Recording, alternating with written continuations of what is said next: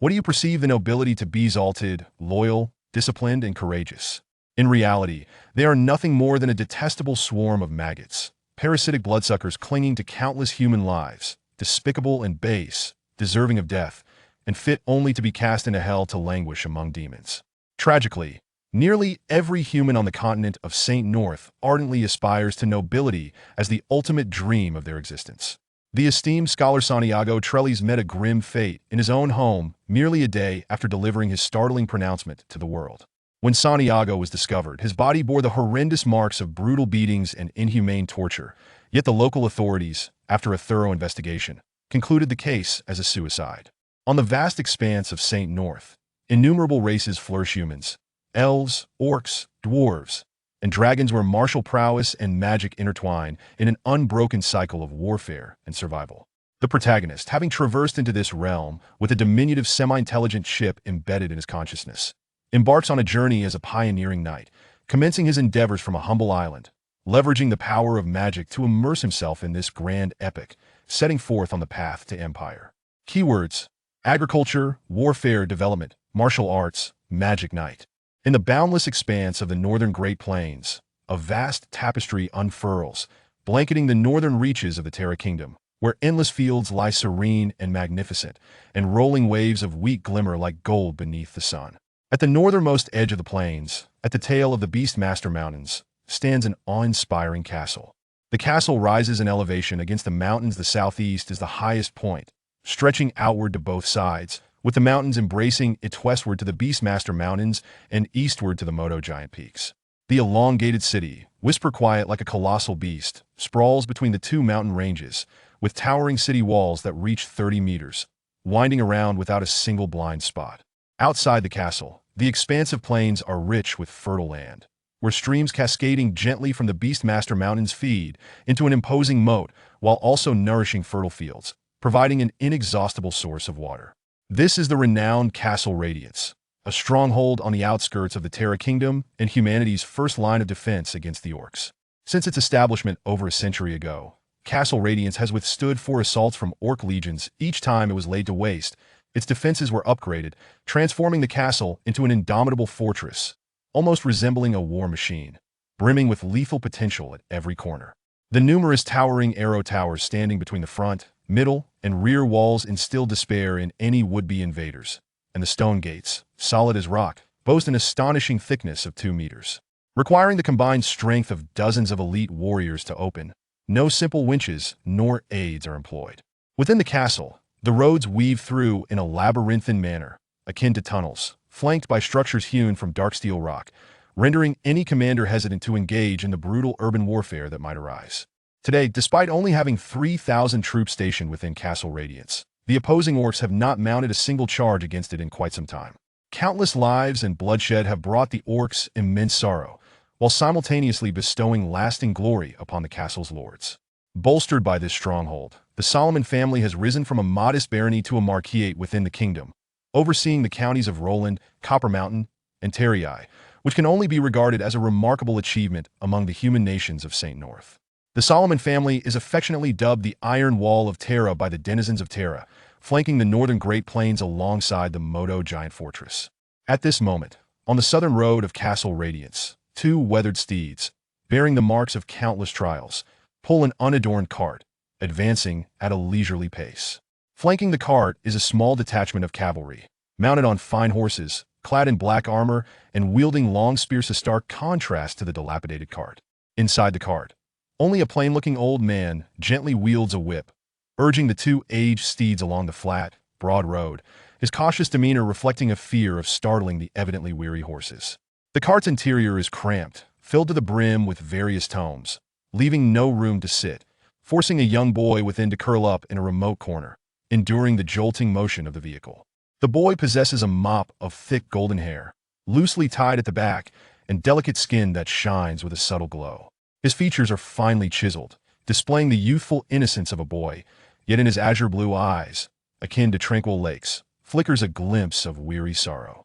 Through the crevice of the cart window, he gazes at the endless expanse of fertile fields flanking the road, a fleeting hint of unrecognizable confusion and anxiety crossing his countenance. As a traveler from another realm, Li Chen considers himself fortunate in this life. He is a noble father, and his title is not insignificant, sparing him the struggle of the lower echelons of society. Yet compared to the other noble heirs, he is unfortunate, for he is a bastard, not worthy of his father's attention. Although the blood of the Solomon family runs through his veins, he is condemned to live without even a surname. A failed magical experiment led to a depletion of spiritual force, resulting in the untimely demise of his predecessor, allowing Li Chen to take their place. For 3 days, Li Chen has been quietly absorbing the memories of his predecessor while diligently observing this world. Fortunately, perhaps due to the childhood experiences of the previous entity, which had left him somewhat reclusive, his relationships with those around were not particularly harmonious. Additionally, his long-standing obsession with alchemy has enabled the newly replaced Li Chen to avoid revealing any discrepancies. However, these 3 days have not been easy for Li Chen, rather, they have been quite tormenting. As the illegitimate son of Junno Solomon, head of the Solomon family, the humiliations and cold indifference he suffered during his youth constantly torment him. Over time, the pent-up resentment has nearly driven him to the brink of insanity. Moreover, with graduation looming, he is set to return to the family that evokes fear akin to waking nightmares, compelling him to risk conducting a magical experiment far beyond his capabilities, which tragically culminated in failure, obliterating his former self. Now, Li Chen must grapple with the remnants of his predecessor's obsessions for 3 long days. Even now, unfamiliar thoughts occasionally flash through his mind, asserting the sovereignty of the body he now inhabits. Gazing out the window, Li Chen exhales softly. He knows he can no longer delay. Should this continue, he risks being overwhelmed by the obsessions left behind, leading to a potential fracture of identity. In the presence of the enigmatic and eternal goddess of magic, Mishra, I will inherit your hatred, fulfill your wishes, exact vengeance upon the Solomon family, and force your lofty father to lower his arrogant head in repentance for the wrongs of his past. A gentle breeze stirs the boundless sea of wheat, creating ripples like those on a calm lake.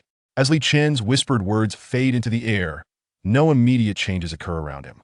After a considerable pause, just as the expression of disappointment begins to surface on Li Chen's face, a nearly transparent soul slowly emerges from the depths of his mind, its form mirroring that of the body he now occupies. Void of hatred and distortion, its almost invisible eyes bore into Li Chen's youthful visage, revealing fleeting affection, yet overshadowed by a profound sense of relief. The surreal spectacle sends a shiver down Li Chen's spine just as he prepares to speak. The ethereal soul dissipates into the wind, vanishing without a trace. As the ghostly figure vanishes, Li Chen simultaneously feels a sudden wave of ease washing over him, invigorating and refreshing. This immediate release prompts him to emit a sigh of relief, a sound he had long held back. He realizes at this moment that this body now wholly belongs to him. The remnants of his predecessor have vanished entirely along with their obsessions. Young Master Roland, are you well? The sound he had unintentionally let slip erupts from the old man outside the cart, startling him. Hearing the old man's concern, Li Chen responds nonchalantly, "I'm fine, Grandpa Knob." That's good, that's good. Young Master, just hold on a bit longer, we'll be there soon." The elder's voice, laced with a hint of verbosity, likely owing to his age, radiates genuine concern. "No need to rush, Grandpa Knob. Let us take our time." "Very well, young master." Within the confines of the cart, reborn as Li Chen, after tending to the old man outside, he gazes at his fair, delicate hands, feeling the vitality coursing through his new body, and finally a smile that signifies survival, and an immense sense of relief graces his face. Ding! System activated. Suddenly, a mechanical voice resonating within his mind immediately captures Li Chen's attention. A must-have system for traversers? Excitement floods his heart. Yet before he can display his delight, the voice echoes again. "The 3rd-generation Envoi semi-intelligent chip is at your service." Li Chen's expression falters, and he irritably scratches his golden locks. "So it's merely the intelligent chip from my past life what a letdown. But how is it still operational?" Initially disheartened, a look of astonishment soon flickers across his features. As a pinnacle of past technological advancements, the 3rd-generation Envoi semi-intelligent chip bountifully benefited humanity on Blue Star. Directly implantable into the brain and connectable to the federal government's central superprocessor, it offered every human 3 primary functions: storage, analysis, and scanning.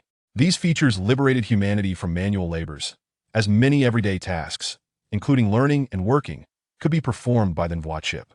However, having been a researcher in his past life, Li Chun understood that the impressive capabilities of the third-generation VOS semi-intelligent chip are predicated on its connection to the central superprocessor known to many as heavenly work, which took a decade and countless scientists to bring into reality. This processor's formidable computational power and intelligence drastically altered resource consumption on Blue Star and allowed it to oversee global satellites and quantum computers, ensuring no corner of Blue Star remained uncharted. Thus, encountering the seemingly functional NVIDIA chip, now detached from the heavenly work processor, raises significant doubts in Li Chen's mind. Report your current status, Li Chen tentatively commands internally. Beep. Due to unknown influences, unable to connect to the central processor. Current processing power reduced to a maximum of 3.4 GHz. Beep. Due to unknown influences, internal storage has been cleared. Beep. Unable to connect to the central processor, all functionalities are diminished by 91%. The incessant beeps yield almost no positive news, causing Li Chun to furrow his brow. With the processing power reduced to such an extent, he finds himself equipped with nothing more than an average notebook computer from his past life. Particularly concerning is the clearance of the internal storage, indicating he cannot replicate the technological achievements from Blue Star in this lifetime. Maybe, with the knowledge nestled in his mind, he could aspire to explore technological advancements within this unfamiliar domain. However, based on his observations from the past 3 days, along with the preliminary grasp of the previous entity's experiences, Li Chun realizes that many rudimentary technological achievements of his previous life hold little value in this new world. Chapter 2. The semi-intelligent chip of Nuwa. The continent of St. Nuwa sprawls expansively, with the territory currently held by humanity far surpassing that of the former Blue Star by several magnitudes. Numerous formidable races, beasts, elves, dwarves, and dragons, each claim their dominions. Carnage, chaos, and warfare saturate every corner of the land. This tumult has propelled the martial civilization of the St. Nuwa continent to its zenith. Whether in personal prowess, magical artifacts, massive war machines, or various magical disciplines serving warfare, all have reached unprecedented heights. Legendary powerhouses exert their influence over vast territories, magical warships roam the seas with impunity, and colossal magic crystal cannons unleash devastation upon the world. While the world tree casts its shadow over the earth, none of these marvels can be compared to the rudimentary technological products of the past life. They exist on an entirely different plane. Merely contemplating the knowledge inherited from his predecessor fills Roland with a sense of trepidation. Shaking his head, Li Chen dispels the disappointment from his mind, offering himself a bitter smile as a form of consolation. Having something is better than having nothing. Nuwa, scan my current physical state and establish a three-dimensional visual representation. Yes, Master. Beep. The scanning commences. In less than 3 seconds, mechanical electronic sounds resonate once more. Scanning complete. The current physical state of the Master is as follows. Strength, 1. 2. Constitution, 1.1. Agility, 1.3. Mentality, 1.26.2. The body is healthy. However, mental fatigue is severe. Please take care to rest. As the chip's voice fades, a somewhat ethereal three-dimensional graphic materializes before Li Chen's eyes, prominently displaying his physique alongside various metrics. Gazing at the spectral screen, Li Chen finds himself in contemplation. The memories inherited from his predecessor reveal that he is now a level 4 mage, possessing a mental acuity far exceeding that of ordinary individuals, which is entirely reasonable. Nuwa, continue scanning and document the books within this carriage. Once again, Li Chen assesses the current capabilities of the chip within. Following his command, the Nuwa chip resumes its operation. Beep. Scanning initiated. Detecting detailed introductions to occupational levels. Recording commenced. Detecting fundamental principles of magic. Recording commenced. Detecting introductory techniques to pharmacology. Recording commenced. Detecting essential knowledge on the cultivation and harvesting of magical herbs. Recording commenced. Under the chip's scanning, it swiftly begins to document knowledge from the books within the carriage. However, this process does not last long. After recording merely a dozen books, the chip suddenly ceases its activity. Beep. Detecting that the Master's mental energy is about to enter a state of depletion. Scanning halted and data stored. Beep. Detecting that the Master's mental energy is critically low. Please rest immediately. At this moment, Li Chen evidently struggles to hear the chip's alerts. Just as the scanning began, he felt an overwhelming pressure, and in a mere instant, a sharp pain surged through his mind. The sensation was akin to being pierced by needles, prompting a low, anguished roar from Li Qian as he clutched his head, contorting his face in agony. Young master, what is happening? Please do not frighten your old servant. Li Qian's pained growl instantly alarmed old Nob and the cavalrymen flanking the carriage, causing them to halt and direct their gazes toward the carriage. Old Nob hastily halted the wagon, quickly entering the carriage with a face etched in concern for Li Qian. Yet, confronted with Li Qian's dire state, the mere servant felt utterly at a loss, his demeanor fraught with panic. Quickly, bring me the vial of potion from the box, the light blue one, Li Qian shouted in agony.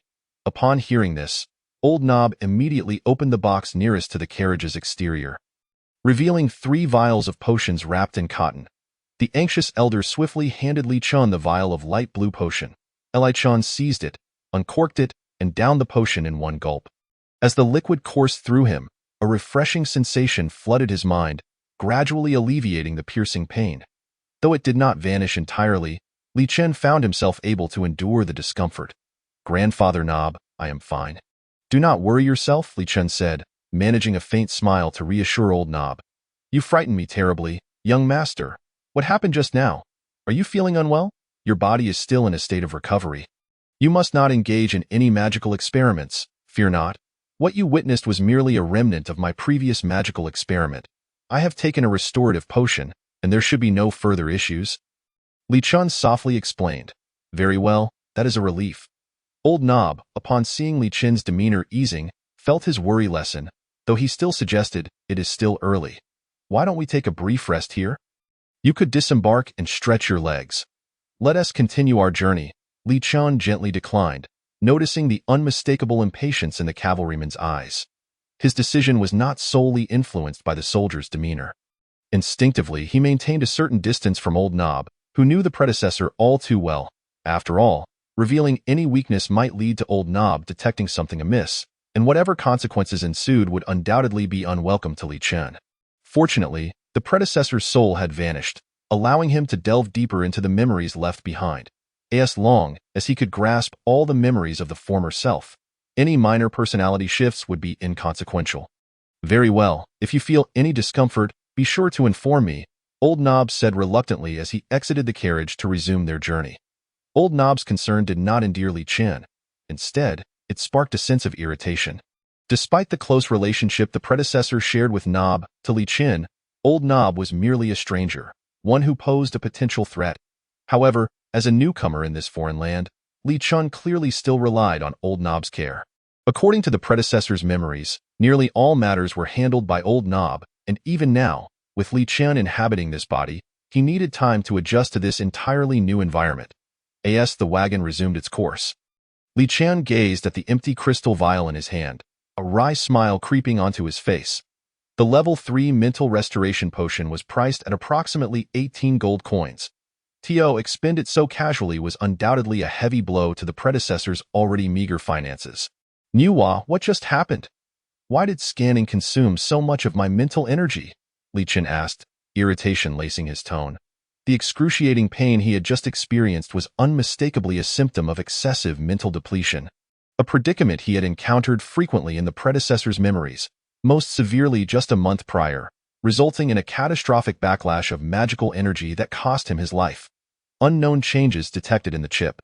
Diagnostic ineffective, unable to explain. Listening to the mechanical voice echo in his mind, Li Qian's expression darkened, yet a glimmer of insight began to form within him. The Nuwa third-generation semi-intelligent chip, ultimately, was merely a vessel. Its true prowess lay in its connection to the celestial central processor, which enabled it to realize its 3 core functions. However, now stranded in this alien realm, Li Qian had no knowledge of the current whereabouts of the former Blue Star, making reconnection with the central processor impossible. Logically, without the celestial central processor, the Nuwa third-generation semi-intelligent chip should have become obsolete. Yet, it seemed that during the transition, the chip underwent an unknowable transformation, now intricately linked to Li Qian's very soul. Thus, using the chip now consumed not the central processor's resources but rather Li Qian's mental energy. Furthermore, the chip's computational power and functionalities had significantly diminished, likely correlating with Li Qian's current mental state. After all, his mental capacity was but a drop in the ocean when compared to that of the central processor. Rubbing his still throbbing head, Li Chen once more summoned his three-dimensional attribute panel. Strength, 1.2, Constitution, 1.1, Agility, 1.3, Mentality, 0.66.2, Magic Power, 4.26, Level 4 Mage. Gazing at the newly appeared information at the bottom, Li Chen's expression brightened slightly. Although his mental energy had faltered, interrupting the scan, the chip had nonetheless retained the contents from a dozen books, including pertinent knowledge on the classification of occupational levels. The emergence of these new details undoubtedly confirmed that one of the chip's three primary functions, analysis, was still operational. This indicated that while the Nuwa third-generation semi-intelligent chip could no longer connect to the celestial central processor, its capabilities for storage, analysis, and scanning remained functional, though it may not rival a full-fledged system. With the chip's assistance, I should find my journey down the path of magic greatly enhanced. Sensing the dwindling mental energy within his mind, Li Chen dared not test the chip further, closing his eyes instead to thoroughly explore the deeper memories left by his predecessor. As time elapsed, scarcely 2 hours had passed when the wagon, under Old Knob's guidance, gradually approached the imposing exterior of a vast castle. The Castle of Radiance, the first line of defense against the beastmen for the Kingdom of Terra. Even on the side closest to humanity, its towering walls soared over 20 meters high, standing majestically. "Young master, we have arrived." Old Knob's soft voice reached the carriage. As Li Chen approached the castle, he had already opened his eyes, quietly scrutinizing the colossal beast that lay sprawled upon the earth. Feeling a deep-seated aversion rising from within, he couldn't help but gently shake his head, feeling sympathy for the experiences of his former self. Though 2 hours is not a long time, it was sufficient for Li Chen to revisit the growth journey of his predecessor in detail. Before the age of 5, although he was without a father, he was graced with a gentle and patient mother, and his childhood was relatively joyful and happy. However, on a fateful day of his 5th year, his mother bid him a painful farewell and vanished without a trace. Following her departure, the orphan child, under the guidance of Old Knob, arrived at the Solomon family as instructed. There, he met his father, the patriarch of the Solomon clan, Junot Solomon, a man he had never encountered before. Even after many years, Li Chen could still sense the coldness and detachment his father exhibited towards him through his predecessor's memories. Perhaps it was due to his bloodline, or perhaps because the grand castle required a servant. The former self successfully remained in the Radiant Castle. Yet, this marked the beginning of a nightmare, as he, an unacknowledged illegitimate child, lived in a castle filled with Solomon clan members, his life being one of unimaginable suffering.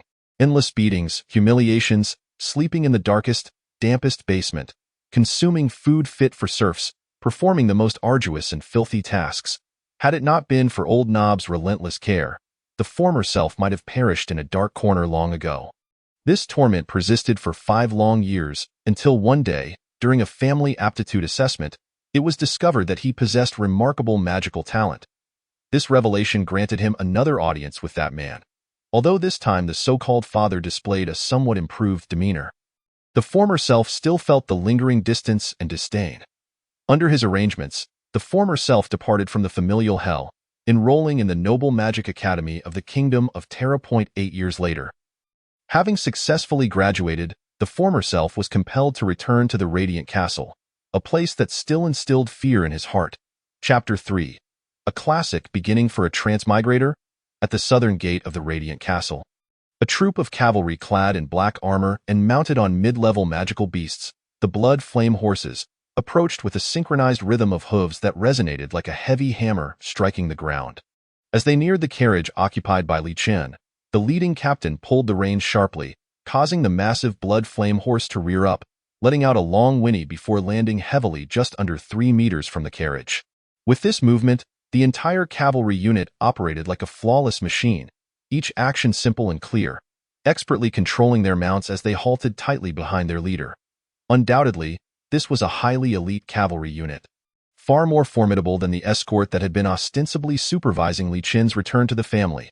As they arrived before the carriage, they all slightly bowed, their right fists pressed against their left chests in a gesture of respect. The murmurs of admiration from the onlookers reflected not only the elite nature of this cavalry, but also their esteemed reputation. It is indeed the Radiant Cavalry of the Solomon family, truly deserving of their title as the elite of the elite, all mounted on level 4 magical beasts, the blood flame horses. How many gold coins must that require? Exclaimed a merchant traversing the kingdom. However, before he could finish, he was met with disdain from a nearby man clad in light armor. What a fuss over nothing. What are level 4 magical beasts? I have heard that the most elite cavalry of the Solomon family rides upon high-level magical beasts. The Gale war wolves, which are said to cover 3,000 miles in a single day. The merchant gasped once more. The murmurs of the crowd did not provoke any reaction from the cavalry unit. The captain, enveloped in his battle armor, glanced at the somewhat weathered carriage, a flicker of doubt crossing his eyes, but as a soldier, his obedience prevented any desire for further investigation. Young Master Roland, the patriarch summons you. A hoarse voice effortlessly penetrated the carriage, reaching Li Qin's ears. Roland, Roland, he softly repeated the name that signified justice and courage. From this moment forth, this name would represent the past that Li Qian wished to erase, and herald his rebirth in this world. Observing the stillness of the carriage, the captain spoke again. Young Master Roland, the patriarch summons you. This time, his tone was considerably more severe, imbued with an undeniable authority. Roland, understanding the urgency, did not hesitate. He knew from his predecessor's memories that he had no room for defiance before this family. Swiftly grasping the edge of the carriage, he pulled back the heavy curtain and gazed at the knight addressing him. The knight, shrouded in armor, revealed only a pair of eyes that were chillingly indifferent, causing Roland to shudder involuntarily. Young master, please dismount here. Old Nob, who had been waiting by the carriage, breathed a sigh of relief upon seeing Roland emerge and hurriedly offered his support. Young Master Roland, you must come with me to meet the patriarch, the cavalry captain reiterated, his tone remaining uncompromising and cold. Very well, Roland replied softly, nodding in assent. After Roland acknowledged him, the captain pulled the reins, and the blood flame horse surged forward to his side. Before Roland could fully comprehend the situation, the captain seized him and pulled him to the front. The entire cavalry unit then brandished their reins and swiftly returned to the castle, disappearing from the view of the crowd. Watching the retreating figures of the knights, Old Nob's face reflected deep concern, yet as a servant, he possessed no power to alter the circumstances before this grand castle. Meanwhile, Roland, tightly grasped by the cavalry captain, experienced no semblance of comfort as the knights galloped through the narrow streets of the city, showing no regard for his well-being. The biting winds unique to the northern region relentlessly seeped through the inadequately secured mage robes, chilling him to the bone. In mere moments, Roland felt his body grow increasingly cold. As a level 4 mage, he should not have been so helpless, but the previous depletion of his mental energy left him in this dire state. Although he had consumed a mental recovery potion, the level 3 potion was insufficient for a swift recovery. Thus, Roland could only clench his cuffs, squint his eyes, and silently endure it all. Finally, after traversing 2 city walls, the knight squad came to a gradual halt before a castle that loomed atop a hill. At the castle's grand entrance stood a middle-aged man clad in butler attire, his demeanor amiable and posture elegant. However, upon seeing this man, Roland instinctively felt his pupils constrict, a flicker of fear rising within him, clearly indicating that this man had once brought forth painful memories for his predecessor. Butler Jerson, young Master Roland has arrived, announced the cavalry captain, dismounting at once and lowering his head in a gesture of respect.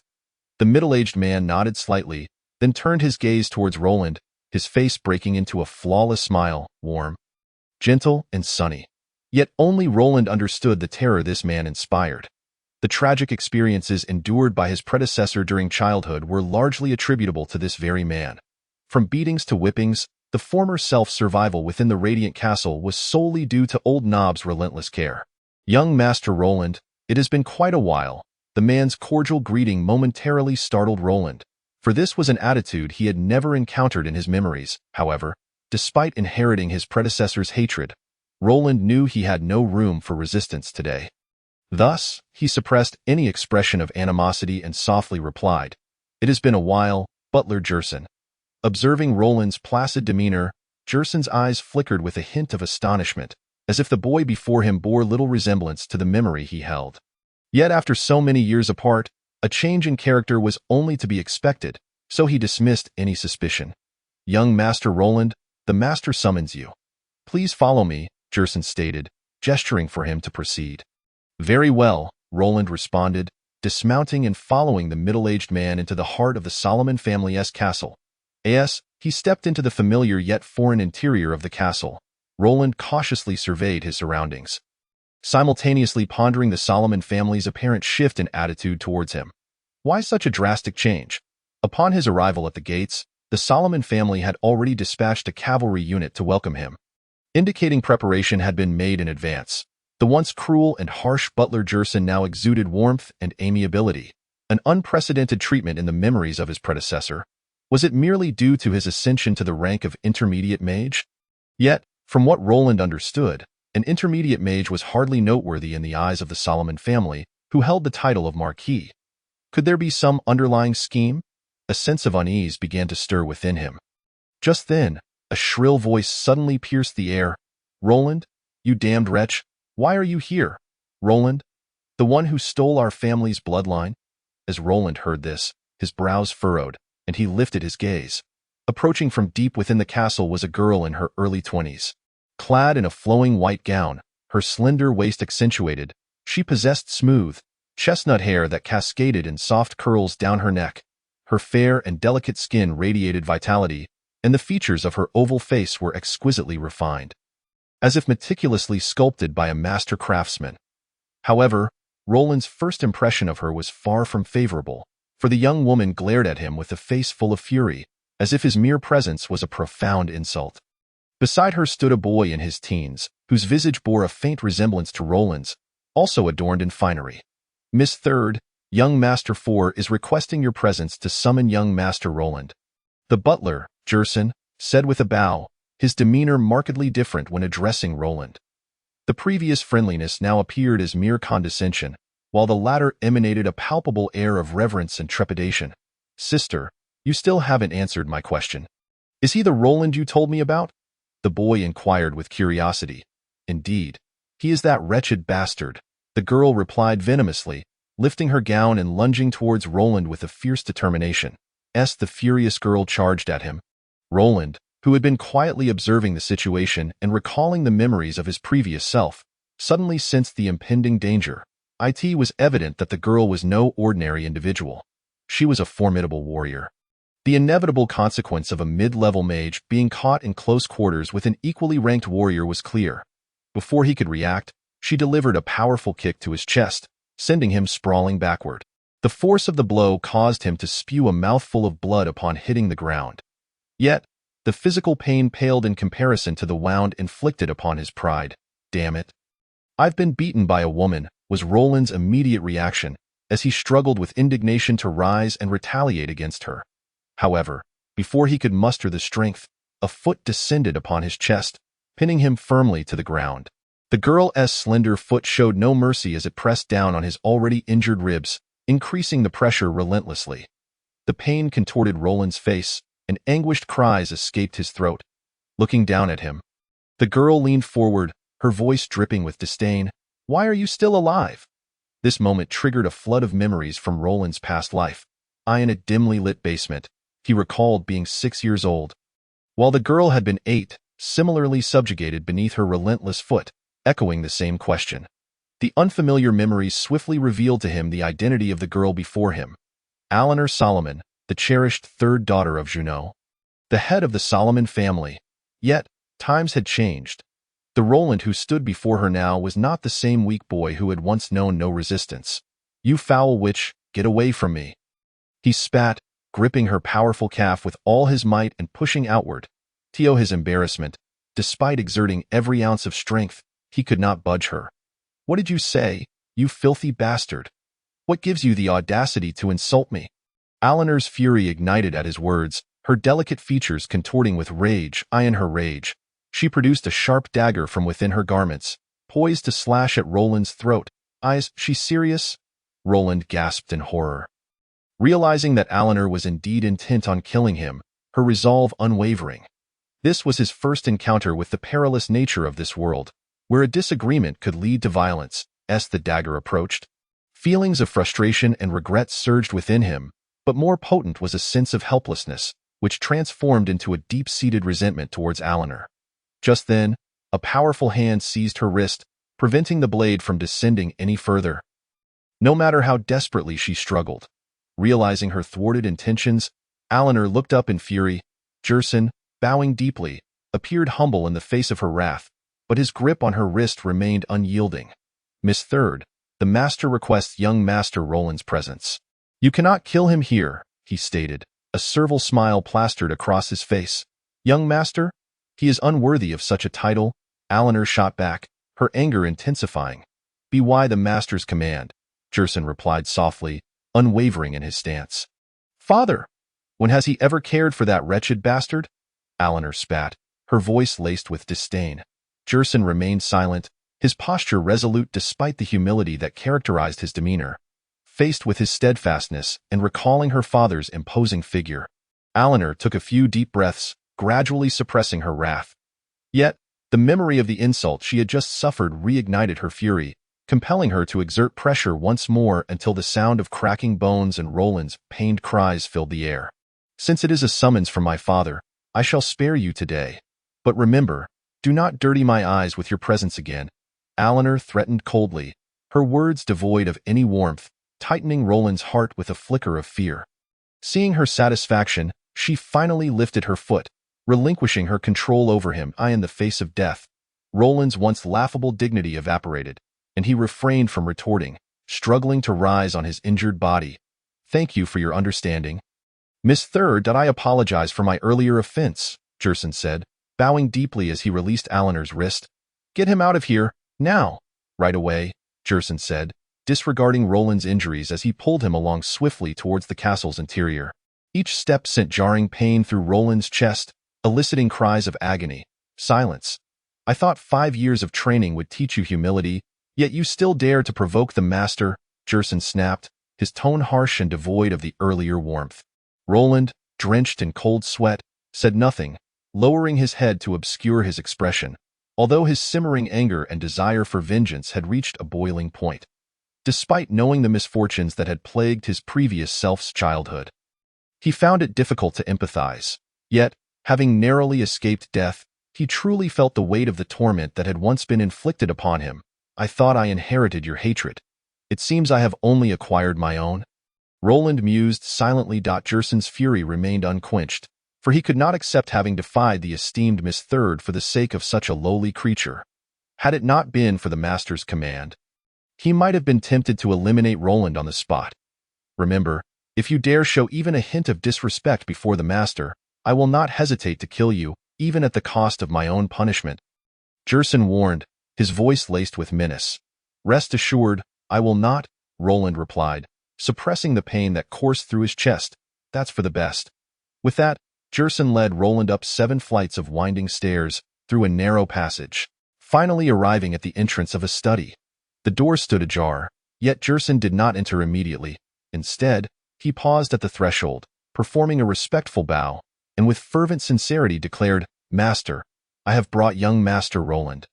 Let him in, a deep, authoritative voice called from within, tinged with weariness that sparked concern. At your command, Jerson replied, stepping aside to allow entry. The study was modestly sized, its simple decor failing to alleviate the heavy pressure it exerted on Roland. Though Eleanor harbored murderous intent, she could not act without Junot's approval.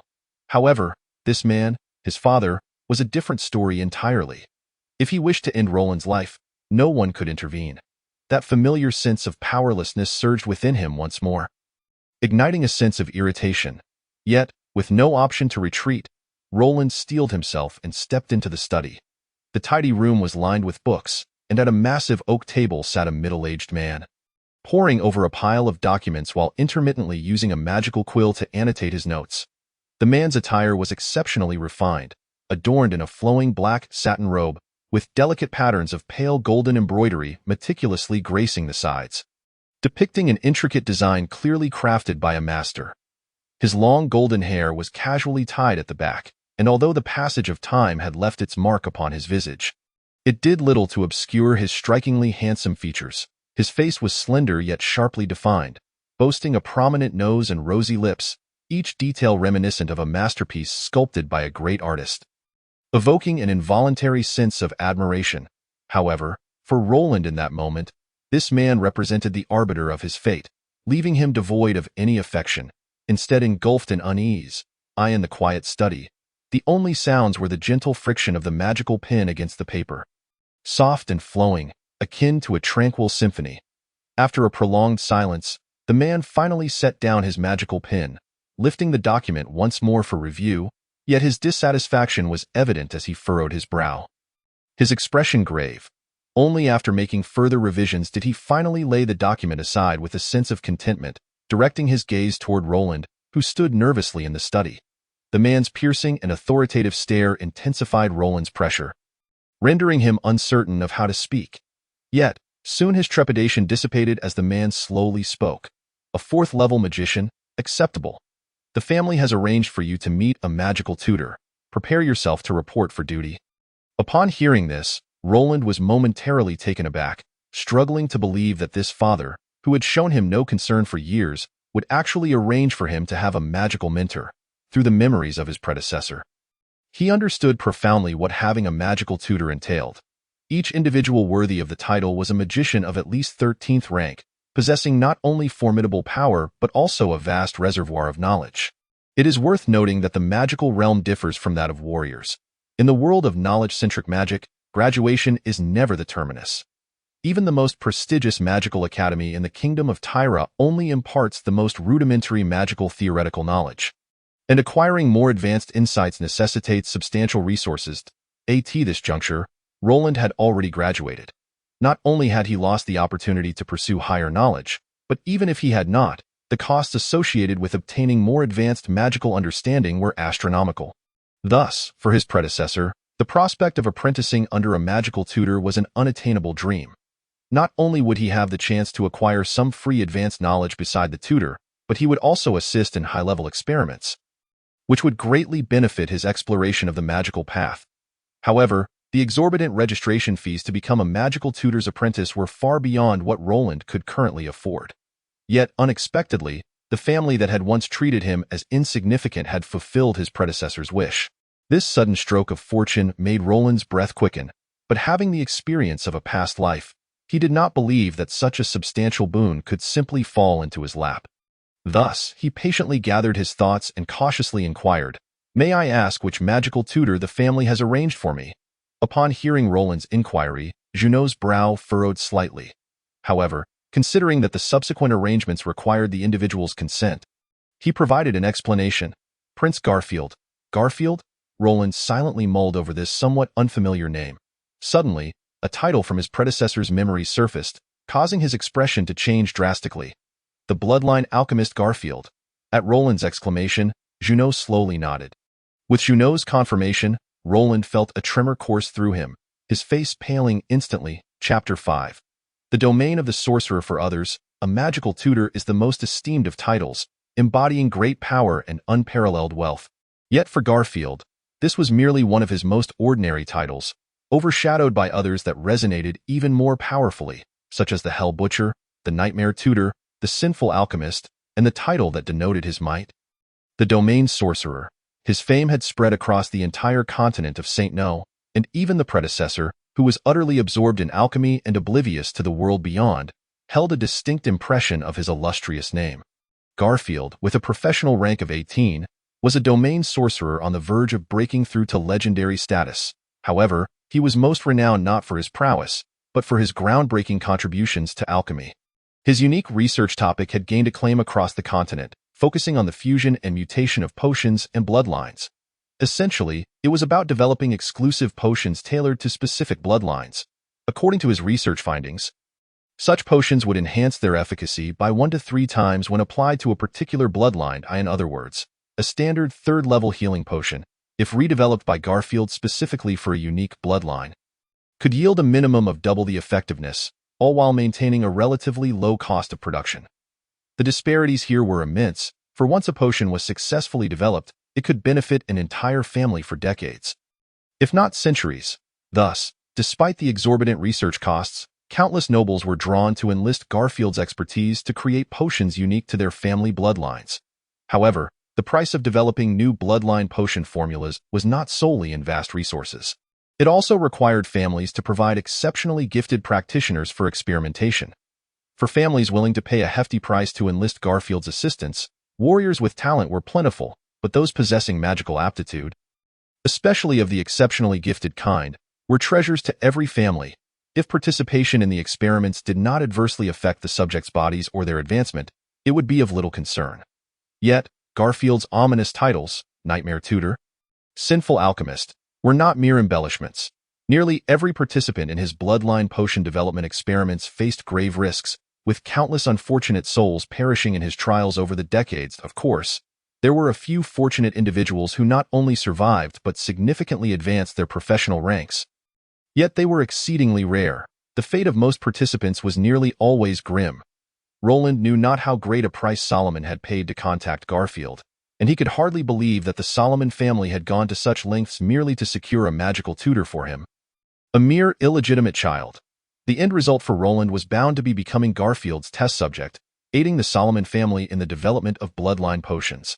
Faced with this almost certain death sentence, Roland could not suppress the fear that welled within him. The study was enveloped in profound silence, the two men sharing no words, only the sound of Roland's heavy breathing echoing in the air. The weight of the pressure seemed to stifle even his thoughts. Roland's gaze, filled with disbelief, remained fixed upon Junot, who sat behind the oak desk, his heart brimming with doubt. Even though his predecessor was an illegitimate child, he still bore the family's bloodline. How could Junot be so ruthless? However, while Junot could remain silent, Roland did not have the luxury of silence, for the matter at hand pertained to his very fate. Esteemed Marquis Junot, I have no objections to the family's arrangements. However, I have successfully secured a spot as a pioneer knight at the Academy, and under my tutor's guidance, I must report to Hegland City in the eastern part of the kingdom within a month, or I will find myself on the wanted list of the kingdom and the entire human alliance. In that moment, Roland felt immense gratitude for the choice made by his predecessor a year prior. Facing graduation, his predecessor had resolutely enrolled as a pioneer knight in a bid to escape the family's grasp, successfully securing a position after several rounds of assessments. Though the future of a pioneer knight was also fraught with peril, it was undoubtedly more promising than becoming a test subject for the bloodline alchemist Garfield. Pioneer knight? A flicker of gravity passed through Junot's eyes. Indeed, I willingly chose to become a pioneer knight, upholding the legacy of my ancestors to expand the territories of humanity. Roland steadied himself and stated with utmost seriousness, "Why did you not inform the family?" Junot's gaze sharpened, suddenly piercing and fierce, exuding an imposing aura that, while not directly bearing down on Roland, nonetheless instilled a heavy pressure that made him break into a cold sweat. Yet he understood that this was a matter of life and death. He could not afford to compromise. This was arranged by my mentor, Olivia, at the Academy. Olivia, the head of the kingdom's fire mage corps? Junot inquired, uncertainty etched in his voice. Precisely. Under Junot's intense scrutiny, Roland mustered his strength, revealing no hint of trepidation, and nodded in affirmation. Olivia, the head of the fire mage corps of the kingdom of Tyra, was a figure of considerable stature, even within the capital. The predecessor had been fortunate enough to attend one of her public lectures on magical theory. Yet he had never truly been acquainted with her. At this moment, however, he had no choice but to invoke her name to dissuade Junot from sending him to become Garfield's test subject.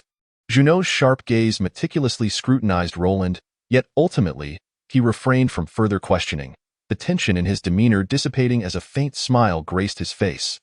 You are fortunate indeed to have garnered Olivia's favor. In a magical experiment, I had the privilege of assisting Lady Olivia with some preliminary extraction work. Roland exhaled a sigh of relief, unabashedly boasting. Upon Roland's words, a profound silence enveloped the room once more. Leaving the father and son at a loss for how to proceed, Roland cast his gaze downward, evading the intense scrutiny of Juruot. At that moment, Juruot appeared to regard his son, whom he had only seen a handful of times, with newfound seriousness. He observed the boy's worn and somewhat tattered mage's robe, speckled with traces of blood, and his disheveled golden locks, presenting an image of utter disarray. Witnessing this, Juruot finally let out a deep sigh, gently breaking the stillness that had settled over them. In truth, Garfield is not as fearsome as you might imagine. In recent years, his experimental techniques in potion making have advanced significantly, leading to a marked decrease in failures.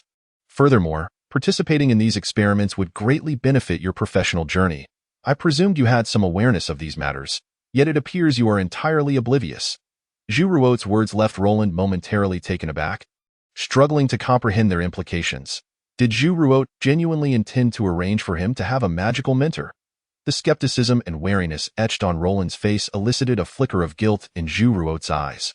After a brief silence, he continued, "Many matters are not as simple as they seem. I am aware of the hardships you have endured over the years, yet at the very least, you are still alive."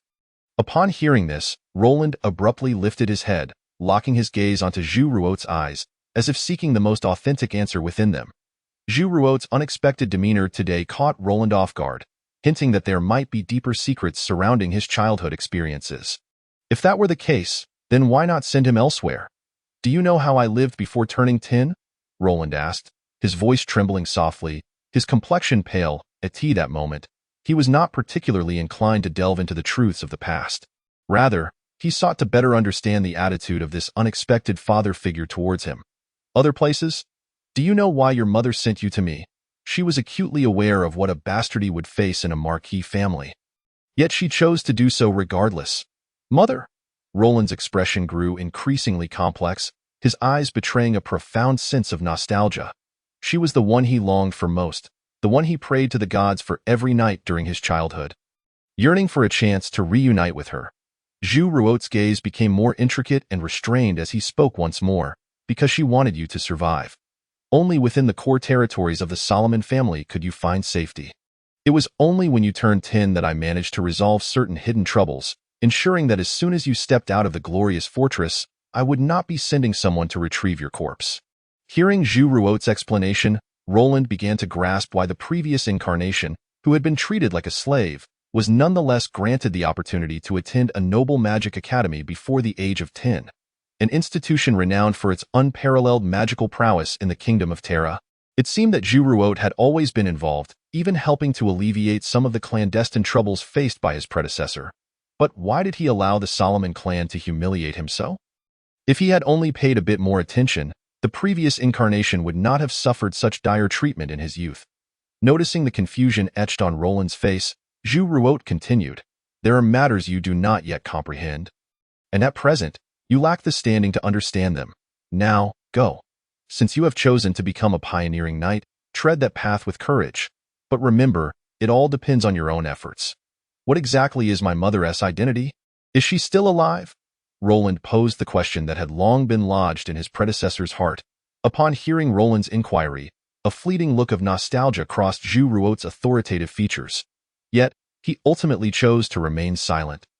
Waving his hand wearily and saying, "Jerson, take him away," as soon as his words fell, Jerson's respectful voice echoed from outside, "As you command." Seeing Jerson reappear like a specter at the door, Roland realized he could no longer extract any further information from this man. Thus, he suppressed the pain in his chest and slowly exited the room. After Roland's departure, the study fell back into silence, and after what felt like an eternity, a voice emerged, signaling the start of Chapter 6, The Pioneering Knight. Jerson escorted Roland directly to the gates of the glorious fortress. Perhaps the conversation in the study had reached his ears, leading him to perceive that Zhu Ruo harbored a different sentiment towards Roland. Or perhaps, for him, the master's orders must be executed without fail. Upon spotting old Nob waiting anxiously beside the carriage, Roland finally breathed a sigh of relief.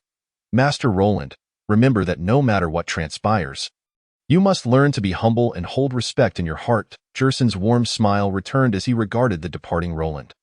Roland nodded gently in response, then, with great effort, he pressed onward toward the carriage.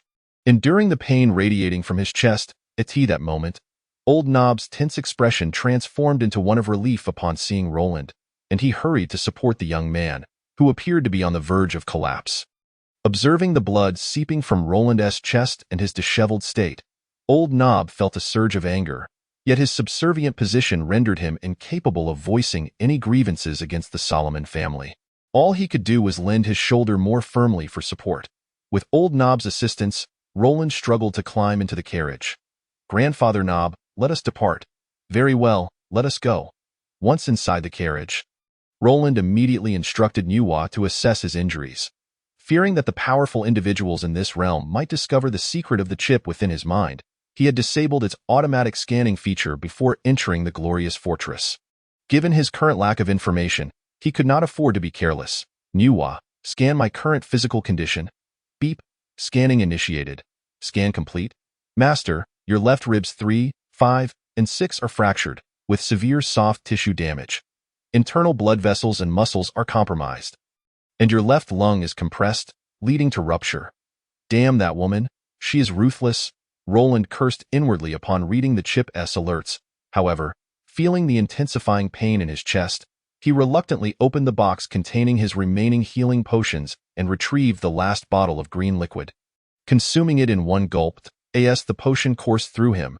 A tingling sensation spread internally, alleviating some of the pain. Yet, compared to spells, the effects of potions were evidently slower, unable to provide immediate healing to his injuries. Nuwa, record the body's responses after using the level 3 healing potion. Understood. Recording initiated. Your body is currently afflicted by wood elemental magic. The wound in your left lung is gradually healing. If this state persists, it will be fully healed within 5 hours. The soft tissue beneath your ribs is beginning to repair, with an expected recovery time of 30 minutes. Internal blood vessels and muscles are also starting to mend. Anticipated healing within 2 hours.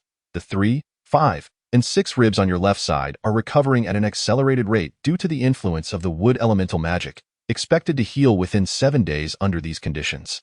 Roland nodded in satisfaction at the Chip S report, appreciating the efficacy of the level 3 healing potion.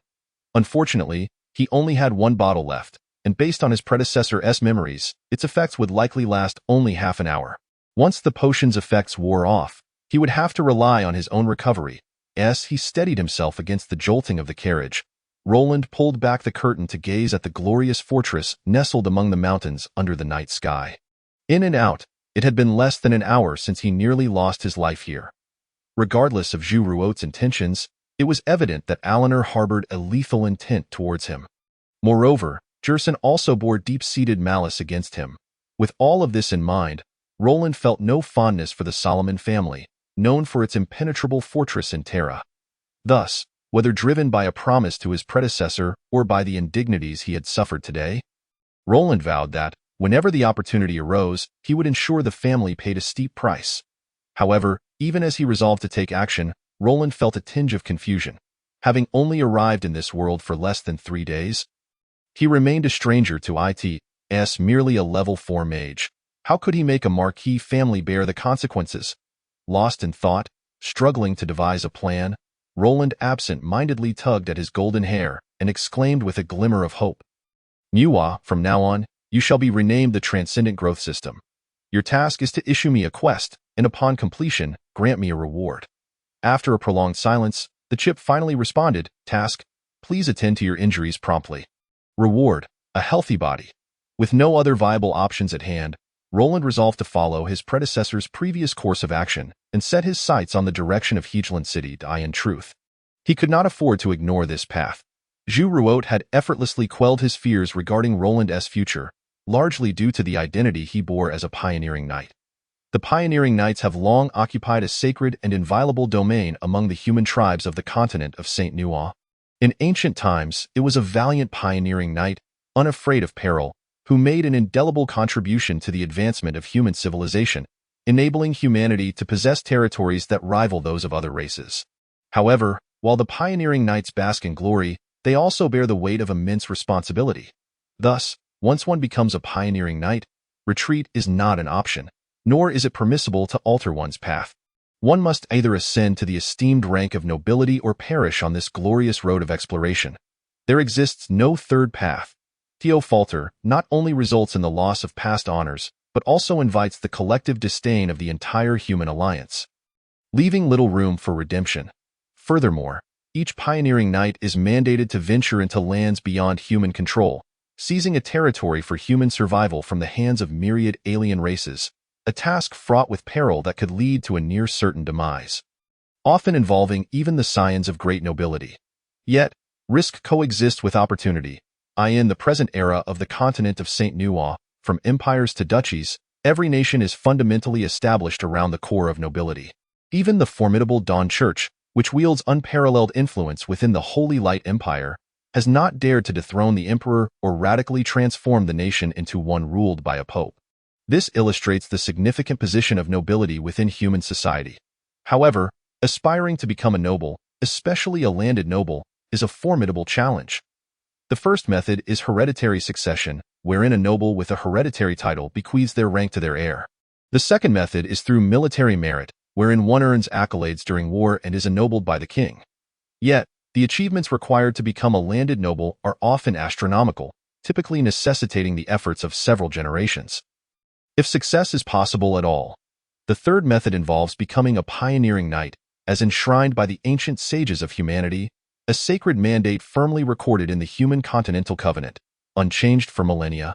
The current noble status of the Solomon family also traces its lineage back to the pioneering knights, gradually ascending to their present rank of marquis. However, despite the unaltered nature of the human continental covenant over countless years, the specific requirements for pioneering knights have evolved in accordance with the distinct realities of various nations. For instance, in the Kingdom of Terra, not every citizen is eligible to become a pioneering knight. One must first be a freeman and also a practitioner of at least a junior profession. These two stipulations alone effectively bar over 95% of the populace from the path of the pioneering knight. The criteria for successfully ascending to nobility through pioneering have also grown increasingly stringent, requiring one to occupy a tract of land of no less than 100 square kilometers outside human territory, develop it thoroughly, and maintain control for 3 years before being declared a noble baron. The population within the territory must not be fewer than 5,000, and a fully operational judicial, civil, and economic system must be established. Additionally, the number of practitioners must not be less than 10, including at least one high-ranking practitioner stationed permanently within the territory. It is precisely these rigorous conditions that result in only a handful of pioneering knights successfully ascending to baron each year in the Kingdom of Terra, sometimes going several years without a single success. Nevertheless, despite these challenges, many citizens resolutely choose to become pioneering knights, embarking on this arduous path of honor without hesitation.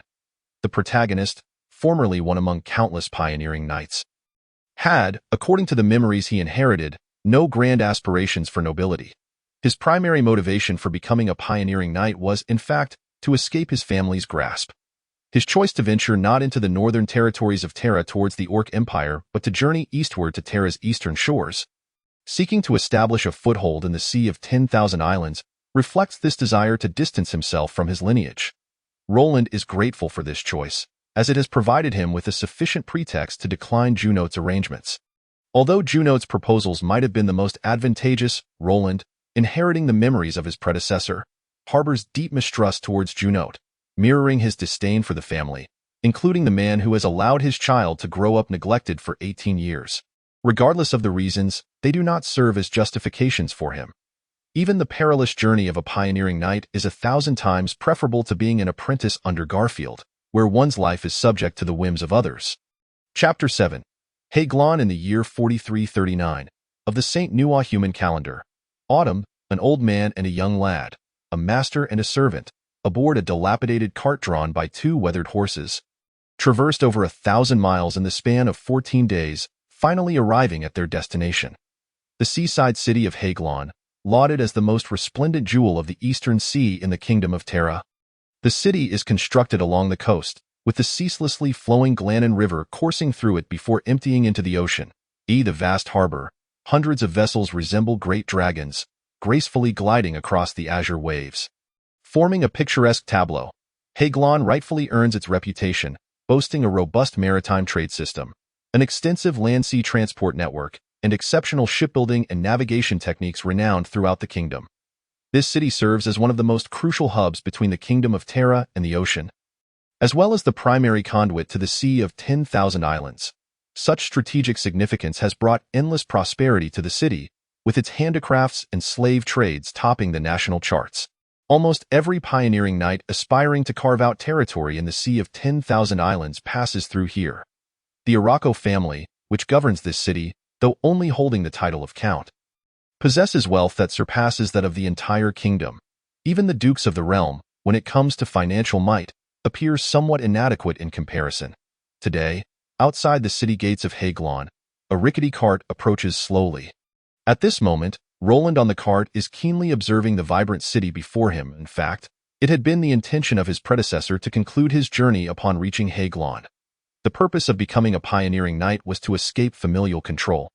However, when it comes to the practicalities of pioneering and developing his territory, he is utterly ignorant, having chosen the Sea of 10,000 Islands solely to evade his family. Thus, from here onward, everything rests upon Roland himself. Inwa, scan my current physical condition and establish a three-dimensional visual representation. Received, commencing scan. Strength, 1.2. Constitution, 1.1. Agility, 1.3. Mentality, 6.2. 6.2. Magic, 6.6. Level, Level 4 Mage. All bodily functions are intact and in excellent health. Gazing at the chip scan results, Roland nodded slightly. Although his strength had not significantly improved over the past half-month, his injuries had fully healed, ensuring no hindrance to his forthcoming plans. During this period, Roland also experienced the marvels of magic for the first time. He had initially thought that the fractured ribs in his chest would require 2 to 3 months to mend after the effects of a level 3 healing potion had worn off. Yet, as his mental energy revived, the magic within him became increasingly active, miraculously accelerating the healing of his chest wounds. In less than 10 days, the 3 broken ribs had returned to their original state thanks to magical restoration. The cart gradually merged into the flow of people entering the city. After passing through the gate guard's inspection, they paid a mere 2 copper coins for the entry fee, receiving a simple map of Haglon. Roland and the old servant Nob entered the city, renowned as the Eastern Sea Jewel of the Kingdom of Terra. Once inside, Roland left the somewhat cramped cart and took a seat beside the elderly Nob. The past half-month had not only healed his wounds, but also allowed him to fully assimilate the memories left by his predecessor, rendering him less averse to interaction with Nob. As he surveyed the bustling city. Filled with vibrant voices and lively commotion, the broad and pristine streets were lined with numerous stalls offering a wide array of handcrafted goods, and he often spotted magical materials and weaponry. Compared to the cities he had previously encountered, the commercial atmosphere in Haglon was palpably richer, and the sheer number of practitioners among the passers-by evidently surpassed that of other cities, indicating that the Arauco family had invested considerable effort in this domain. Although Roland found the lively city immensely intriguing, he was acutely aware that time was of the essence. It had been 28 days since he left the royal capital, and only 2 days remained before the deadline for pioneering knights to report. Thus, the most pressing matter at hand was to reach the municipal hall of Haglon and obtain his pioneering knight's badge. Failing to do so would place him on the wanted list of the kingdom and the entire human alliance. A consequence that would equate to death for Roland given his current abilities. The cart traveled along the expansive thoroughfare, heading straight toward the city's center. Thanks to Roland's mage robes, he encountered little trouble along the way. Although he was merely a mid-level mage, appearing as an insignificant ant in the presence of the vast Solomon family, the status of a mid-level mage was sufficient to spare him from many inconveniences in the outside world. Guided by the map's directions, the carriage, under the steady control of Old Nob, glided smoothly towards its destination. After traversing 3 expansive streets, Roland found himself before a grand edifice, resplendent in its immaculate white facade, reminiscent of the medieval architecture of Europe from a previous existence. The building's outer walls were adorned with intricate stone carvings, depicting valiant knights in the throes of battle, wizards conjuring spells, and nobles of lofty stature. In stark contrast to the bustling city around it, the area before the town hall exuded an air of tranquility. However, when compared to the opulent carriages that passed by, Roland's own carriage appeared somewhat conspicuous. Yet, upon noticing the mage's robe draped over Roland's shoulders, the crowd's gaze swiftly averted, showcasing the unmistakable ethos of Haglon, wherein self-interest reigns supreme, and no one dares offend a mid-tier mage unless a conflict of interest arises. Once the carriage was settled, Roland nodded at Old Nob and proceeded alone towards the town hall. The steep and imposing staircase leading to the entrance served as a metaphorical barrier, suggesting that not just anyone could step inside. Maintaining a composed demeanor, Roland silently observed his surroundings, his curiosity about this new world unabated after merely half a month of arrival. Following a more rigorous inspection, he finally entered the town hall. The grand hall was a spectacle of opulence, spacious and luminous, evoking a sense of ease and comfort in Roland's heart.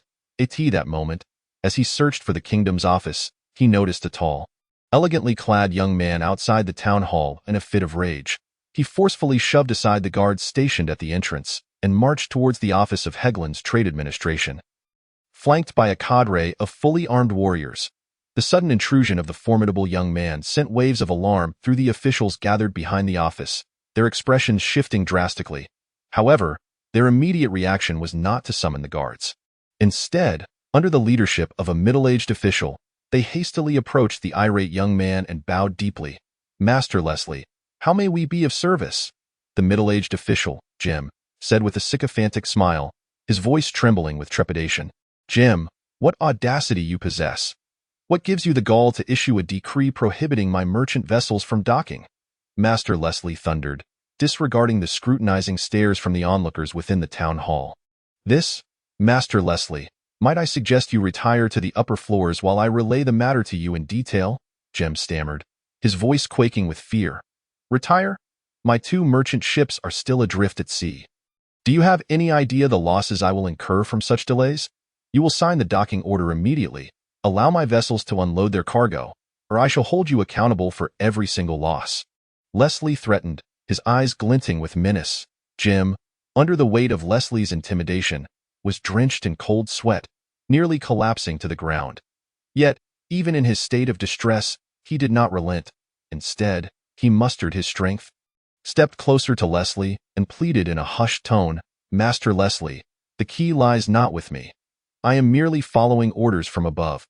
Even if you were to kill me, I still cannot sign that docking order." Leslie's gaze turned dangerously cold as he seized Jim by the neck, drawing him closer. "Do you truly believe I would hesitate to kill you?" Cough. "Master Leslie, spare me," Jim gasped, utterly powerless against the grip tightening around his throat. As Leslie's hold intensified, Jim's face flushed crimson, and he was reduced to silent whimpers of desperation.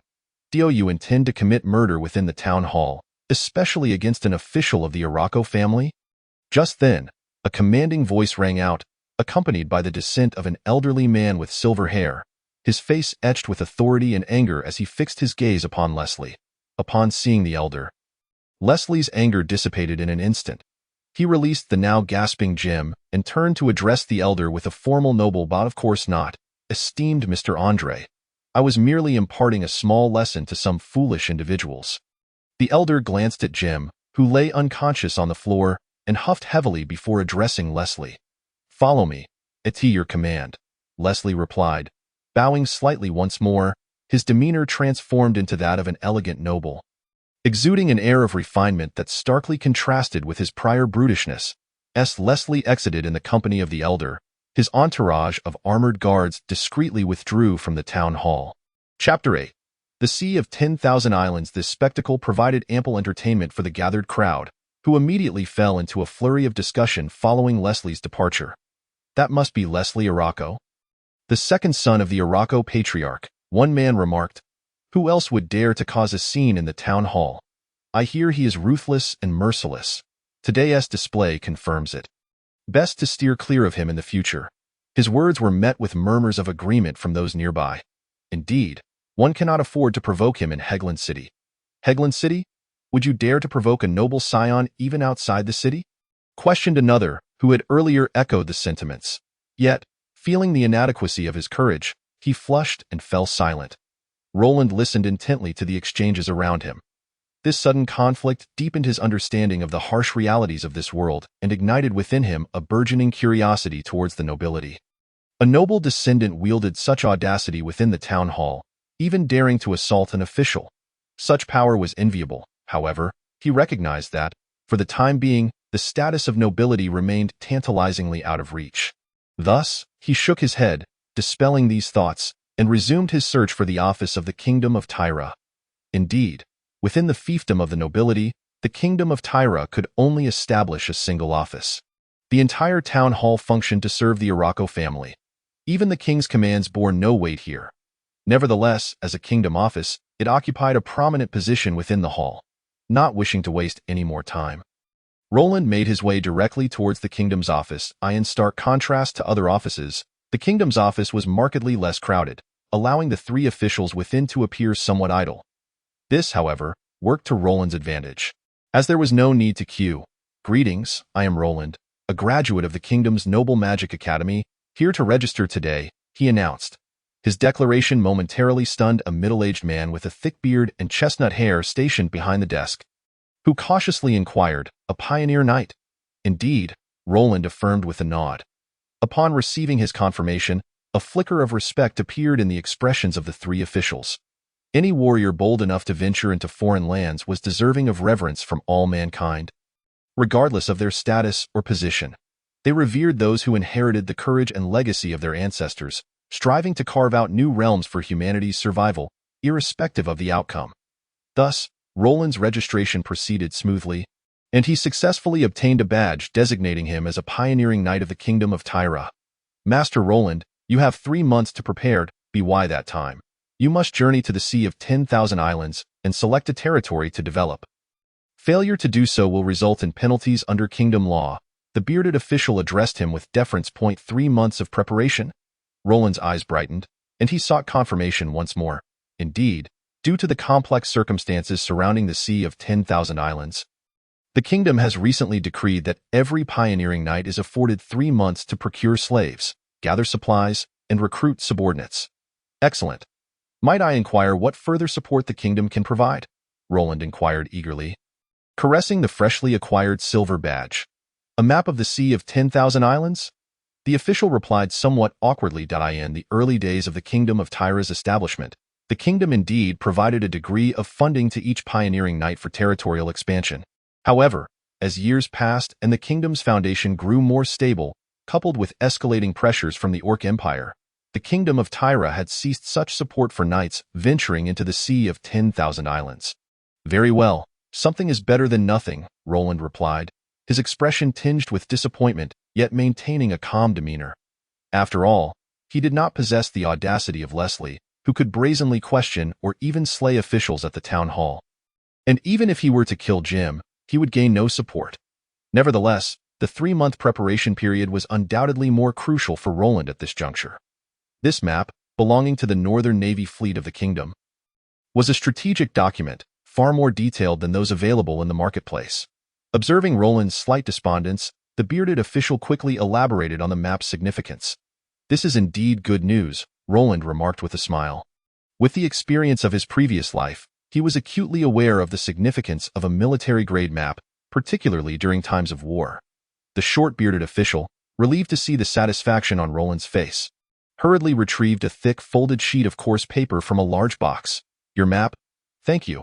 Upon receiving the map, Roland did not linger but promptly exited the town hall and returned to the location where his carriage was parked. "Nobu, let us head to Farrell Street in the west of the city." After giving instructions to Nobu, Roland climbed into the carriage and settled inside. "Understood, young master." Once inside the carriage, Roland immediately directed Nuwa to scan the entire map. Beep, scanning complete. Nuwa, store it and name it Sea of 10,000 Islands. Yes, master. Create a 3-dimensional visual representation of the map and unfold it inside the carriage. Following Roland's command, a blue light suddenly illuminated the floor of the carriage, revealing the map of the Sea of 10,000 Islands before his eyes. The Sea of 10,000 Islands is one of the 4 great maritime regions of the St. No continent and is the only sea where humanity has successfully penetrated its depths. Its vast expanse is reported to be nearly dozens of times that of the Terra Kingdom, stretching from the icy plains of the northernmost region of St. No to the port of Splatoon in the Elven Empire. It meanders over thousands of kilometers, enveloping several nations established by various human races. The multitude of islands, scattered haphazardly like stars in the sky, has led the populace to refer to it as the Sea of 10,000 Islands. Historical records indicate that there are tens of thousands of islands within this sea, though over 90% are diminutive, measuring less than a few square kilometers. Some of these tiny islands might vanish beneath the waves after just a single tide. Nevertheless, there exist medium to large islands as well, with the largest nearly covering half the area of the Terra Kingdom. Currently, the most powerful faction in the Sea of 10,000 Islands belongs to the Siren race, which occupies nearly 30% of the sea's depths. The second largest force is the Pirate Alliance, composed of 7 major pirate crews and hundreds of smaller factions, with their activities spanning the entire Sea of 10,000 Islands, causing trouble even for the Sirens. The third major faction consists of pioneering knights from various nations, primarily composed of nobles who have successfully established themselves, forming the Noble Council of the Sea of 10,000 Islands to collectively resist the incursions of both the Sirens and the Pirate Alliance. The relationships among these three factions are intricately complex. Often, the Pirate Alliance and the Noble Council might engage in fierce conflict one day, only to unite against the Sirens the next. Even within the three factions, cooperation and betrayal, offense and defense, are in constant flux, rendering the situation exceedingly chaotic. The slightest hint of profit can serve as a pretext for war. Amidst this turmoil and frequent bloodshed, Roland could not help but smile wryly as he contemplated the information about the Sea of 10,000 Islands. As merely a level 4 mage, the prospect of surviving in such a chaotic environment seemed daunting, not to mention the ambition of successfully establishing himself as a noble. Although his previous incarnation had temporarily escaped the control of the Solomon family by leveraging the pioneering knights, the mess left behind now fell squarely on Roland's shoulders. Navigating through the streets of Hegeland City, half an hour later, Old Nobu accurately arrived at Farrell Street located in the west of the city. Due to the exorbitant property prices and the bustling port in the east, most adventurers and professionals preparing to venture into the Sea of 10,000 Islands congregated in the western part of the city. Farrell Street, being the heart of the Western District, housed branches of the Mercenary Guild, the Mages' Hall, and the Alchemist Exchange. However, Roland's purpose today was not any of these, but rather to establish contact with the Hegeland City Housing Transaction Center located on Farrell Street. Upon learning from the short-bearded official that there was a 3-month deadline, Roland had no intention of hastily embarking on a journey to the Sea of 10,000 Islands, with only his current level as a level 4 mage. Such a reckless venture would be tantamount to courting death. Moreover, the crux of the matter was that he was not going to the Sea of 10,000 Islands for adventure, but to claim a territory, which would require a certain number of inhabitants. It would be impractical to rely solely on Old Nobu to establish a domain. Initially, Roland had considered seeking refuge on a small island in the Sea of 10,000 Islands until he grew stronger and could defend himself before claiming territory. However, after fully grasping the memories of his previous life, he quickly abandoned this notion. The rules of the Human Alliance's Pioneering Knights stipulate that once one chooses to become a Pioneering Knight, they must possess 100 inhabitants and construct a livable shelter when claiming territory. Should their stronghold be destroyed during conflict, they must rebuild within 3 months or lose their qualification as a Pioneering Knight. The fate of those who lose this status is often grim. Even noble descendants may forfeit all inheritance rights, being relegated to slavery and permanently barred from advancement. This consequence was something Roland could not afford to bear. Unless he were to defect from humanity. In essence, the rule of the Human Alliance can be succinctly summarized. Either do not come, or if you do, commit to the task earnestly. Chapter 9. Renting a dwelling. Farrell Street. Hegeland City Housing Transaction Center. Soon as Roland jumped down from the carriage, he was immediately intercepted by a youthful man who exuded an air of sophistication beyond his years. He greeted Roland with enthusiasm. Bowing slightly, "Esteemed mage, do you require the services of a real estate agent?" Upon encountering the sudden appearance of this man, Roland felt a twinge of caution and scrutinized him. The young man had disheveled black hair with beads of sweat trickling down, and his attire bore traces of dust. A long string of keys dangled from a gray belt at his waist, giving him a somewhat disheveled appearance. Noticing the wary expression on Roland's face, the young man promptly produced a certificate from his pocket and respectfully presented it for Roland's inspection. "Jonathan, real estate agent? Indeed, esteemed mage.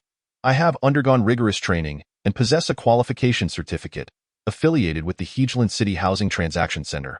I assure you that my expertise will meet your satisfaction." Roland did not immediately trust him but took the certificate from Jonathan's hand, examining it closely. Only after seeing the official seal of the Housing Transaction Center did he reluctantly ease his guard. Although he was uncertain of the seal's authenticity, he understood that given Hegeland City's vibrant commercial atmosphere, the ruling Orok family must have exerted considerable effort to maintain order and would not allow a fraud to operate at the entrance of an official institution. Surveying the surroundings, Roland noticed 7 or 8 individuals dressed similarly, actively promoting their services to passers-by. "Yes, I do require assistance." "What is your service fee?" Roland inquired in detail, though it contradicted the demeanor expected of a mage. His scant resources inherited from his previous life left him without the luxury of extravagance. 1%. "Whether you are purchasing or renting, I only charge 1%. Seeing the interest in Roland's expression, Jonathan immediately grew animated. Very well, you may now demonstrate your expertise. After a moment of consideration, Roland readily agreed. Given that he was only looking for a short-term rental, the 1% fee was indeed reasonable. At your service, esteemed mage. May I inquire whether you are looking to purchase or rent, if there are specific properties you favor, and any particular requirements? Renting, for 3 months, in the west of the city. It would be best if it were somewhat secluded and quiet, Roland replied after a moment of thought. Upon hearing Roland's response, Jonathan displayed no signs of disappointment and continued respectfully, "Please follow me. I know of several excellent properties that should meet your needs." Jonathan's demeanor prompted a slight nod from Roland, as he began to feel a measure of goodwill towards him as time passed. Half an hour later, under Jonathan's guidance, Roland, along with old Nobu, arrived at a 2-story house located beneath the city wall on the western side of Heejlan City. Judging by its location, this house was situated quite close to the northwest corner of the city, making it rather secluded. The house itself was modest. While it appeared somewhat weathered from the outside, it was a standalone structure. Behind it lay a small courtyard of about 20 square meters, where ordinary flowers and plants had been planted, albeit somewhat neglected over time. Due to its proximity to the city wall, foot traffic was scarce, primarily consisting of soldiers coming and going, creating a tranquil atmosphere.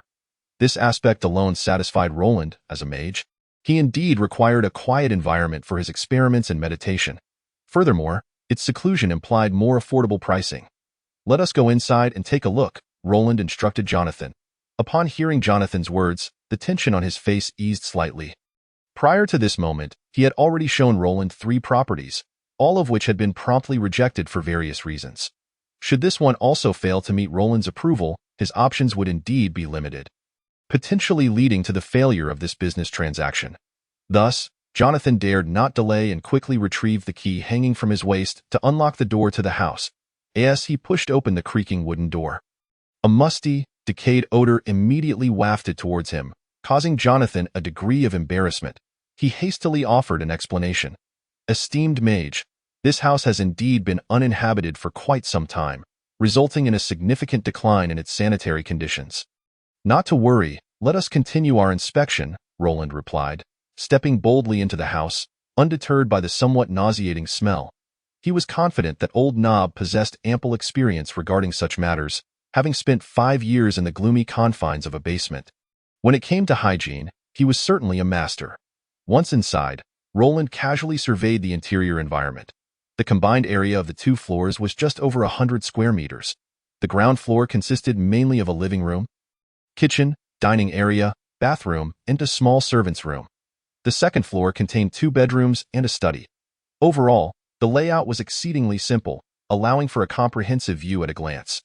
Although the entire house was covered in dust and largely shrouded in shadow due to the city wall on the western side of Heejlan blocking most of the sunlight, Roland still felt relatively satisfied. The reason was simple. Most of the furnishings within the house remained intact, which would help him save on expenses.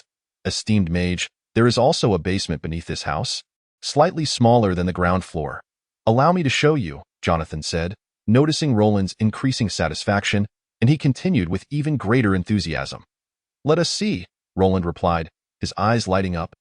Under Jonathan's guidance, the 3 of them descended through a small door on the left side of the living room into the basement. The dim light allowed for a basic overview of the basement, which was not large, merely half the size of the ground floor. The corners were piled high with various items, mostly old, worn-out furniture and some clothing, with nothing particularly noteworthy. After a brief glance, Roland turned and returned to the ground floor. "What is the rent for this property?" At last, Jonathan was met with this inquiry, and his face lit up with joy as he promptly responded. "Esteemed mage, the monthly rent for this house is 5 gold coins. Should you choose to rent for a year, we can waive 1 month's rent, and no deposit is required." The price Jonathan quoted left Roland momentarily stunned.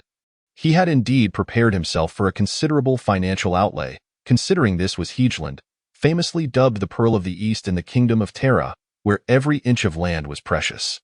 However, he had not anticipated that even in such a remote location, the rent would remain so high, rivaling that of the capital of the Kingdom of Terra. Sensing Roland's surprise, Jonathan swiftly continued, "Esteemed mage, the rental prices in Heejland have consistently remained high, especially for standalone houses. Even if this one is somewhat off the beaten path, its cost is significantly higher than that of a townhouse. Had I chosen that townhouse closer to the street, the rent would only be 35 silver coins per month. After a moment of contemplation, Roland ultimately shook his head, rejecting Jonathan's suggestion, and subsequently inquired, "I can only rent for 3 months. Is there any room for negotiation? I sincerely apologize, esteemed mage, but the pricing of each property is determined by the Housing Transaction Center, and I can only present the prices as they are set. I lack the authority to alter them," Jonathan replied, visibly remorseful. "Very well, I shall take this one. May I inquire about the deposit?" Given Jonathan's demeanor, which did not seem disingenuous, Roland relinquished his desire to haggle further. "The deposit is 10 gold coins. If you're renting for 3 months, the total payment would be 25 gold coins," Jonathan clarified. "Agreed. Let us proceed with the transaction. Esteemed mage, I am grateful for your generosity. Please follow me. We must go to the Housing Transaction Center to sign the contract." The success of this transaction evidently brought great joy to Jonathan. His role not only allowed him to collect a 1% fee from the renter, but also a 1% fee from the landlord. Although the price Roland settled on was not excessively high for Hegeland, this deal would still yield him 30 copper coins, enough to sustain him for a week in the city. Once Roland had consented, the subsequent proceedings became significantly simpler. After leaving Old Knob to begin cleaning, Roland accompanied Jonathan back to the Housing Transaction Center on Farewell Street. In the presence of a notary, they signed a straightforward contract, and Roland paid 25 gold coins to the Housing Transaction Center, which would then transfer the funds to the property owner. The 25 gold coins were not spent in vain. They granted Roland 3 months' residency rights to the house and allowed him to enter Hegeland without incurring any entry fees, which greatly relieved him. "Esteemed Mage Roland, might I inquire if you require a servant to assist you with cleaning?" Jonathan, having learned Roland's name from the contract, remained diligent in his efforts to earn more gold coins from him. "No need. Let us conclude our matters here for today. I have other obligations," Roland replied, making his way back toward the property he had just rented. Observing Roland's departing figure, Jonathan felt a tinge of disappointment. However, seeing that the day was still early, he hoped for another opportunity to close a deal, so he returned to the Housing Transaction Center in search of other prospective renters or buyers. Chapter 10. The first meditation upon returning to his rented house, Roland found Old Knob already rolled up his sleeves, carrying a bucket of clean water, and diligently cleaning the ground floor. His movements were swift and remarkably skilled. In just a few moments, he had polished a piece of furniture to a brilliant shine. Seeing this, Roland did not remain idle. He softly recited an incantation, and as he chanted, a gentle breeze began to stir, sweeping through every corner of the room under his control, whisking away the surface dust. This was a first-level wind spell, aptly named Dance of the Wind. In less than a minute, under Roland's spell, the entire ground floor was transformed. Although the superficial dust was eradicated, a more thorough cleaning was still necessary. Nevertheless, Roland took this opportunity to demonstrate to Old Knob why mages were revered as masters. Not only were they adept at combat, but they also proved to be remarkably skilled in cleanliness. Witnessing Old Knob's astonished expression, Roland felt a sense of satisfaction. "Young Master Roland, such menial tasks are unworthy of your efforts. They would tarnish your magical prowess. Please, do not do this again," Old Knob said, his voice filled with urgency. Clearly, his astonishment stemmed not from Roland's magic, but from the unprecedented act of Roland using his spell to assist with cleaning. "Old Knob, magic is meant to be utilized. Spells that lack practical value will eventually be consigned to history," Roland replied confidently. Having distanced himself from the Solomon family, he had grown more self-assured and was less concerned about the differences from his predecessor. Even if it raised Old Knob's suspicions, it posed little threat to Roland now, especially after having absorbed all the memories of his predecessor, rendering such occurrences nearly impossible. "Yet you should not employ your magic for such menial labor," Old Knob insisted anxiously. "Old Knob, I did plenty of such work in my childhood. Now, let us continue cleaning. I trust you do not wish to spend another night in the carriage," Roland replied with a gentle smile. Roland's sudden mention of that dark period in his past brought a trace of gloom and regret to Old Knob's face, as if he felt guilty for not having taken better care of Roland back then. "Let us continue, Old Knob." "Very well." Observing Roland's relaxed demeanor, completely undeterred by the harshness of his early experiences, Old Knob's expression brightened considerably, and he promptly resumed his cleaning efforts. Together, within a mere 2 hours, they managed to clean the entire two-story house from top to bottom, though most of their time was spent clearing out the basement's clutter. Subsequently, they moved their belongings from the carriage into the house. Once everything was in order, night had fallen. That evening, Old Nob prepared a delectable meal for Roland in their new home. Soft white bread, tender lamb chops, and a bowl of savory mushroom soup left Roland thoroughly satisfied. After dinner, he enjoyed a comforting hot bath, changed into a clean set of clothes, and lay down in bed, swiftly falling into a peaceful sleep. The journey of over half a month had left him physically exhausted and mentally drained, making for a particularly sweet slumber that night. The following morning, after a restful night, Roland awoke, feeling revitalized and brimming with energy. After completing his morning routine and savoring another sumptuous breakfast prepared by Old Nob, he headed straight to the basement. Thanks to the previous day's tidying up, the basement was free of its former clutter, having been transformed into a small laboratory where nearly all of the belongings left by his predecessor were now arranged. 104 gold coins, 45 silver coins, a set of basic potion-making equipment, over 20 types of magical materials, a vial of third-level fire element elixir, and a collection of over 100 various spellbooks awaited him. Indeed, the former self was not merely a level 4 mage, but also an aspiring junior alchemist. Based on the memories retained by Roland, it is evident that the previous incarnation lacked any discernible talent in the art of potion brewing. The alchemist had relied heavily on extensive experimentation to artificially elevate their potion-making proficiency. The success rate for concocting first and second-level potions barely met the minimum standard, while the success rate for third-level potions languished below 10%, rendering income and expenditure disproportionately misaligned. The excessive resource consumption in potion experimentation had squandered opportunities for advancement. Otherwise, the former self's professional level would have at least seen a modest increase. However, for Roland, this proved to be a fortuitous circumstance. With a foundational knowledge of alchemy inherited from the former self and the assistance of the chip, he was confident in his potential to truly become an alchemist. Roland did not immediately embark on potion brewing. He had a more pressing task at hand: meditation. Alternatively referred to as cultivation, this practice allowed mages to hone their mental faculties and enhance their internal magical energy, while warriors strengthened their combat prowess through physical training. Monitor my meditation process in its entirety and record it for storage. Understood, Master. Commencing monitoring. Thereupon, Roland settled cross-legged on a wooden bed in the basement, slightly adjusting his breath before gently closing his eyes. Following the memories left by the former self, he silently began to recite the meditation incantation.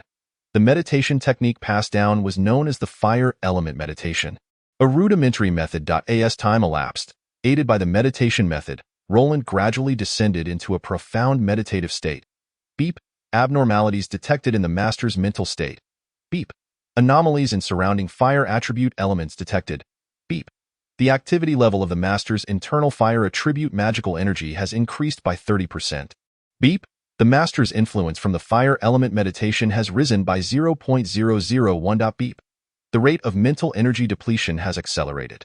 The chip's incessant alerts did not perturb Roland, who remained deeply immersed in his meditation. It was not until 2 hours had passed that he slowly opened his eyes, the gathered fire elements around him gradually dissipating. My head aching. It seems I have reached the limits of today's meditation. Roland murmured softly to himself. Compared to advanced meditation techniques, the rudimentary methods were undoubtedly more rudimentary, resulting in significantly shorter daily practice durations. Please display the monitoring records. Understood, Master. Observing the recorded meditation process, Roland gained a deeper understanding of his practice. Essentially, the meditation method served to stimulate the mage's mental capacity, accelerating the absorption of surrounding elements, thus training both mental acuity and increasing the capacity of internal magical energy. Perseverance in this practice could lead to the enhancement of one's professional level. How much mental power and magical energy did I gain from this meditation? Master, this session resulted in an increase of 0.003 points in both mental power and magical energy. Display my physical attribute panel. Understood, Mastered. As a blue light illuminated the dim basement, Roland's physical attribute panel materialized before him. Strength, 1.2. Constitution, 1. 1 Agility, 1.3 Mental Power, 4.56.2. Magical Energy, 5.46. Level, Level 4 Mage. Refine the mental power and magical energy readings to the most precise limits you can detect. Roland continued to issue commands to the chip. Understood, commencing further scans. This scanning process persisted for a full 5 minutes, depleting a considerable amount of Roland's mental energy. Beep, scan complete. Strength, 1.2, Constitution, 1.1, Agility, 1. 3. Mental power, 4.16.214, Magical energy, 5.46.121, Level 4 Mage. Upon observing the more precise mental power values, Roland couldn't help but feel a pang of astonishment. His 2 hours of meditation had only resulted in a meager increase of 0.003 points in both mental power and magical energy. At this pace, reaching level 5 Mage would require nearly 2 years of relentless daily meditation. Yet, he was to embark on a journey to the Sea of 10,000 Islands in just 3 months, where survival might prove challenging, leaving little time for meditation. Based on today's meditation results, how long will it take for me to achieve level 5 Mage? Beep. Mental power will require 595 days, and magical energy will need 626 days to meet the standards for level 5 Mage. That's a year and a half. A bit less than I had estimated, but still far too slow. Roland remarked with a hint of irritation. Is there a way to optimize the meditation method to enhance its efficacy? Roland's eyes sparkled with anticipation. Insufficient data. Attempting optimization recklessly may yield unpredictable consequences. Hearing Enwa's response, Roland felt a twinge of disappointment, though it was not unexpected. The former self's memories contained only a handful of rudimentary meditation techniques. If Enwa could optimize them based solely on this scant information, it would not merely be an intelligent chip, but rather a system of transcending boundaries. After concluding his meditation, Roland did not remain idle. He promptly returned to potion brewing. Time was of the essence, as he would soon be venturing to the Sea of 10,000 Islands to establish a territory, necessitating the accumulation of sufficient resources. Alchemy was his most crucial means of resource gathering, and he firmly believed that with the chip's assistance, he could undoubtedly become a true alchemist. Enwa, commence monitoring all processes of my upcoming potion brewing and conduct analysis and storage. Understood, Master. Taking a deep breath, Roland directed all his focus toward the forthcoming potion brewing endeavor. The former self possessed 12 formulas for rudimentary potions and 4 for intermediate ones. However, the only potions he had successfully brewed were 4, the highest of which reached 3rd level: the body recovery potion, the mental recovery potion, the fire element rhythm potion, and the mental agility potion. The first 2 were straightforward, essentially categorized as healing potions, which Roland had the fortune to experience firsthand. The fire element rhythm potion and mental agility potion enhanced the practitioner's cultivation effects. The former significantly improved the speed of fire element absorption, thereby augmenting magical energy, while the latter directly increased the user's mental power. Roland's current objective was to concoct the latter 2 potions, not only for personal use, but also because they were favored by mages and commanded a higher price. Chapter 11. Brewing potions in the basement of a 2-story house in Hegeland City. Utilizing the bright glow of a magical lamp, Roland cautiously retrieved the materials for brewing the fire element rhythm potion from a box. 1 portion of 1st level fire element water, a fire blossom that had grown for 3 months, which contained a 1st level quantity of fire elements, and a 7-star grass. Also at the 1st level, Roland did not plunge directly into brewing a 3rd level potion. Instead, he opted to start with a 1st level potion. After all, he only possessed the memories of the former self and lacked any personal experience in potion brewing. Most critically, his current financial situation did not permit any waste. The cost of the 3 materials was approximately 7 silver coins. If he successfully brewed the 1st level fire element rhythm potion, it could be sold for 5 times that amount, yielding 35 silver coins, implying that he needed to successfully brew at least 1 out of 5 materials to break even. The former self had teetered on the brink of profit and loss, and based on the memories he retained, it seemed that the previous incarnation had not earned any gold coins since embarking on the path of alchemy. Enwa, I am about to begin. Taking a deep breath, Roland addressed Enwa earnestly. Master, I have already activated the scanning records for quite some time. No interruptions. Understood. Without further delay, Roland commenced his first potion brewing in this new world. The process of brewing a 1st level potion was quite simple. It required transforming the fire blossom into a liquid state using magical flames, removing impurities, then merging it with the element water. and finally utilizing the neutralizing effect of the 7-star grass for the final extraction. The challenge lay in the necessity to continuously infuse one's mental energy into the mixture to enhance the potion's efficacy. Any slight fluctuation in mental focus could lead to failure. However, as a novice in potion brewing, Roland did not even reach the stage of infusing mental energy. While purifying the fire blossom with magical flames, he inadvertently lost control of the fire element contained within, resulting in an explosion. Boom! Roland's inaugural attempt at potion brewing ended unsurprisingly in failure. Fortunately, the first-level fire blossom contained only a minimal amount of fire elements. The noise was significant, yet the impact was pitifully weak. Covered in soot, Roland glared at the blackened remnants of the potion in his hands and exclaimed in frustration, "Enwa, did I not instruct you not to disturb me? You owe me 7 silver coins." Faced with such a master, Enwa could only feel helpless. Noticing that Enwa had chosen to ignore him, Roland awkwardly rubbed his nose. After regaining his composure, he immediately prepared for a second attempt at brewing the fire element rhythm potion. In the basement, Roland summoned his internal magical energy, igniting a magical flame in a small furnace, and then employed the mage's hand spell to delicately place a fire blossom into the magical flame for purification. With the experience gained from previous attempts, Roland's movements were noticeably more gentle and cautious this time. He meticulously followed the memories left by his predecessor, and soon, amidst the burning and purification of the magical flames, the fire blossom, which flickered with a crimson glow, swiftly transformed into a pool of deep red liquid. Observing this, Li Qian, unable to suppress his joy, quickly poured it into a delicate crystal vial, following suit. He extracted another portion of the 7 stars herb into liquid form. Next came the most crucial step in potion crafting, the fusion of 3 materials. The first was the purified liquid from the fire blossom, which needed to be blended with elemental water, requiring the infusion of the 7 stars herb for neutralization throughout the process.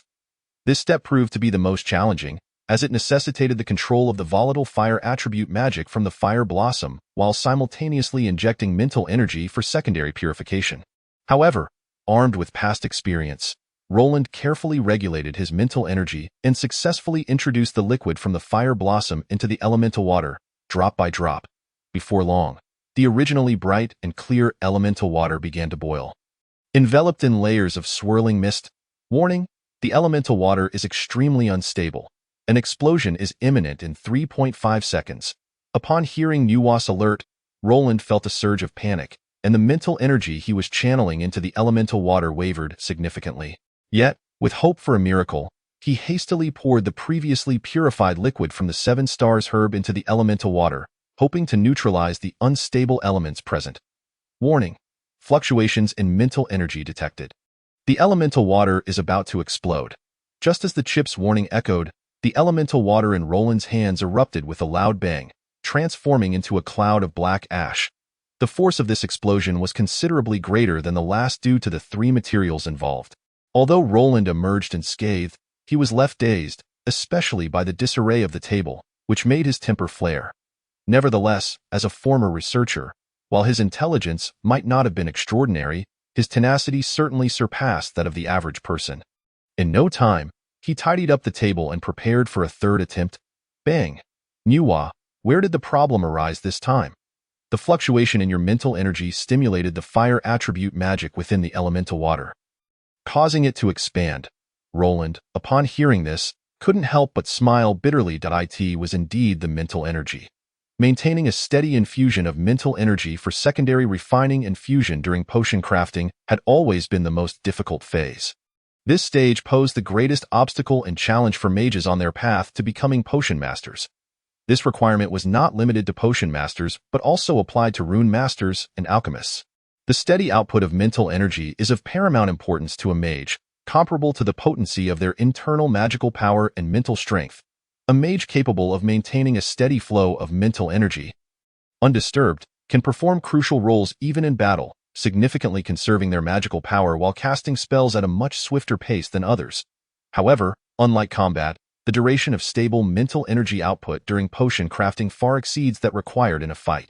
For instance, crafting a first-level fire elemental potion at Roland's current level requires a minimum of 15 minutes from start to finish, with the infusion of mental energy taking up more than half of that time. How long does it take Roland to cast a first-level spell? Merely a few seconds. Furthermore, any slight fluctuation in mental energy during the potion crafting process, leading to elemental imbalance among the materials, like what just occurred, could result in the failure of the potion. This is just for a first-level potion. According to the recipes for intermediate potions known to his predecessor, the material requirements double, meaning 6 materials must be fused, tripling the overall crafting time, which also implies a tripling of the mental energy infusion process. For a mage, this process is akin to enduring a high-intensity battle. Thus, for a potion master, the long-term stable output of mental energy is of utmost importance. The low success rate of his predecessor in potion crafting stemmed from the inability to maintain such sustained output. Reflecting on this, Roland suddenly had a revelation. Since the chip now operated using its own mental energy as a driving force, could it perhaps control the output of mental energy on his behalf? Nuwa, can you control the mental energy output during potion crafting? Roland inquired, filled with anticipation. No. According to the first fundamental law of the Blue Star Federation's chip technology regulations, no semi-intelligent chip may control human mental energy for any reason. Nuwa replied. Right, I almost forgot that fundamental law. Roland felt a wave of disappointment wash over him. This law was a stringent regulation imposed by the former Blue Star Federation to curb the emergence of intelligent chips that could threaten human status, mandating that all factory-produced chips incorporate this unalterable and non-negotiable rule. While this regulation may have limited certain chip functionalities, it ultimately ensured that chips became humanity's best companions, indispensable assistants that posed no threat. As Roland regained his composure, he couldn't help but chuckle at the absurdity of his earlier suggestion, realizing how foolish it was to consider relinquishing control of his mental energy to a chip. It was akin to handing over his life to the chip. Should it develop autonomous consciousness during the process, Roland would become nothing more than a puppet, a fate far worse than death. Yet, just as Roland was preparing to refocus and continue his experiment, Nuwa's mechanical voice echoed once more in his mind. Master, while I cannot directly control your mental energy, due to unknown influences, my storage capabilities have undergone significant changes, allowing me to pre-store a portion of your mental energy, which may assist you in potion crafting. Pre-storing mental energy? Roland was taken aback. Such a concept was unheard of in his former life. Indeed, it seemed that this was a new effect of his journey through realms. However, Roland was uncertain whether this influence was beneficial or detrimental. Nonetheless, he understood that if he could not leverage magical potions to accumulate his initial wealth, his prospects 3 months from now would be bleak. Yet, recalling the laws of the former Blue Star Federation, Roland became considerably more cautious, opting not to agree outright, but instead asking the chip, "What does it mean to store mental energy? Will it affect me?" "It will not, Master. Once you inject your mental energy into the chip, the connection will be instantaneously severed, rendering it as unclaimed mental energy." So that's how it works. Roland felt enlightened. Does this mean that the portion of mental energy you store can also serve as your energy source for your daily needs? Yes, Master. Then why didn't you tell me sooner? You didn't ask. I didn't inquire today either. However, today I wish to inform you to help solve your dilemma. Chapter 12. The role of the chip. Upon hearing this, Roland fell into a long silence.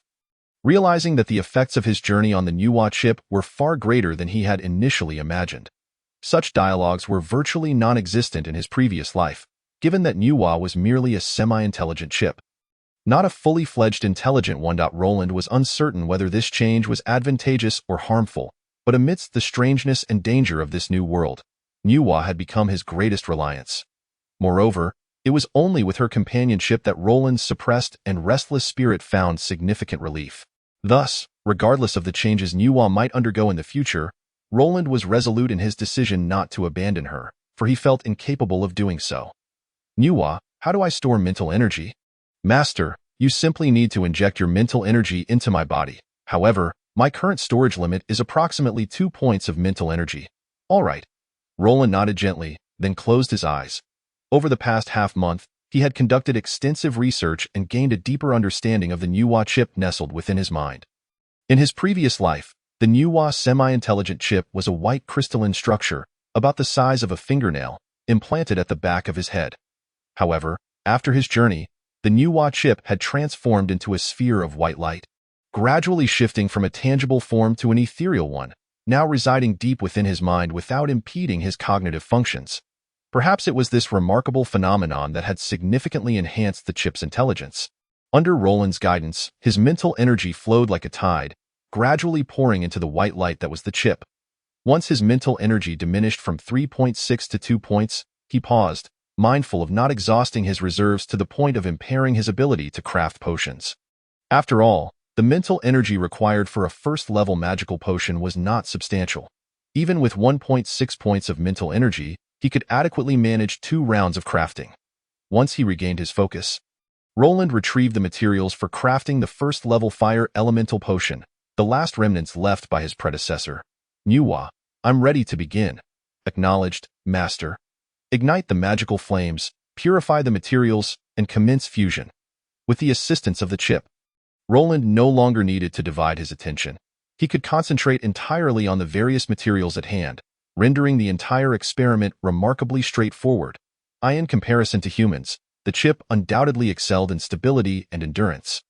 Under her guidance, his mental energy not only remained steady without fluctuation, but also lasted far longer than Roland's own. Within less than 10 minutes, a vial of crimson-grade mental energy elixir materialized in his hand. Enwa, may I steal a kiss? Gazing at the thick, scarlet liquid in the crystal vial, the joy in Roland's heart was beyond words. I refuse. It was as if I could indeed kiss you. Roland, rebuffed, scoffed slightly. Anything is possible. Very well, you win. Show me the process of the potion you just successfully concocted. As you wish, Master. Roland meticulously reviewed the entire potion-making process once more, exhaling softly. Following the successful experience, the most challenging phase of infusing mental energy into the potion would become astonishingly effortless for Roland with the chip's assistance. This implied that, as long as Roland executed each step accurately, his success rate in potion making could potentially reach 100%. Of course, this was merely a theoretical figure. Crafting a grade 1 potion was relatively simple.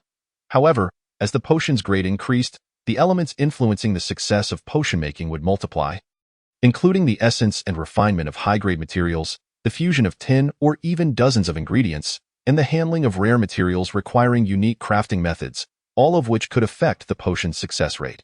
Nevertheless, with the chip's aid, Roland's journey as a potion master would undoubtedly be significantly smoother. As Roland reveled in his thoughts, another idea struck him, prompting him to inquire of the chip. Enwa, since you can store mental energy, can you release magic on my behalf? No. Is that so? I suppose, yes. The release of magic requires the interaction of mental energy and magical power. You possess only mental energy and cannot control the magical power within me. Which also implies that you cannot substitute for my meditation, correct? Roland stroked his chin, somewhat disheartened. Indeed, Mastered.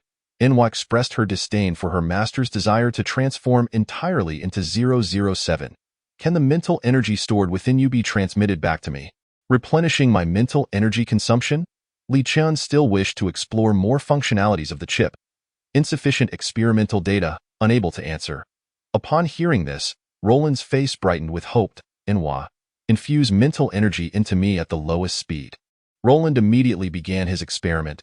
Understood, Master. As Enwa controlled the chip, the sphere of white light gradually commenced injecting mental energy into Roland's mind. Enwa, accelerate the infusion speed. Roland commanded while absorbing the mental energy emanating from the chip. Received, Master. Accelerating. After several iterations of the experiment, Roland gained a deeper understanding of the chip's capacity to store mental energy. The chip could hold a maximum of 2 points of mental energy for its routine needs without depleting Roland's reserves. And it could also re-inject the stored mental energy back into Roland's body. However, this process required Roland to absorb the mental energy that had become unclaimed, yet since it originated from the same source, Roland's absorption rate was swift. In approximately half an hour, he could fully absorb the 2 points of mental energy from the chip, though there seemed to be some loss during transmission. Upon completion, Roland could only restore about 1.8 points of mental energy. Nonetheless, even with this loss, the chip's storage capability was formidable, signifying that Roland carried a vial of blue elixir with him, one that could be reused. Faced with such results, Roland's spirit soared, even surpassing the joy of successfully concocting a grade 1 magic potion. However, as time was already late and Roland had exhausted his mental energy during the previous experiments, he decided to conclude his work for the day and return to the first floor. Young Master, Have you injured yourself during the experiment again? Old Nob, who had been waiting in the living room, immediately inquired with concern upon seeing Roland emerge from the basement. It's nothing. Roland waved his hand dismissively, his mood exceedingly buoyant. Young master, Grandpa Nob, please prepare a bath for me and then make dinner. I'm hungry. Roland was not inclined to listen to Old Nob's ramblings. Thus he interrupted directly out of course. Young master, I'm on it. Upon hearing this, Old Nob abandoned his intention to continue persuading and hurriedly set about preparing what Roland needed. It must be noted that although Old Nob was aging, he remained an exceptional servant. Within minutes of Roland's request, he had prepared a basin of steaming hot water and a variety of toiletries. After Roland enjoyed a refreshing bath, a lavish dinner awaited him at the table. After a day of potion making, Roland was ravenous, so he had no qualms about diving into the meal before him, relishing every bite. Meanwhile, Old Nob stood behind him with a warm demeanor, holding a pristine napkin, occasionally wiping away the remnants of food from the corners of Roland's mouth. Roland had long since grown accustomed to such service. He had previously attempted to refuse, but each time Old Nob readily agreed, and the next occasion was no different. Over time, Roland had given up on resisting. Of course, at that moment, he mused that if Old Nob were replaced by a lovely young maiden, the experience might be even more delightful. After dinner, Roland disregarded the fact that the sky had just turned to night. He retreated directly to his bedroom. The Pearl of the East Sea in the Kingdom of Terra. Hegland City thrived even under the cloak of darkness, far surpassing other cities, particularly the bustling Feral Street in the heart of the Western District. The entire street, illuminated by magical lamps, resembled daylight, with countless weary adventurers flooding the streets, exuberantly releasing the pent-up energy within them. Shops, taverns, and even brothels were alive with boisterous noise, as people indulged in revelry, laughter echoing throughout, along with the occasional outburst of conflict that drew cheers from the crowd, adding vibrant hues to their laborious day. Yet all of this was of no concern to Roland at that moment. Newly arrived in this world, he bore a heavy burden, leaving him with no inclination for merriment. Especially after the success in potion-making that day, his sole focus was on earning money and strengthening his abilities. In 3 months, whether Roland could establish a foothold in the Sea of 10,000 Islands hinged on the foundation he could build through potion-making during this period. Therefore, he lay down early to rest, seeking to hasten his mental energy recovery through sleep, preparing himself for the potion-making tasks awaiting him the next day. Chapter 13. The terrifying success rate the following morning. After sleeping for over 10 hours, Roland awoke to the sound of guards changing shifts outside the city walls. He exhaled deeply, stretching luxuriously, feeling revitalized. After completing his morning routine, he wasted no time and plunged back into the basement. Today, he did not begin with meditation. Having learned from yesterday's experience, Roland had entirely abandoned the notion of adhering to a slow and steady training regimen. Gaining a mere 0.003 points of mental and magical energy daily? Reaching the 5th level as a mage would take over a year. He had tolerated this before, but upon discovering the chip's formidable assistance in potion-making yesterday, he promptly revised his plans. Such a high success rate in potion-making meant that from today onward, he would never again lack the auxiliary potions needed during meditation, with the help of potions who would foolishly persist at a snail's pace. Thus, upon entering the basement, Roland positioned himself at the table. Preparing the materials for today's potion-making.as, he had exhausted the materials for crafting Grade 1 potions yesterday. He directly advanced to Grade 2 potions today. Although the difficulty had increased, with the chip's aid, Roland felt confident. Compared to Grade 1 fire element elixirs, the materials for Grade 2 and Grade 3 potions had not increased. Only the growth periods for fire blossoms and 7-star grasses had changed to 6 months and 1 year, respectively. The prices for the materials required for Grade 2 and Grade 3 potions were approximately 16 and 36 silver coins, respectively, with selling prices remaining 5 times that, yielding about 8 and 18 gold coins per successful potion. With minimal fluctuation, this clearly illustrated the exorbitant profits within potion making. Grades 1 to 3 were merely initial levels, yet they still yielded profits measured in gold coins. In other words, as long as Roland successfully crafted a bottle of Grade 3 potion, he could recoup the rent he had just paid yesterday. It was no wonder that despite the extraordinarily challenging difficulties in potion making, numerous mages continued to flock to the study of alchemy. However, for Roland, This was a boon. The higher the potion's value, the more delighted he became. Subsequently, Roland adjusted his mindset, gradually infusing his mental energy into the chip, preparing to commence today's potion refining experiment. Nuwa, begin recording the Level 2 Fire Elemental Resonance Potion. Received, Master. Please remember to assist me in infusing mental energy shortly. Understood, Master. The obedient and understanding Nuwa filled Roland with immense satisfaction. Taking a deep breath, he promptly initiated the potion refining process. Following yesterday's practice, his movements had become markedly more proficient and precise. Even though the yearly Fire Blossoms and 7 Stars grass contained significantly more magical essence, Roland was still able to complete the purification and extraction tasks with relative ease. Soon, a steady and pure stream of mental energy, under the chip's guidance, was slowly infused into the crystal vial in Roland's hand for further refinement and fusion. With the chip's assistance, Roland transitioned from the primary potion maker to a supportive role. Under the chip's guidance, in less than 20 minutes, a Level 2 Fire Elemental Resonance Potion successfully materialized in Roland's grasp. Profit. 6.4 gold coins. It felt exhilarating, truly exhilarating. Roland gazed with delight at the crimson crystal vial in his hand, overwhelmed with satisfaction. Just yesterday, at this very moment, he had failed 3 times while attempting to create a Level 1 Fire Elemental Resonance Potion. Yet today, during his first attempt at the more challenging Level 2 potion, he succeeded on the first try. This clearly demonstrated the immense power of the chip, transforming Roland from an inexperienced novice into an extraordinary master in an instant. Congratulations, Master, on successfully refining the potion. It seemed that Nuwa had sensed Roland's joy and congratulated him at that moment. Haha, I owe much of this success to you. Your contributions are invaluable, Master. Your innate talent is unparalleled. Even without me, you would undoubtedly excel. No, without you, I could not have achieved such a level of success. Master is truly too humble. Your gifts are so extraordinary, yet you remain so modest and unassuming, truly a paragon among peers. Under Nuwa's praise, Roland's expression brightened, and he felt a surge of pride. However, just as he was about to humbly deflect the compliment, he suddenly paused. Nuwa, it seems to me that you are trying to flatter me? Roland inquired skeptically. Am I? Yes, I am not foolish. You are overthinking it, Master.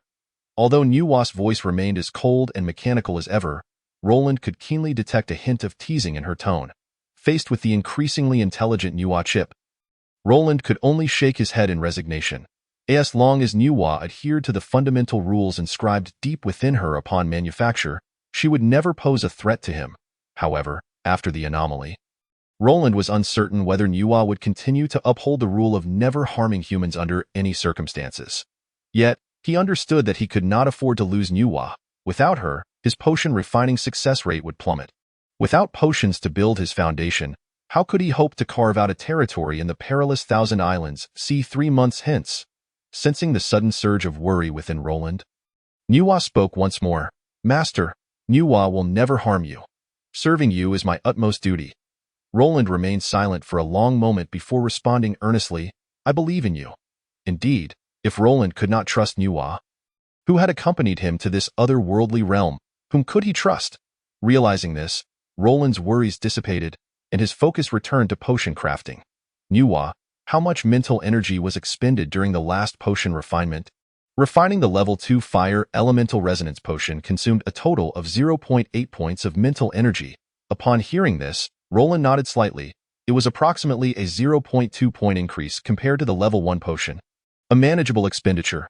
Nuwa, commence recording the refining process for the Level 3 Fire Elemental Resonance Potion. Received, Master. Seizing the momentum, Roland did not pause and retrieve the materials for the Level 3 potion. The difficulty of crafting a Level 3 potion undoubtedly increased yet again. The yearly Fire Blossoms and 7 Stars grass contained 5 times the magical essence compared to the Level 1 ingredients. Therefore, during the preliminary purification and extraction, Roland mismanaged the temperature of the magical flames, resulting in the loss of 1 Fire Blossom. Facing this minor setback, Roland remained undeterred. He retrieved another Fire Blossom and cast it into the magical flames. This time, everything proceeded smoothly. Roland was not affected by the previous failure and effortlessly purified the Fire Blossom into a liquid state. However, trouble arose during the fusion of the Fire Blossom with the Level 3 elemental water. A slight delay in his movements led to a violent reaction from the fire attribute elements. Even though the chip endeavored to calm the agitated fire attribute elements with mental energy, failure was inevitable. Once again, he lost a portion of level 3 elemental water and a yearly fire blossom, causing Roland to momentarily halt his actions. After reviewing the recently recorded failure process by the chip several times, he meticulously revisited the successful experiences from before. Adjusting his mindset, Roland resolutely immersed himself back into potion crafting. This time, he approached the task with greater caution and care, executing each step with perfect adherence to the memorized actions. Purification and extraction, fusion and refinement, until finally, success was achieved. A level 3 fire elemental resonance potion manifested before Roland's eyes. Phew.at this juncture, he exhaled softly, feeling completely relaxed. Nuwa, why did you not praise me this time? Nuwa. Faced with Nuwa's silence, a hint of awkwardness crept into Roland's smile, prompting him to quickly change the subject. Nuwa, how much mental energy was consumed in this potion refinement? The refinement of the level 3 fire elemental resonance potion consumed 1 point of mental energy. 1 point of mental energy indicated that, excluding the energy required for meditation, he could refine 3 potions daily, each yielding approximately 14 gold coins, resulting in a daily income of 42 gold coins. That amounts to 4,200 gold coins in a month? 4.2 million gold coins in a year. Upon hearing this figure, Roland clearly fell into an even more excited state. Master, it appears that this continent still operates on a 30-day month and a 360-day year. Therefore, your daily earnings of 42 gold coins translate to a monthly total of 1,260 gold coins and an annual total of 151,200 gold coins. Nuwa unflinchingly shattered Roland's fantasy. Wait, your calculation differs significantly from mine. Did you make an error? Roland pressed on stubbornly. Nuwa does not make mistakes, she responded with utmost seriousness. So, I was mistaken? Indeed. All right, I was merely joking. However, I did not find any humor in that. Nuwa, you may criticize my mathematics, but you cannot say my jokes lack humor. Roland's anger flared, veins bulging. Ha ha ha. The perceptive Nuwa quickly appended a smile. Feeling insulted once more, Roland angrily ruffled his golden hair. In Nuwa's final analysis, Roland's income had plummeted by 400-fold. Nonetheless, an income of over 1,000 gold coins per month remained ample for numerous endeavors. For instance, he could hire a mercenary group to protect him while he established a territory in the Thousand Islands Sea. Or perhaps purchase slaves or recruit formidable allies. In summary, with a substantial amount of gold coins at his disposal, Roland's plans were no longer mere fantasies but could be tangibly realized. Thus, having successfully refined the level 3 potion, Roland now possessed the confidence to prepare for territory establishment 3 months later. After the jest, Roland noted his remaining 4.2 points of mental energy and proceeded to inject 1.2 points into the chip once more. He began the refinement of the level 3 spirit motion potion. Unlike the level 3 fire elemental resonance potion, the spirit motion potion directly enhanced mental energy, making it undoubtedly more sought after by practitioners. After all, whether mages, warriors, or other practitioners, robust mental energy benefited their respective paths. However, compared to the affluence of mages, the income of other practitioners varied widely, leaving mages as the primary clientele. Chapter 14. Spirit Motion Potion. Although the Spirit Motion Potion was more popular, its refinement difficulty surpassed that of other potions, categorizing it among the more challenging concoctions. Naturally, its price was also significantly higher. A bottle of level 3 Spirit Motion Potion could fetch around 22 gold coins. The materials required for crafting the level 3 Spirit Motion Potion remained 3: elemental water, dream grass, and moonlight stone. The cost of these materials was similar to that of the level 3 elemental resonance potion, as they were relatively common or had already been successfully cultivated by humankind. However, compared to the fire blossom, the pharmacological components of dream grass were more intricate. During the purification and extraction process, the techniques employed were not only more complex but also required a higher level of precision. Nevertheless, Roland was evidently undeterred by this minor complication. With the chip's assistance, he could devote himself entirely to processing the materials without distraction. Even if initial failures occurred, as long as he learned from the experience, practice would lead to proficiency. Thus, Roland was confident that even when tackling the more difficult level 3 Spirit Motion Potion, his success rate would not significantly diminish. With this thought in mind, Roland promptly began the refinement of his first spirit motion potion. Lacking the materials for crafting level 1 and level 2 spirit motion potions, he dove directly into the challenge of the level 3 spirit motion potion. Nuwa commenced the documentation of the process for crafting the third-tier spirit-infused elixir. Acknowledged, Master. In the dimly lit basement, upon the rudimentary magical workbench, Roland stood resolutely before the wooden table, his gaze suddenly transforming into one of intense focus and fervor. He cautiously extracted the dream grass, delicately placing it upon the magical flame, initiating the gradual purification of the dream grass's impurities. As the magical flames licked at it, the dream grass slowly withered, releasing wisps of ethereal essence that floated upward, reminiscent of a lively ribbon dancing in the air. Unlike the fire blossom, the dream grass did not liquefy. Instead, it was through the magical flames that the latent spiritual energy within the dream grass was purified. This step proceeded without a hitch, devoid of any errors, and Roland's gaze grew ever more fervent. He steadied his mind, swiftly channeling the dispersed spiritual energy into the pre-prepared moonlight stone powder. The pristine white powder, upon contact with the spiritual energy emanating from the dream grass, sparkled like countless stars. Intertwining and merging under the infusion of spiritual energy from the chip, at this juncture, an undeniable excitement flickered in Roland's eyes. However, he was aware that this was not the moment for celebration. Thus he maintained his actions. With a deft flick of his wrist, he gently poured the moonlight stone powder, now infused with the essence of dream grass, into the elemental water. In an instant, a resplendent radiance erupted within the basement, akin to fireworks blossoming in the night sky. Unprepared, Roland was momentarily blinded, his eyes stinging with tears, just as he feared failure. Yet, as the dazzling light that illuminated the entire basement gradually receded, he beheld a liquid emanating a kaleidoscope of hues within the crystal vial that held the elemental water. Stunned, Roland was soon engulfed by an overwhelming joy. Success. He had achieved it on his first attempt. Clearly, he was indeed a genius. His triumphant voice echoed throughout the basement, resounding like thunder. Nuwa, retrieve the recording of the entire refining process. Roland was now brimming with excitement, for in the memories of his past life, he had only succeeded in concocting 2 vials of the third-tier spirit-infused elixir, having expended no less than a dozen materials, with a success rate of barely 10%. Yet now, on his very first attempt, he had succeeded, indicating that even without the chip's assistance, his aptitude for potion-making surpassed that of his former self. Very well, Master. Nuwa's mechanical voice resonated, and soon a faint azure light appeared before Roland's eyes. Elated, he began meticulously observing and summarizing the refining process, silently absorbing the successful experience from earlier. With 3 potion refinements completed, Roland found his spiritual energy had dwindled to a mere 3 points. This amount was insufficient to support another potion crafting session, as he needed to reserve enough spiritual energy for meditation to absorb the surrounding magical power, thereby enhancing his magical capacity.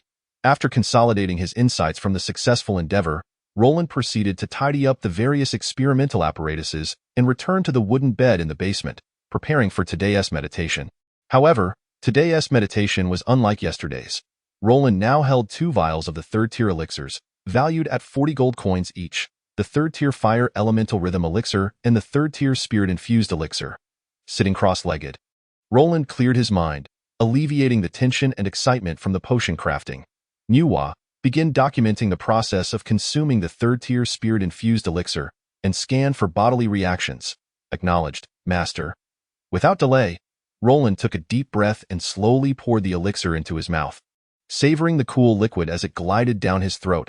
Almost instantaneously, he felt a peculiar energy spreading within him. His mind became extraordinarily clear, with thoughts racing like lightning. He closed his eyes and began to softly recite the fire element meditation technique. Entering a meditative state, as his breathing steadied, he sensed his spiritual energy continuously strengthening, as if boundless power surged within his consciousness. As time passed, beads of sweat began to form on Roland's forehead, a testament to the heightened concentration and activity of his spiritual energy. With each breath, he felt his awareness expanding, intertwining more closely with the world around him. His body trembled slightly, not from fear or anxiety, but due to the mounting pressure exerted on him as his spiritual energy escalated, resulting in involuntary reactions. Yet, Roland was completely absorbed in this wondrous state, utterly oblivious to his surroundings. His mental realm seemed to expand infinitely under the influence of the spirit-infused elixir, as though he could touch every corner of the universe. This dreamlike sensation enchanted Roland. However, as the effects of the elixir began to wane, his spiritual energy gradually receded, and in the blink of an eye, that extraordinary feeling vanished. The abrupt drop left him with a profound discomfort, yet he bore no significant regret. Given his current success rate in potion crafting, he had no fear of running out of spirit-infused elixirs. Thus, Roland slowly ceased his meditation, opened his eyes, and immediately inquired with anticipation, "Nuwa, how much has my spiritual energy increased after consuming the spirit-infused elixir?" Beep. Upon recording, Master, your spiritual energy increased by a total of 0.07 points after consuming the third-tier spirit-infused elixir. 0.07. That is over 20 times higher than a single meditation. Roland, who struggled with mathematics, quickly repeated his inquiry. Nuwa, based on a consumption frequency of 1 elixir every 3 days. How long will it take for my spiritual energy to reach the standard of 8 points required for advancing to a 5th-tier mage? According to the memories of my past life, the third-tier spirit-infused elixir cannot be consumed continuously.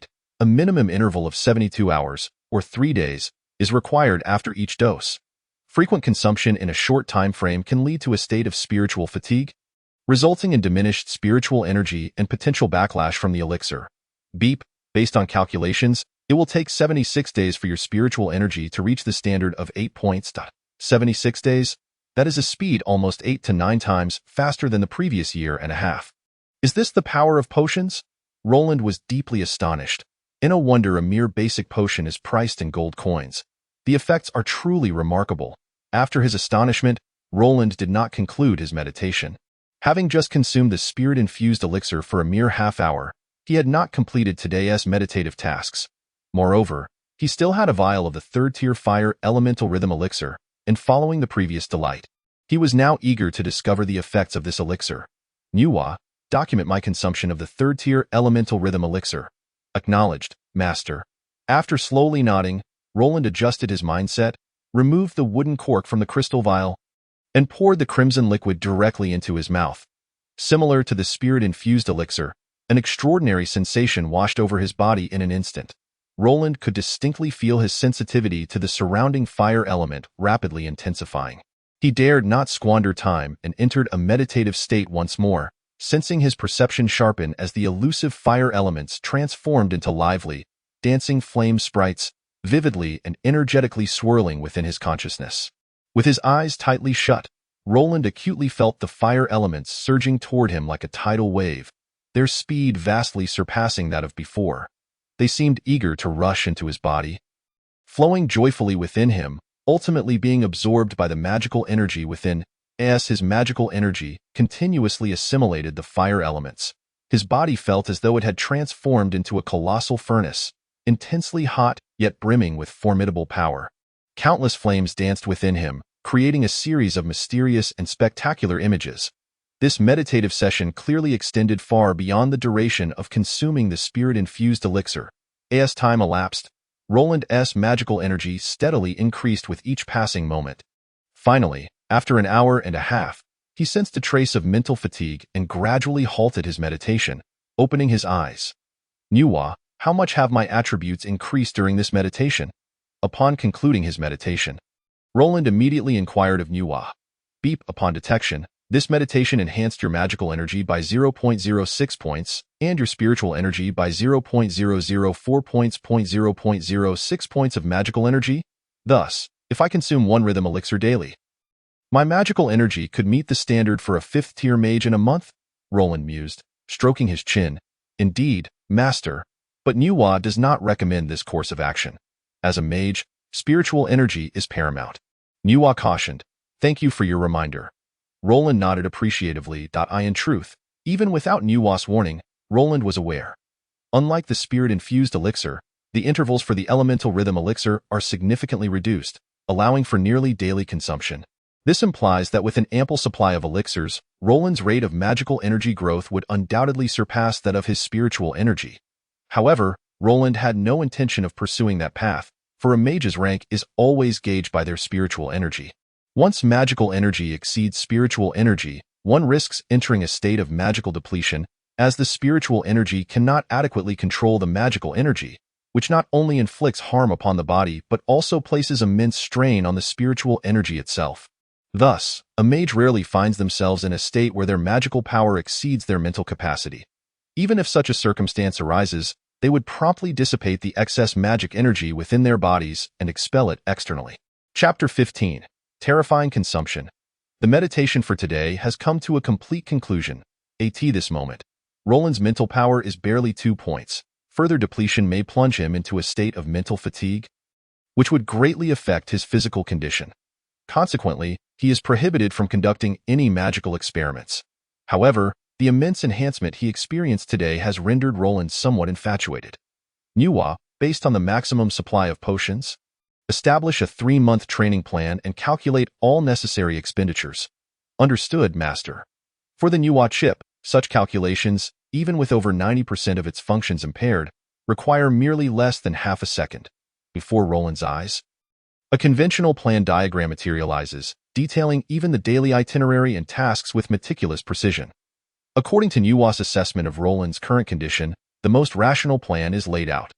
The plan indicates that in 3 months, Roland will need to consume a total of 29 vials of third-tier mental agility potions, valued at 638 gold coins, 30 vials of third-tier fire element motion potions, valued at 540 gold coins, summing up to a total expenditure of 1,178 gold coins.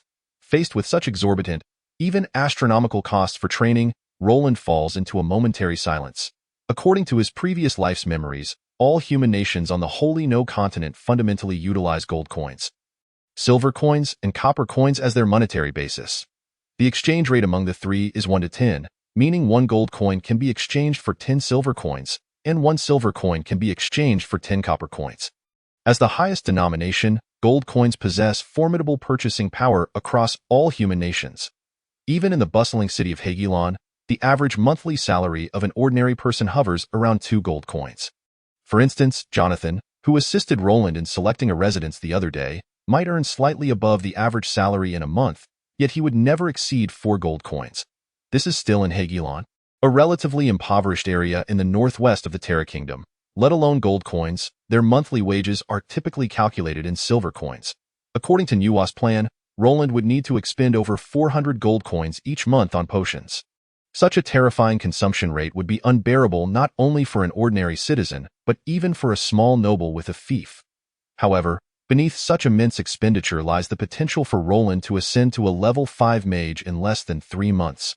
With both his mental power and magical energy surpassing considerably, reaching the standard of 8.4, upon witnessing the pained expression on Roland's face, Nuwa paused momentarily, seemingly sensing something, and then adjusted the potion prices displayed on the screen. Master, given your level of potion crafting, the cost of these potions is approximately between 230 to 260 gold coins. Thus, it is not as exorbitant as you might have imagined. No, Nuwa, you are conflating concepts. You have merely calculated the value of raw materials, neglecting the value of my labor. Roland remained resolute, disregarding Nuwa's reassurances. Labor value? The hyperanalytical Nuwa could not fathom what Roland's labor value was. Most importantly, the infusion of mental power into the work is solely her responsibility. Other tasks could be competently executed by a skilled apprentice mage. Does an apprentice possess labor value? Noticing Nuwa's silence, a hint of embarrassment crept onto Roland's face, prompting him to adeptly shift the topic. Nuwa, let us proceed with this plan, and ensure to record my progress in strength enhancement. In response to the returning composure of Roland, Nuwa expressed her respect. Understood, Master. Very well. I shall now take a bath, eat, and sleep.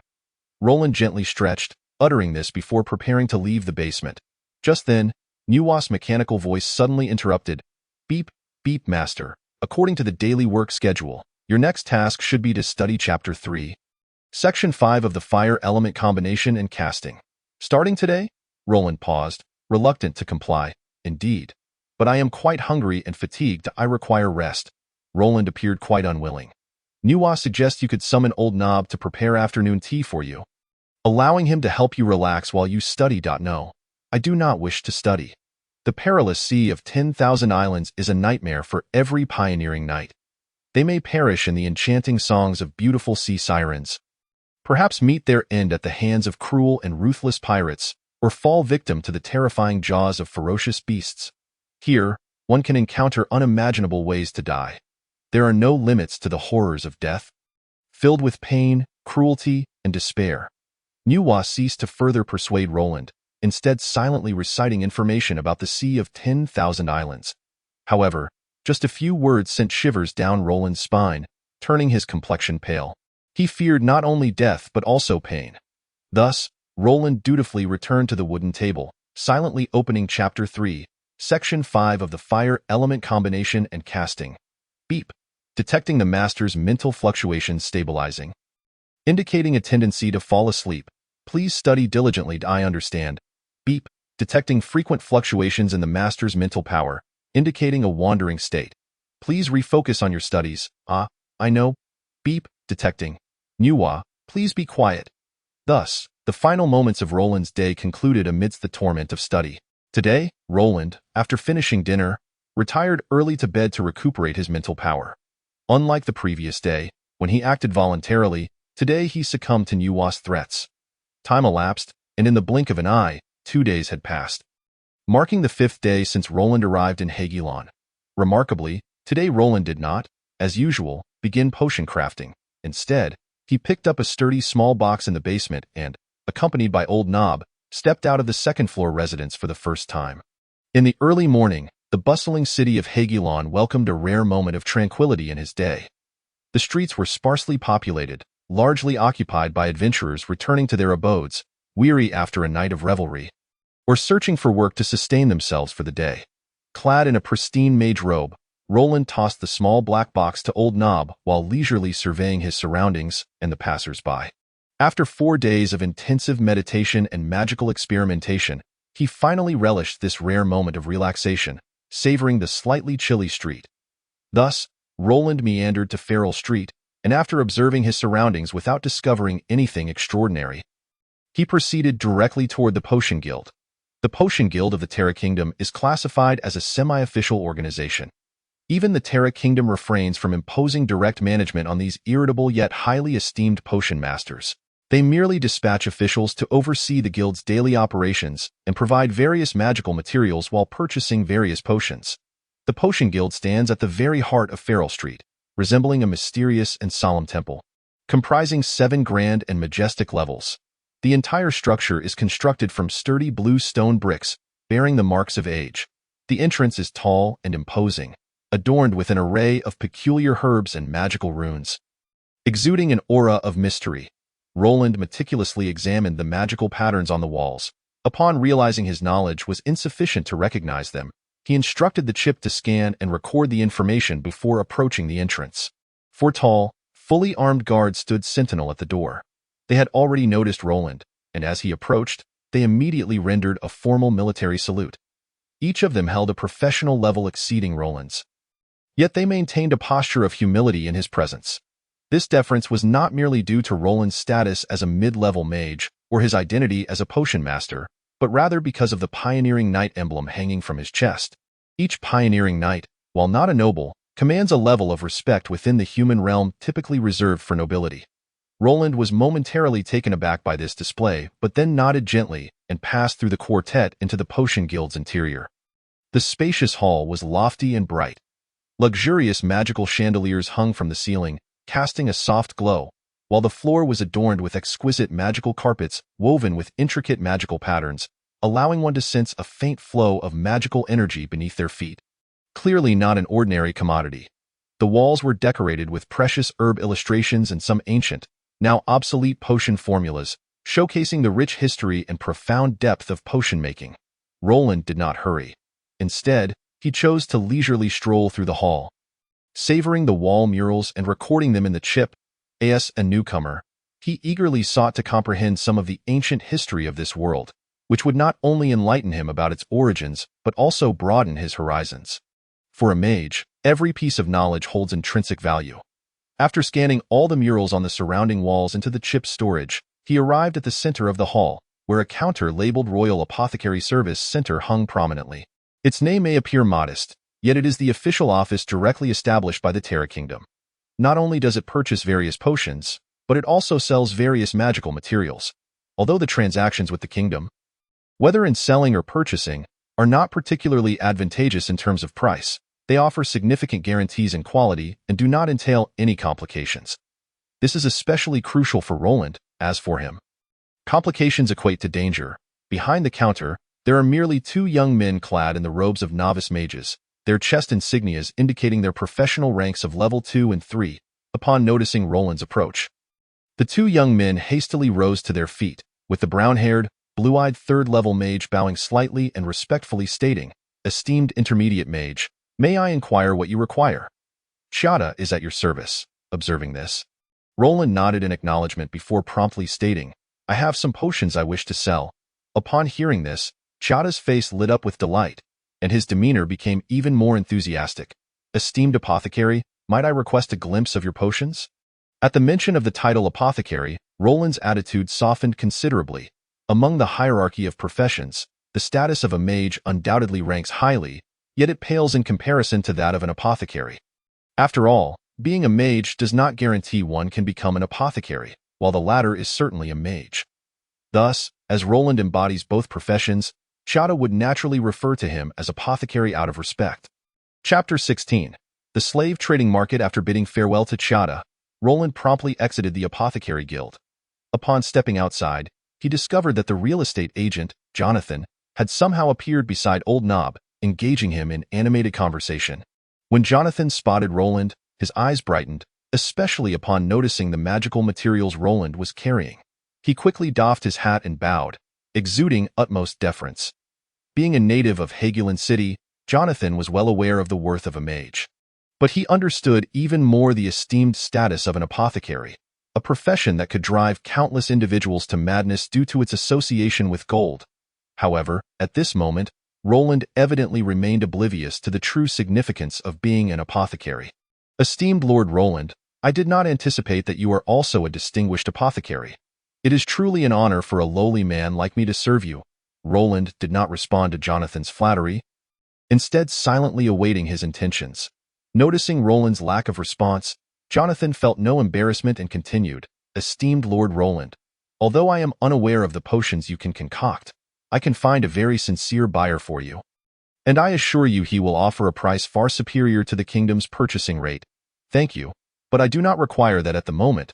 Roland instinctively felt a twinge of wariness towards this unsolicited deal and declined directly. Jonathan's face fell at Roland's response, as he was acutely aware that the commission from a potion transaction would far outweigh that of a real estate deal. Furthermore, introducing a newly arrived apothecary to a noble would surely yield him greater benefits. Thus, he immediately produced a certificate from his pocket and handed it to Roland with both hands. This scene felt eerily familiar to Roland, leaving him momentarily dumbfounded. Wasn't this a real estate agent's certificate? What purpose did it serve? Just as Roland was about to refuse, he was momentarily distracted by the words "potion broker" inscribed on the certificate presented by Jonathan. Upon seeing those words, a dark line appeared on Roland's forehead, and he felt a sense of being deceived. While he acknowledged the official certification of real estate agents, what was this nonsense about being a potion broker? The kingdom would eagerly welcome an influx of potions. Even if this were the domain of the Oroloco family, it would be impossible to issue a certificate to a mere middleman. Had it not been for the undeniable legitimacy of his rented accommodation, he would have certainly demonstrated the mage's authority to Jonathan. Noticing the increasingly grim expression on Roland's face, Jonathan seemed to realize his hasty actions had been overly reckless and had incited Roland's displeasure. "Jonathan, do you have any other certificates? Show them to me," Roland said ominously. "Esteemed Lord Roland, I have none." Roland's face hardened, mana swirling around him, emanating a formidable aura. I just remembered. A friend temporarily left some with me." Jonathan, in a panic, began to sweat profusely, hastily pulling out several more certificates from his pocket. Equipment broker, comma, or broker, comma, slave broker, comma, magical plant broker, comma, sea vessel broker, Seeing Jonathan's handful of certificates, Roland could only shake his head in disbelief. Borrowing the words of a famous figure from his past life, "You truly are a talent." The peculiar expression on Roland's face left Jonathan feeling quite embarrassed, but what truly disheartened him was that, having had his identity exposed, he seemed unlikely to forge any connection with an apothecary. However, Roland's next words immediately rekindled his excitement. He casually produced a slave broker's certificate and inquired, "Do you have any knowledge about the slave trade?" Yes, Jonathan nodded vigorously. "Not through any formal training, I presume." Jonathan felt more awkward but quickly clarified, No, esteemed Lord Roland. I grew up in Hagueland City and have a good understanding of the various trades within the city. While I may not be able to provide you with any confidential information, I am quite familiar with the basic circumstances." Roland nodded slightly and continued, "Then can you take me to see the slave trading location in Hagueland City? However, I may not necessarily purchase any slaves, so you might not earn a commission. I would be more than willing to serve you, even without any reward." "It is an honor for me," Jonathan happily replied, showing no signs of reluctance. The opportunity to associate with an apothecary was, in itself, a tremendous fortune. "Lead the way. At your command. Please follow me." Under Jonathan's guidance, the trio first arrived at a carriage house located at the end of Farrell Street. Since they needed to cross from the west of the city to the east, which was quite a distance, they required a horse-drawn carriage. In truth, Roland's current journey was entirely outside the daily arrangements of the chip. However, Inwa showed no intention of hindrance, as she understood that whether it be for concocting potions or enhancing strength, all efforts were directed toward the territory expansion planned for 3 months hence. Slaves were also an indispensable part of this endeavor. Thus, in Inwa's calculations, all actions that could facilitate the territory expansion in 3 months were exempt from her interference. On the southern side of Hagueland City's port, Bell Street is renowned throughout the Terra Kingdom for its vast slave trading market, resembling an expansive dark castle with its imposing, shadowy canopies. The street is bustling with people, a cacophony of voices as merchants from across the kingdom haggle fiercely with slave traders. Each year, an astonishing number of slaves are traded from this location, while countless others continuously flow in like a tide, generating immense profits that even the Oroloco family, a noble house, cannot monopolize. However, these matters are of no concern to Roland. As he stepped into the slave trading market under Jonathan's guidance, despite being mentally prepared, a flicker of shock crossed his face. In comparison to Farrell Street, Bell Street was undoubtedly wider, stretching endlessly before him, with countless stalls and enclosures designating various areas. Here, one could observe not only numerous human slaves treated as commodities, but also burly, varied orcs still exuding an untamed aura. Additionally, dwarves, centaurs, gnomes, goblins, and several other races proudly line the streets. Available for selection, it is rumored that the Hagueland slave trading market even features elves, sirens, and behemoths from powerful races. Gazing at the surrounding scene, which felt primitive, sinister, and filthy, Roland couldn't help but lament the distorted development of civilization in this world. The coldness extended not only between different races but even within humanity itself, showcasing the extreme evolution of war and slaughter. However, for Roland, he found a peculiar affinity for this world that rigidly delineated social hierarchies, as it granted him access to things he could never possess in his previous life, such as several enchanting, golden-haired, blue-eyed maidens. Wiping the drool from the corner of his mouth, Roland cast a heated glance towards the slaves confined in the enclosures. Yet, to his disappointment, there were no youthful maidens among them, and even female slaves were pitifully scarce. "Is this all?" Roland silently scoffed. However, shortly thereafter, guided by Jonathan, Roland arrived before an impressively grand and spacious edifice. Its façade adorned with the words Shadow Merchant Association. This place was markedly different from the chaotic scenes outside, with exquisitely carved patterns embellishing the surrounding walls and golden lines shimmering under the sunlight. A small squad of grim-faced warriors, exuding an intimidating aura, guarded the entrance, casting disdainful glances at passers-by. Yet they were not entirely blind to their surroundings. Upon noticing Roland behind Jonathan, their expressions shifted, and a middle-aged man, evidently more powerful than the others, greeted them with a sinister smile. "Esteemed mage, how may I assist you?" Roland, upon hearing this, chose not to respond, instead directing his gaze towards Jonathan. Noticing this, Jonathan straightened his chest and promptly stepped forward, stating, "We are here to seek out Steward John." The middle-aged man, whose face bore a menacing expression, immediately lost his smile upon hearing this, reverting to a frigid demeanor. However, despite seemingly missing out on a customer, he dared not dismiss Roland and his companions. He stepped aside at the entrance, casually remarking, "Steward John is inside. You may enter and find him yourselves." Jonathan, faced with the suddenly chilly attitude of the middle-aged man, expressed no discontent, swiftly pushing open the heavy door for Roland. Roland maintained a calm expression, clasping his hands behind his back as he strode in. The interior of the Shadow Guild was even more expansive and spacious than Roland had anticipated. With the floor nearly spotless, adorned with luxurious carpets that offered a sensation of softness and comfort with each step, the slaves within were notably more robust and healthy compared to those on the streets. Although their eyes still reflected resentment, none dared to resist. Roland also observed several strikingly beautiful young women, with golden hair and azure eyes, pitifully slumped in cages, awaiting selection. This sight prompted Roland to steal a few furtive glances. Yet, in an effort to maintain his composure and perhaps preserve the depth of his purse, he stifled the restlessness within it. That moment, Jonathan leaned closer to Roland and introduced, "Esteemed Lord Roland." Although the Shadow Guild may not be widely renowned, its primary business revolves around human slaves. Their efforts not only yield superior quality but also a plentiful supply. "How do you know I require human slaves?" Roland inquired with curiosity. "Your badge of the frontier knight hangs prominently, and I dare to speculate that you have ventured into this slave market in anticipation of establishing a territory in the future." Jonathan replied cautiously. "Well, that's rather astute," Roland remarked nonchalantly, not overly concerned about Jonathan discerning his identity. Just then, a man of approximately 50 approached with brisk strides toward Roland, clad in a simple black robe. His dark brown hair was streaked with gray, and his slight frame was complemented by keen, shrewd eyes set deep within their sockets.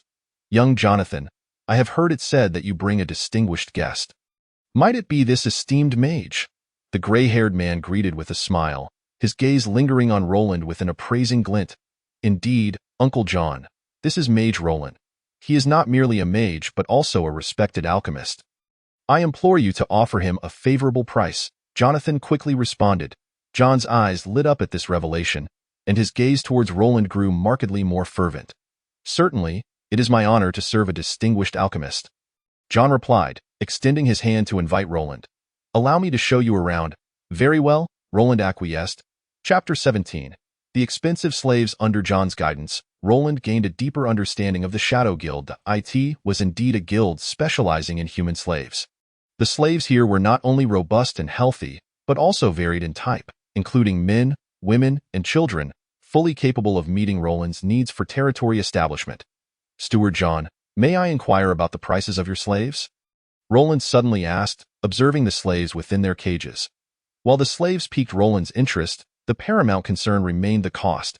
If the prices exceeded those found on the streets by a significant margin, he would not wish to be taken advantage of.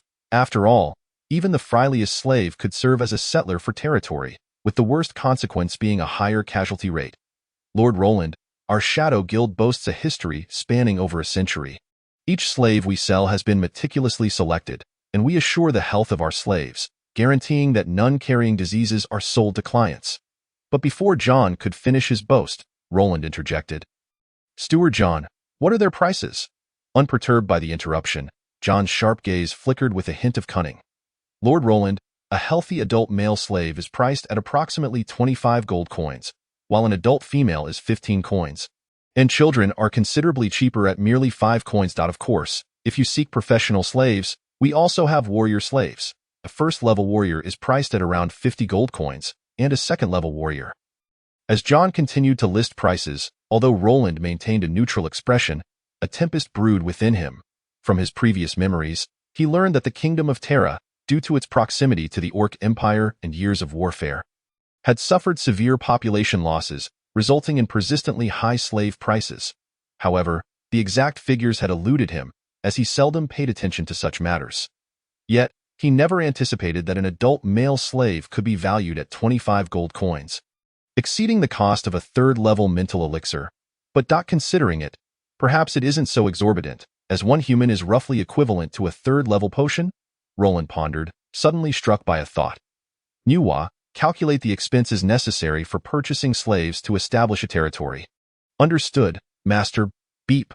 Based on the perilous conditions of the Sea of 10,000 Islands, it is recommended that you procure 60 adult male slaves and 40 adult female slaves. According to the Shadow Guild's pricing, the total would amount to 2,200 gold coins. 2,200 gold coins. Roland found this exorbitant. After all, even with his success rate in potion making, he could only earn around 3,000 gold coins in 3 months, a third of which must ensure his daily meditation to enhance his strength.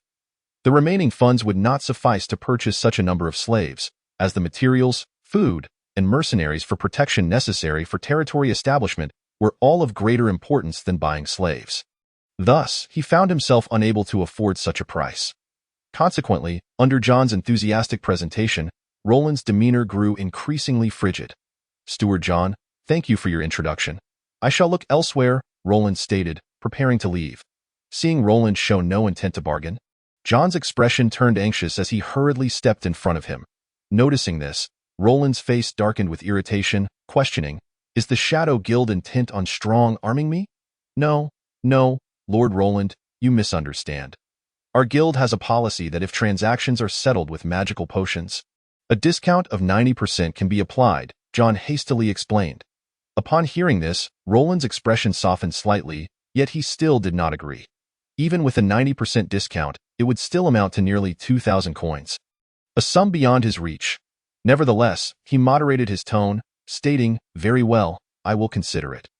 Just as John was about to say something further, Jonathan suddenly leaned closer to Roland, smiling as he addressed John, "Uncle John, let us conclude for today. Alchemist Roland has an appointment with another guild, and time is of the essence."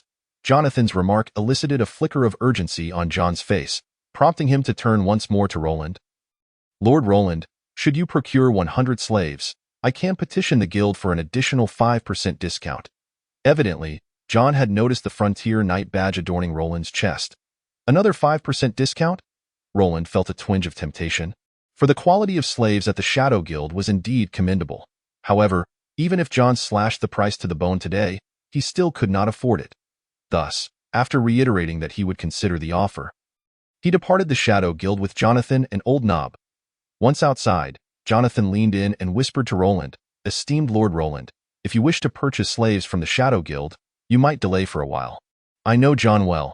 He will certainly lower the price again. Moreover, if you settle with potions, I believe the price could drop to around 80%. Seeing Jonathan's considerate demeanor, Roland felt a flicker of goodwill towards him. "Thank you for your advice, Jonathan. I will take it into account. I am also aware of another guild where their slaves are quite decent. Would you like to take a look?" Roland did not immediately accept Jonathan's suggestion, but rather inquired with curiosity, "Must we purchase from a guild? I have noticed several shops along the street with commendable slaves." Jonathan, upon hearing this, grew somewhat anxious, glancing around to ensure no one was observing them in a lower voice. He replied, "Esteemed Lord Roland, while these shops may appear to offer quality slaves, most are merely facades. They display a few strong and healthy slaves outside to attract customers, but when it comes time to transact, you will find they not only fail to meet your quantity requirements, but also the quality is alarmingly poor, many of them afflicted with various ailments. Previously, many frontier knights, lured by lower prices, purchased slaves from such places, unaware of the issues until they transported the slaves to the perilous Sea of 10,000 Islands, where they discovered these slaves could not endure the harsh environment. Moreover, some frontier knights faced outbreaks on their journeys, resulting in the deaths of numerous slaves due to illness. However, it is quite rare for the Shadow Chamber's slaves to encounter such situations.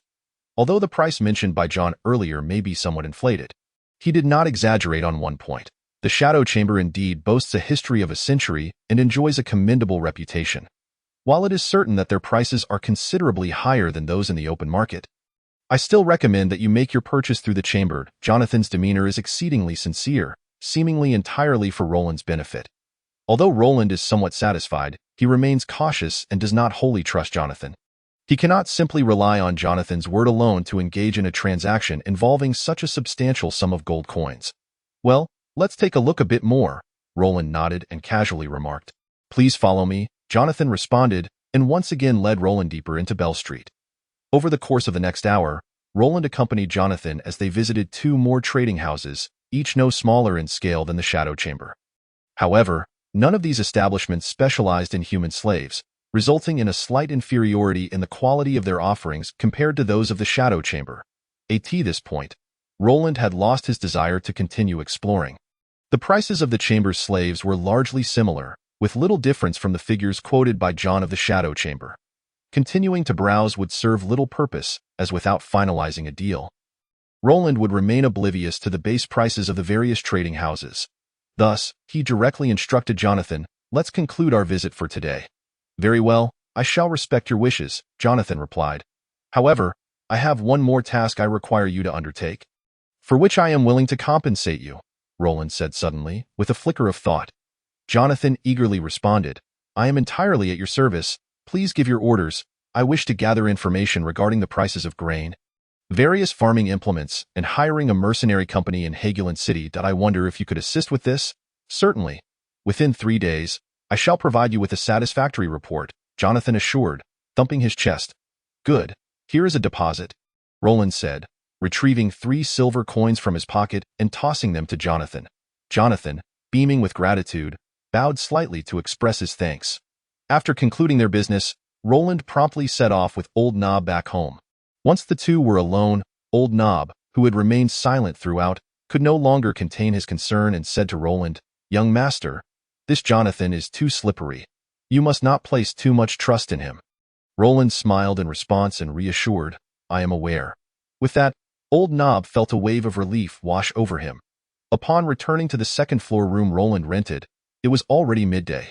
Time was of the essence. So after a brief lunch, Roland descended to the basement.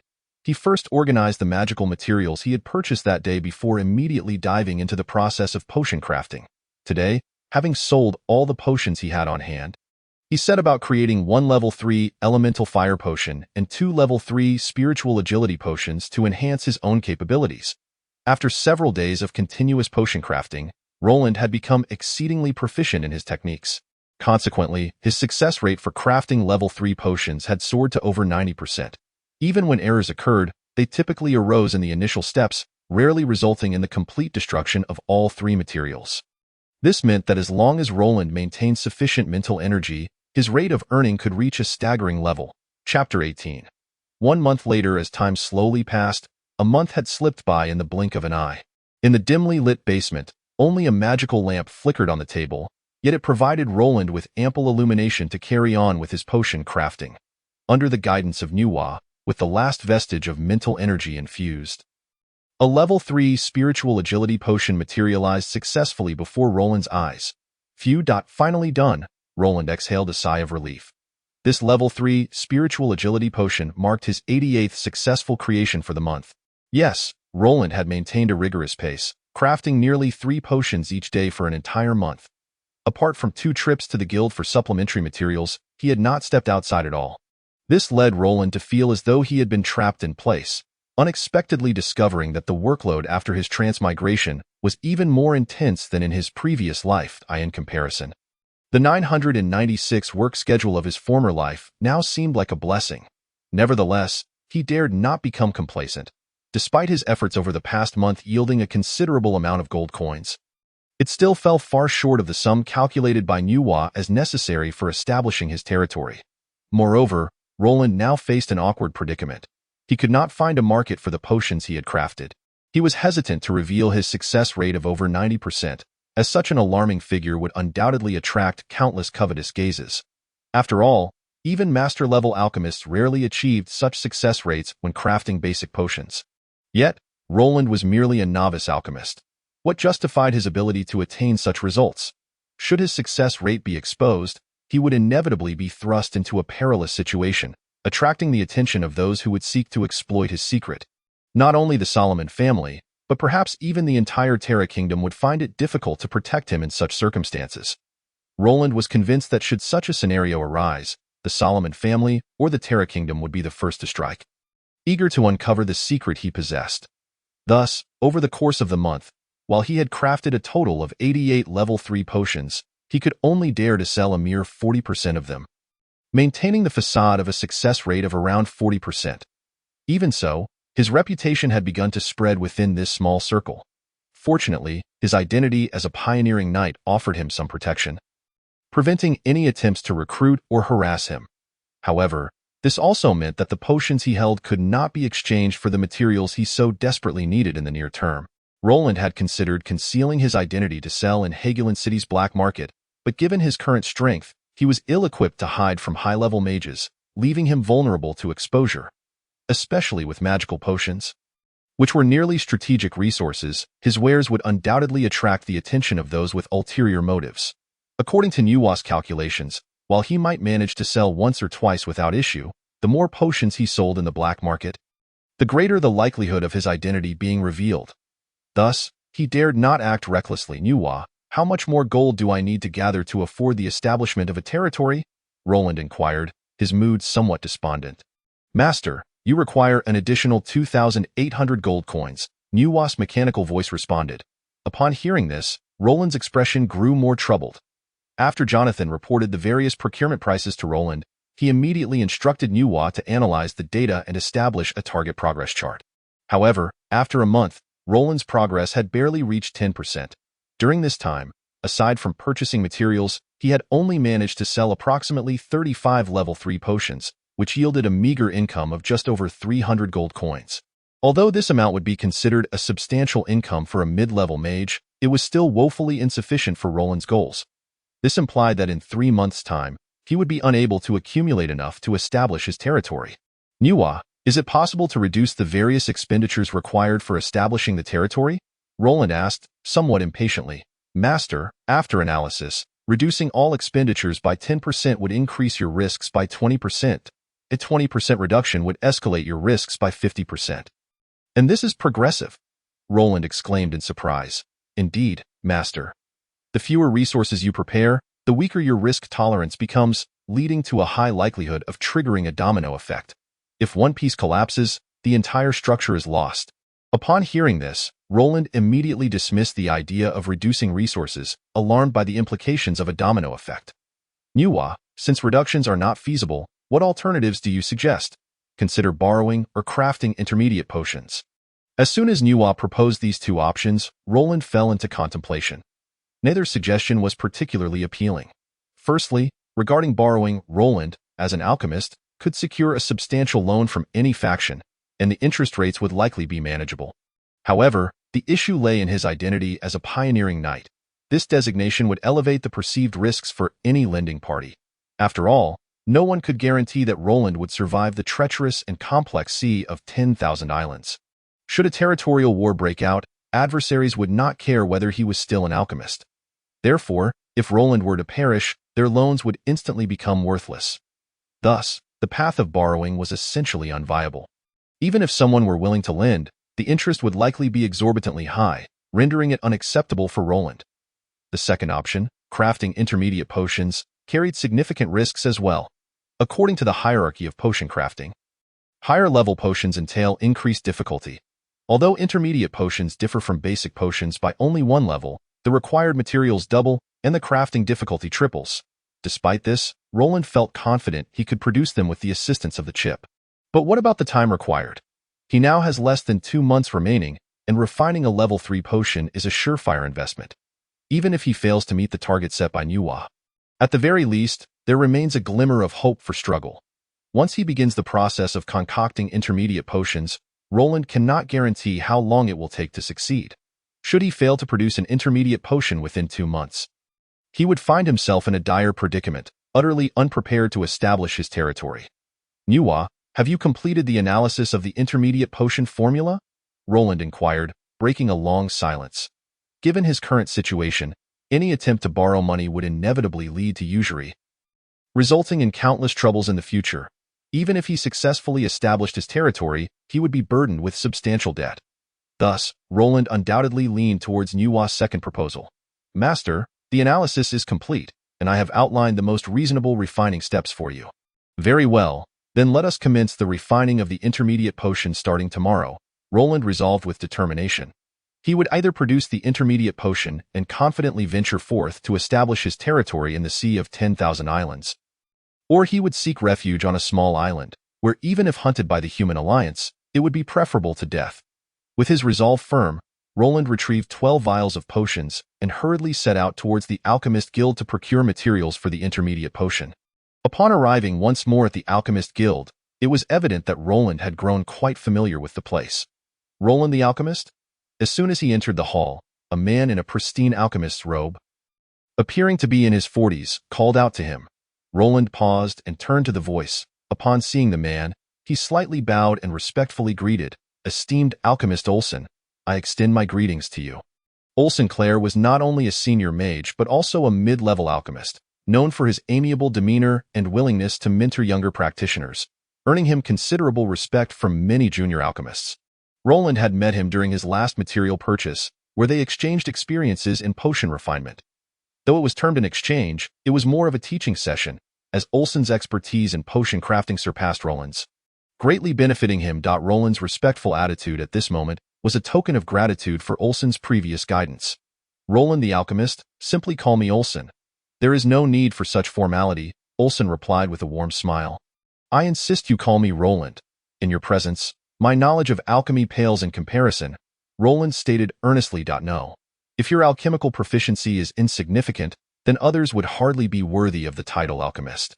After all, not everyone can achieve a success rate of 40% in crafting basic potions at the novice level," Olsen remarked with admiration. "You flatter me, Alchemist Olsen," Roland humbly responded. "You remain ever so modest." "Roland, in your presence, I find myself lacking any grounds for pride." Roland chuckled. "Ha. Conversing with you truly uplifts my spirits." Olsen beamed, his mood evidently brightening.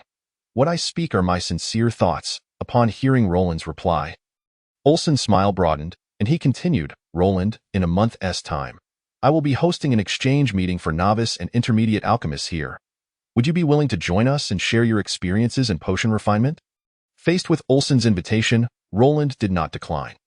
Although such an exchange would not delve into the unique techniques of each alchemist, such as their personal crafting methods or the intricacies of mental energy infusion, it still held significant value for Roland, allowing him to glean insights into how other alchemists handle materials and broaden his understanding.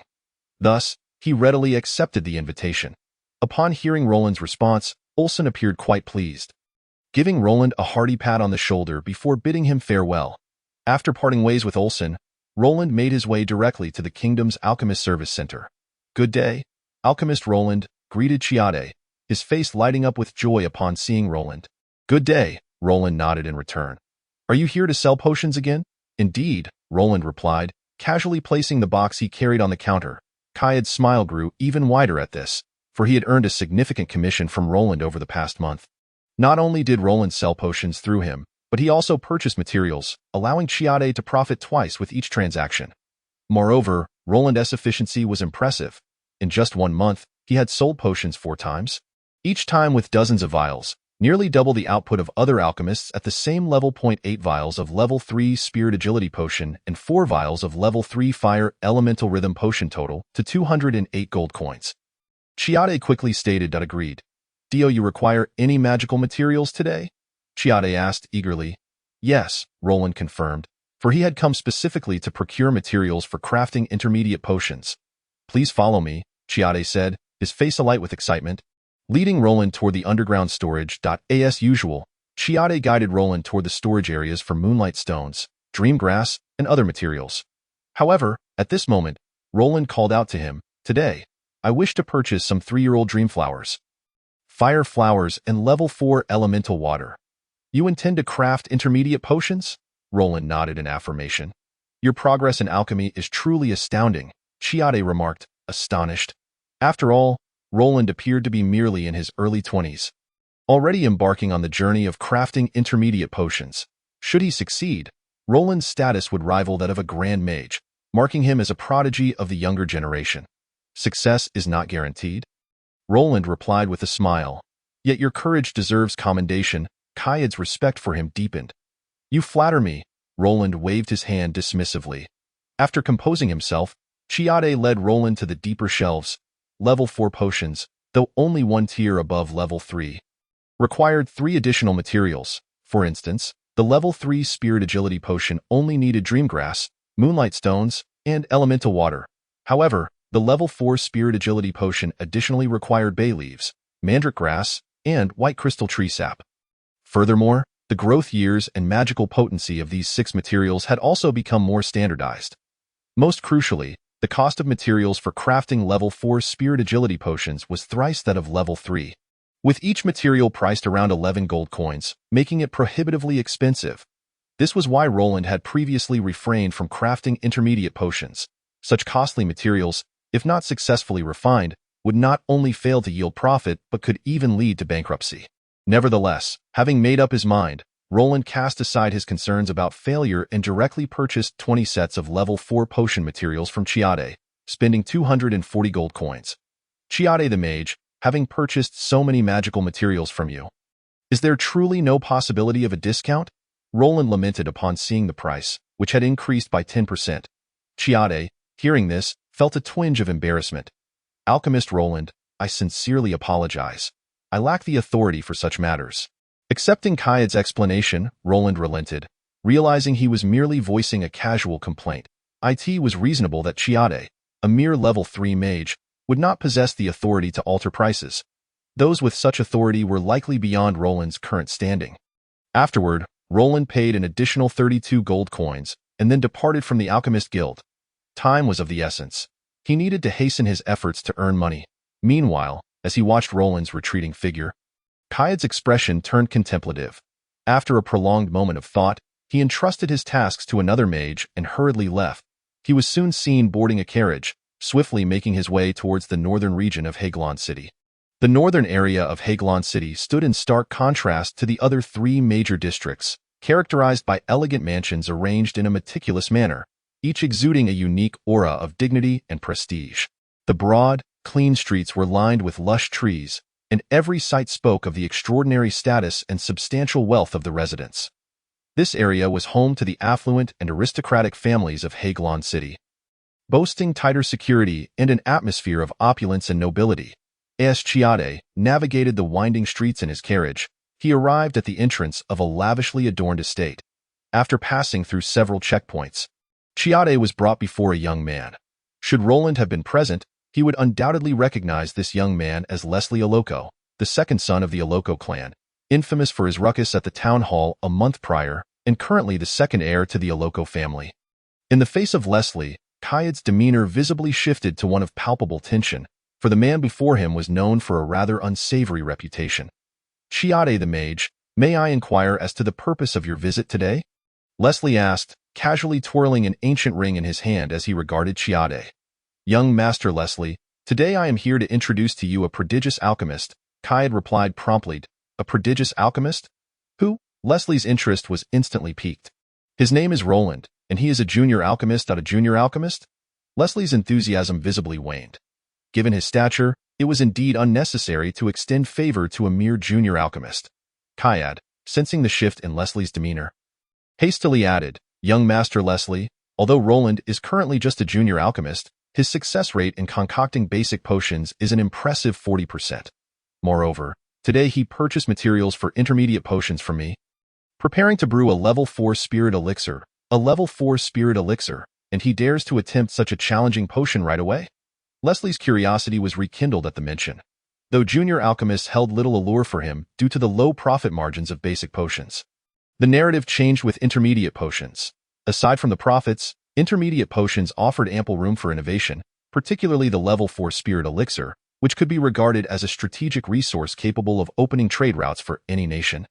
And it even enjoyed tax exemptions. It epitomized a product where added value surpassed profit. Furthermore, as Kayad had described, Roland evidently displayed the traits of a genius alchemist.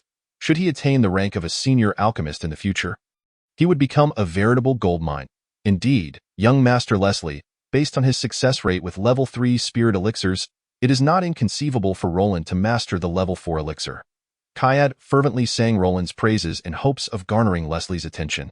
Although he was an employee of the kingdom's directly appointed Haglon Alchemist Guild, he had no intention of recommending Roland to the kingdom. After all, a junior alchemist was unlikely to attract the kingdom's notice. And even if he did, it would not benefit Kayad significantly, as it was part of his duties. However, if Roland could capture Leslie's interest, the rewards would undoubtedly be plentiful for him as the recommender. This was precisely why he opted to introduce Roland to Leslie instead of the kingdom. Nevertheless, Leslie was clearly not one to be easily swayed. After hearing Kayad's introduction, the spark of interest in his eyes faded. And he responded coolly, "Let us discuss further once he successfully brews an intermediate potion." Upon hearing this, Kayad grew anxious and attempted to say more, only to be intercepted by an elderly man in a butler's uniform who stepped forward to block him. "Master Kayad, let's leave it at this for today. Come back once Roland has become an intermediate alchemist, and young Master Leslie will surely not overlook your contributions." Kayad, though somewhat reluctant, followed the butler out of the estate. Meanwhile, in the residence where Roland was renting, he returned directly to the basement. After categorizing the materials he had just purchased, he diligently began studying the information that Nuwa had compiled for him, which contained various techniques and precautions for brewing intermediate potions. Roland immersed himself in his studies for 2 hours, and feeling a surge of confidence, he commenced his first experiment in crafting an intermediate potion. "Nuwa, please document the process of brewing the level 4 spirit elixir." "Understood, Master." 3 minutes later, a resounding bang echoed. "This will not do. The spiritual energy contained within the level 4 dreamgrass is far too abundant." Unsurprisingly, the attempt failed, yet this did nothing to dampen Roland's spirit. He plunged back into the materials to seek the cause. "Nuwa, please record the second attempt at brewing the level 4 spirit elixir." "Understood, Master." 4 minutes later, another bang resounded. Why did a surge of ice element manifest in the center of the bay leaf? According to the records, bay leaves spontaneously generate an ice element to resist damage when exposed to magical flames. "Is that so?" Roland remarked before diving back into the materials. "Nuwa, document the third attempt." "Understood, Master." 5 minutes later, yet another bang. I was exceedingly cautious. "Nuwa, what went wrong this time?" The fusion time of the mandrake root and the sap from the white crystal sphere was incorrect, resulting in a state of magic dispersion, hence the failure of the brew. Roland clawed at his hair in frustration, his face a mask of discontent. "Master, whether in past scientific endeavors or current magical experiments, patience is an essential virtue. Moreover, I recall that you were quite adept in this regard previously." Nuwa's praise seemed to soothe Roland's frayed nerves. "Previously? There was never a threat of death before," Roland replied with a wry smile. "Master, Nuwa believes in your capabilities. There were no lengthy discourses or profound maxims, just a simple expression of trust." Yet, it warmed Roland's heart, prompting him to tidy his cluttered wooden desk and dive back into potion crafting. The cycle of attempts and failures continued, keeping Roland's nerves taut for an entire fortnight until he was left with but one portion of materials. In the basement, after 2 weeks, the once handsome young man had vanished. His hair in disarray as if neglected for ages, his formerly clear and gentle eyes now bloodshot and weary, veins resembling cobwebs spread across his face. His robe bore the stains of countless failures, marked by potion spills and scorched remnants of magical backlash. That moment, with cracked lips and a haggard expression, Roland paid no mind to anything else, fixating on a vial emitting a myriad of colors on the table. Chapter 20. A surge in income once succeeded. A low murmur resonated in the silence of the basement, quickly followed by a fit of hoarse laughter. "I did it. I finally did it." After a month of suppression, Roland erupted with all the pent-up negative emotions at this moment. After half a month of relentless failures, having obliterated 20 sets of level 4 magical materials in his experiments, he had finally managed to brew a single vial of level 4 potion. Although it was a tremendous loss, Roland knew that as long as he succeeded once, countless opportunities would follow, and these losses would be recouped within days. "Congratulations, Master, on successfully brewing the level 4 spirit elixir," Nuwa proclaimed. Upon hearing this, Roland fell silent for a moment before sincerely stating, "Nuwa, your contributions have been invaluable in achieving the successful brewing of this level 4 potion." This was a genuine acknowledgement from Roland. He had failed over 100 times in the brewing techniques alone, and the critical task of steadily infusing spiritual energy was tenfold more challenging. Without Nuwa's assistance, it would have taken him a year to achieve this. Not to mention the countless magical materials wasted in the process. "It is an honor to serve you," Nuwa replied. "Thank you," Roland responded earnestly. This time, Nuwa did not reply but instead displayed a smiley face composed of symbols on the ethereal blue screen before Roland. Witnessing this, Roland couldn't help but smile slightly, but the next moment he was startled by a sudden realization. Ah, what is that smell? It reeks, Master. You have not left this basement for 5 days. I believe it is time to attend to your personal hygiene. Have I really been down here for 5 days? Roland was taken aback, only to feel an unbearable hunger gnawing at his stomach. Indeed, upon receiving Nuwa's confirmation, Roland could no longer withstand the discomfort and promptly exited the basement.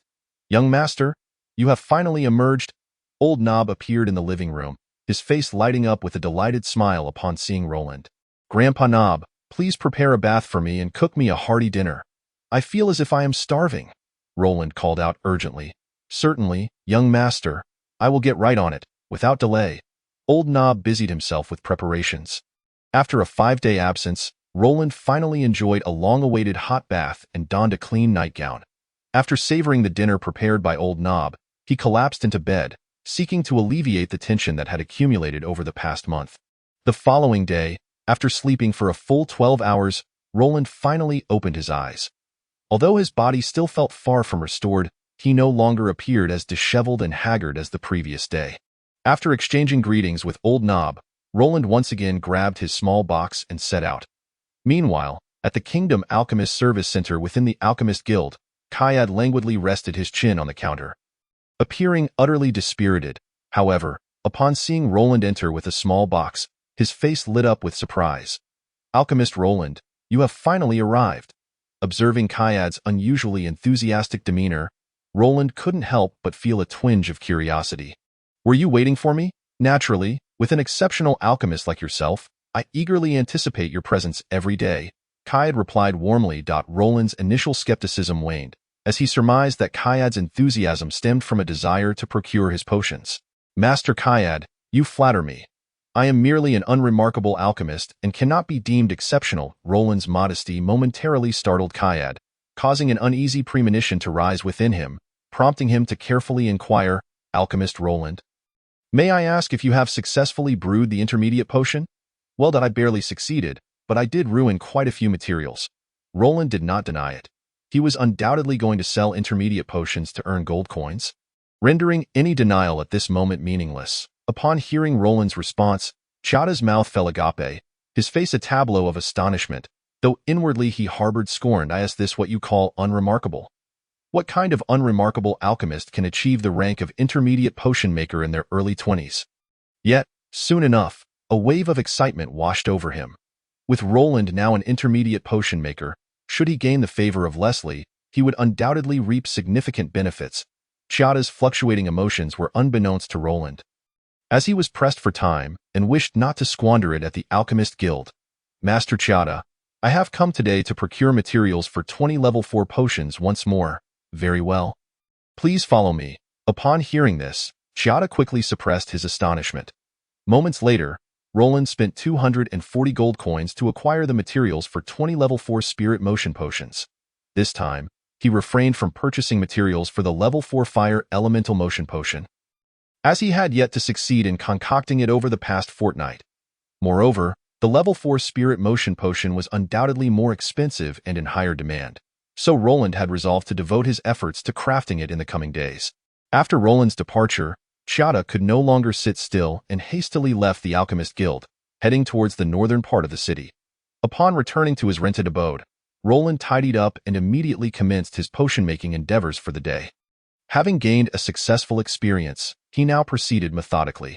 After 40 minutes, having failed twice and expended over 20 gold coins worth of materials, Roland successfully concocted a bottle of level 4 spirit motion potion. Gazing at the vial radiating with a prismatic aura, excitement shimmered in his eyes. The cost price for the materials of one level 4 spirit motion potion was approximately 12 gold coins, while the selling price stood at 60 gold coins. With Roland's current success rate, he could earn roughly between 35 to 40 gold coins per potion. Moreover, crafting a single level 4 spirit motion potion required 1.8 points of mental energy, allowing Roland to produce 2 potions each day.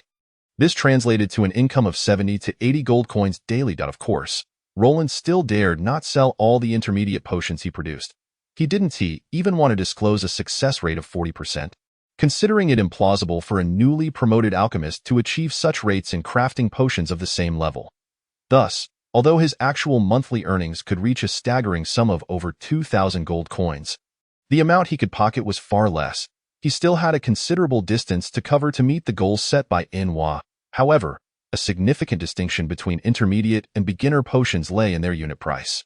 A bottle of intermediate potion sold for 60 gold coins, meaning Roland only needed to discreetly sell an additional 30 to 40 bottles to meet the demands of establishing his territory. This quantity, while still fraught with risk, was far more manageable than the over 100 bottles required for beginner potions. Hence, this was why Enwa suggested that Roland focus on crafting intermediate potions.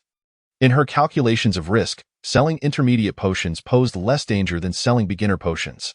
Following the completion of his 2 potion-making sessions, Roland successfully produced 2 bottles of level 4 spirit motion potions. He carefully set one aside while taking the other to begin his meditation for the day. Enwa, display my attribute panel. Understood, Master. As a faint azure light enveloped him, Roland's 4-dimensional attributes gradually materialized. Strength, 1.2, Constitution, 1.1, Agility, 1.3, Mental, 3.6, 7.234 Mana, 5.27.2, Level 4 Mage. In a little over a month, with ample supplies of potions, Roland's strength had surged rapidly. However, this progress was slightly behind Enwa's expectations. For Roland had developed a significant resistance to level 3 spirit motion potions. Previously, consuming a level 3 potion could yield a 0.07 increase in mental energy, but now it only provided a 0.04 increase. At this rate, by the time 3 months had passed, Roland might not even successfully break through to level 5 mage. Thus, he decided to start taking level 4 spirit motion potions directly today. Enwa, record the process and effects of consuming the level 4 spirit motion potion. Understood, Master. With Enwa's affirmation, Roland slowly closed his eyes, relaxed his body, and promptly consumed the level 4 potion in one gulp.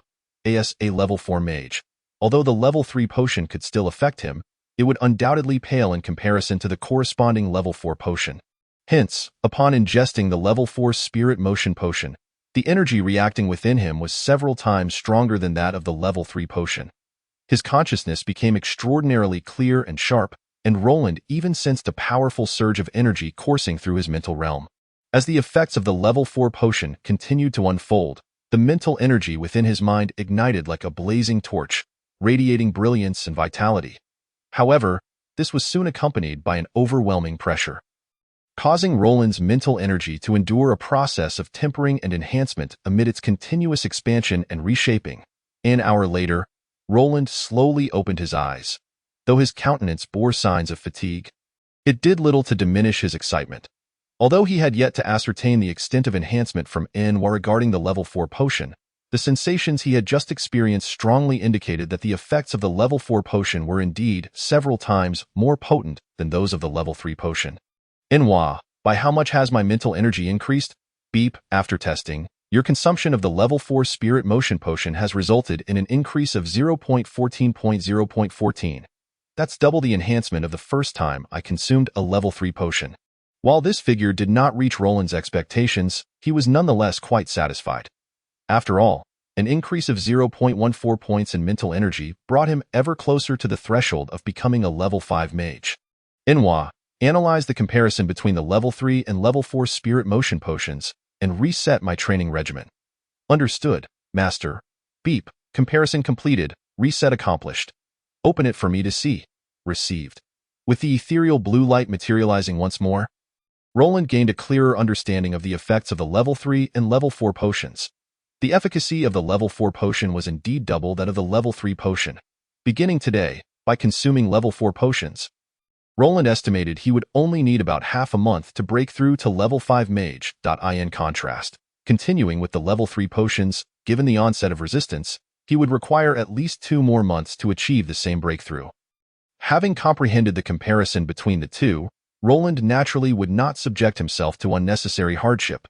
Achieving the level of level 5 mage sooner would only bolster his confidence in establishing his territory.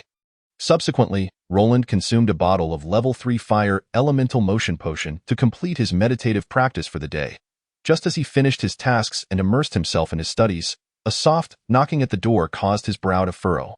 He had instructed old Nob to refrain from disturbing him unless there was an urgent matter, and this knocking undoubtedly indicated an emergency.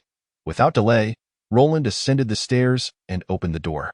"Young master, a person claiming to be the steward of the Aloco family has suddenly arrived outside, seeking an audience with you," old Nob said urgently upon seeing Roland.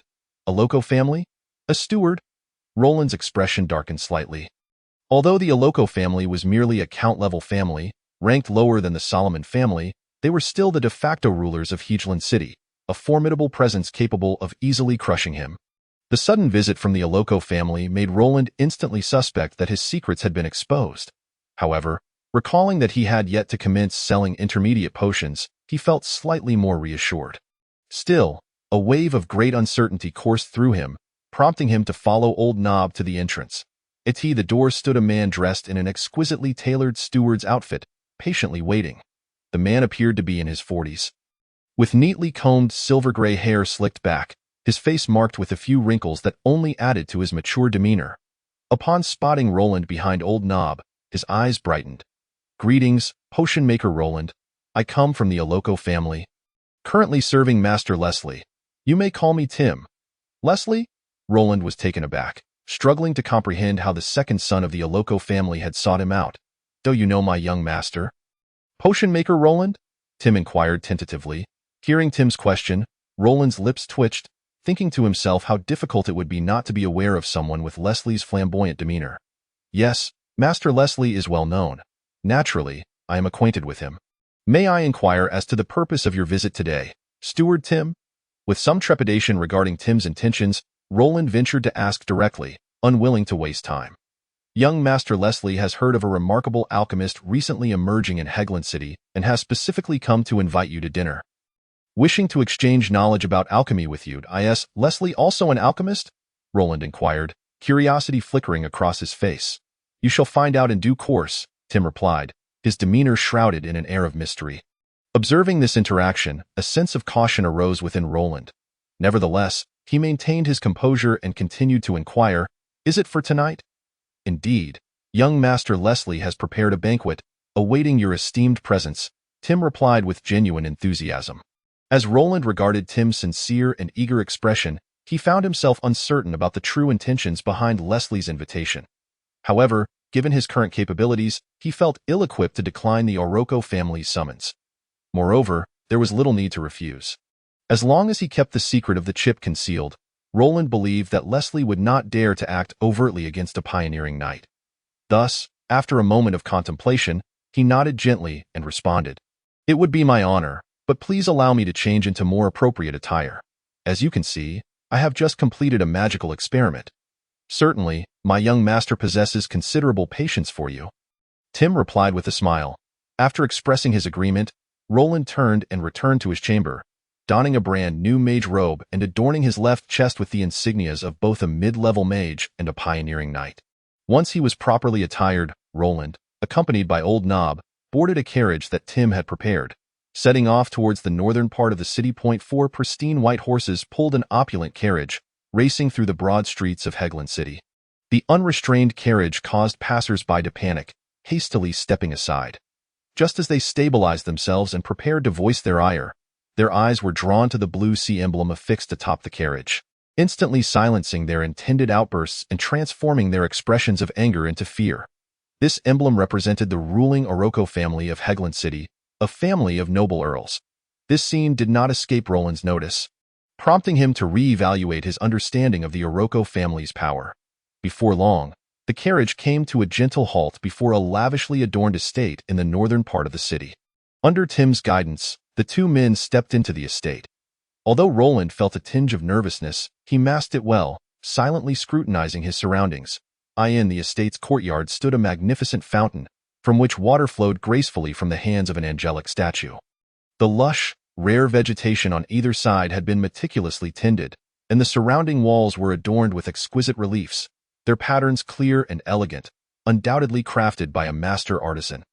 Overall, the estate exuded an air of opulence. Resonating with the image Roland held of the Oroco family, as the rulers of Hegeland City, The Orocos were renowned in the kingdom of Terra as a family of gold, their wealth surpassing even that of dukes. To them, this modest estate was but a trifling matter. Hence, while Roland was somewhat awed, he was not particularly astonished. Before long, guided by Tim, Roland found himself in a quaint reception room. The decor within was equally resplendent. With a long table already laden with a variety of exquisite dishes, the elegant plates shimmering under the glow of magical lights. Standing along the sides of the room were a row of graceful young women clad in servant attire, each possessing striking beauty and tall stature. Upon seeing Roland, they immediately bowed and greeted in unison, "Welcome, alchemist Roland." Their melodious voices were utterly enchanting in that moment, while Roland silently cursed these insufferable nobles for monopolizing such a multitude of beautiful maidens. He could not help but let his gaze linger on each one of them, captivated. "Alchemist Roland, please," Tim said, noticing Roland's reaction. Without a hint of disdain, he personally pulled out a chair for Roland, gesturing for him to sit. "Thank you," Roland said reluctantly, tearing his gaze away and settling into his seat, quietly awaiting the true host of the evening. Upon entering the reception room, Roland felt his earlier apprehension gradually dissipate. After all, Tim's demeanor and the sumptuous feast before him, along with the lovely maiden standing by, conveyed Leslie's goodwill towards him. Indeed, Roland did not have to wait long. Within a few minutes, Leslie appeared at the door, impeccably dressed in formal attire. Upon spotting Roland seated at the long table, a warm smile spread across his face. "And why apologies for the wait, Alchemist Roland," he said, his gentle and friendly smile akin to a spring breeze, evoking an instinctive sense of familiarity. Had Roland not witnessed Leslie's earlier uproar at the town hall, he would have undoubtedly felt a strong affinity towards this man. Nevertheless, he rose and returned a courteous smile, replying, "Young Master Leslie, I have only just arrived myself. That's good to hear. Please, take a seat. Today, you are my esteemed guest," Leslie warmly invited. After they were seated, the maidens promptly approached, expertly pouring wine for both Leslie and Roland and elegantly presenting exquisite dishes before them. Their graceful movements caught Roland's eye once more, drawing his attention. "Do you like them?" Leslie suddenly inquired. "What?" Roland momentarily faltered. "Do you like them?" Leslie gestured lightly towards the maidens serving them. This left Roland momentarily speechless. Faced with Leslie's direct challenge to his vulnerabilities, he struggled to resist the urge to rise and call him brother. Until he understood Leslie's intentions, he certainly would not recklessly accept his apparent kindness. Upon witnessing the shyness and embarrassment on Roland's face, Leslie could not help but burst into hearty laughter. Yet, there was no trace of mockery or disdain in his laughter. Rather, it resembled the playful banter between friends, prompting Roland to chuckle along, his fondness for Leslie growing significantly. Thus, the two men, each harboring mutual regard, thoroughly enjoyed their dinner, engaging in lively conversation that spanned a myriad of topics. Naturally, Leslie did most of the talking while Roland primarily listened.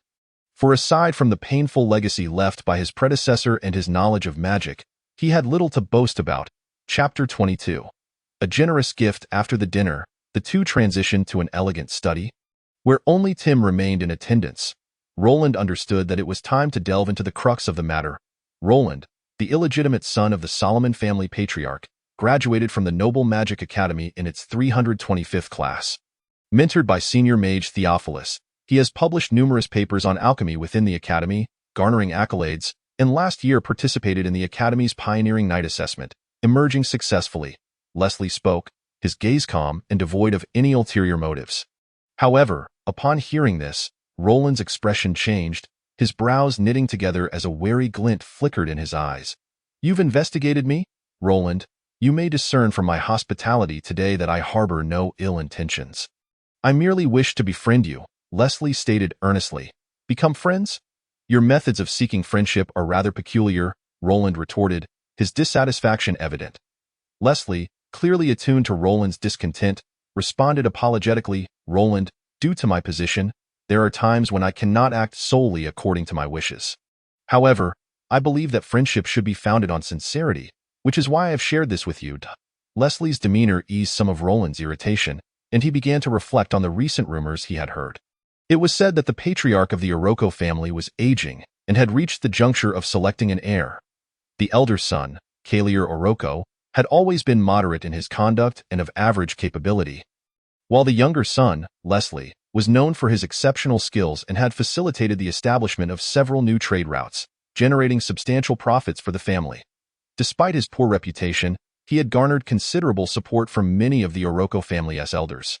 Thus, a rivalry for succession was brewing within the Oroko family, with tensions escalating between the elder and younger sons. Moreover, a month prior, Leslie's disruption at the town hall was rumored to have been orchestrated by Kalier. Hence, it was only natural for Leslie to harbor some wariness towards Roland, who had suddenly emerged in his midst, making his investigation entirely reasonable. Having grasped this, Roland's displeasure diminished significantly. However, his perception of Leslie still plummeted. For no one relished the idea of having their personal information displayed on another's desk. At this moment, Leslie appeared to recognize this sentiment as well, continuing, "Roland, to my knowledge, you have not received much attention from the head of the Solomon family." Roland let out a bitter chuckle in response. "Is that not painfully obvious? If I had the support of Zhu Ruot, would I be toiling day and night in Hegland City, concocting potions? I would have long set sail to establish my own domain. But I can assist you," Leslie declared emphatically.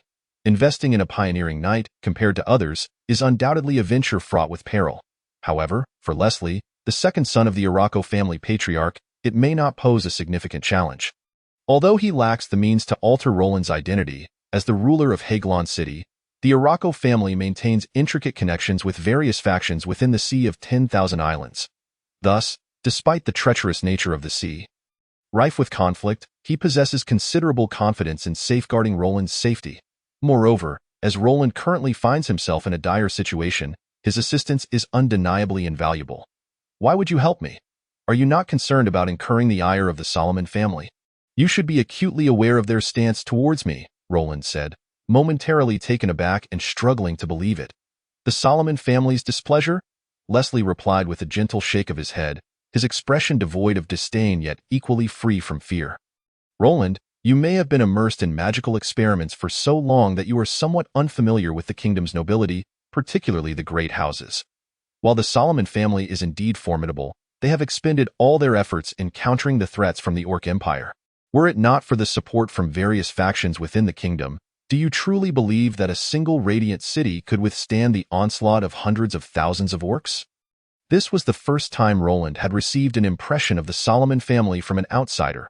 In the memories of his past life, the might of the Solomon family loomed over him like a nightmare, leaving no room for even the slightest rebellion. Yet, Leslie's words suggested that the current plight of the Solomon family was not as favorable as he had imagined.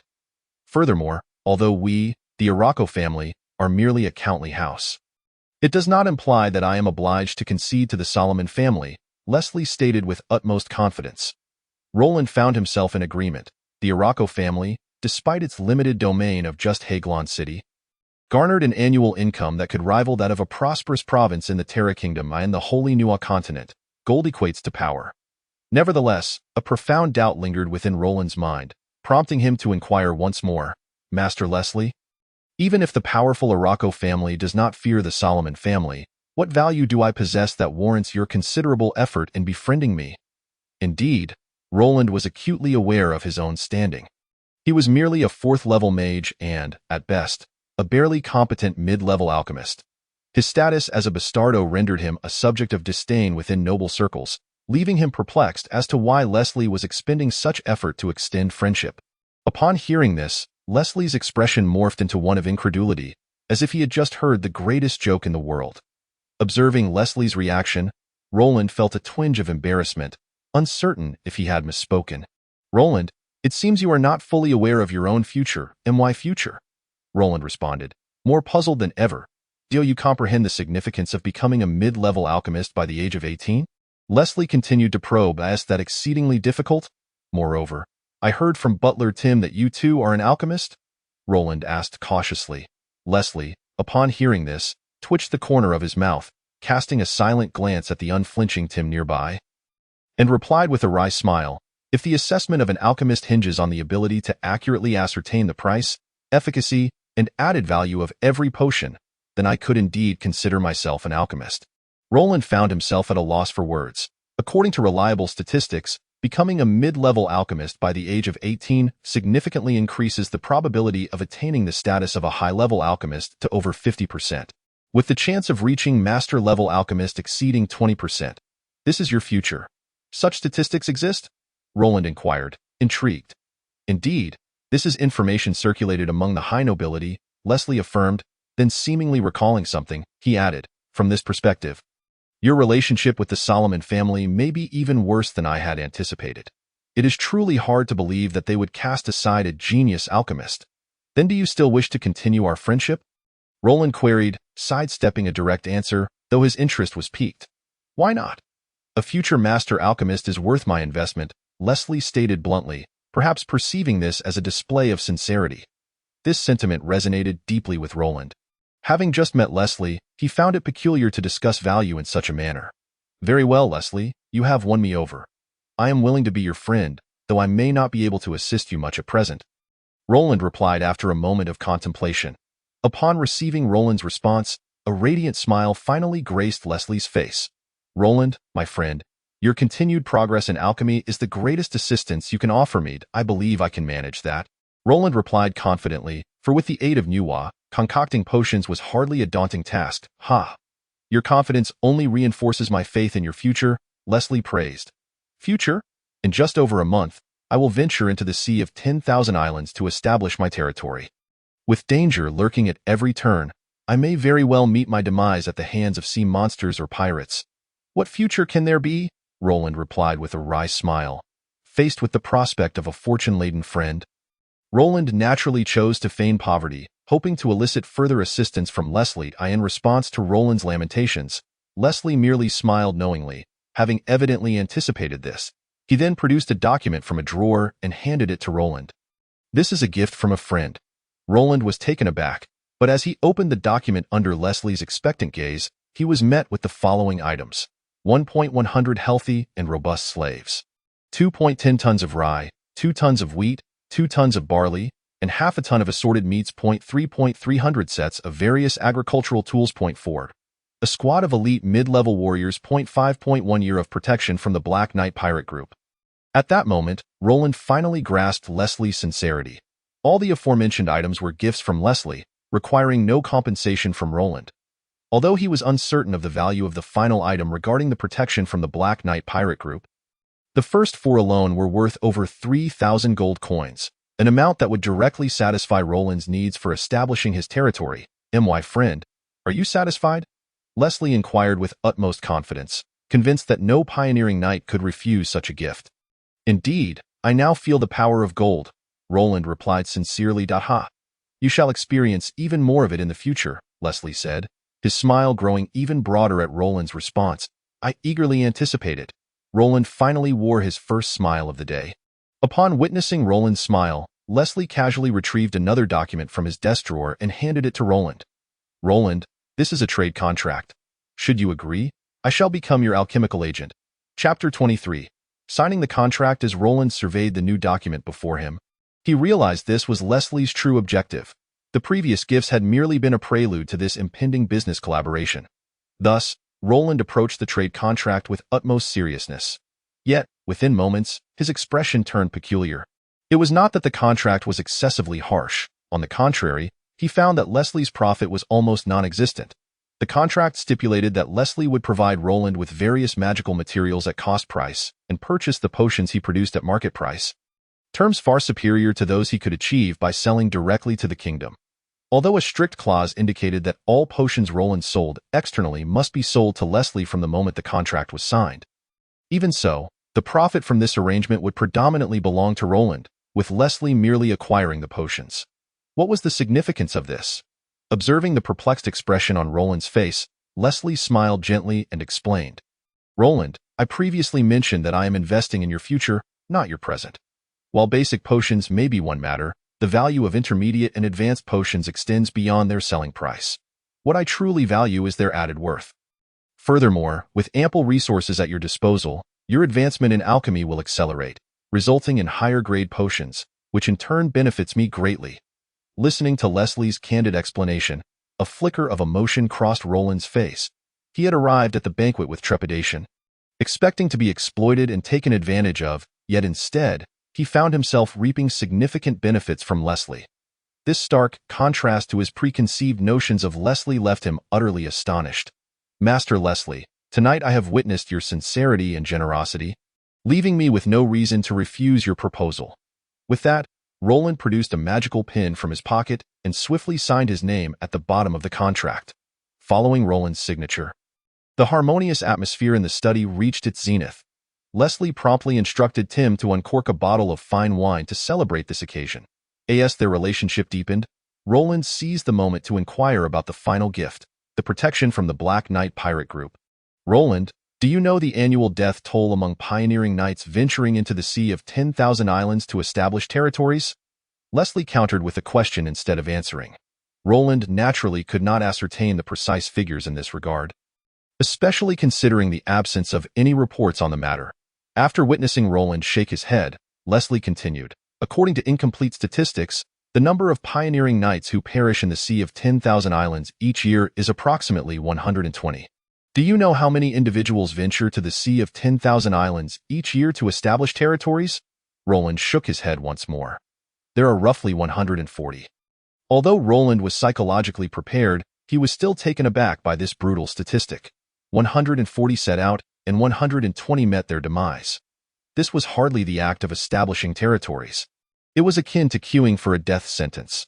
Leslie refrained from posing further questions and directly stated, each year, over 120 pioneering knights fall, with half of them succumbing to the plundering of the Pirate Alliance. 40% perishing at the hands of the Noble Council, and the remaining 10% falling victim to sea monsters. The Pirate Alliance? The Noble Council? How could they, as factions of the human race, dare to strike against pioneering knights? Roland exclaimed incredulously.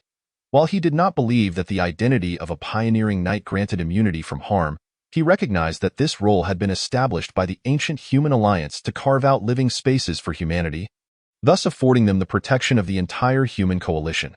Consequently, it was rare for anyone to dare to attack a pioneering knight openly, as such an action would invite universal condemnation, if not sanctions. Leslie sighed with a bitter smile and replied, the current situation has drastically changed. The status of pioneering knights has diminished significantly since ancient times. While it is relatively safe on the mainland, where few would dare to confront a pioneering knight under the watchful eyes of various nations, in the lawless expanse of the Sea of 10,000 Islands, what makes you think that the identity of a pioneering knight guarantees your safety? Furthermore, despite the vastness of the Sea of 10,000 Islands, much of it has been developed over the years, leaving little unclaimed territory. In recent years, every pioneering knight venturing forth to establish their domain is essentially seizing living space from the Pirate Alliance and the Noble Council. Do you believe that the Pirate Alliance and the Noble Council would allow this to continue unchallenged? Leslie's explanation caused a heavy weight to settle in Roland's heart. Although he had anticipated the dire circumstances of the Sea of 10,000 Islands, he had not expected it to be this grave. Once one set foot in the Sea of 10,000 Islands, one became a thorn in the sides of both the Pirate Alliance and the Noble Council.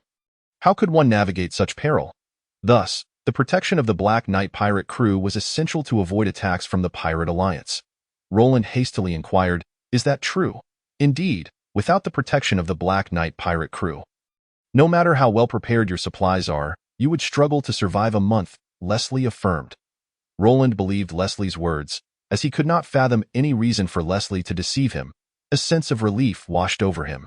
Fortunately, he had not recklessly ventured to the Sea of 10,000 Islands, or he might have already fallen victim to pirates or other nobles. And what of the Noble Council? Would they not attack me? Roland, prioritizing his own safety, could not help but press on with his inquiries. Upon hearing Roland's question, a hint of exasperation crossed Leslie's face as he retorted, Roland, did you not thoroughly research the power dynamics within the Sea of 10,000 Islands beforehand? Well, that I truly did not, Roland replied innocently. In his fervor to amass the necessary resources for establishing a territory, he had been frantically concocting potions, leaving him with little knowledge of the various factions in the Sea of 10,000 Islands. Moreover, he had previously been unaware that the Pirate Alliance and the Noble Council might take action against him. You are quite fortunate to have encountered me. I feel as though I have become your caretaker. Leslie remarked, we are friends, are we not? Roland quickly donned a flattering expression, friend. I implore you to return and properly familiarize yourself with the matters you are about to face. Do not let it be said that you have never even heard of the Black Knight pirate crew. Understood. I shall certainly make it a priority to gather more intelligence on this matter, Roland assured. Upon hearing Roland's promise, Leslie nodded in satisfaction and continued, the Black Knight pirate crew is one of the 7 super pirate crews of the Pirate Alliance, ranking 3rd in strength. With their protection, not only would other pirate crews hesitate to act against you, but even the Noble Council would think twice. Do you understand? Yes, I understand.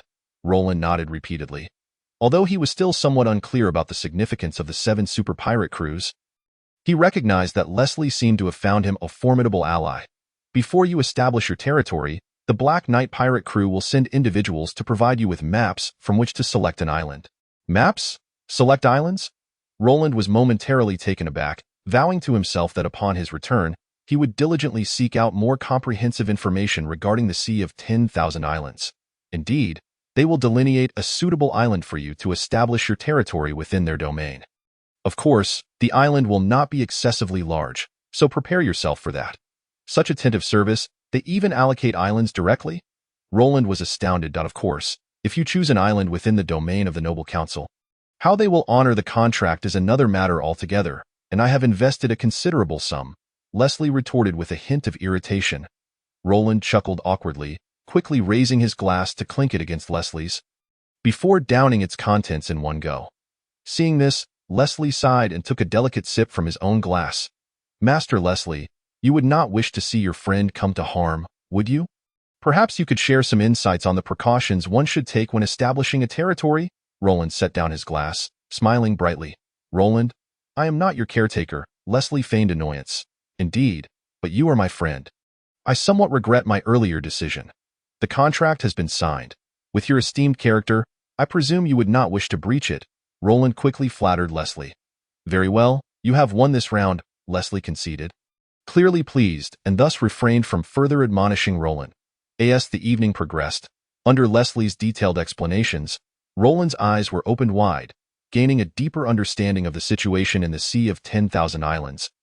Particularly as Leslie, being the second heir of the Orok family, possessed information that was largely unknown to outsiders. One could even assert that the insights Leslie provided that night were of equal value to his gifts. It was not until the late hours of the night that Roland reluctantly departed from Leslie's estate, boarding the carriage Leslie had arranged for him, and made his way back to his rented lodgings. After Roland's departure, only Leslie and Tim remained in the study. Master, this Roland seems rather foolish. Supporting him could pose significant risks, Tim expressed his concerns. At that moment, however, Leslie's expression had turned calm and composed. His gaze steady as he looked at the chair where Roland had sat, and he remarked softly, Tim, do you know of the St. Paul family? St. Paul? One of the 4 guardian families of the Holy Light Empire? Tim was taken aback, uncertain why Leslie would mention the St. Paul family, which seemed unrelated to Roland. The St. Paul family, bearing the name Saint, immediately suggests their esteemed status within the Holy Light Empire. This ancient and enigmatic family possesses unfathomable power, with legendary figures guarding it through the generations, their influence spanning the entire human realm, their authority nearly reaching the pinnacle of nobility. Indeed, do you know how they achieved such prominence? Leslie inquired once more. Oh, not know, my lord, Tim admitted with a hint of shame. Yet Leslie showed no sign of irritation, continuing, 800 years ago, the St. Paul family was rather inconspicuous within the Holy Light Empire, holding merely the title of baron and governing a small town. However, their patriarch, disregarding the opinions of the other family members, resolutely chose to sponsor a then-novice potion maker named Lasiphagus and signed an exclusive potion agency contract with him. Lasiphagus? Tim mumbled the unfamiliar name, but suddenly, his expression changed dramatically as he exclaimed, Lasiphagus, the holy potion maker who developed the elixir of the gods. Leslie nodded slightly and continued, with the backing of the St. Paul family. Lasiphagus suddenly revealed his extraordinary talent in potion making, and the St. Paul family, as his exclusive potion agent, soared to greatness. Even to this day, they continue to bask in the afterglow of Lasifagus's legacy. Tim, upon hearing this, felt no surprise. It was not unusual for the powerful St. Paul family to still be reaping the benefits from another. After all, the individual who had sheltered them was none other than Lasiphagus, the creator of the elixir of the gods. The elixir of the gods, often referred to as a miracle, could elevate an ordinary person to a professional level of 18 within a mere month, without any side effects. However, Roland might not necessarily become lascivious. The odds were simply too slim, Tim thought, shaking his head. Yet I have not invested much. As long as Roland becomes a high-level potion maker, my investment will break even. If he manages to attain master-level status, I stand to gain returns of over 10 times my initial investment, Leslie stated. At this point, Tim's concerns dissipated entirely upon hearing Leslie's reasoning, and he looked at him with admiration, saying, "Master, you are truly astute. In the time to come, I shall pay closer attention to Roland, ensuring that he does not meet an untimely demise. I shall adhere strictly to your command." Chapter 24. Hiring a mercenary group. Meanwhile, Roland, having just returned to his rented abode, found himself devoid of any inclination to slumber. Tonight's revelations and intelligence from Leslie had thoroughly disrupted all of his prior plans. Nuwa, based on the data we previously acquired, how credible is Leslie's information this evening? Beep. Upon comparison, the accuracy of Leslie's intelligence tonight stands at an impressive 95%. Nuwa promptly replied. Her analysis aligned closely with Roland's estimations. As the second heir of the Oroke family, Leslie had no need to expend such effort in deceit. Thus, it was highly probable that what he spoke was indeed the truth. Yet, it was precisely because of this truth that Roland was compelled to collaborate anew with Nuwa in formulating a fresh strategy. However, before proceeding, Roland began his first earnest evaluation of the various factions within the Sea of Islands, which might potentially become his adversaries in the future. Nuwa, please integrate all the information provided by Leslie into the map of the Sea of Islands and present it to me. Understood, Master. With the emergence of a cerulean glow, the map of the Sea of Islands displayed by Nuwa, following Leslie's intelligence, was undeniably more three-dimensional, with 3 distinct colors denoting the dominions of the 3 major powers within the Sea of Islands. Roland's gaze instinctively gravitated towards the territory occupied by the Black Knight Pirate Group. As one of the super pirate factions within the Sea of Islands, the Black Knight Pirate Group boasted immense strength and a plethora of formidable individuals. Led by Captain Dylan Ficanando, a seasoned warrior of the 15th level, commanding over 3,000 professional pirates, primarily situated in the Bylon Sea, one of the 6 major maritime regions of the Sea of Islands. However, the Black Knight Pirate Group was not the sole power in the Bylon Sea. The Mandy family, a noble house under the Kingdom of Oderlin, also held sway in this region, standing in direct opposition to them. Within the ranks of these 2 factions, several large pirate groups and baronial families followed closely, their territories intricately interwoven and exceedingly complex. Nevertheless, the Bylon Sea, being the northernmost maritime region of the Sea of Islands and adjacent to the Orc Empire, was not particularly advantageous in terms of wealth or strategic location for establishing dominions. Yet, with Leslie's recent involvement, Roland found himself reconsidering. After all, securing the protection of the Black Knight Super Pirate Group would significantly bolster his safety. Nuwa, after accounting for the expenses of purchasing slaves, food, and farming tools, how many gold coins and potions shall I possess before embarking on the establishment of my territory? Roland inquired. Beep. Upon calculation, Master, you will possess 1,600 gold coins and 85 intermediate potions, along with 50 beginner potions by that time. How could there be so many intermediate potions? Roland was momentarily taken aback. Currently, he could only brew 2 4th-level potions daily, and even after a month and a half, he could produce at most 90 potions, and that included those he needed for trade with Leslie and for his personal consumption. In his estimation, managing to retain around 50 potions would already be quite commendable. After calculations, the Master will reach the level of a 5th-level magician in 15 days, at which point your mental capacity will allow you to brew 3 intermediate potions daily. You truly treat me like a beast of burden. Roland suddenly understood, responding with a hint of exasperation. For your own safety, you must exert yourself more diligently, I am aware. However, with such a substantial reserve of potions, Roland's thoughts could now be further implemented. Although Leslie had shown him utmost sincerity, Roland could not entrust his life and fortune to another's goodwill. Thus, he would ensure to prepare adequately, and even more so. Time flew by, and after signing a trade agreement with Leslie, Roland nestled himself within his rented quarters, stepping outside only once to attend an alchemist exchange meeting hosted by Orson. During his concentrated potion brewing, He did not relent in his meditation even for a moment. Finally, after consuming the 6th fourth-level potion, he successfully broke through to the standards of a 5th-level magician. Nuwa, display my current attributes. Understood, Master. Strength, 1.2, Constitution, 1.1, Agility, 1.3, Spirit, 2.3438.012, Mana, 6.17. 7. Level, 5th-level magician.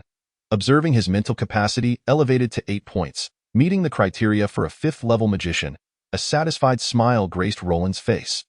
Though he remained at the professional level of an intermediate magician, he could now unleash 5th-level magic, with its potency exceeding that of the 4th level by over 30%, marking a significant enhancement in his capabilities. Furthermore, having transcended to a 5th-level magician, Roland could now brew 3 potions daily, requiring only 3 points of mental capacity for his daily meditations, thus increasing his actual income by 1/3.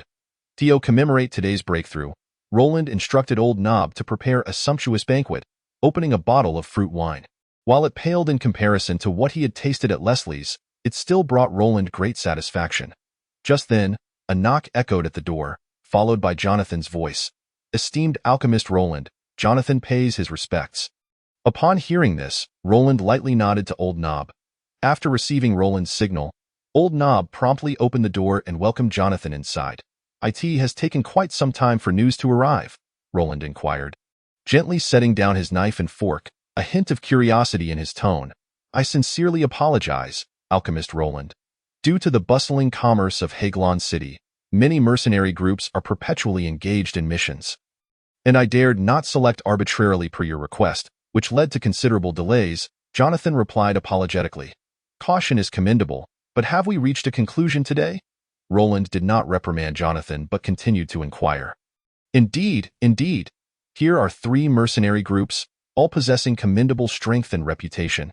You may peruse them," Jonathan said, hurriedly retrieving a piece of parchment from his bosom and respectfully handing it to Roland. Intrigued, Roland accepted it and began to peruse the recorded contents.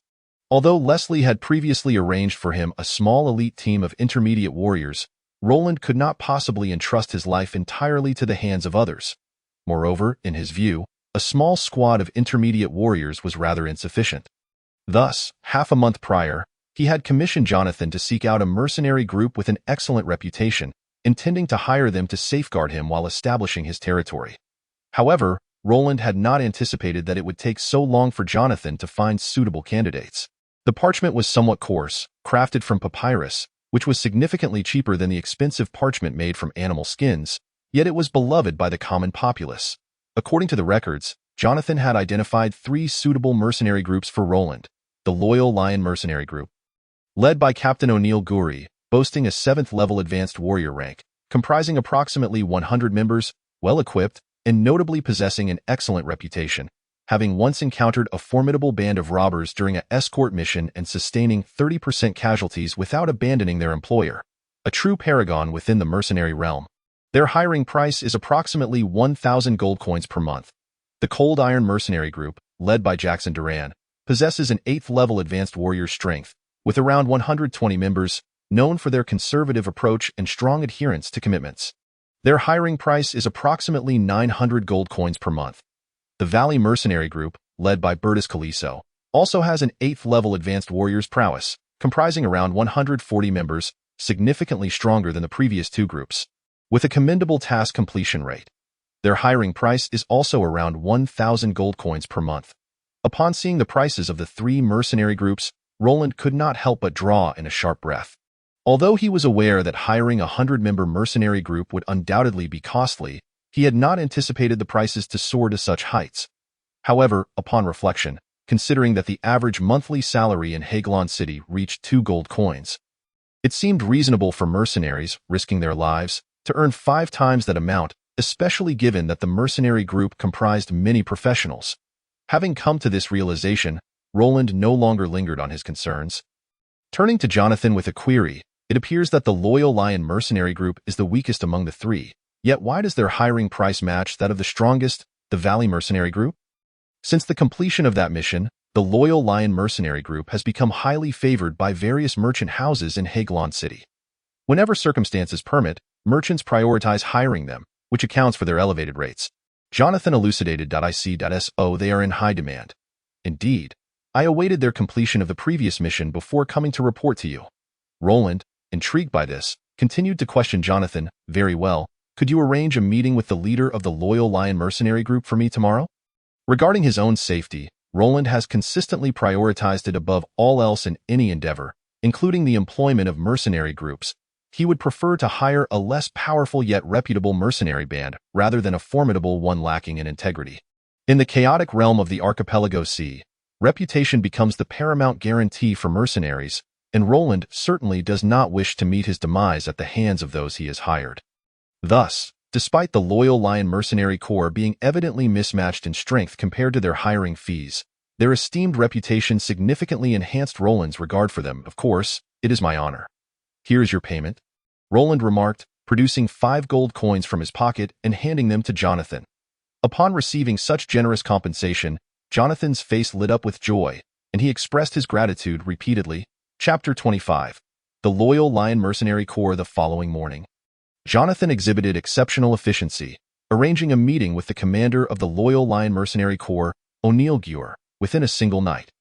The three convened at the Mercenary Guild, an officially sanctioned organization under the Terra Kingdom, albeit with significantly greater oversight than the Alchemist Guild.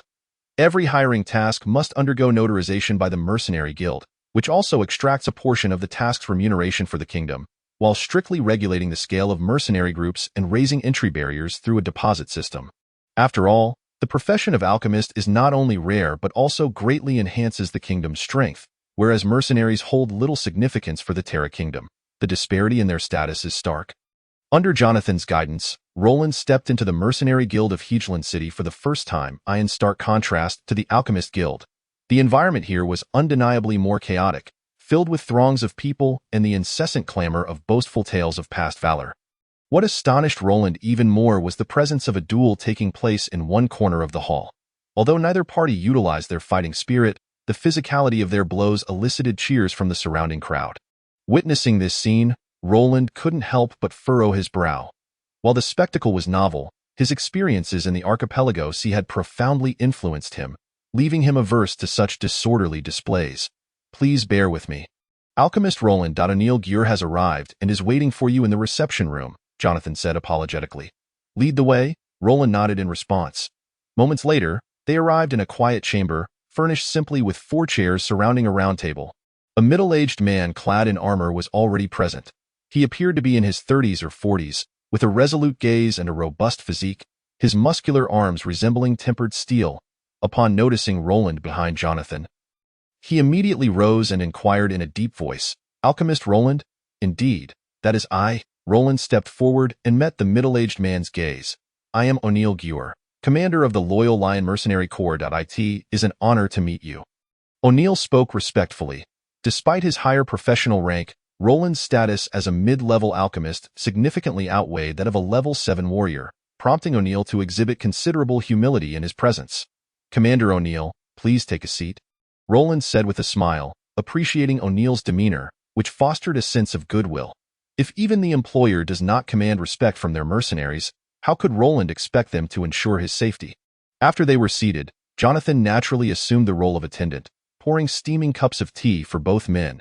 I have heard from Jonathan that you wish to employ our mercenary corps to protect you as you establish your territory. O'Neill initiated the conversation.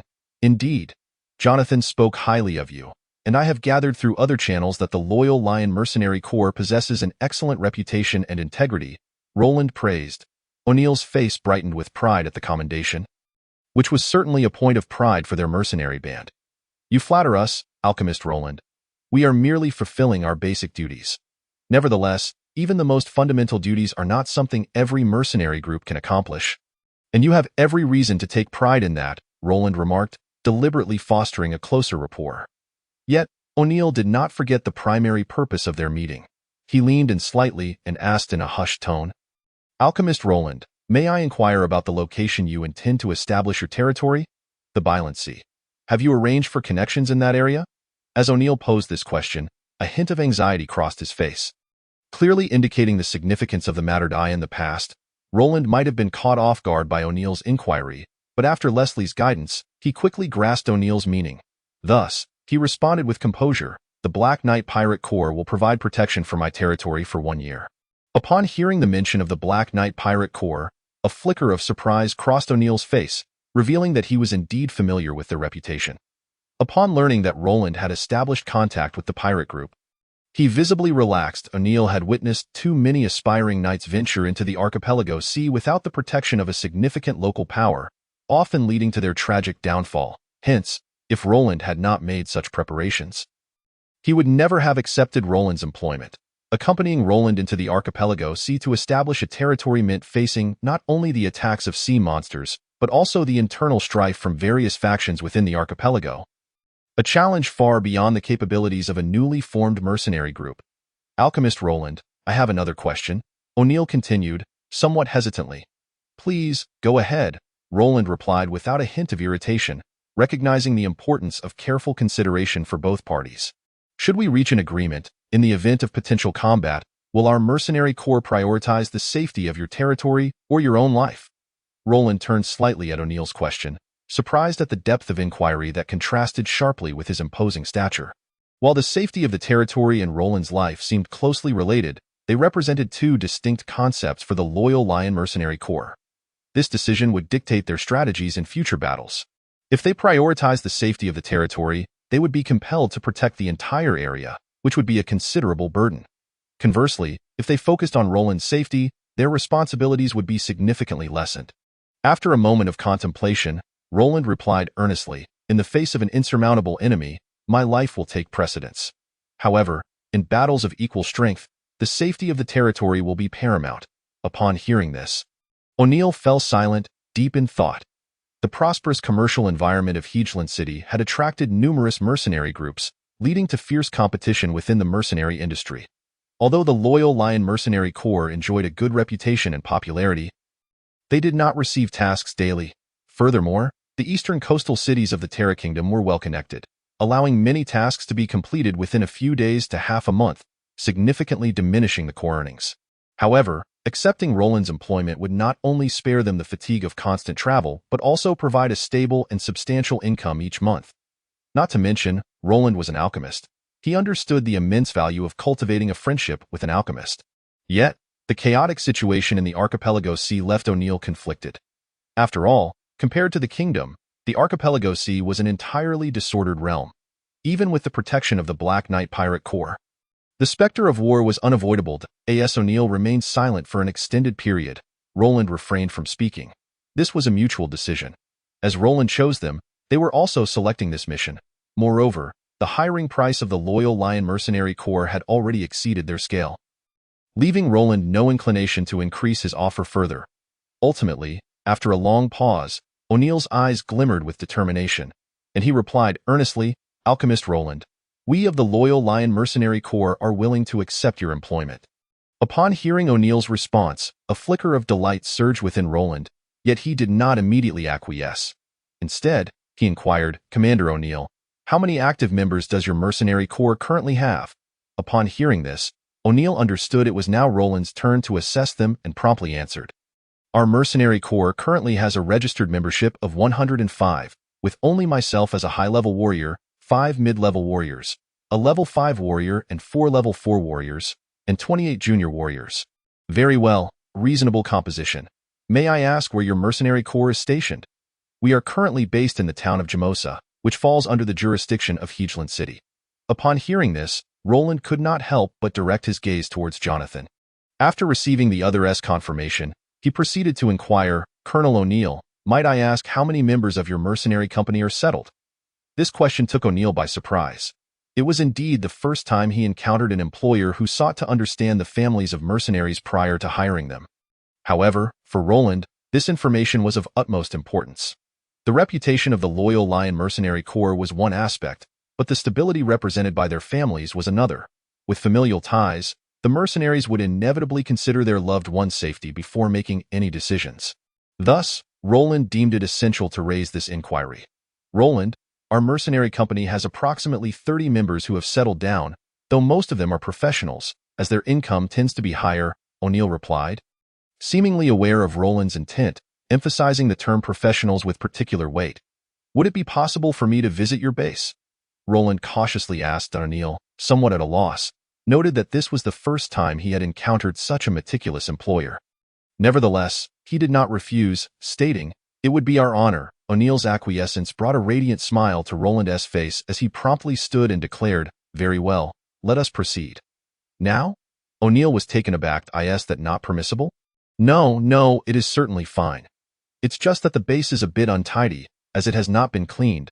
O'Neill hastily waved his hand. "Not a concern," Roland replied casually, as he was keen to witness the loyal Lion Mercenary Corps in their unprepared state. Chapter 26. Elizabeth. That night, Roland returned to his rented abode, weary from his travels. He had spent the entire day journeying, as the exorbitant prices surrounding Hegland compelled the loyal Lion Mercenary Corps to choose a base in the distant town of Jamosa. The round trip amounted to over 100 miles, and fortunately, Roland had employed a levitation spell on the carriage during his return to expedite his journey. Otherwise, he feared he would not complete his meditation tasks for the day. However, the day's efforts were not in vain. Through his observations, Roland found that the actual circumstances of the loyal Lion Mercenary Corps closely aligned with O'Neill's descriptions. Consequently, he decisively entered into a contract with them, hiring the loyal Lion Mercenary Corps for a year of protection at the price of 1,000 gold coins per month. After resolving matters with the Mercenary Corps, Roland still had yet to complete preparations for his territorial endeavors. The following day, under Jonathan's guidance, he returned to the slave trading market on Bell Street to meet with the steward John of the Shadow Merchant Guild. This time, the discussions between both parties delved deeper, and John's beaming smile afterward undoubtedly indicated that he had profited significantly from the transaction. The expenses incurred from hiring the Mercenary Corps and purchasing slaves nearly depleted Roland's gold reserves, prompting him to immerse himself once again in the intensive crafting of potions. Simultaneously, he continued to consume level 4 mental agility potions to enhance his abilities. Finally, 1 week before the arrival of the 3-month mark, Roland received another invitation from Leslie. As before, it was at the opulent estate located in the northern district of the city. However, unlike their previous meeting, this time Leslie personally greeted Roland at the door, leaving Roland somewhat taken aback. Their relationship could be described as friendship, yet Roland was acutely aware that it was merely a matter of mutual exploitation. Leslie valued Roland's potential, while Roland was interested in Leslie's current standing. Given Leslie's position, his personal welcome was rather puzzling to Roland. At the same time, Leslie appeared exuberant and effusive, displaying an even warmer demeanor towards Roland than during their last encounter. The reason for his current disposition was clear. Over the past month, Roland had provided him with 30 bottles of level 4 mental agility potions. Although 30 bottles were trivial for Leslie, he estimated that Roland, having just become an intermediate alchemist, had managed to enhance his success rate for crafting level 4 potions to nearly 30% within a mere month. Such a remarkable talent in alchemy significantly elevated Roland's standing in Leslie's eyes. With Roland's rapid progress, it was virtually assured that he would become a high-level alchemist in the near future, and there was a substantial probability that he could even attain the status of a master alchemist. Faced with the prospect of Roland potentially becoming a master alchemist, it was no wonder that Leslie had come to greet him personally. Eager to strengthen their relationship, "My friend, it has been a while," Leslie exclaimed warmly, enveloping Roland in a hearty embrace, which made Roland somewhat uncomfortable, as he was not fond of embracing men. "Indeed, it has been a while. Master Leslie, please, just call me Leslie.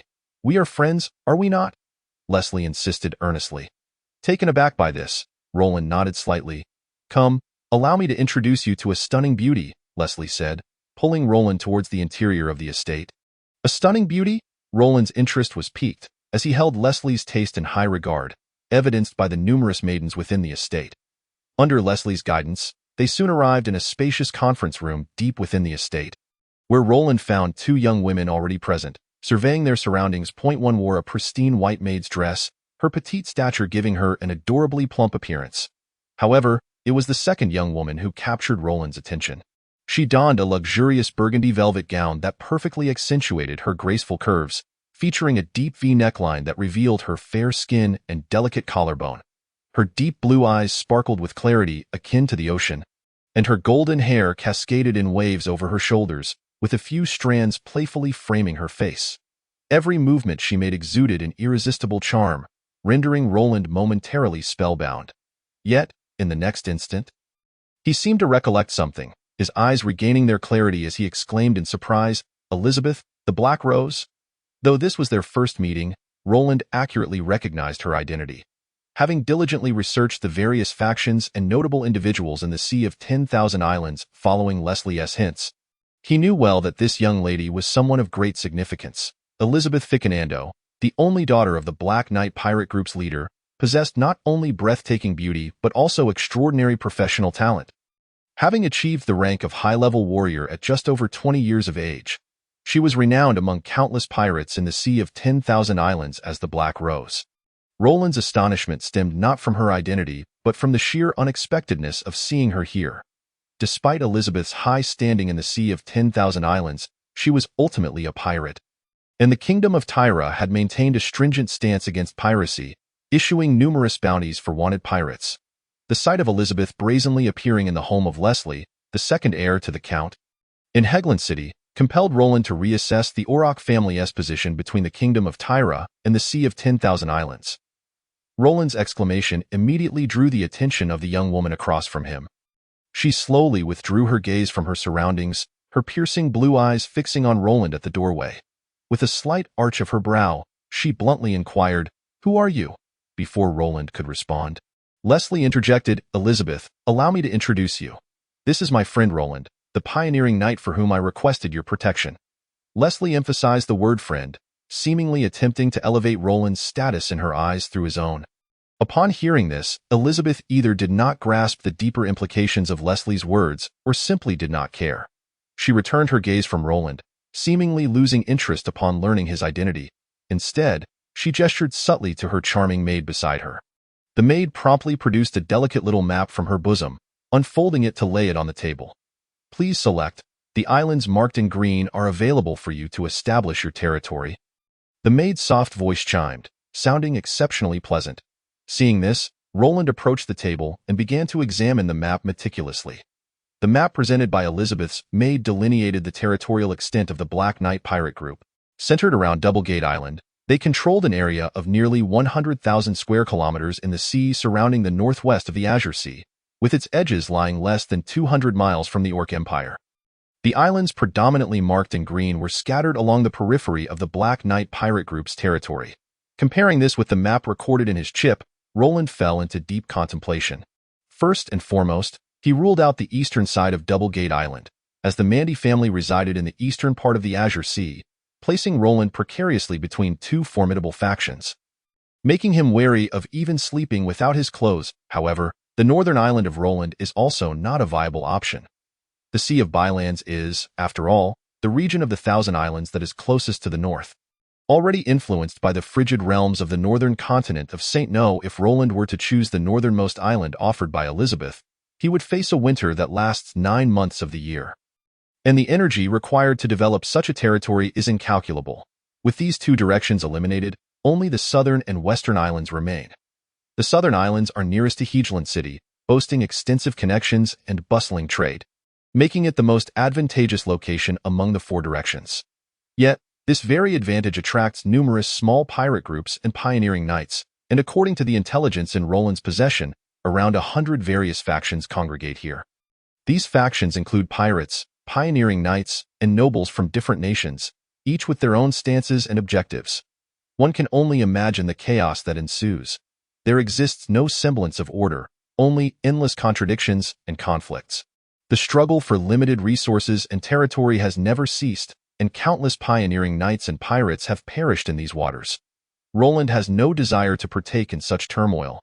Thus, what lies before him is solely the Western Islands. However, the Western Islands also bear many shortcomings, such as a harsh trade environment. Although they are adjacent to the Orc Empire, the Human Alliance strictly prohibits trade with the Orc Empire. Among them, the Kingdom of Terra acts as the vanguard. Anyone daring to engage in trade with the Orc Empire, thereby enhancing their strength, would be akin to digging up the royal family's ancestral grave. Consequently, the majority of Terra's navy is concentrated in this region, exerting maritime pressure on the Orc Empire while actively combating smuggling activities. Just as Roland wrestles with these dilemmas, Leslie suddenly approaches him and lightly taps on the map. Following Leslie's gesture, Roland observes that her finger gently rests upon an island at the far western edge of the Black Knight pirate group's territory. This island can be considered the closest to the Orc Empire, already on the fringes of the Black Knight Pirate Group's controlled waters.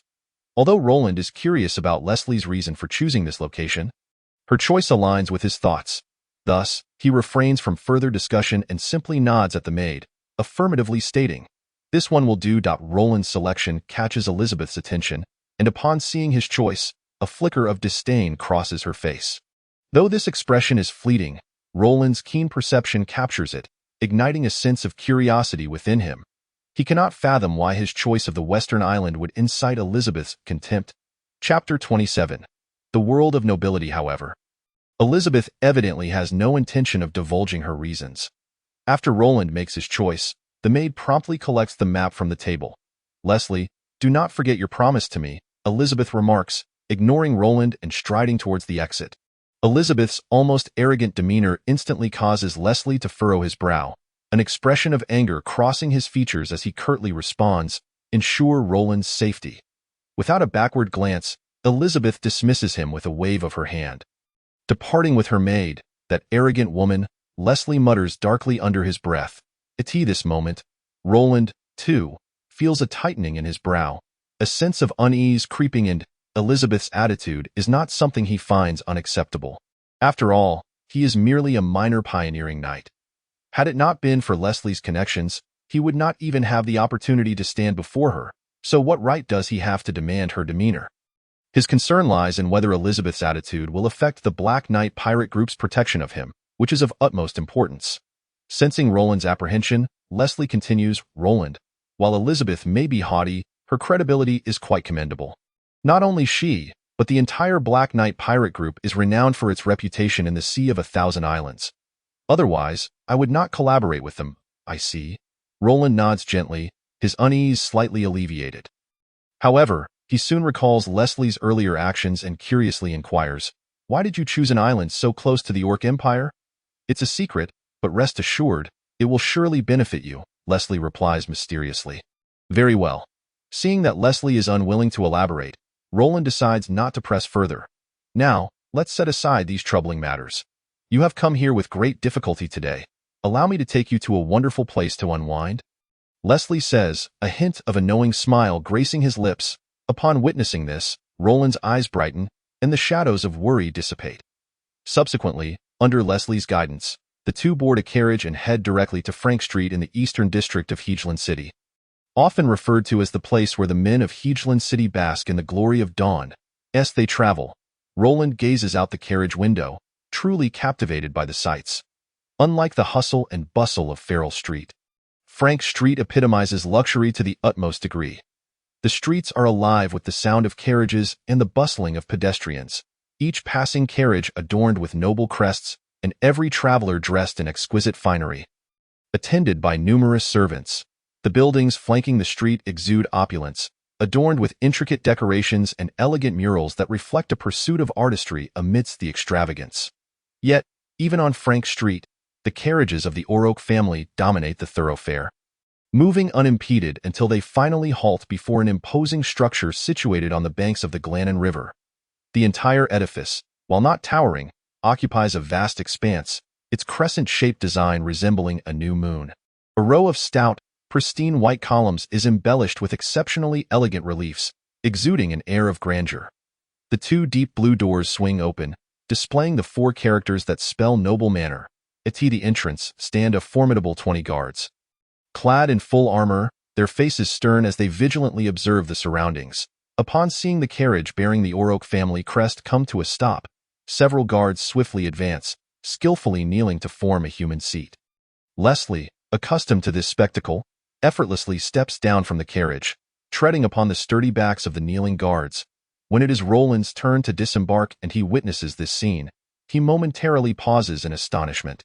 Although he refrains from utilizing his chip's scanning function outside for fear of drawing the attention of powerful beings, Roland's current mental acuity allows him to easily discern that the guards kneeling before him are all at least intermediate warriors.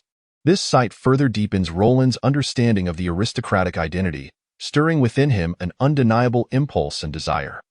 Yet, he is acutely aware that he is not yet worthy of such a life. Without Leslie, he would have no right to be present here. Thus, He suppresses his desires and impulses, regaining his composure, and mimics Leslie's actions, stepping down from the carriage by stepping on the backs of the intermediate warriors. "Follow me, Roland," Leslie instructs, casually making his way inside. As they pass through the bowing guards, the two enter the noble manor.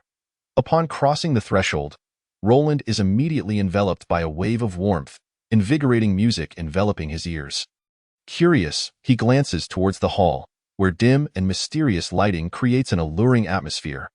The hall is filled with ladies clad in form-fitting silk and lace, showcasing their most captivating selves as they weave through the crowd.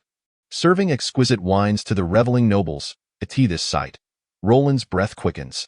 Just as he prepares to observe the scene in detail, he is abruptly pulled into the throng by Leslie. "Roland, come with me." With Leslie's gentle tug, Roland casts a reluctant glance back at the jubilant crowd in the hall before being led deeper into a smaller chamber. Here, the lighting is even dimmer, obstructing visibility significantly. Yet a radiant beam of light descends from above, illuminating the center of the room. Beneath this spotlight, for ethereal elven maidens, adorned in simple attire that reveals vast expanses of their snow-white skin, dance gracefully. Their lithe forms sway rhythmically, akin to willow branches in the wind, their limbs extending elegantly, each movement imbued with a natural grace. Their exquisitely crafted faces, bathed in the light, exude a pure beauty, while the myriad pairs of crimson eyes surrounding them bear witness to the perfection of this performance. In this moment, Roland finds himself no exception. He believes that any individual witnessing this spectacle would be unable to suppress their most primal urges. Leslie observes Roland's expression, mirroring a knowing camaraderie, before guiding him to a plush sofa. "What do you desire?" "What?" Startled, Roland looks at Leslie, momentarily at a loss for words amidst the enchantment of the elven maiden's performance. "I ask you, what do you desire?" Leslie points towards the central elven maidens. Hoping to project an image of virtue, Roland firmly denies Leslie's temptation, yet in the next moment, his mouth betrays him, revealing his true thoughts. "I desire, Roland, I believe we shall become true friends." Leslie's delight at Roland's candid response erupts into hearty laughter. "It is already the case," Roland replies bashfully. From the moment Leslie brought him here, Roland regarded Leslie as his closest friend, or rather, his most indulgent companion. "Come, let us drink." With a deft flick of his fingers, Leslie produced a crisp snap. Once, a nearby maid approached with two exquisite goblets of wine, gently placing them before the two men. "Drink?" Roland expressed his reluctance, indicating he did not wish to partake at that moment. "Indeed, drink." Ignoring Roland's objections, Leslie raised his cup and downed its contents in one swift motion. Seeing this, Roland had no choice but to join him. Though his gaze was once again drawn to the ethereal elven maiden at the center of the room, as Roland and Leslie indulged in their wine, the music of the dance gradually came to a close. However, the four elven maidens did not leave the stage. Instead, they stood silently beneath the lights, a hint of worry etched on their brows, their anxious eyes shrouded in despair, evoking a deep sense of compassion. At that moment, a cheerful middle-aged man stepped into the light, bowing respectfully to the audience before speaking. Tonight, these four elven maidens are entirely provided by the Fantasy Guild, each having undergone the most rigorous training, ensuring they are the finest of slaves with no possibility of rebellion against their masters. Of course, both the noble estate and the Fantasy Guild assure you that all four maidens are untouched virgins. Before he could continue, a raucous voice from the dimly lit surroundings interrupted him. "Enough with the pleasantries. How much for them?" "Esteemed lord, adhering to your wishes, each of these elven maidens is priced at 2,000 gold coins." Upon hearing this price, the crowd remained relatively unresponsive. However, Roland gasped in shock, the intoxication from his earlier drinks dissipating. He knew that elven slaves, especially those of such exquisite beauty, would be costly, but he had not anticipated such an exorbitant sum. 2,000 gold coins represented the worth of 100 healthy human slaves, or the toil of the loyal lion mercenaries over 2 months. And yet, here, it was merely the price of a single elven maiden. In the next moment, Roland found himself cast into confusion as the middle-aged man's announcement was swiftly followed by a chorus of eager bids from the crowd. The auctioneer, unfazed, initiated a bidding war. One elven maiden was presented as if she were a mere commodity, subjected to the fervent scrutiny and escalating offers of the onlookers. "Which one do you favor?" Leslie's voice emerged once more. No longer holding back, Roland pointed decisively at the elven maiden on the left side of the stage. Leslie, noticing Roland's choice, patted him on the shoulder with a hint of annoyance before glancing in the direction Roland indicated. The maiden he had chosen was not only more stunning than the others, but possessed a statuesque figure, her long, slender legs captivating the attention of all present. Despite her current predicament, she exuded an ethereal grace that stirred an irresistible desire within the onlookers to possess her. "Good eye," Leslie remarked, unable to suppress his admiration for Roland's choice. The compliment pleased Roland immensely, a smile blooming on his face. Chapter 28.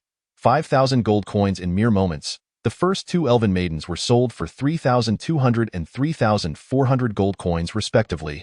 The next was the maiden Roland had chosen. At the auctioneer's command, she walked into the spotlight, her demeanor tinged with helplessness and sorrow. Ready for the bidding to commence, it was evident that she was not the only one attracting attention. As multiple bids erupted around her in an instant, her value soared to 3,500 gold coins, and the pace of bidding only intensified, quickly escalating to 4,000 gold coins. Such a staggering figure brought Roland face to face with reality.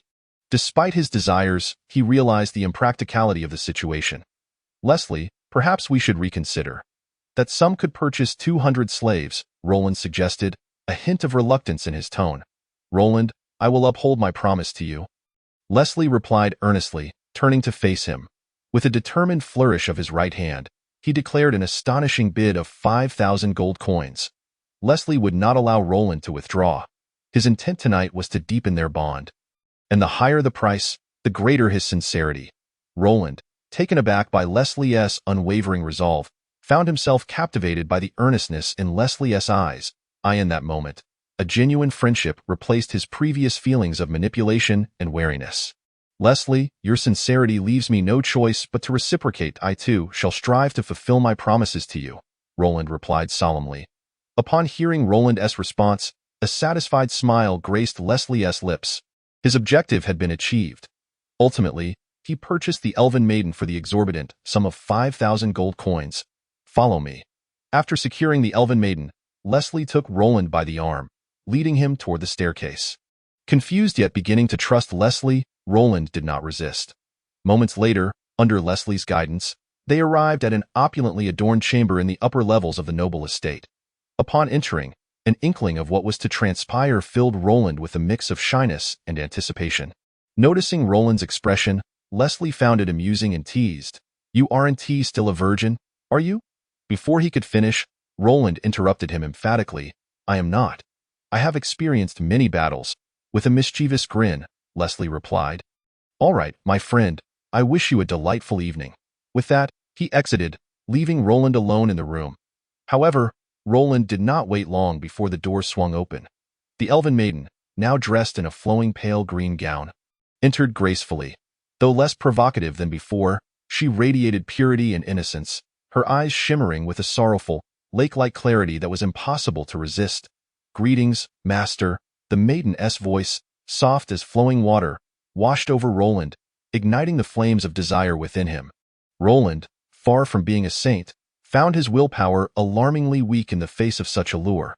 He had no intention of engaging in idle conversation. His thoughts were solely consumed with the need to possess her entirely. In a moment of fierce passion, he pulled her into his arms, exploring her soft form with his hands. "Ah!" The maiden gasped at his roughness, yet upon meeting Roland's ravenous gaze, her eyes filled with despair. She offered no resistance, surrendering to her fate as she closed her eyes, allowing him to take liberties with her body. Roland's heart bore no compassion for her despair. Instead, he found himself entranced by the beauty he held, his last shred of reason evaporating under the heat of his desire. With his right hand cradling the back of her head, he pressed his lips to hers, greedily tasting her sweetness, while his left hand roamed freely over her soft curves. As time passed, the maiden's hair became disheveled, her face flushed with color, and her gown gradually slipped away, revealing skin as delicate as pearls. In that moment, she too seemed to awaken to a primal longing. Her breathy moans escaping her lips as her arms instinctively wrapped around Roland's neck. In a surge of passion, Roland transformed into a creature of desire, launching wave after wave of fervent advances upon the elven maiden. That night marked the first occasion Roland did not return home, and it was also the first time he experienced such exquisite pleasure in this new world. Moreover, it was this night that ignited within him a profound yearning for the extravagant lifestyle of nobility. After a night of conquest, Roland awoke the following afternoon, utterly exhausted, as he gazed at the elven maiden sleeping beside him. An awkwardness washed over him as memories of the previous evening flooded back. Despite the ecstasy he had felt, he now questioned the boldness of his actions, wondering how he could have succumbed to such indulgence. Upon contemplating the presence of Roland here, I couldn't help but inquire within my mind to Nuwa? Why was I so impulsive yesterday? Was I under some sort of influence? Beep. After analysis, it was determined that approximately 125 milliliters of alcohol had been ingested by the host yesterday. That makes sense. I must have been intoxicated, Roland affirmed with a slap to his forehead. However, it was evident that Nuwa had not finished speaking, as her voice resonated in his mind once more. Upon scanning, it appears that the concentration of 125 milliliters of alcohol does not adversely affect the host's body. Therefore, Nuwa believes that the host's rather extreme behavior last night was primarily due to an intense interest and focus on the opposite sex, resulting in a surge of male hormones that impaired rationality. This behavior can be succinctly termed as lechery. Roland. Just then, Roland suddenly sensed a shift beside him, prompting him to decisively conclude his communication with Nuwa. It seemed that influenced by Roland, the previously slumbering Alice slowly opened her eyes. Upon meeting Roland's intense gaze, a hint of shyness flickered in her eyes, and a rosy hue blossomed on her fair complexion, rendering her exceedingly charming.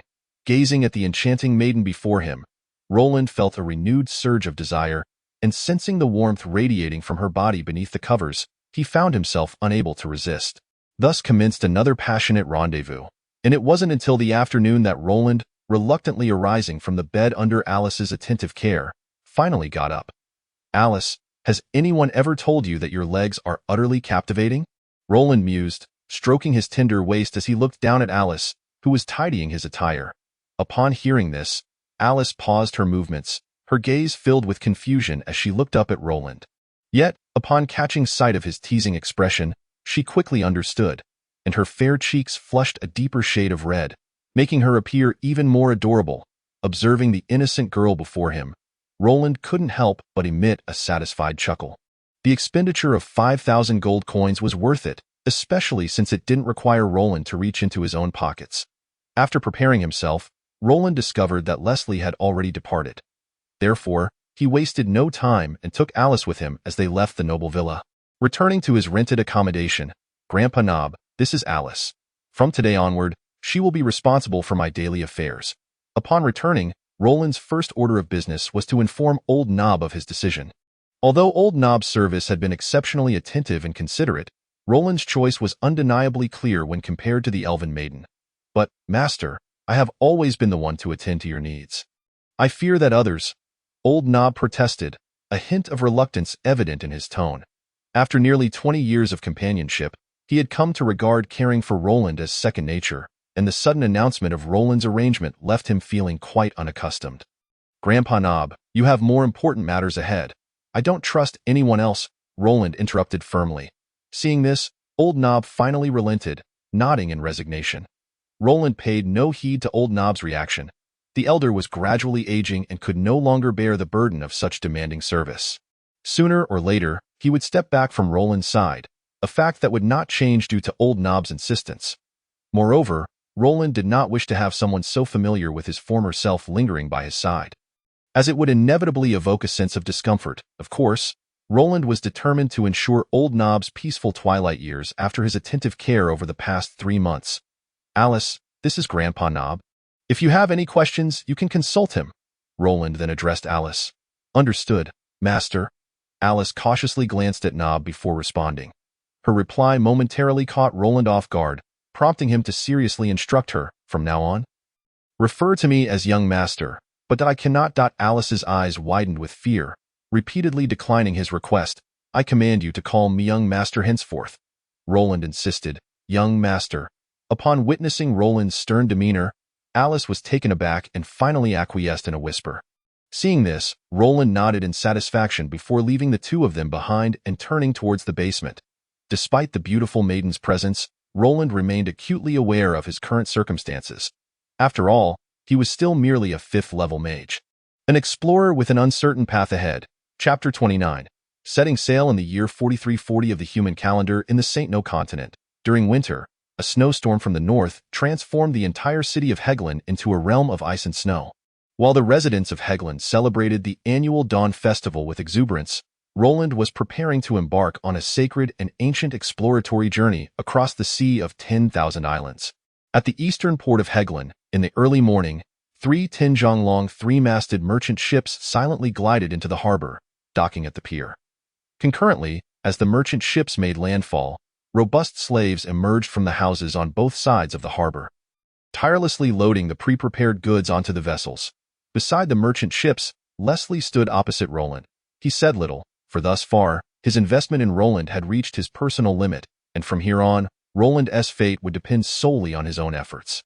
However, when he beheld the sudden arrival of the Loyal Lion Mercenary Corps, led by O'Neill, Leslie couldn't help but twitch his mouth and say, "Roland, no wonder you asked me to prepare an extra ship. You've hired a mercenary group?" "To ensure my safety, of course," Roland replied matter-of-factly. "Are you planning to expand territory? With that little island of yours, its annual yield wouldn't even cover the expenses for this mercenary group." Leslie retorted with irritation. "With me around, that's more than sufficient," Roland replied confidently. Hearing this, Leslie couldn't help but feel a twinge of envy. Indeed, as an alchemist, and a particularly gifted one at that, Roland himself was a veritable gold mine. And an inexhaustible one at that. "Well then, I wish you success in your territorial expansion." "Thank you, my friend," Roland said earnestly, his expression turning serious. Regardless of Leslie's motives for approaching him, he had indeed provided substantial assistance to Roland. The various resources and intelligence regarding the Sea of 10,000 Islands were invaluable to him at this juncture. "I look forward to the day you become a noble. Then we shall celebrate at the noble villa with fine wine." Leslie laughed heartily. Upon hearing this, a flush crept across Roland's face, as the events of that past week had indeed been somewhat wild. "All right, next time, I shall pick up the tab." Roland readily agreed with a generous spirit. "Then I shall make sure to charge you handsomely, no problem." Just as the two were engaged in conversation, over 20 figures appeared briskly outside the morning harbor. As they drew near, the leader was none other than John from the Shadow Merchant Guild, accompanied by a squad of warriors escorting a dozen or so young children of varying ages. "Young Master Leslie?" Upon spotting Leslie beside Roland, John's expression faltered in disbelief. Leslie, perplexed, inquired, "And who might you be?" "I am John, the steward of the Shadow Merchant Guild," John replied hurriedly. "Do you require something from me?" Leslie questioned, still baffled by John's sudden appearance. "No, I wouldn't dare disturb young Master Leslie. I am here to deliver slaves for alchemist Roland," John said, waving his hands in a flurry, appearing quite flustered. "Slaves?" Leslie's gaze shifted to the group of 13 or 14-year-old children behind John, noting their pallid yet generally healthy appearances. "You've just begun to establish your territory. The situation is still unstable. What do you intend to do with these half-grown children?" Leslie frowned and turned to Roland. "It's a secret. It may prove beneficial for you in the future." Roland responded, mirroring Leslie's earlier expression. "My friend, what has happened to your sincerity?" Leslie exclaimed in mock exasperation. "Then tell me, why did you choose that island closest to the Orc Empire?" Roland countered without relent. "I can't. The timing isn't right. I share the same reasoning." "Very well. You seem to always emerge victorious in our dealings, don't you?" Leslie lamented. "Ha, time is of the essence, Leslie. I must take my leave," Roland declared as he stepped forward to embrace Leslie tightly, feeling a profound sense of reluctance. His sentiment was genuine, not for Leslie, but for the lavish Frank Street in Heglin. Nevertheless, for the sake of longer-lasting enjoyment in the future, Roland resolutely embarked upon the 3-masted merchant ship that had been waiting for him. As he stepped aboard, several staff members from the Terra Kingdom office, holding a crystalline orb, meticulously documented the entire event. Moreover, every year, the Terra Kingdom would dispatch individuals to the Sea of 10,000 Islands to assess their pioneering knights. Should they discover any failure in territorial expansion or any cowardly opportunism, the the knight's status would be revoked immediately. This was also why Roland could not evade scrutiny. Such oversight was not merely a decision of the Terra Kingdom but a supreme mandate from the Human Alliance. Yet Roland, now adequately prepared, was evidently filled with confidence. Under the protection of the Black Knight pirate crew, coupled with the safeguarding of the loyal Lion mercenaries, and reinforced by an elite squad of mid-tier warriors sent by Leslie, if this formidable strength fails to successfully establish a territory, the mortality rate for the pioneering knights would not merely be a perilous 9 out of 10, but rather a grim 10 out of 10. Roland, my friend, may you have a smooth journey. At the port, Leslie gazed at Roland, who had already boarded the deck, and waved vigorously. Farewell, Leslie, Roland responded in kind, waving back earnestly. Subsequently, 3 merchant ships, under the command of a burly man with a full beard, turned their bows northward, setting sail and gradually departing from the city of Hegeland, heading towards the azure waters of the Sea of 10,000 Islands. Once they had left Hegeland, Roland convened the inaugural meeting before the territory's establishment in the captain's quarters. The attendees were few, with only 5 individuals, including Roland himself, James Cameron, the steward responsible for 100 slaves and various supplies, Philip Luff, the captain of the 3 merchant vessels, an experienced mariner who had navigated the Sea of 10,000 Islands for over 30 years, Adiel Diaz, the captain of the elite squad dispatched by Leslie for Roland's protection, a level 5 warrior, O'Neill Gure, the commander of the loyal Lion mercenaries. As of now, these 4 did not belong to Roland's faction. Yet due to various circumstances, they were temporarily under his command. James Cameron was tasked with overseeing the slaves and supplies, still under Leslie's authority. Philip had been specially reassigned from Leslie's maritime fleet to assist Roland in stabilizing the initial territorial situation, and more importantly, to engage in potion trade with him. The elite squad led by Adiel, while ostensibly under Roland's command, was in reality also affiliated with Leslie. O'Neill's relationship with Roland was straightforward. It was one of employment. However, without the backing of a powerful family, this arrangement was the utmost Roland could achieve. Fortuitously, he had encountered Leslie. Otherwise, he would have been incapable of assembling such a formidable foundation for his territorial venture. Once all 3 were present, Roland forewent pleasantries and unfurled a map of the Sea of 10,000 Islands on the table, addressing Philip. Captain Philip, our fleet will first proceed to White Whale Island to rendezvous with the Black Knight pirate crew. Then head directly to our destination. Understood, Apothecary Roland, Philip nodded, revealing no surprise, clearly having received prior information. Including the detour to White Whale Island, how many days do you estimate we will require to reach our destination? Roland continued, studying the map. Report to Apothecary Roland, it will take approximately 10 days. Came the reply, so we can afford to waste 3 days? Roland's brow furrowed slightly, yet he did not alter his itinerary. For he had compelling reasons to visit White Whale Island. Indeed, Apothecary Roland, Philip confirmed. Very well, let us plan our sailing route accordingly, Roland ultimately commanded. As you wish, Philip respectfully replied. Although he was not part of Roland's crew, he was acutely aware of Roland's standing in Leslie's eyes, thus his demeanor was one of utmost humility. After a slight nod from Roland, he turned his gaze towards Steward James, who appeared to be in his 30s. With slightly curly short hair and well-defined features, presenting a considerably more favorable image than the other 3, Steward James, given our current personnel, how long can our food supplies sustain us? In response to Roland's inquiry, James exhibited no signs of panic. Instead, he promptly produced a somewhat yellowed notebook from within his clothing. Yes, he referred to the notes, he replied. Report to Apothecary Roland. We currently possess 10 tons of rye, 2 tons of wheat, 2 tons of barley, and half a ton of various meats. Initially, this could sustain us for 6 months, but with the addition of the loyal Lion mercenaries, we now estimate it can only last for 2 months. Upon hearing this, Roland fell into a moment of contemplation. He was already aware of the supplies, as Leslie had previously informed him, but given the subsequent hiring of the loyal Lion mercenaries, Roland sought to ascertain how long their provisions would last with the influx of numerous mercenaries. The drastic reduction from 6 months of supplies to merely 2 months instilled a sense of peril within him. In the lawless expanse of the Sea of 10,000 Islands, food was the cornerstone of everything. Without ample provisions, Roland feared that he might meet his end not at the hands of his enemies, but rather at the mercy of starving slaves and mercenaries. Captain Philip, upon your return next month, Please procure for me an additional 20 tons of rye, along with 5 tons each of wheat and barley. As you command. Philip promptly responded. Captain Adiel, please report the levels of your subordinates. Roland's gaze shifted once more. Landing on Adiel. Faced with the formidable presence of Roland, Adiel sensed the palpable pressure and quickly replied.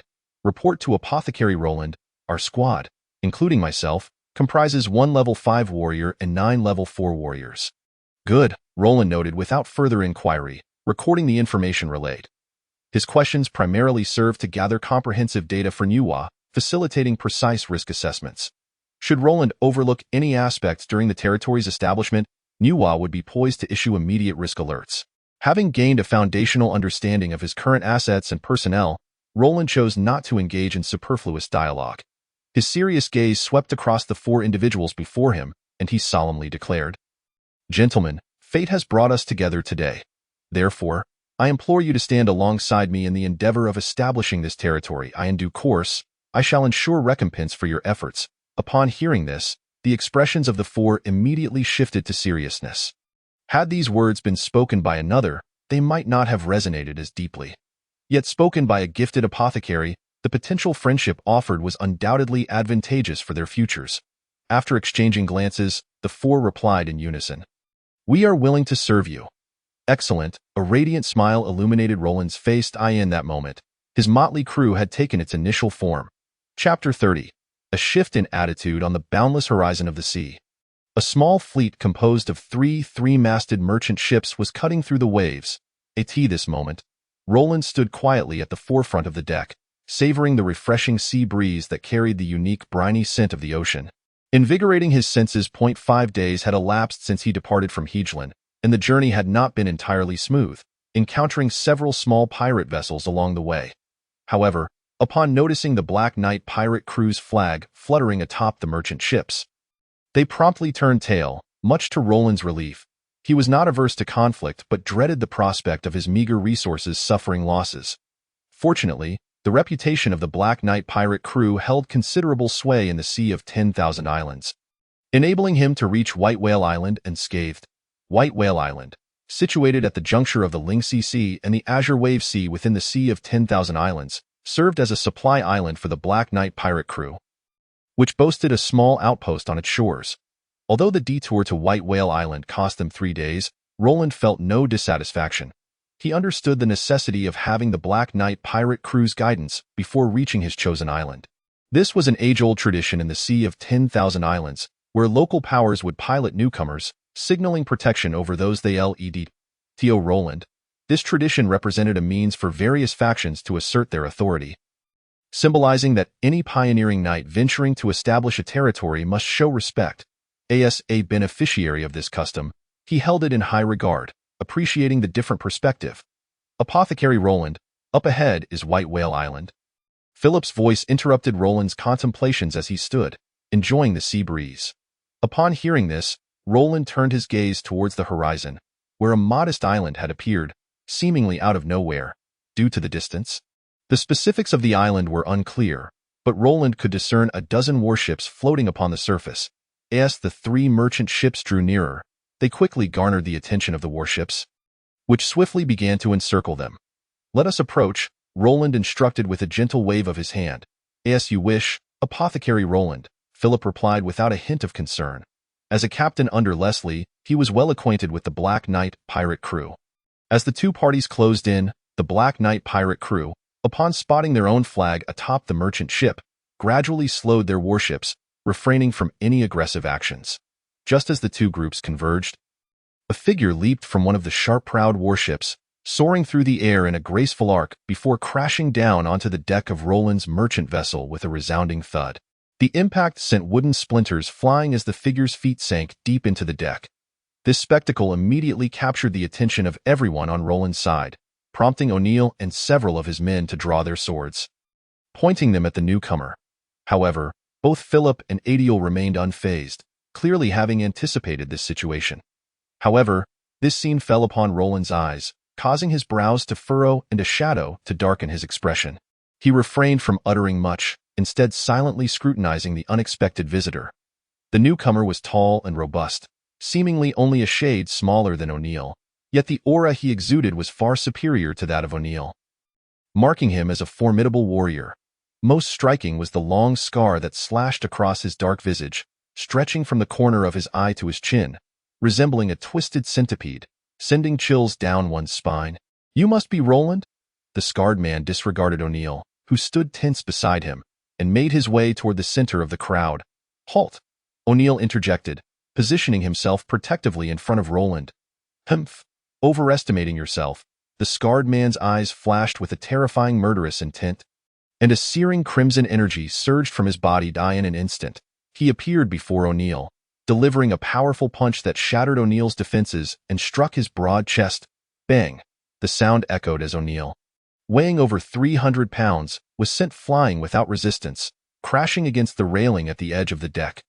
Blood gushed from O'Neill's mouth as he struggled to rise, witnessing their leader being hurled aside.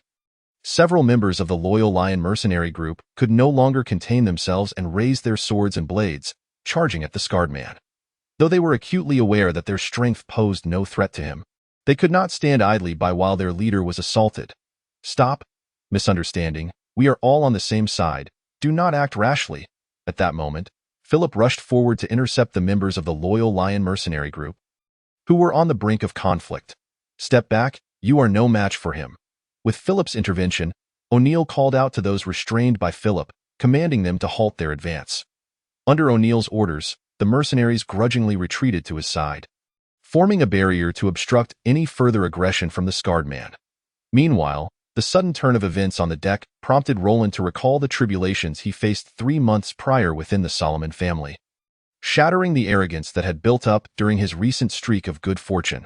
Since befriending Leslie, Roland's life had ascended to heights unfitting for his station, with the privileges afforded to the second heir of the Auroch family, the opulence of the noble residence, and the presence of a 5,000 gold piece elven slave, all of which constantly influenced his self-perception.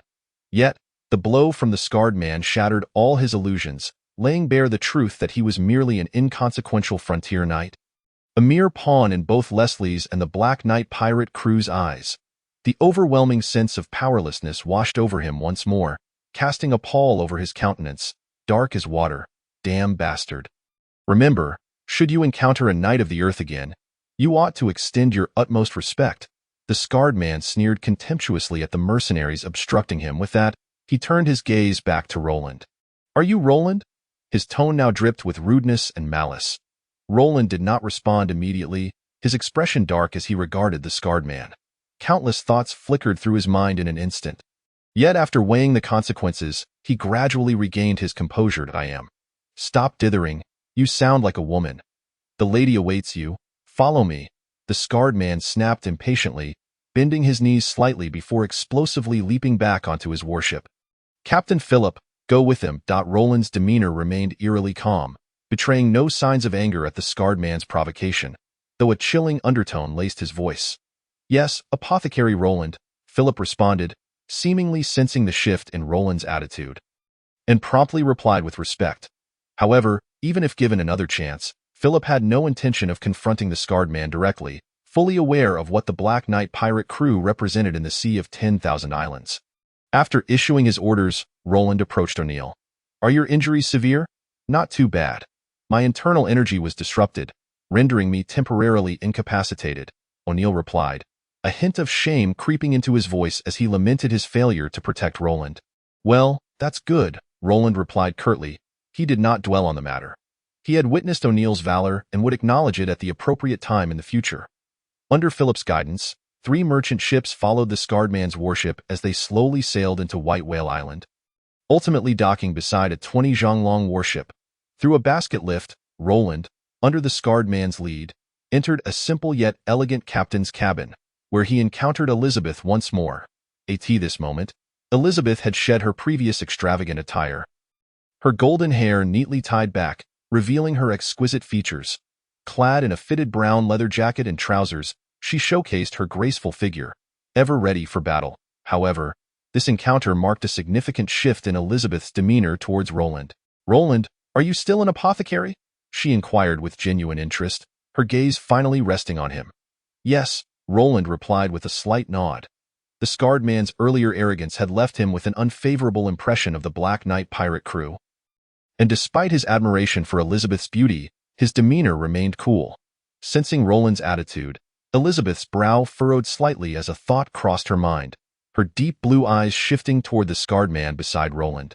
The scarred man, feeling the weight of Elizabeth's scrutinizing gaze, suddenly appeared flustered, as if realizing that his earlier behavior had caused her trouble, prompting him to sheepishly scratch his head, shedding his earlier bravado. Understanding the gravity of the situation, Elizabeth shot him an exasperated glare. "Roland, my crew consists of pirates, and their conduct may sometimes be boisterous. If they have offended you in any way, I sincerely apologize on their behalf." Her frankness caught Roland off guard. Given her previous haughty demeanor, such an apology seemed unlikely.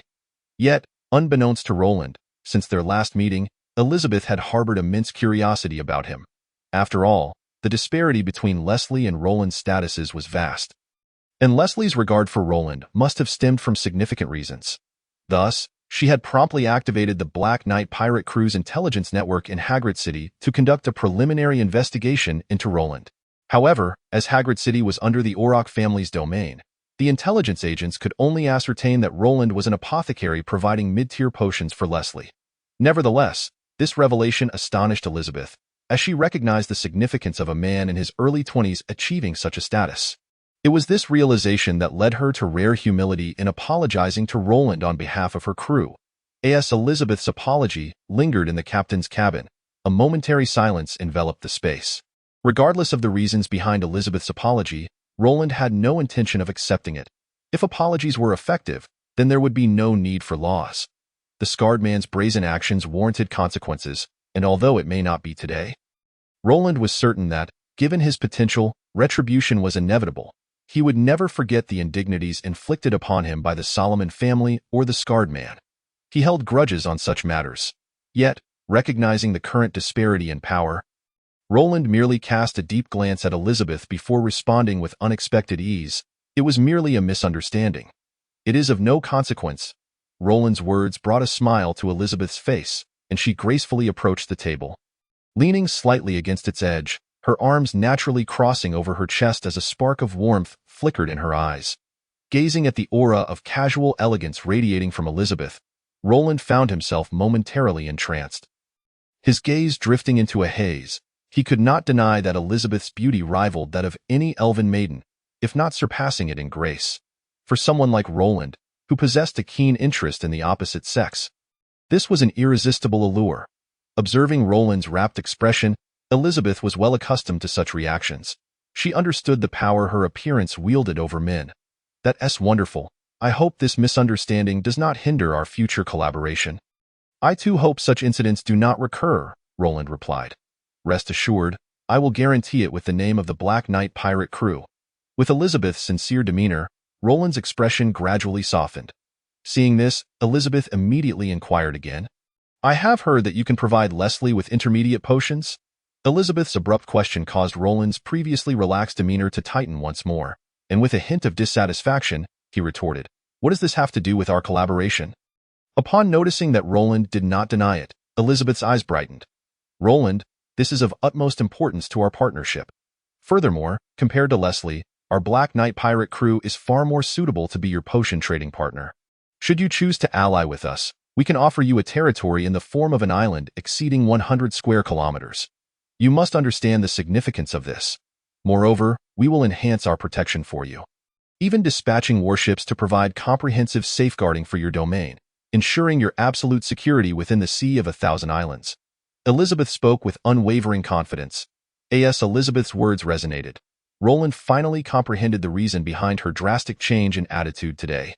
She, like Leslie, was attempting to win him over. Nevertheless, the conditions Elizabeth presented genuinely captivated Roland, making it difficult for him to resist the temptation to agree on the spot. After all, the possession of a 100 square kilometer island would undoubtedly mark a crucial step in his ascent to nobility. The first criterion for a pioneering knight to be elevated to the rank of baron in the Kingdom of Terra is to occupy a piece of land exceeding 100 square kilometers outside of human territories, and to develop it fully while maintaining control over it for 3 years. Among these standards, the first two are the most challenging.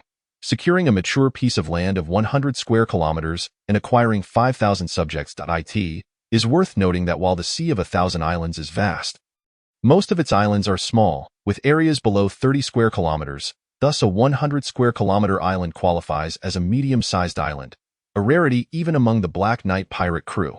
This demonstrates Elizabeth's sincerity. Once Roland agrees, he would merely need to supplement the populace within his domain, undoubtedly propelling him forward on the path to nobility. However, once Roland regained his composure, he realized that he could not acquiesce. Despite Elizabeth's alluring promises, agreeing would essentially bind him irrevocably to the Black Knight pirate crew. Although they ostensibly dispatched warships to safeguard his security, it would effectively imprison him on that medium-sized island. What was presented as collaboration was, in reality, subjugation. Roland believed that the medium-sized island offered by Elizabeth would undoubtedly be situated in close proximity to the Black Knight pirate crew's lair, Schweiman Island. Thus, even in the face of conditions that could significantly hasten his rise to nobility, Roland could not agree. Furthermore, acquiescing would amount to betraying Leslie, thereby severing his only escape route through Haglond. In addition, the makeshift team he had recently assembled would disband immediately, and the gifts Leslie had previously bestowed upon him would undoubtedly be claimed by James, Artil, and Philip. Most critically, he would be antagonizing the venerable Count Araco of the Kingdom of Terra, a family intricately connected with various factions across the Sea of 1,000 Islands, all for the sake of the Black Knight pirate crew. Roland was not so foolish as to overlook these consequences. Having discerned the pros and cons, Roland had resolved in his heart, yet he could not outright refuse, for he still required their protection. After organizing his thoughts, he slowly replied, "Your offer is indeed difficult to decline." Roland's response momentarily ignited a spark in Elizabeth's eyes, but she quickly sensed his hesitation as he continued, "However, I am currently in possession of a leverage that Leslie holds against me. Should he submit this material to the capital, my status as a pioneering knight would be revoked, thus I must cooperate with him." "Leverage? What leverage?" Elizabeth inquired, her skepticism apparent. Roland recognized the necessity of providing Elizabeth with an explanation, for should their relationship deteriorate, his future circumstances would undoubtedly worsen. As he fabricated this excuse, it was clear he had prepared well. He continued, "During my campaign for the position of pioneering knight, I had a competitor whose qualifications surpassed mine in every aspect. Leslie assisted me in eliminating him. However, this entire process was recorded by Leslie using a crystal recording device. Later, under his coercion, I was compelled to concoct potions for him. At this juncture, a grimace of frustration crossed Roland's face, appearing quite authentic indeed. Upon witnessing Roland's expression, Elizabeth harbored no further doubts, instead revealing a hint of disdain. "You noble descendants are truly more repugnant than us pirates. It is nauseating." "Heh, Miss Elizabeth, you flatter me," Roland replied with a hint of an awkward smile. Elizabeth was momentarily at a loss for words. Yet, a remarkably talented potion master remained an irresistible temptation for her. She continued, "So, if I could retrieve your leverage from Leslie, would you be willing to collaborate with me?" "Of course, it would be my honor to serve a lady as beautiful as yourself," Roland continued to feign. Elizabeth was quite pleased with Roland's attitude, though a contemplative look soon crossed her face, perhaps devising a strategy to reclaim Roland's leverage from Leslie. Seeing Elizabeth's expression, Roland breathed a sigh of relief. He could not afford to offend her nor Leslie. It was wise to remain an observer, watching the two contend against one another. Regardless of who emerged victorious, it would have little bearing on Roland. Whether Elizabeth succeeded in her endeavor or Leslie managed to safeguard his trade route with Roland, those were their issues, and it was unlikely they would lay blame at Roland's feet. Elizabeth did not ponder for long, as if she could not devise a suitable plan within the moment. "Roland, I believe that before long, we shall become the closest of partners. Let us await the outcome." Roland feigned anticipation, but soon his expression shifted, revealing a glimmer of greed. "Miss Elizabeth, might I inquire if it would be possible to receive an advance on that 100 square kilometer island?" While Elizabeth was inexperienced in worldly matters, she was not naive. "Roland, that island will undoubtedly be yours in due time. There is no need to rush." Elizabeth's brows furrowed slightly, a hint of displeasure dawning upon her exquisite countenance. Seeing that Elizabeth was not easily swayed, Roland could only respond with resignation, "Then I shall eagerly await your good news." rest assured, Elizabeth concluded.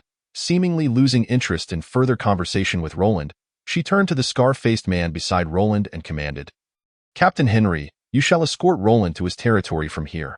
Upon hearing this, the scar-faced man promptly thumped his chest and responded, "Do not worry, Mississippi, I will ensure that Potion Master Roland arrives safely. Remember, Roland is my esteemed guest. Ensure that your men treat him with the utmost respect," Elizabeth instructed sternly. "Understood. Mississippi, there will be no misunderstandings," Captain Henry hastily assured her. Chapter 32. Arrival at the territory after departing from Elizabeth's warship. Roland could not help but exhale in relief, simultaneously cursing Leslie vehemently for attempting to undermine him right from the start. "This is what you call good faith, Potion Master Roland, in the coming days. I will have your merchant ship follow closely behind mine. I shall take you on a tour of the various factions surrounding your territory, letting them know that your domain is under the protection of our Black Knight pirate crew," Captain Henry stated, noticeably more agreeable after Elizabeth's warning. "Then I must trouble you, Captain Henry," Roland replied, making his way back to his merchant ship. He did not wish to engage too closely with an enemy, as it could hinder his future endeavors. After successfully departing from White Whale Island, the following days proved to be smooth sailing under the escort of 3 warships from the Black Knight pirate crew. Even when encountering relatively large pirate crews, they quickly chose to steer clear, lest they draw the attention of the Black Knight pirate crew. Finally, on the afternoon of the 10th day since leaving Haglon City, Roland arrived at an island located on the westernmost side of the Byland Sea. The island measured approximately a dozen square kilometers, tapering at both ends while expanding in width, resembling an oval shape, with the terrain rising toward the west and sloping down to the east. From the deck of the merchant ship, Roland observed a small hill rising in the western part of the island, blanketed in pure, serene white snow due to the season. The eastern side of the hill was relatively flat, making it highly suitable for establishing farmland. Overall, Roland was quite pleased with this small island. According to the information provided by the Black Knight pirate crew over the past few days, while the island's resources were limited, fresh water was abundantly available. Influenced by the northern icy realm, the island experienced substantial rainfall, and with an underground aquifer capable of storing a significant amount of fresh water, Roland need not worry about water scarcity. This was, in fact, a subtle consideration from the Black Knight's protection. After all, they could not provide their protected individual with an island devoid of fresh water. Upon arriving at this island, Captain Henry did not linger excessively, seemingly sensing that Roland had not fully reconciled with him. After signaling with a few flags, he promptly led the 3 warships away from the location. After the departure of the Black Knight pirates, Roland felt an immense sense of relaxation wash over him. It was rather unsettling to have someone nearby who posed a constant threat to his life. "Captain Philly, lower the small boat and let us disembark on the island," he commanded eagerly as he arrived at the first piece of land that truly belonged to him. "Yes, Apothecary Roland," Philly replied. Since the small island lacked a dock for 3-masted merchant vessels, Roland had no choice but to take Alice, O'Neill, and others ashore via a small boat from the eastern side.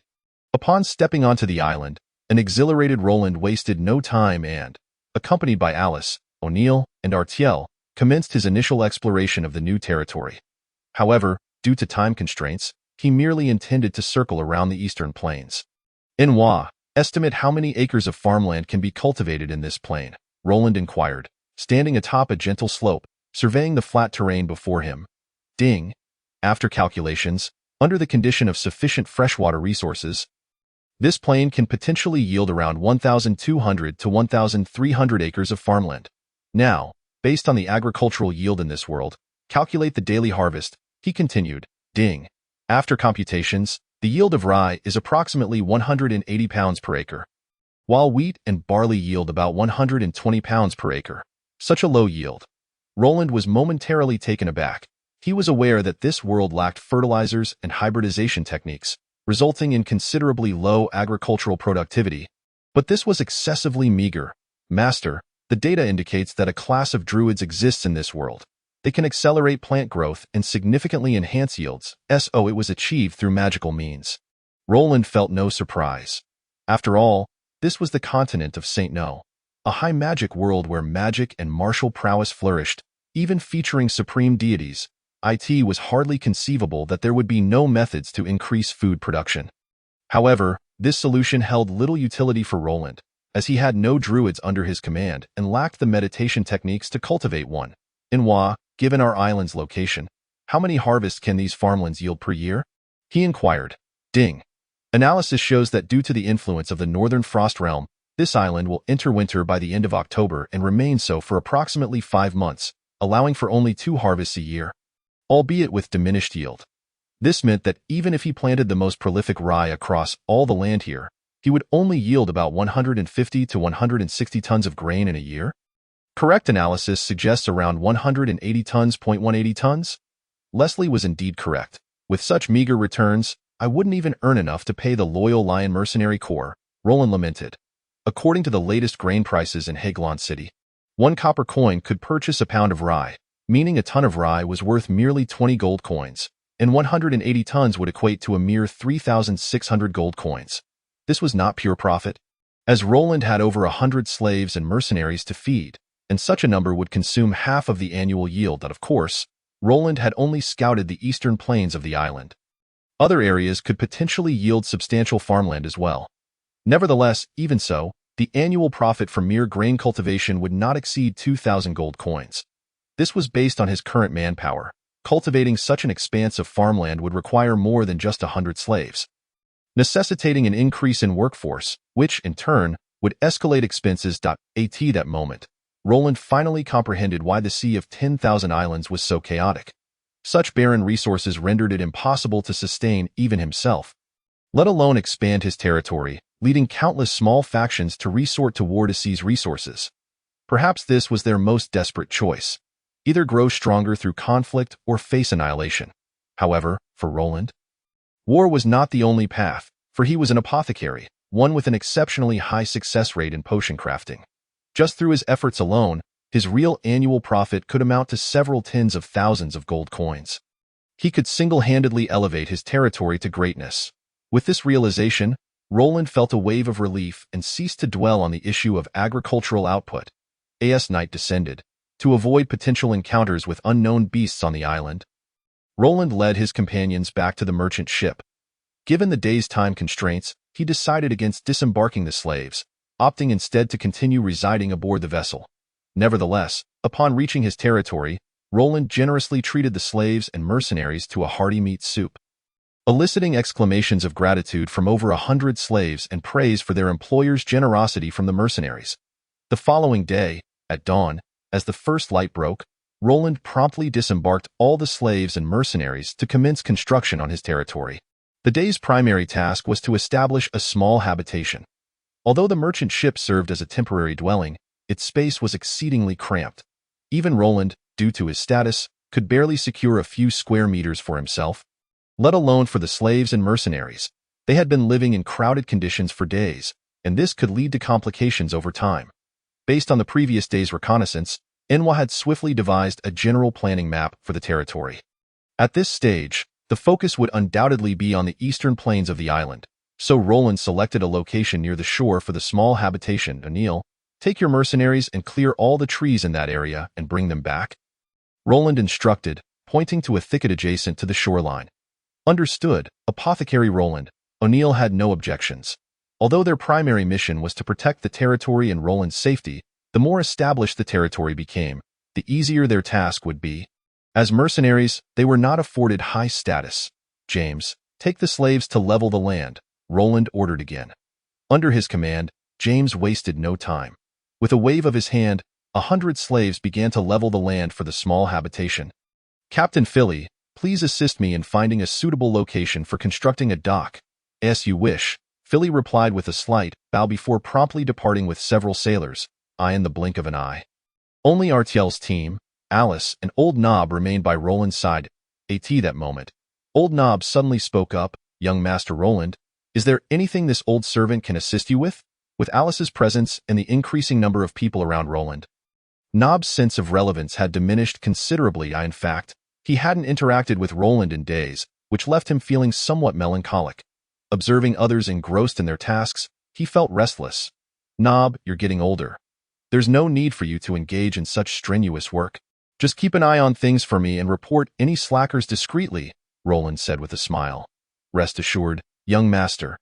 This old servant will keep a vigilant watch, Old Nob promised, puffing out his chest. After organizing the preliminary construction of the territory, Roland, along with Alice and Artiel's team, ventured deeper into the island for further exploration. The first area Roland sought to scout was the small mountain on the western side of the island. As it might harbor unknown beasts, such potential threats had to be prioritized for elimination. The group hastened their pace and reached the foot of the small mountain in just half an hour. Due to the island's proximity to the Frost Realm, the entire mountain was now nearly buried beneath a blanket of snow. The pure white snowflakes sparkled with a crystalline brilliance under the sunlight. And occasionally, a gust of cold wind would send flurries of snow swirling into the air, transforming the surroundings into a fleeting winter wonderland. "Young master, this place is beautiful," Alice exclaimed, her bright eyes shimmering with wonder as she beheld the scene. Hearing her words, Roland turned back to look at the elven maiden with a hint of fondness. Since leaving Hagelon, Alice's demeanor had gradually shifted, becoming more lively and even playfully teasing Roland at times. While this transformation might allow her to break free from the control of the Illusion Guild, Roland neither hindered nor discouraged her. Instead, he subtly encouraged her to completely overcome her past nightmares. Roland was uncertain whether the Alice, liberated from her past, would choose to remain by his side. Yet, he was only human, with his own boundaries and emotions. "Come, let me take you up to sea," he said, gently taking hold of the tender hand of the girl as they made their way toward the summit. She felt Roland grasp her left hand. A rosy hue graced Alice's cheeks, quickly replaced by a radiant smile, pure and innocent. Chapter 33. The mage's talent. Under Roland and his companion's watchful eyes, the snow-covered mountain revealed no signs of life, which offered him a measure of comfort. He did not wish for a high-level magical beast to inhabit his territory. Naturally, such a possibility was slim. The island's scarce resources could hardly sustain a creature of such caliber. Having confirmed that no threats resided on the mountain, Roland and Alice proceeded to thoroughly explore the entire island, traversing from south to north and west to east. Although there were no traces of magical beasts on the entire island, numerous wild animals roamed freely. Under Roland's command, the entire squad swiftly surged forward, exterminating them all without a shred of concern for the potential disruption to the island's ecosystem. During this time, Roland also discovered several areas suitable for cultivating farmland. However, these spots were somewhat scattered across the island, presenting considerable challenges for development. Moreover, Roland lacked sufficient manpower. After surveying his territory and confirming that there were no immediate dangers on the island, Roland let out a sigh of relief and promptly led his team back to the eastern coast. Upon his return, he found that the entire eastern coastline had transformed into a bustling construction site. Yet, under the diligent management of O'Neill and James, everything was proceeding in an orderly fashion, with each individual fulfilling their designated roles. The Loyal Lion Mercenary Corps had now split into two groups. One led by O'Neill, consisting of over 30 professionals, tirelessly transporting timber between the jungle and the settlement. As seasoned warriors, they were naturally endowed with strength. A mere junior warrior could easily hoist a hefty log, not to mention someone of O'Neill's caliber, who effortlessly carried multiple logs at once. The other group of mercenaries, under the guidance of Deputy Commander Koba Regiel, assisted the slaves in constructing wooden houses. Thanks to the efforts of these mercenaries, the progress of the small settlement's construction was remarkably swift. By the time Roland returned, not only had the land been leveled, but the frameworks for over a dozen wooden houses had also been established. Witnessing this scene, Roland's eyes lit up. Initially, he had calculated that it would take a week to complete the settlement. But this cadre of professional warriors had provided him with an unexpected delight.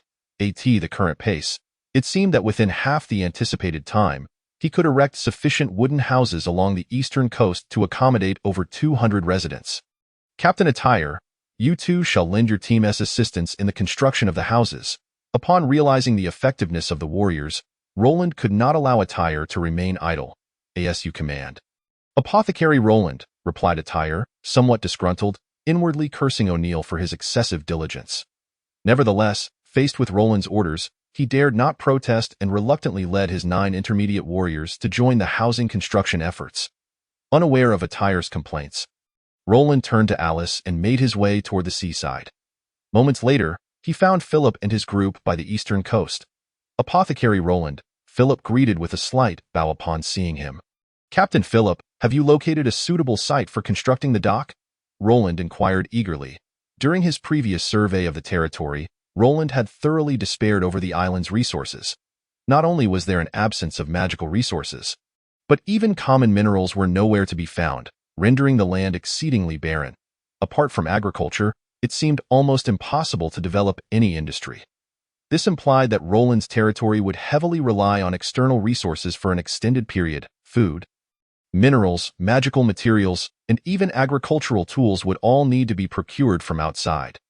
The foundation for all this was undoubtedly the dock. Without a harbor for the three-masted merchant ships to dock, relying solely on small boats for transport would severely hinder efficiency. "Yes, please observe here." Philip pointed toward the northeastern direction of the island. Following Philip's gesture, Roland gazed in that direction and beheld the coastline curving inward, forming a natural harbor. The terrain along the shore was relatively flat, and instead of sand, it consisted of rugged, uneven rocks, providing a reliable foundation for the dock's construction.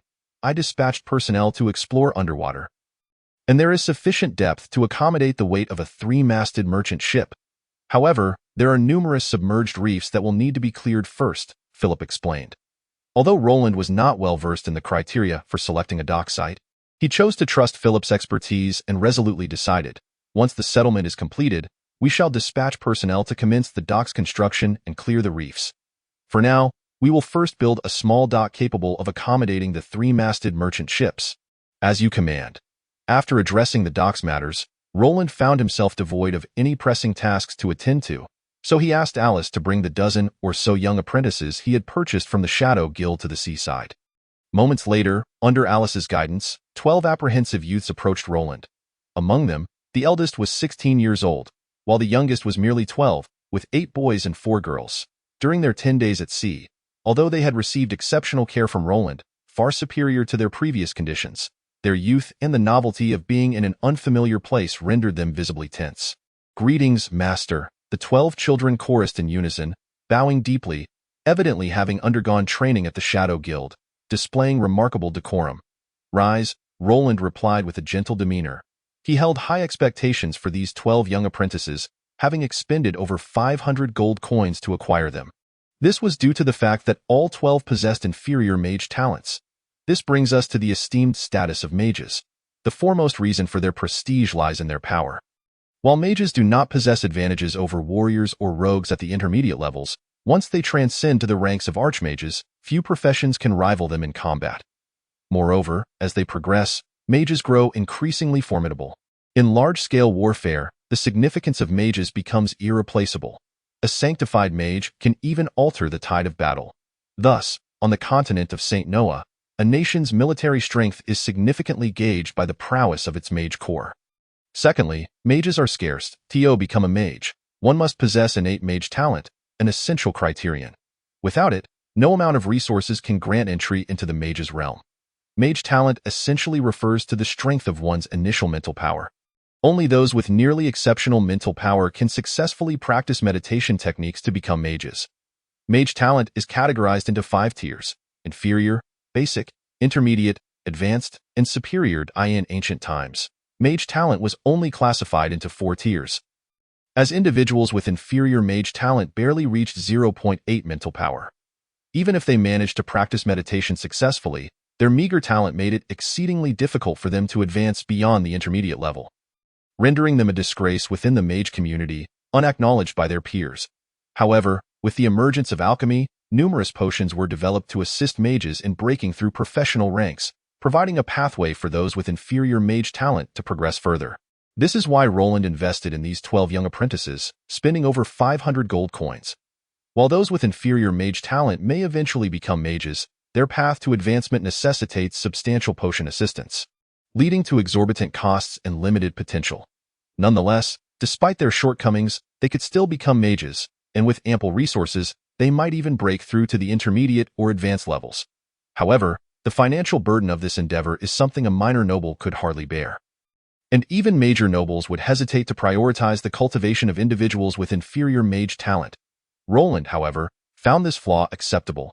Given his potion-making success rate, the costs involved in nurturing an inferior talent mage would be at least 4 to 5 times lower than for others. Moreover, most of the potions he concocted were not available for sale due to concerns over revealing his success rate, making their use for training inferior talent mages a more secure option, indirectly enhancing Roland's own strength. After all, mages remain mages. Even those with inferior talents are not weak in terms of power, merely in their training speed. This realization led Roland to devise a solution after recognizing the risks of exposing his potion-making success rate. As long as he meticulously controlled the progress of these inferior talent mages, he could minimize the risks. Once he advanced to a higher level in alchemy, even disclosing a high success rate for low-level potions would be inconsequential, as high-level alchemists naturally possess a far superior success rate in crafting low-level potions. Chapter 34. Enlightenment Island. Compared to 10 days prior, the 12 children appeared significantly improved in spirit, their faces adorned with a rosy hue. These young individuals had previously received little attention at the Shadow Guild, as there were rarely any buyers for those with inferior mage talent. The primary reason for their value exceeding 500 gold coins lies in the Shadow Guild's necessity to dispatch mages for mental evaluations. A considerable undertaking indeed. While those endowed with inferior mage talents constitute the majority among the 5 tiers of mage abilities, they are not so prevalent as to be found in every individual. The ratio stands at approximately 1 in 30 to 40, implying that to assemble these 12 children, the Shadow Guild conducted mental assessments on 400 to 500 youths. This explains why, until Roland was ready to depart, John hastily delivered these 12 children. Meanwhile, on the island's shore, the 12 pre-adolescents gazed anxiously at the stillness of Roland, their faces betraying a sense of unease. Their bodies remained rigid, afraid to move lest they incur Roland's displeasure. Young master. Observing the children's tense expressions, Alice felt a pang of sympathy and gently tugged at Roland's sleeve, whispering a reminder. Prompted by Alice's nudge, Roland returned to the present, regarding the 12 somewhat awkward children before him with a gentle smile. From this moment forth, this will be your new home. Here, you shall not suffer oppression or bullying, and you will acquire a wealth of new knowledge. You may even attain the status of a free person. Marry and raise children. Roland's promises astonished the 12 children, their eyes shimmering with hope, but soon dimmed again. Past experiences had taught them that such assurances were merely illusions crafted by their new master to compel them into harder labor. Observing their reaction, Roland refrained from making further guarantees. Time alone would reveal the truth of his commitments. You will be under Alice's command. Her orders hold the same weight as mine. He gestured towards Alice as he spoke to the 12 young ones. Yes, master, they responded, bowing deeply. Alice, for the time being, I would like you to teach them the basics of the common tongue and elemental languages. Roland instructed Alice. Though she, too, was a slave, she hailed from the elven race and had been a high-ranking mage prior to being captured by the Illusion Guild. However, after her capture, her advanced magical powers were rendered ineffective, making recovery a daunting challenge. Nevertheless, her repository of magical knowledge far surpassed that of Roland, making the teaching of such rudimentary magical principles a trivial task for her. After all, a mere elven girl was worth far more than 5,000 gold coins. Very well, young master, Alice assented, though she recognized that this might inadvertently reveal some elven magical knowledge. Yet, the fear and control exerted over her by the Illusion Guild left her unable to refuse any command from her new master. As night fell, the temperature plummeted below freezing, rendering continued work untenable. Thus, Roland promptly issued a halt to all activities and gathered everyone on the beach. Under the diligent efforts of over 200 individuals, including more than 40 professional warriors, a small settlement began to take shape within less than a day. Dozens of wooden house frames were neatly arranged along the eastern edge of the island's plains. Though they remained uninhabitable, devoid of any furnishings, and requiring the installation of stoves for warmth. Consequently, Roland opted to return to the merchant ship for shelter, to prevent any unfortunate incidents among the slaves due to the cold. Upon returning to the ship, Roland convened O'Neill, James, and the others. Without delay, he turned to James and inquired, James, the steward, Captain O'Neill, given our current progress, when can we expect the settlement to be completed? It will take another 2 days. However, to make it fully habitable, we will need 5 days, otherwise we cannot withstand the frigid night temperatures, James promptly replied. O'Neill nodded in agreement, refraining from further comment. Very well, we shall allow 5 days, Roland acknowledged with a slight nod before shifting his gaze to Captain Philly. Based on your experience, how long will it take to construct a dock capable of accommodating 3 merchant ships? With our current manpower, it will require at least a month, primarily due to the time needed to clear the submerged reefs. The weather is too cold now, and even professionals cannot endure long in the frigid waters, Philly analyzed after a moment of contemplation.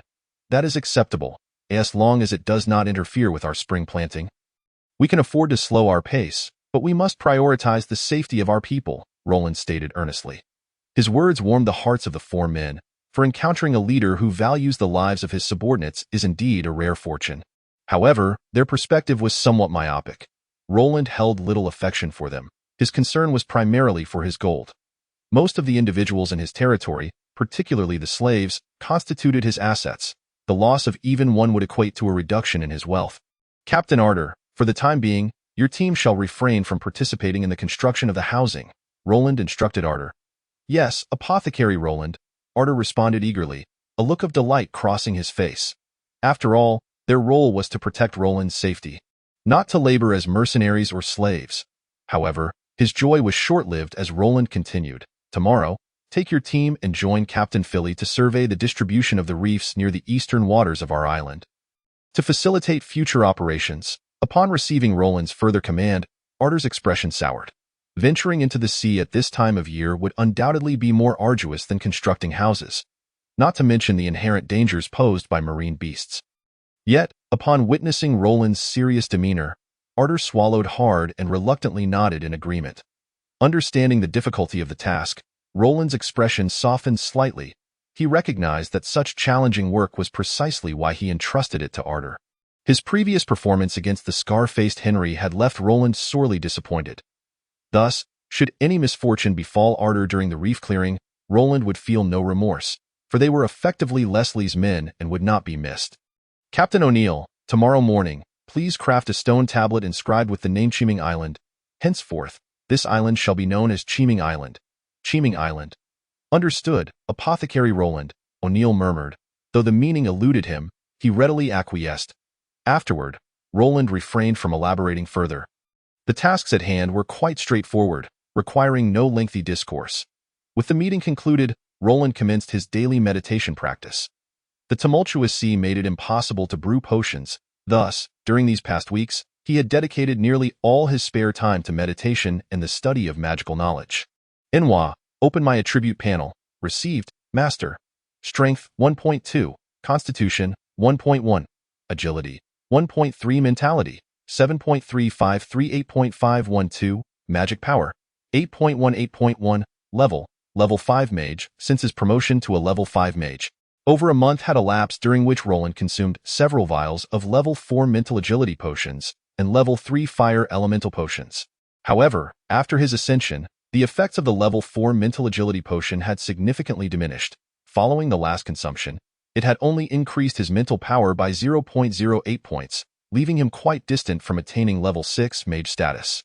In contrast, the level 3 fire elemental potion's efficacy had drastically waned, causing Roland's magical power growth to lag considerably behind that of his mental power. Thus, Roland felt an urgent need to relocate to Cheeming Island and resume his potion brewing endeavors. For each day of delay cost him hundreds of gold coins. Enwa. Have the level 5 mental agility and level 5 elemental potions been fully analyzed? Master, both have been completely analyzed. Upon hearing this, a look of satisfaction crossed Roland's face. In truth, this task was not particularly challenging. Enwa merely derived the most reasonable potion brewing steps based on the potion formulas and magical materials currently at her disposal. It was akin to drafting a preliminary outline prior to brewing the potions. Whether it was correct would require validation through experimentation. Only upon achieving success would Enwa thoroughly document the process, allowing Roland to replicate the initial successful brewing with her guidance thereafter. This was why Roland's success rate would significantly increase with each new potion he successfully brewed. The limited knowledge currently stored in Enwa's repository was the only constraint. Otherwise, with her computational abilities, she could have streamlined the potion brewing steps or optimized the formulas. Unfortunately, Roland presently lacked viable means to enhance Enwa's knowledge base. All right, I shall commence brewing the level 5 potions in a few days, Roland resolved inwardly. With that, he slowly closed his eyes and began to enter a meditative state. Chapter 35. Financial crisis. 5 days later, the small settlement on Chiming Island was finally completed. Roland immediately ordered the unloading of all supplies from the merchant ship, and after dispatching all available personnel to construct the dock, he promptly resumed his work on potion brewing. He had no choice but to proceed, for he had already squandered nearly half a month at sea, which would inevitably reduce his trading volume with Leslie this month. Although he still possessed a considerable stockpile of potions, for his own safety, he could not afford to sell them. Consequently, his earnings for the month were halved.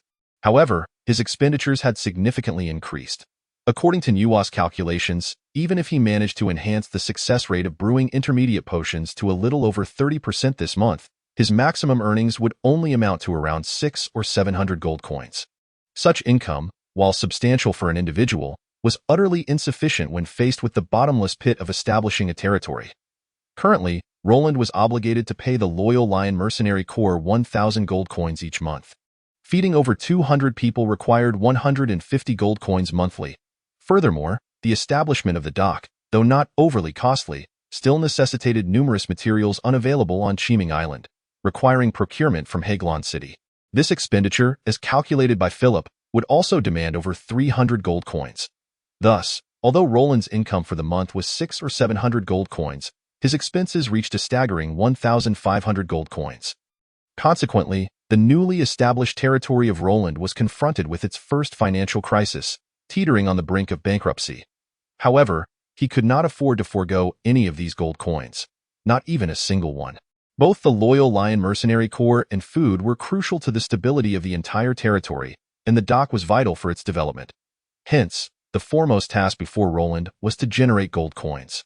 On Chiming Island, in a noticeably larger wooden house by the eastern coastline, Roland first organized the magical materials in his hands before beginning to familiarize himself with the brewing process of 5th-level potions.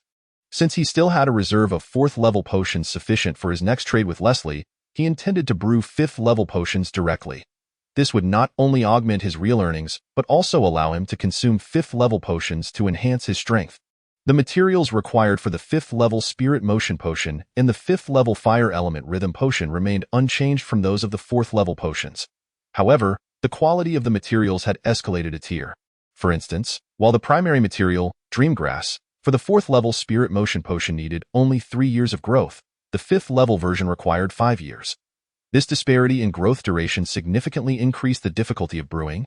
Yet the price of the 5th-level potions also doubled. A single bottle of the 5th-level Spirit Motion Potion commanded a market price of approximately 140 gold coins. The cost of the materials provided by Leslie was around 22 gold coins, yielding a profit exceeding 6-fold. Naturally, Roland's current success rate for brewing was not yet at 100%, but as long as he could reach the success rate he had for 4th-level potions, his earnings would witness a 2-fold increase.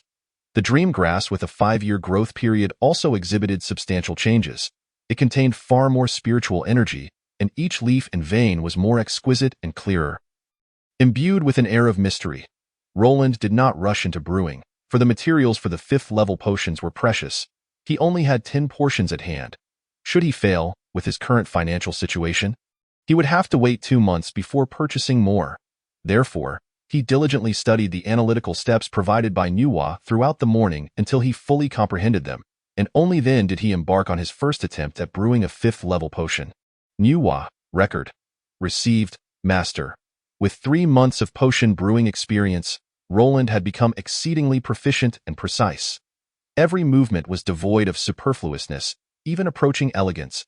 As the dream grass burned in the magical flames, wisps of smoke-like essence gradually ascended until they coalesced into a nearly tangible form of spiritual energy.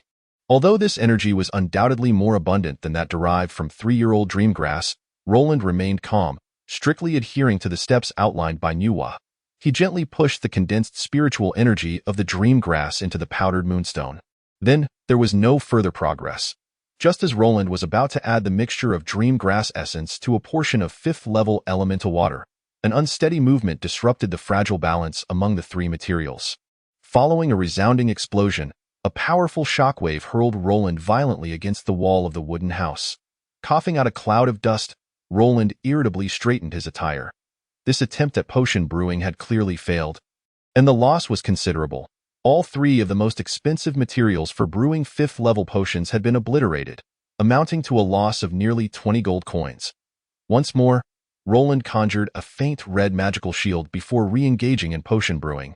As the level of the potion increased, the explosive force of failures also escalated, posing a significant threat to Roland. Thus, he had to keep the magical shield enveloping him during the brewing process. It was no wonder that a high-level alchemist was invariably a powerful mage. The explosive force of a failed 5th-level potion was already considerable, and one could only imagine the devastation following a failure at higher levels of alchemy. Roland marveled internally, becoming increasingly cautious in his movements. In the ensuing time, despite several failures due to various factors, he ultimately succeeded in brewing the 5th-level Spirit Motion Potion after exhausting 3 materials. After all, the difference between 5th-level and 4th-level potions lay solely in the energy contained, not in the quantity of materials. With the experience of successfully brewing 4th-level potions, the difficulty of 5th-level potions did not impede Roland for long. Gazing at the shimmering 5th-level Spirit Motion Potion in his hand, a flicker of excitement crossed his face. Having expended considerable mental energy during the brewing process, Roland decided to pause his potion crafting. Once he had restored his mental energy to above 3 points, he promptly consumed a bottle of the 5th-level potion valued at 140 gold coins. Despite facing a financial crisis, Roland had no intention of depriving himself. Furthermore, he was not yet ready to disclose his newfound ability to brew 5th-level potions to Leslie. After all, it had been barely a month since he successfully brewed 4th-level potions. And such rapid advancement seemed illogical. Unnatural speed and progression would inevitably attract unwanted scrutiny. Roland was acutely aware of Elizabeth's watchful gaze upon him. Should she discover that he could brew 5th-level potions so swiftly? He could only speculate on her potential overreactions. Nuwa, document the process and effects of consuming the 5th-level Spirit Motion Potion. Received, Master. With Nuwa's acknowledgement, Roland slowly closed his eyes, skillfully entering a meditative state. He practiced the Fire Element meditation technique. The 5th-level Spirit Motion Potion he had just consumed transformed into a surge of immense spiritual energy that surged into his mind, experiencing the effects far surpassing those of the 4th-level potions. A smile crept onto Roland's lips as he meditated. Time flowed gently, and after more than an hour, Roland finally absorbed all the energy from the 5th-level potion. Upon opening his eyes, he eagerly inquired of Nuwa. Nuwa, how much mental energy has increased this time? Master, you have gained a total of 0.18 points of mental energy from this meditation. 0.18. That is significantly less than the disparity between the 3rd and 4th-level potions. Roland furrowed his brow, perplexed. After all, during his first consumption of the 4th-level Spirit Motion Potion, he had gained 0.14 points of mental energy, which was double the effect of the 3rd-level potion. Yet, the 5th-level potion, compared to the 4th, had only increased his mental energy by 0.04. Master, based on current data analysis, Nuwa believes that the 3rd-level potion is classified as a primary potion, while the 4th-level potion is considered an intermediate potion, which accounts for the substantial difference in effects upon consumption. Both the 4th and 5th-level potions fall under the intermediate category, and thus the effects between them do not exhibit such a vast disparity. There may be other underlying reasons, but the data is insufficient for a precise analysis, Nuwa explained. Indeed. Though slightly disappointed, Roland accepted Nuwa's analysis. Nuwa, based on the previous trend of diminishing potion effects, estimate how long it will take for me to advance to the rank of 6th-level mage after consuming the 5th-level Spirit Motion Potion. Ding! Upon analysis, Master is projected to advance to 6th-level mage in 2 months. However, Master, you do not possess an ample supply of 5th-level potions. Nuwa's response caused Roland's expression to deflate, brimming with frustration. Indeed, he currently had only 10 portions of 5th-level potion materials, with 5 of those designated for brewing 5th-level Fire Element Rhythm potions. This meant that he had only 1 portion left for brewing the 5th-level Spirit Motion Potion. If luck were to fail him, he might not even have a single bottle of the 5th-level Spirit Motion Potion left. Yet, as he pondered, he realized that he had only just broken through to the rank of 5th-level mage less than 2 months ago. Achieving the 6th-level mage rank at this pace would paradoxically imply that his potion brewing success rate had been somewhat concealed. After all, such a rapid elevation in rank would undoubtedly require a substantial amount of potions to support it. Moreover, with the addition of Roland's externally sold potions, it becomes all too easy for outsiders to deduce his true success rate with these concoctions. Thus, The mere thought of Roland sends a cold sweat cascading down his spine, leading him to abandon his preoccupation with the fifth-level potions. Chapter 36. Leslie's letter. A month later, since Roland's arrival on Cheeming Island, more than a month has elapsed. Thanks to the efforts of over 100 slaves and 100 mercenaries, significant changes have unfolded along the eastern coast of Cheeming Island. 100 neatly arranged wooden houses are encircled by a makeshift wall constructed from earth and stone. While it may not withstand a serious attack, it greatly mitigates the risk of nocturnal assaults by wild beasts, thereby enhancing the sense of security among the slaves and mercenaries. To the north of the settlement stand 4 towering granaries, which house the food and supplies for the entire territory. To the south lies a newly constructed livestock pen, currently sheltering a few wild rabbits and pheasants from Cheeming Island, which are occasionally used to satisfy Roland's cravings. In the future, this pen will serve to raise poultry, providing meat for the territory. At the center of the settlement, a newly dug well stands. Although it holds limited water due to the winter season, it suffices for the needs of the entire community.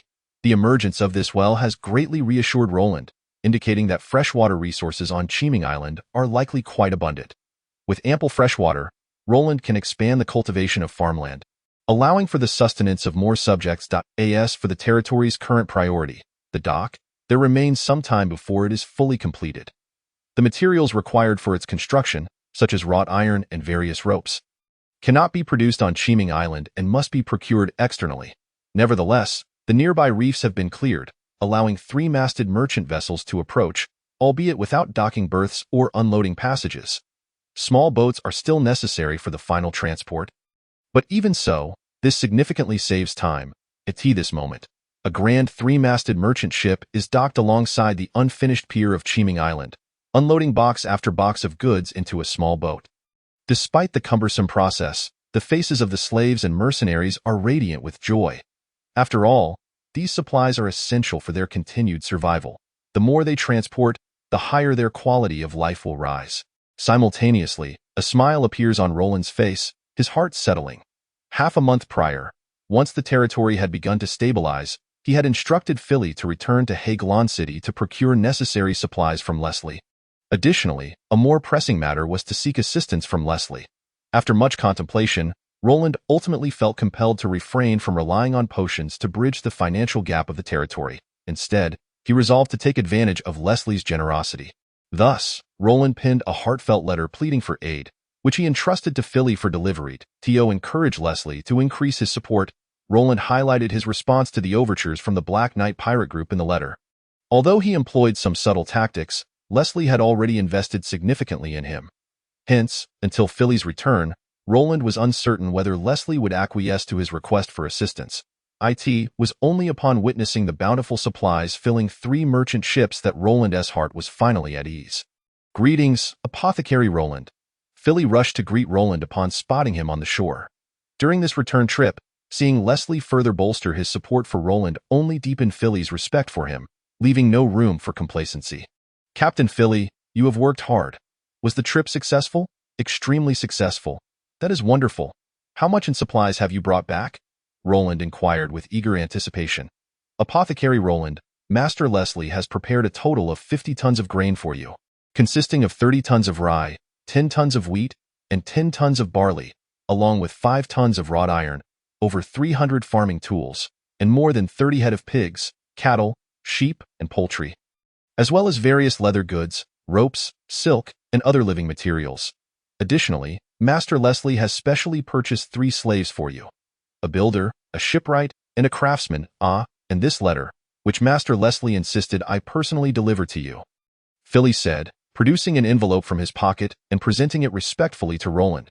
At this moment, although Roland's expression remained unchanged upon hearing Philly's report, immense joy surged within him. He was confident that Leslie would not refuse his plea for aid. Yet he had not anticipated such generous assistance. It seemed that Elizabeth's overtures had instilled a profound sense of crisis in Leslie. Otherwise, such a bountiful supply would not have materialized. After all, the value of these supplies alone exceeded 3,000 gold coins. And among them was wrought iron, a strategic resource in the Sea of 10,000 Islands. The region is severely lacking in various minerals, causing the prices of ores to remain exorbitantly high. Although wrought iron is not a magical material, its value would multiply significantly upon arrival in the Sea of 10,000 Islands, fetching over 200 gold coins per ton, and Leslie had sent 5 tons. Leslie's shipment not only bore immense value but also arrived as a timely boon for Roland, greatly accelerating the development of the territory and stabilizing morale. Just the 50 tons of grain alone would suffice for Roland to endure until the autumn harvest on Cheeming Island. Filled with excitement, Roland opened Leslie's letter, eager to discover any additional surprises. Inside the envelope were 3 notes from the Oroloco family, each worth 1,000 gold coins, along with a sheet of letterhead. The Oroloco family notes serve as a simplified transaction voucher issued to trading partners, as handling large sums of gold can be quite cumbersome. With this note, one can claim 1,000 gold coins at any Oroloco family stronghold. Of course, due to the family's current capability, they could not produce completely counterfeit-proof notes, meaning that each issued note had a stub and record. Anyone presenting an Oroloco family note to withdraw gold must undergo a rigorous verification process. Consequently, such notes are primarily utilized by long-term trading partners of the Oroloco family, making their redemption relatively straightforward. Upon seeing these 3 notes, Roland's eyes sparkled with excitement. What a delightful surprise! He had initially thought that after providing so many supplies, Leslie would not pay him any gold coins for purchasing potions this month. To his astonishment, Leslie had not only covered the full cost of the potions, but had additionally bestowed upon him over 2,000 gold coins. Feeling overwhelmed by such generosity, Roland could not help but express envy. After examining the Oroloco family crest on the notes, he tossed one to his companion. "O'Neill, thank you, Apothecary Roland." O'Neill's face beamed with joy as he accepted the note. While he had no doubt about a potion master's ability to pay, the sight of gold coins always brought him assurance. "You have earned this," Roland patted O'Neill's sturdy shoulder. Throughout this past month, O'Neill's performance had convinced Roland that the 1,000 gold coins spent were well worth it. After handing the note to O'Neill, Roland turned his attention to Leslie's letter. "My dear Roland, my friend, I have received your letter, and I am deeply concerned about the difficulties you face, wishing I could rush to your side and confront them with you. However, family matters weigh heavily on me, making it difficult to leave. Thus, I have arranged numerous supplies for you, hoping they will help you through this challenging time. Simultaneously, the Oroloco family is providing you with an interest-free loan of 3,000 gold coins for your use. As for the Black Knight pirate group, I will resolve that issue promptly. They will not affect the sincere bond between you and my friend. Remember that the Oroloco Count family stands behind you. With me here, you need fear no one. Finally, my dear friend, I eagerly anticipate our next meeting. Wishing you all the best. Yours sincerely, Leslie Oroloco." The heartfelt sentiments expressed in the letter could not be overlooked, revealing Leslie's most genuine feelings for Roland. Yet, as Roland finished reading, although a touch of emotion graced his face in Philly's presence, the surprise in his heart dissipated like mist. Firstly, while Leslie appeared to express his feelings and support him, he was, in fact, subtly reminding Roland to consider the consequences of betraying the Oroloco family, which was far more pressing than the threat posed by the Black Knight pirate group. Secondly, and most crucially, the 3,000 gold coins were indeed a loan from Leslie, which he would need to repay in the future. Sighing, Roland lamented his own weakness. Whether it be the Black Knight pirate group or the Oroloco family, both loomed as colossal forces over him, demanding careful navigation to avoid offense. This precarious situation left him feeling trapped between 2 formidable powers, forcing him to tread lightly and live in constant apprehension. A sentiment that increasingly irked him. Since his arrival in this world, it seemed that danger had never truly departed from his side. Whether it be the Solomon family, the Oroloco family, or the Black Knight pirate group, there lingered a degree of malice towards him from each. By mere chance, coupled with Roland's cautious approach, he barely managed to suppress the nefarious schemes of his adversaries. However, continuing down this path is ultimately not a sustainable solution. As Roland's value increases, it is only a matter of time before they succumb to their insatiable greed and turn against him. The mere thought of this sent a shiver down Roland's spine, and a flicker of stern resolve flashed in his eyes, reminding himself to exercise even greater caution moving forward and to expedite his efforts to enhance his own strength. Sensing that Feely still stood before him, Roland adjusted his facial expression and spoke with genuine emotion. "Leslie truly is my best friend. Encountering him is undoubtedly the most fortunate event of my life. Roland's heartfelt demeanor did not raise any suspicion among those around him. Instead, expressions of envy graced their faces. After all, Leslie's contributions to Roland were evident to all, and it could be said that the reason Roland now possessed such a domain, and was able to develop it steadily, was largely due to Leslie's efforts. "Roland the alchemist, your bond with Master Leslie is truly enviable," Feely remarked with a smile of admiration. "In the future, you two shall forge such friendships. Now, let us hasten to unload and transfer all the supplies for my friend into our warehouse," Roland proclaimed proudly with a wave of his hand. However, immediately after his words, he hurriedly departed with Alice, fearing that if he lingered, he might lose his composure as night fell, to uplift the weary slaves and mercenaries who had toiled for over a month. Roland organized a grand bonfire feast, even sharing some of his reserved meat supplies with everyone. It must be said that in this world, human slaves are remarkably easy to please. Merely dividing a bowl of meat soup among them elevated Roland to the status of a benevolent lord in their eyes. Chapter 37. The onslaught of beasts. The following day, Roland's first order of business was to summon the 3 specialized slaves gifted to him by Leslie: Architect Martin, Craftsman Lucas, and Shipwright Anthony. All 3 were relatively young, in their 30s, and their spirits were high due to their unique skills.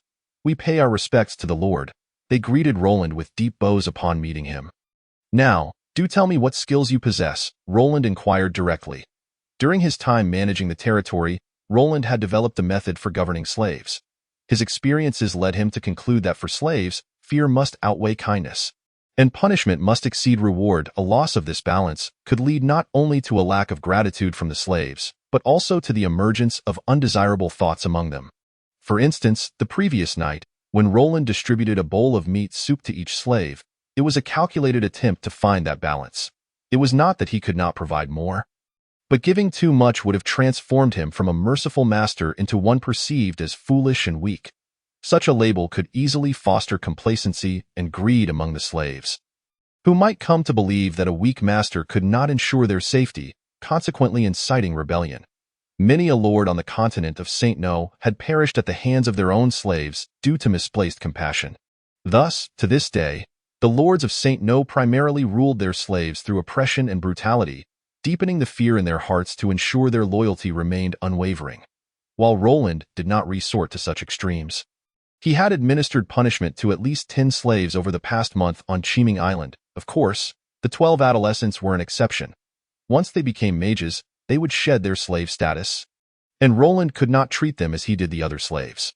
Consequently, his demeanor towards the 3 men was direct and somewhat aloof, which surprisingly only served to render them more submissive. Exchanging glances among themselves, the eldest, Architect Martin, spoke first. "My lord, I can construct houses, slave quarters, bridges, and small walls."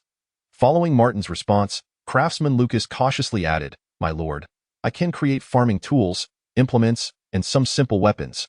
Roland nodded slightly, then shifted his gaze to Shipwright Anthony. Upon feeling Roland's scrutinizing gaze, Anthony promptly replied, "My lord, I can build small fishing boats and single-masted merchant vessels suitable for coastal navigation."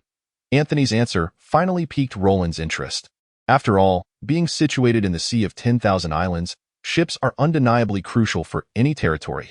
A formidable fleet would not only ensure the safety of the homeland, but would also provide a significant advantage in trade and warfare. "Elaborate further," Roland commanded. "Yes, my lord," Anthony responded, his face brightening at Roland's interest. "A small fishing boat typically measures 6 meters in length and 2 meters in width, capable of fishing within 3 miles of our island.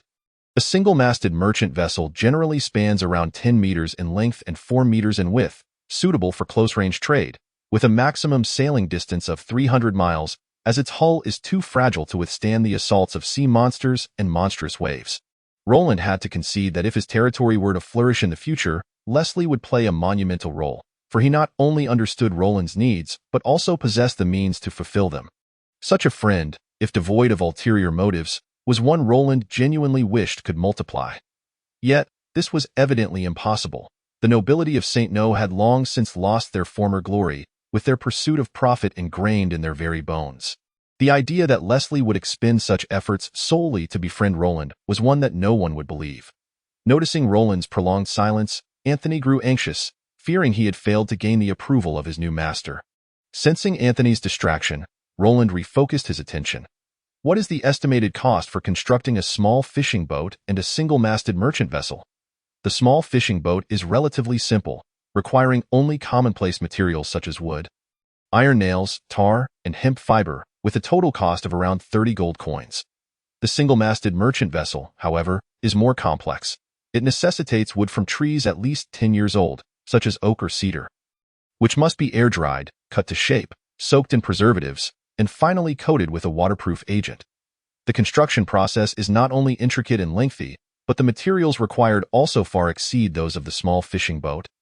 Bringing the total cost to around 200 gold coins, Anthony explained, his words rapid yet clear, as if he wished to demonstrate his expertise to Roland. However, Roland found himself bewildered. He had not anticipated that the construction of a single-masted merchant vessel would be so complicated, and the cost alone would reach 200 gold coins. Coupled with labor expenses, the sale price of such a vessel would surely exceed 500 gold coins. This revelation once again illuminated the financial prowess of Leslie, who had without hesitation provided Roland with three-masted merchant vessels for his use. How much cargo can a single-masted merchant vessel typically carry? Approximately 10 tons, Anthony replied. At this moment, Roland's mind was made up. Leslie's intention in sending Anthony to Roland was not for the construction of a single-masted merchant vessel, but rather for building small fishing boats to gather food supplies. After all, Roland already possessed three-masted merchant vessels lent to him by Leslie, providing ample capacity, making the single-masted vessel unnecessary for the time being. Moreover, the high cost and labor requirements of the single-masted merchant vessel rendered it impractical for Roland's territory at this juncture, leading him to lose interest altogether. How many laborers will you require for the small fishing boats, and how long will it take to construct one? I will need at least 7 workers. And I can complete a small fishing boat in about half a month. If I double the workforce, I can construct one in 10 days, Anthony replied after a moment of contemplation. Very well. I shall provide you with 10 workers. Ensure quality while working at your fastest pace to construct 4 small fishing boats first, Roland commanded. Understood, my lord, I will guarantee the completion of your task. Anthony responded eagerly. Alice, you shall accompany him to select the slaves, Roland ordered. Yes, young master. Alice nodded slightly before leading Anthony away. Martin, begin by familiarizing yourself with the situation in my territory and help me reorganize the residential layout. Roland instructed. Yes, my lord, Martin replied respectfully. Lucas, find a suitable location in the residential area for Martin to establish a workshop, where you can craft some essential tools for developing the territory, Roland continued. Understood, my lord. Now, off you go and tend to your tasks, Roland concluded, waving his hand lightly to dismiss them. Once the two had departed, Roland prepared to commence his potion brewing for the day. However, just then, a series of resounding crashes echoed, reminiscent of the ocean's roar, startling the slaves at work in the residence. Upon hearing the words, Roland's expression immediately changed. Although he had not encountered any trouble since arriving on Chiming Island, he had never relaxed his vigilance in the treacherous waters of the Wandao Sea. Thus, he promptly summoned the members of the Atur team, hastening towards the direction of the immense crashing sound under their escort. Meanwhile, on the northeast coast of Chiming Island, at the dock, a swarm of creatures, approximately half the height of a human and reminiscent of crabs, were leaping from the sea in droves, relentlessly attacking the slaves and mercenaries constructing the dock.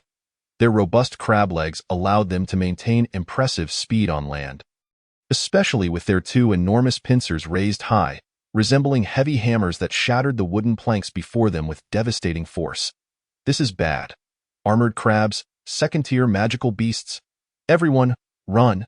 At that moment, Feely, who was overseeing the construction at the dock, paled and shouted at the surrounding, bewildered slaves. Finally, under his furious roar, some panicked slaves fled in disarray deeper into Chiming Island. However, it was evidently too late, as several slaves, who were clearly a step slower, were torn apart in an instant by the oncoming armored crabs, their blood splattering through the air, staining the once dark blue crabs a vivid crimson. When Roland and Atur arrived at the dock, they witnessed the armored crabs frantically pursuing the mercenaries and slaves, occasionally tearing the lagging slaves to shreds and devouring them entirely. Upon witnessing this scene, Roland was consumed with rage. After all, these were his possessions. Captain Atur, Take your team and rescue the people, Roland commanded grimly. Understood, Apothecary Roland, Atur promptly replied, clearly unfazed by the second-tier armored crabs. Without hesitation, Atur led his subordinates to intercept the armored crabs that were hunting the slaves and mercenaries. With the addition of 10 intermediate warriors, the terrified slaves and mercenaries felt a wave of relief and quickly retreated behind Roland. That moment, O'Neill arrived hastily with over 30 professional mercenaries. Upon seeing the battle at the dock, his expression changed dramatically, and he rushed to Roland's side. Apothecary Roland, are you unharmed? Roland's countenance eased slightly upon O'Neill's arrival. Previously, under Roland's orders, O'Neill had led the mercenary group deep into Cheeming Island to gather timber for the dock's construction. Due to the strength of the professionals, O'Neill had taken nearly all of the Loyal Lion mercenary group's warriors with him, leaving the dock devoid of any professionals, the remaining mercenaries mere ordinary individuals who naturally crumbled under the assault of a second-tier magical beast. This oversight was certainly Roland's fault, but it was too late to dwell on it now. Upon seeing O'Neill, Roland immediately instructed him to organize personnel for a counterattack against the armored crabs. Understood, Apothecary Roland, O'Neill responded, promptly gesturing to organize the troops and arrange formations. This demonstrated O'Neill's authority within the Loyal Lion mercenary group. Under his command, the previously panicked mercenaries quickly transformed into seasoned warriors, forming small teams that advanced steadily towards the armored crabs. Chapter 38. The swarm of armored crabs. Roland did not engage in the battle, ostensibly to oversee the situation. However, behind the scenes, he had no intention of risking his safety until the situation was clearer. Thus, he stood at the rear of the battlefield, quietly observing the desperate struggle between humanity and the magical beasts. Over 100 mercenaries from the Loyal Lion mercenary group joined the fray. The armored crab swarm suffered significant casualties. Armored crabs were social magical beasts native to the Wandao Sea, typically forming groups of hundreds, displaying formidable strength, with a single second-tier armored crab possessing power comparable to that of a third-tier warrior. However, lacking innate spells, they were classified as second-tier magical beasts. Their true strength lay in underwater combat rather than on land, where their massive pincers, while powerful, were cumbersome and could not be wielded effectively for long durations. At this moment, O'Neill clearly understood this. Under his command, the Loyal Lion mercenary group avoided direct confrontation with the armored crabs. Small teams, composed of several professional mercenaries, flanked the armored crabs, continually harassing them until they showed signs of fatigue. Allowing for a coordinated assault that swiftly dispatched them in mere moments, half of the 70 to 80 armored crabs that had surged ashore were slain. The remaining armored crabs were forced to retreat, nearly back into the sea. Under O'Neill's leadership, no mercenaries lost their lives, with only a few overly ambitious mercenaries sustaining minor injuries. This outcome was undoubtedly glorious, prompting Roland to nod in approval repeatedly. Just as the tide of battle appeared to shift decisively, and it seemed victory was within reach, Atur, observing from the other side of the battlefield, felt a cloud of despair wash over him. Having spent considerable time on Cheeming Island, he sensed Roland's increasingly frosty demeanor towards him, contrasted with Roland's growing warmth towards O'Neill. This shift ignited a sense of crisis within him. Although he was one of Leslie's men, he was merely an intermediate warrior, easily dispensable in Leslie's eyes. Should Roland become dissatisfied and return him to Leslie, Atur could easily envision his grim fate. He had initially believed that with the strength of himself and his team, they could overpower the Loyal Lion mercenary group on the battlefield and regain Roland's favor. However, he was taken aback to find that even ordinary mercenaries could slay armored crabs under O'Neill's command, leaving him at a loss for how to maintain his position beside Roland. As an intermediate warrior, he was now inferior to the ordinary mercenaries. He feared that in Roland's eyes, his status would plummet even further. Contemplating this, a fierce glint flashed in Atur's eyes, yet he refrained from taking advantage of the situation to strike against the Loyal Lion mercenary group, for Roland was clearly watching from the sidelines. With 3 lifetimes' worth of courage, he would not dare. Thus, Atur summoned his fighting spirit, leading his 9 teammates directly into the fray of armored crabs. Although they faced immense pressure, surrounded by relentless attacks from the crabs, their actions disrupted the crabs' formation. Seizing this opportunity, O'Neill gestured for the hundreds of mercenaries to surge forward. In an instant, a dozen armored crabs fell lifeless to the ground. Retreat, everyone! Upon witnessing this, Roland's brow furrowed tightly as he urgently commanded Atur and O'Neill. Although Roland was merely a fifth-tier mage at that moment, his mental acuity surpassed that of everyone present, allowing him to sense the imminent danger arising from the sea. However, his order came a moment too late. Suddenly, 2 to 3 dozen armored crabs emerged from the depths of the water, their bodies significantly larger and their coloration darker. Leading the charge was a gigantic armored crab the size of a calf. Surging through the water towards Atur and his 10 companions. "Armored Crab King, fall back," Atur exclaimed in alarm. Armored crabs were social creatures that naturally had a leader, typically commanding a group of over 100 crabs, most possessing the strength of a fifth-tier magical beast. Moreover, the leader was flanked by over 20 other crabs that had evidently reached the 3rd or 4th tier. This level of power was beyond what Atur's team could contend with, even at their peak, let alone now, when their fighting spirit had already waned significantly. Most critically, they were currently encircled by the armored crabs, which left Atur utterly aghast. However, it was evident that Roland could not merely stand by and watch Atur's team face annihilation. Though he had been displeased with Atur's earlier choices during the confrontation with the scar-faced Henry, Atur was nonetheless one of Leslie's men, and Roland was currently in dire straits. 10 intermediate warriors were a crucial asset for him. "O'Neill, take your men to support Atur's team," Roland commanded, finally stepping forward to enter the battlefield. "Understood, Apothecary Roland." Under Roland's command, O'Neill did not dare to disobey and hastily led his mercenaries to launch a fierce assault from the side of the armored crab leader. Sensing the looming threat behind him, the armored crab leader let out a long cry, and immediately, over 20 even larger armored crabs positioned themselves in front of the loyal lion mercenary corps. Upon witnessing this scene, Roland's eyes brightened, and he promptly commanded Artur, hold your ground, and keep that armored crab leader confined to the beach." Hearing Roland's order, Artur was initially taken aback, but soon realized that Roland intended to completely eradicate this group of armored crabs. With O'Neill's support, the situation of Artur's squad had improved significantly, so he quickly assumed a defensive formation, preparing to engage the armored crab leader in a fierce struggle.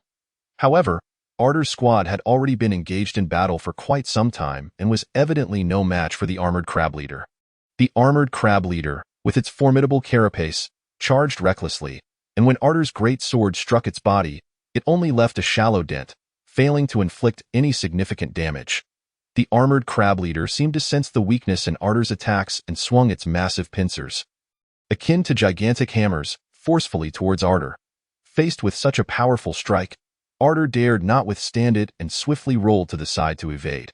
Yet, this evasion resulted in a breach in the previously tight defensive formation, causing it to crumble under the armored crab leader's onslaught.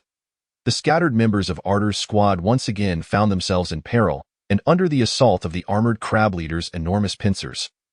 2 level 4 warriors were swiftly knocked away, falling into the encirclement of other armored crabs, where they were devoured in an instant. Meanwhile, upon noticing that all the armored crabs were drawn towards the loyal lion mercenary corps and Artur's squad, Roland finally took further action. From beneath his loose mage robe, he casually produced a black and red magic staff and began to chant softly in an instant.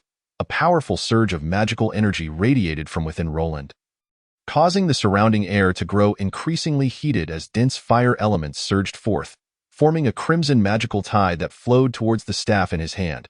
As Roland's incantation progressed, the fire elements converging upon his staff grew increasingly potent, transforming into 5 dark red fireballs, each the size of a watermelon and exuding an unsettlingly high temperature. Suddenly, a gleam flashed in Roland's eyes, and he swung the staff forcefully forward. The 5 dark red fireballs traced a dazzling arc through the air, trailing long flames as they hurtled towards the armored crab leader. This intermediate fire magic, Fireball Barrage, was the most powerful spell in Roland's current repertoire. The 5 fireballs, radiating intense heat from above, incited a frenzy among the armored crab horde. As water-type magical beasts, they instinctively loathed all fire elements, especially these blazing fireballs. However, upon sensing the terrifying threat posed by the 5 fireballs, the armored crabs disregarded their adversaries and hastily retreated into the sea. Notably, the armored crab leader, upon perceiving the danger from above, abandoned Artur's squad and leapt back towards the ocean with great urgency. At that moment, Artur, seemingly emerging from nowhere, unleashed the remnants of his fighting spirit, striking fiercely at one of the armored crab leader's thick legs with his sword. Compared to the hard shell, the defense of the crab legs was significantly weaker, and Arter's strike succeeded in severing one, causing the armored crab leader to lose its balance and stumble onto the beach. However, the loss of a single leg did not impair its ability to act, and as it angrily rose, the 5 fireballs, charged with a violent energy, arrived without mercy, crashing onto the armored crab leader. Boom, boom. After a series of deafening explosions, the smoke enveloped the entire form of the armored crab leader. The smoke dissipated. The sight of the armored crab leader evoked a mixture of shock and fear among the onlookers. Once a formidable presence, the armored crab leader was now a pitiful sight. Its previously tough shell was now charred and shattered, revealing the tender flesh beneath, marred with severe burn marks that emitted a nauseating odor of charred meat. Chapter 39. Territory damaged in the Saint No continent. The reason why mages are also referred to as Lord Mages becomes evident in scenes like this. Although Roland's occupational rank was merely level 5, the destruction he wrought far surpassed that of Arter by several times. Of course, this was partly due to the fact that the armored crab leader was a water-type magical beast, which suffered enhanced damage from fire spells. Nevertheless, Roland's attack undeniably delivered a decisive blow, a feat unattainable by warriors, thieves, or knights. Even considering the valiant efforts of the loyal Lion Mercenary Corps and Arter's squad in holding the line, it could not overshadow the significant role a mage plays on the battlefield. If anything, it only highlighted it further. Amidst the astonished gazes of those around him, Roland gracefully stowed away his magic staff and retreated from the battlefield, valuing his own life above all else. However, even with Roland's withdrawal, the outcome of the battle was already sealed. After the armored crab leader was gravely wounded by Roland, it was swiftly overwhelmed and killed by the remaining members of Arter's squad. The remaining 20 to 30 armored crabs, bereft of their leader, lost all fighting spirit and fled into the sea, restoring the eastern coastline of Chiming Island to its previous tranquility in the blink of an eye. All that remained were the carcasses of dozens of armored crabs and human bodies, testament to the brutal warfare between humans and other races. Captain O'Neill, you and your team of professionals are responsible for vigilance. Everyone else, clean up the battlefield. Roland immediately issued orders after the battle concluded. Having learned from this experience, Roland now held a renewed understanding of the dangers within the Sea of 10,000 Islands and no longer dared to let ordinary slaves and mercenaries work so carelessly along the shoreline. Under everyone's efforts, the chaotic battlefield was cleaned up in a short time. Over 100 attacking armored crabs had been slain by the loyal Lion Mercenary Corps and Arter's squad, with even the leader permanently left on Chiming Island. Yet, due to his carelessness, Roland paid a heavy price, with 10 slaves and 7 mercenaries, along with 3 mid-level warriors from Arter's squad, perishing in this sudden war. This death toll nearly represented a 10% reduction in Roland's current territory, marking a severe loss. In truth, given the current strength of Chiming Island, the average level 2 magical beast, the armored crab, should not have caused such heavy casualties. However, Roland had deployed all the warriors of the loyal Lion Mercenary Corps to fell trees to expedite the dock's construction.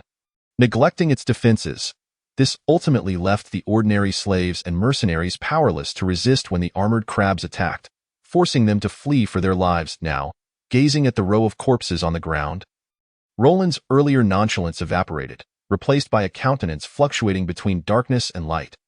Although he had little emotional attachment, the loss of gold was undeniably tangible. While the deaths of the mercenaries and the 3 mid-level warriors did not require Roland to pay compensation, the 10 slaves were his property, valued at over 200 gold coins, causing him significant distress. Yet, the events had transpired, and Roland could not alter them. He could only slowly adjust his mindset while silently reminding himself never to let such a thing happen again. Captain O'Neill, Manager James, you will be responsible for the aftermath. Roland wearily waved his hand, then turned to leave. Nightfall at the small settlement of Chiming Island. In a simple 2-story wooden house, a modestly arranged conference room hosted Roland, who sat at the head of the table, quietly listening to James's report. Report to you, Alchemist Roland. After tallying, we unearthed 36 water-type magic cores from the armored crab corpses, including 26 level 2 cores, 8 level 3 cores, 1 level 4 core, and 1 level 5 core. According to the latest magic core trading prices in Hegeland City, This batch of magic cores is valued at around 60 gold coins. Upon hearing this, Roland did not display any particular emotion, for as an alchemist, he was well aware of the market value of magic cores, particularly since many potion recipes required them. Generally speaking, lower-tier magic cores held little value, especially those from common water-type magical beasts like the armored crab, which lacked any additional effects and could only be used to extract the contained water elements for crafting elemental water, offering little utility. Noticing that Roland remained silent, James cautiously organized his thoughts and continued. Aside from this batch of magic cores, there were essentially no other gains. The armored crab shells are too hard and lack flexibility, rendering them unsuitable for crafting any equipment. Thus, the profits from this battle fall far short of compensating for your losses. Observing the anxious expression on James's face, Roland couldn't help but smile, waving his hand dismissively. Manager James, there is no need to be anxious. The greatest benefit from this battle is not the magic cores, but the lesson learned. This is the sea of 10,000 islands, and negligence can lead to death. As Roland spoke, the smile on his face gradually faded, and his serious gaze swept across the faces of the other three individuals. Captain O'Neill, Captain Atur, from this day forth, I implore you to set aside all other responsibilities. Your sole duty during this period will be to ensure the safety of our territory. Even in the event of another onslaught from the sea beasts, it is imperative that you safeguard the well-being of the territory's slaves. We cannot allow today's events to repeat themselves. Faced with Roland's earnest demeanor, O'Neill and Atur did not dare to be complacent and promptly responded in unison. Witnessing this scene, Roland's expression brightened considerably. Although the recent attack by the magical beasts had resulted in the loss of 10 slaves on Chiming Island, the core of the territory remained intact. In fact, Roland felt a sense of relief. For it was fortunate that today's assailant was merely the armored crab. Had it been a higher-tier magical beast, given the current defensive state of Chiming Island, not a single slave or mercenary at the dock might have escaped. Following this self-reassurance, Roland's attitude softened, and he did not allow this unforeseen setback to dampen his spirits. He then turned his gaze slowly towards Atur. Despite Atur's somewhat reckless performance during the battle, which had resulted in a loss of 1/3 of his squad, he had executed Roland's orders without hesitation. Had it not been for his intervention, Roland would not have been able to inflict such substantial damage on the leader of the armored crabs. Thus, Roland's perception of Atur had shifted significantly after this encounter. Captain Atur, how are your injuries? Do you require a few days of rest? Sensing Roland's benevolent attitude, Atur perked up. Thank you for your concern. Apothecary Roland, my injuries are not severe, and I will recover in a few days without the need for rest. That is good to hear. In the time ahead, I will rely on you to take extra care of the territory's defenses. Roland stated, showcasing his regard for Atur. I will obey your command and pledge my life to protect your territory, Atur declared with unwavering determination. Upon hearing this, a smile graced Roland's face. With the generous supplies delivered by Leslie, various construction projects within the territory could commence simultaneously. Consequently, Roland reorganized the current staffing arrangements. However, with the loss of O'Neill and the other professional warriors, the pace of construction on Chiming Island would undoubtedly be affected. Nonetheless, having learned from today's lesson, even with a slowdown in construction, Roland allocated half of the loyal Lion Mercenary Corps to serve as dedicated defenders of the territory, tasked solely with ensuring its safety. After the meeting concluded, Roland made his way back to his wooden cabin. Sitting cross-legged on his bed, he opened his current attribute panel. Strength, 1.2, Constitution, 1.1, Agility, 1.3, Spirit, 4.5529.015, Mana, 4. 58.8, Level 5 Mage. Over the course of a month, Roland's mental strength had only increased by 0.5, and this was after consuming 2 bottles of level 5 spirit elixirs, which contributed an increase of 0.37. This implies that during this month, he had consumed 6 to 7 bottles of level 4 spirit elixirs for a mere increase of 0.13. Such a decline in effectiveness was unforeseen for Roland. Following Enwa's analysis, it was suggested that his consumption of the level 5 spirit elixirs had significantly heightened his resistance to level 4 spirit elixirs, severely impacting their efficacy.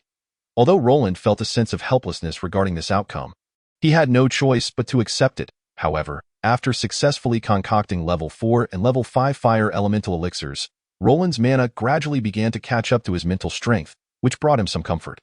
Subsequently, he consumed another bottle of level 4 spirit elixir, slowly closed his eyes, and entered a meditative state. Although taking the level 4 spirit elixir at this point would yield minimal increases in mental strength, which seemed somewhat wasteful for Roland, even the slightest enhancement was still an enhancement, and he was not particularly concerned about the few remaining level 4 elixirs.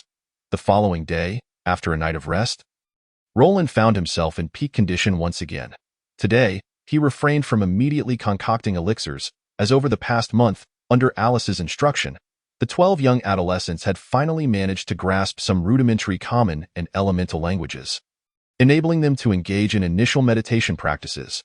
Upon learning this, Roland promptly summoned them all. After a month apart, the 12 adolescents, having received ample nutrition, not only appeared stronger but also more spirited.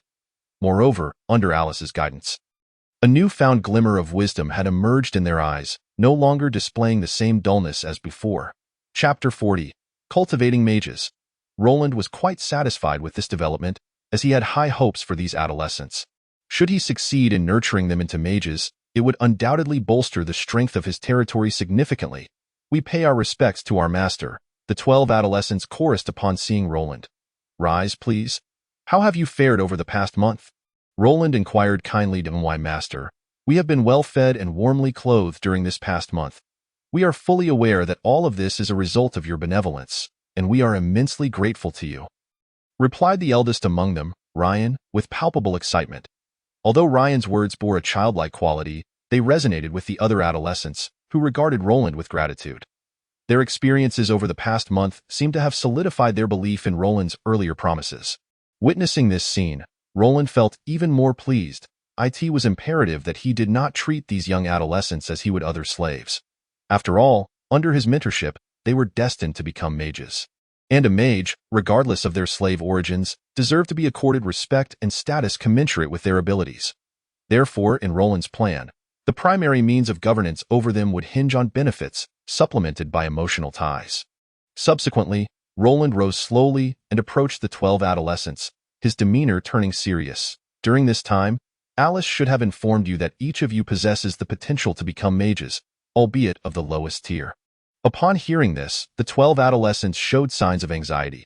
Ignoring their reactions, Roland continued, thus, your journey to becoming mages will be fraught with challenges, requiring efforts that far exceed those of others. However, once you attain the status of a mage, it will irrevocably alter the course of your destinies. Therefore, are you willing to dedicate all your sweat and effort to become mages? Seeing the earnest and solemn expression on Roland's face, the 12 adolescents exchanged glances, and then turned their gazes back to him, their aspirations unwavering as they nodded firmly. Master, we are willing. Excellent, but all of this hinges on your absolute loyalty to me. Are you still willing, this time? The 12 young adolescents exhibited no hesitation. Throughout their previous lives as slaves, they had received but one lesson: to remain loyal to their master. We shall remain loyal to you, my master.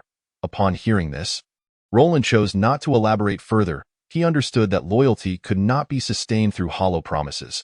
Only his continuous strength would ensure the unwavering loyalty of his subordinates, who would willingly follow him. Thus, what he sought was merely the attitude of these 12 young adolescents. Should they betray him in the future, Roland would undoubtedly employ severe measures to impart the true weight of the promises they made today. Subsequently, amidst the astonished gazes of the 12 adolescents, Roland retrieved a crystal ball from a nearby cabinet. The elemental affinity detection sphere, equivalent in level to the magic wand Roland had previously used, was a piece of level 3 magical equipment primarily utilized for gauging elemental affinity within the body. Every human on the continent of St. Noua harbored varying degrees of elemental essence within them, and the quantity of this essence would clearly reflect their affinity towards specific elements. For instance, Roland's affinity towards fire elements had been established through the detection of the elemental affinity sphere, allowing him to excel in the practice of fire elemental meditation techniques, which is why he chose to become a fire mage. However, a high affinity for fire did not preclude him from becoming a mage of other elements. It merely meant that his progression in other elements would be significantly slower in comparison. As for the 12 young adolescents, with their mage potential being of the lowest tier, it was essential for Roland to conduct elemental testing on them. Otherwise, if they chose to practice with elements to which they had lower affinities, their growth, even with the use of elixirs, would be exceedingly slow. Ryan, place your hand on the crystal ball, Roland instructed the eldest. Ryan? Yes, master.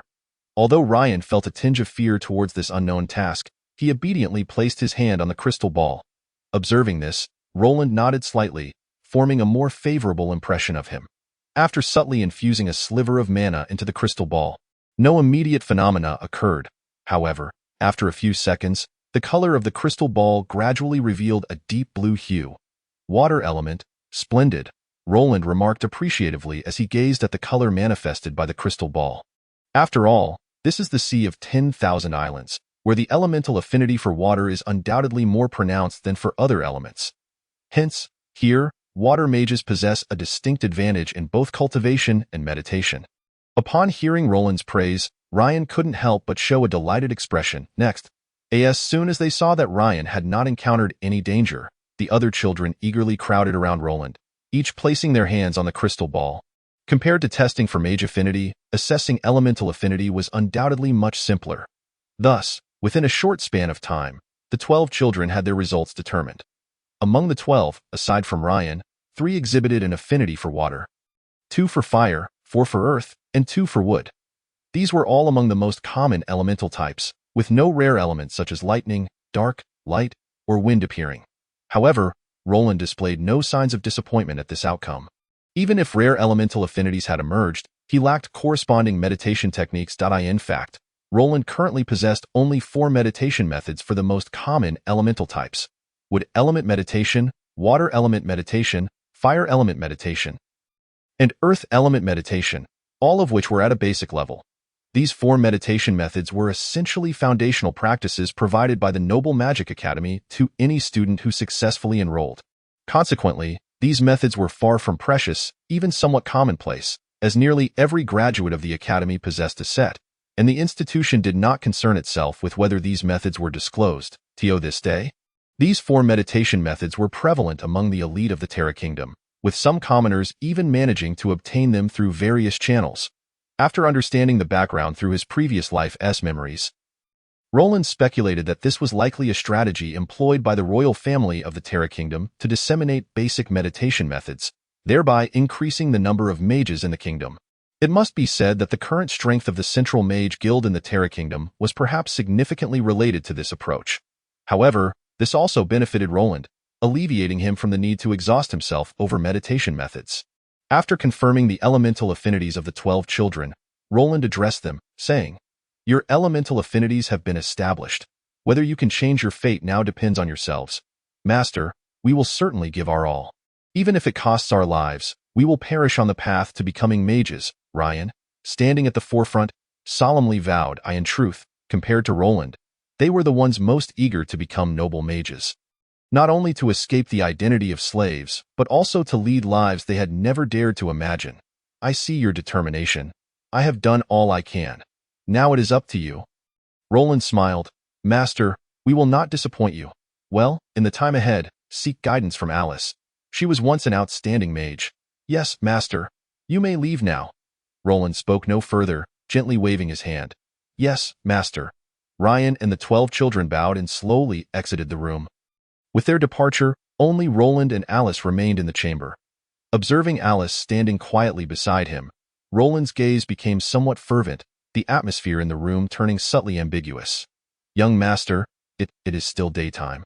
Alice suddenly sensed something amiss. Upon seeing Roland's wolfish gaze, her fair complexion flushed a deep crimson, rendering her exceedingly captivating. Alice's comment, rather than alleviating the tension, only ignited the flames of desire within Roland. As the Lord of Enlightenment Island, he cared little whether it was day or night. Thus, he pulled Alice into his embrace, his right hand skillfully roaming to her slender, straight legs. Feeling the softness beneath his fingertips, Roland could no longer contain himself, swiftly transforming the Alice in his arms into a little white rabbit, indulging in her completely. After the passionate encounter, a fatigued Roland gently caressed Alice's smooth, delicate skin. Yet his eyes were clouded with melancholy. The battle concluded, he made a startling discovery. With his current physical prowess, he could no longer dominate Alice. As a member of the elven race, Alice possessed a far superior physical affinity compared to humans. Even though she had once been a mage and had not trained her body extensively, her strength and constitution still exceeded 2 points, far surpassing Roland's. Consequently, during the latter part of their encounter, he found himself lying on the bed, a position where he could be proactive but absolutely could not be passive. This pertained to his dignity as a man, a matter of far greater severity than mere humiliation. Sensing Roland's discontent, Alice, nestled in his embrace, cautiously remarked, "Young master, you seem a bit unhappy. No, I am quite happy," Roland replied, his brow furrowing as he contemplated a solution. Roland's stubbornness dimmed Alice's expression, but she seemed to suddenly recall something. Revealing a mischievous smile, she gently licked her luscious lips with her soft tongue before slowly burrowing beneath the covers. At that moment, lost in his thoughts, Roland remained oblivious to her actions. However, the next moment, he felt a soft warmth enveloping his most sensitive area. Though her tongue was somewhat unskilled and unsure of its placement, a delightful sensation instantly flooded Roland's mind, eliciting a deep, pleasurable groan from his throat. If being passive was the case, perhaps it was not so difficult to accept after all. Chapter 41. Crisis lurking. Time flew by, the days slipping away in the blink of an eye. Another 2 months had passed. Roland had now fully adapted to the life in the Sea of 10,000 Islands. Although fraught with surprises and dangers, witnessing his territory gradually stabilize filled him with a sense of satisfaction. Following the invasion of the armored crabs, Enlightenment Island had faced 2 more beast incursions in these 2 months. The first was a level 3 beast, the venomous seahorse, a social creature, and the second was a high-level beast, the storm eagle, a wind-type creature. However, in the face of the well-prepared Enlightenment Island, these 2 incursions not only failed to gain any advantage, but also allowed Roland to profit modestly. The value of dozens of venomous seahorses and a storm eagle far exceeded that of the previous armored crabs.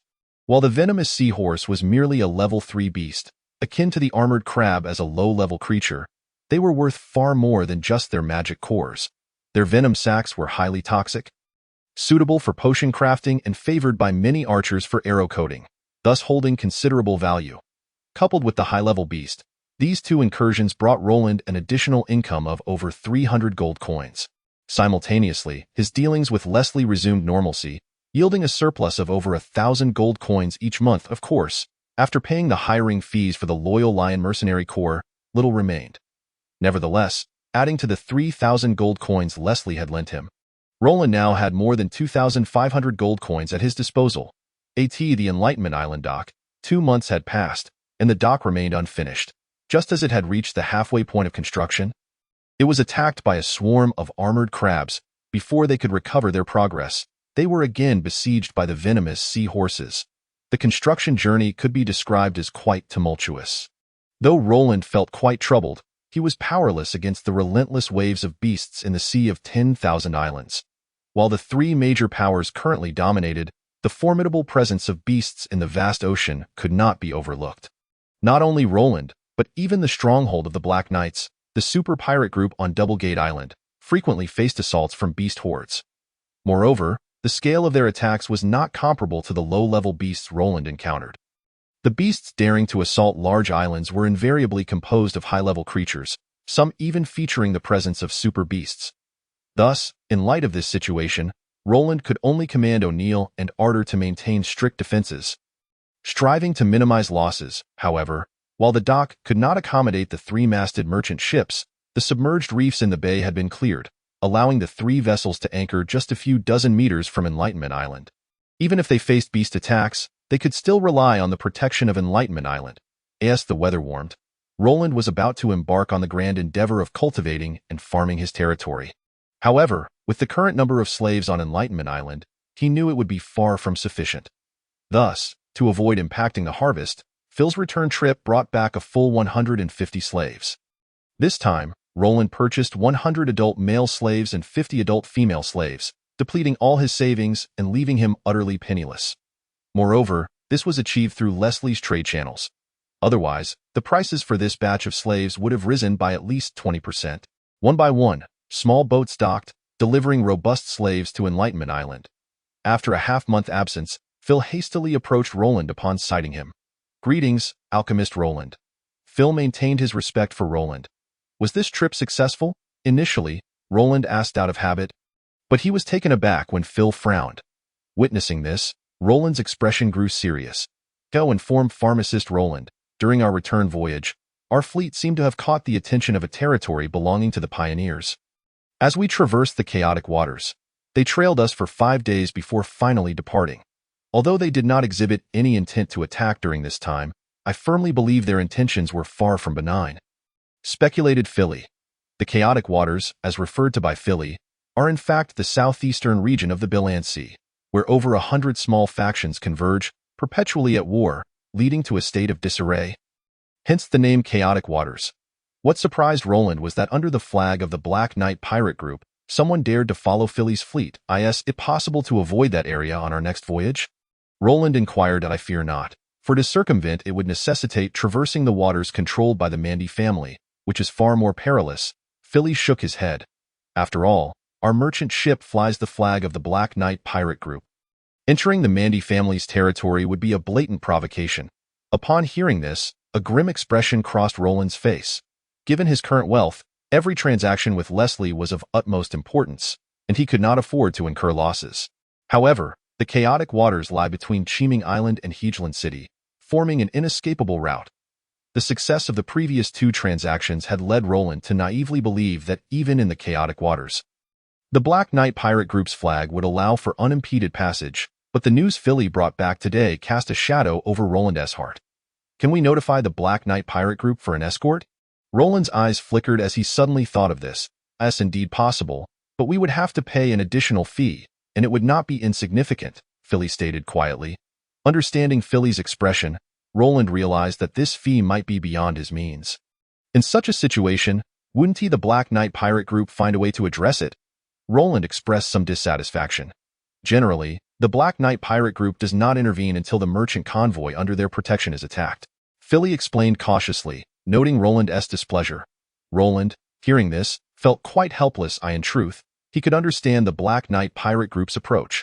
After all, to act against others without provocation would undoubtedly incite public ire, and even the Black Knight pirate group could not single-handedly oppose the various factions of the Bilan Sea. Yet understanding did not alleviate Roland's concerns. As his own merchant ship was at stake, he naturally wished for the Black Knight pirate group to do more. After a lengthy silence, Roland could not come up with a better solution. The power he currently wielded was too limited to escort the merchant ship, so he could only place his hopes on the Black Knight pirate group's reputation to deter some greedy eyes. In that case, let us avoid that territory of the pioneers on our next return voyage. Roland sighed as he instructed Philly. As you command, pharmacist Roland. I will take heed on the next return voyage. Philly assured him, allowing Roland to gradually suppress the worries in his heart, and he then turned his gaze towards the shipload of slaves. Of the 100 slaves who had joined Roland on the territory over the past 3 months, only 85 remained.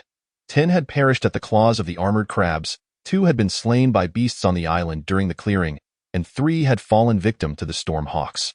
This loss, though painful for Roland, was mitigated by Leslie's previous assurances that his losses were likely far less than those of other pioneers. After all, no other pioneer had employed a mercenary group of over 100 to secure their territory during the initial stages of development. The monthly expenditure of 1,000 gold coins would be a burden even for a small noble, let alone a pioneer. Thus, in comparison, Roland felt relatively satisfied. While he would certainly be distressed by his losses, knowing that others bore even greater losses brought him some solace. As small boats docked, 150 slaves quickly gathered on the shores of Cheeming Island. With the arrival of these 150 slaves, the population of Roland's territory experienced a significant increase. James, the steward, led them to be assigned housing, allowing them to rest before resuming work the following day. Observing the robust and healthy slaves, Roland felt quite pleased and directed James accordingly. As you wish, James first bowed slightly, then with a stern countenance, he changed his demeanor and bellowed at the cowering group of slaves. You wretched swine, the esteemed pharmacist Roland has granted you a day of rest. Do not forget to express your gratitude. Thank you, Lord. Upon seeing James wielding a long whip, the eyes of the hundreds of slaves filled with palpable fear, and they quickly knelt, calling out in unison to Roland. Go on. With a wave of his hand, Roland had little more to say. He merely required their diligent labor. After arranging for the slaves, Roland did not immediately return to concoct potions, but instead made his way to a spacious wooden house behind his residence. The three-story wooden house housed Roland's future mage group, although they were currently still quite weak. Over the past 2 months, 12 adolescents, including Ryan, had undergone magical enlightenment under Alice's tutelage, successfully practicing meditation, enabling them to absorb the power of potions to enhance their strength. For others had yet to succeed in mastering the meditation technique, and regarding this situation, Roland had no effective solutions. Only through practicing meditation could they absorb potions. Otherwise, consuming them would yield no results. Chapter 42. Poor talent within the fenced courtyard. A young elven girl clad in a light green dress was patiently instructing the 4 adolescents. Her smile was sweet and endearing, her figure nearly perfect, especially her long, straight legs beneath the hem of her dress, a divine gift from the Creator, firm and shapely, stirring within Roland a sense of inexplicable desire. Waste, waste, waste. Roland silently recited a calming spell, suppressing that nameless fire before pushing open the courtyard gate and stepping inside. Upon seeing Roland, Alice beamed and gently closed the meditation technique she held, obediently awaiting Roland's instructions. "How have you been lately?" In consideration of his own well-being, Roland decided to avoid Alice's gaze, turning instead to the 4 adolescents in the courtyard. "Master, we regret to inform you that we have not yet succeeded in mastering the meditation technique," a 14 or 15-year-old girl replied, appearing quite remorseful and anxious. "As a mage, the most crucial qualities are patience and confidence. I have the patience to wait for you to master the meditation technique, and I have the confidence to witness the moment you become mages. Do you possess that?" Roland's rhetorical question resonated throughout the wooden house's courtyard, evoking deep emotion in the faces of the 4 adolescents. They solemnly rose and knelt before Roland, proclaiming, "Master, we do. We will absolutely become mages." "Excellent. Keep up the good work." Roland raised his hand, signaling them to rise. He had invested over 100 gold coins in these 4 adolescents, so he naturally possessed ample patience, and he was not in need of ordinary slaves. What he sought were mages representing power. Hearing the commotion in the courtyard, the 8 children inside the house also emerged. Upon seeing Roland, their eyes lit up, and they hurriedly approached him, bowing in respect. "Greetings, young master." After they had become mages, Roland had torn up their slave transaction certificates. Thus they were now free individuals, the first batch of free citizens on Cheeming Island. "Rise," at Roland's command. They all stood, but their gazes remained fervently fixed on him. Roland not only granted them freedom and dignity, but also the power to control their destinies. Thus, at the moment they became mages, their respect and loyalty towards Roland reached a pinnacle. "Ryan, what spells have you learned recently?" The 8 gazes directed toward Roland filled him with satisfaction, prompting a smile as he inquired. "Master, I have recently mastered the water manipulation spell."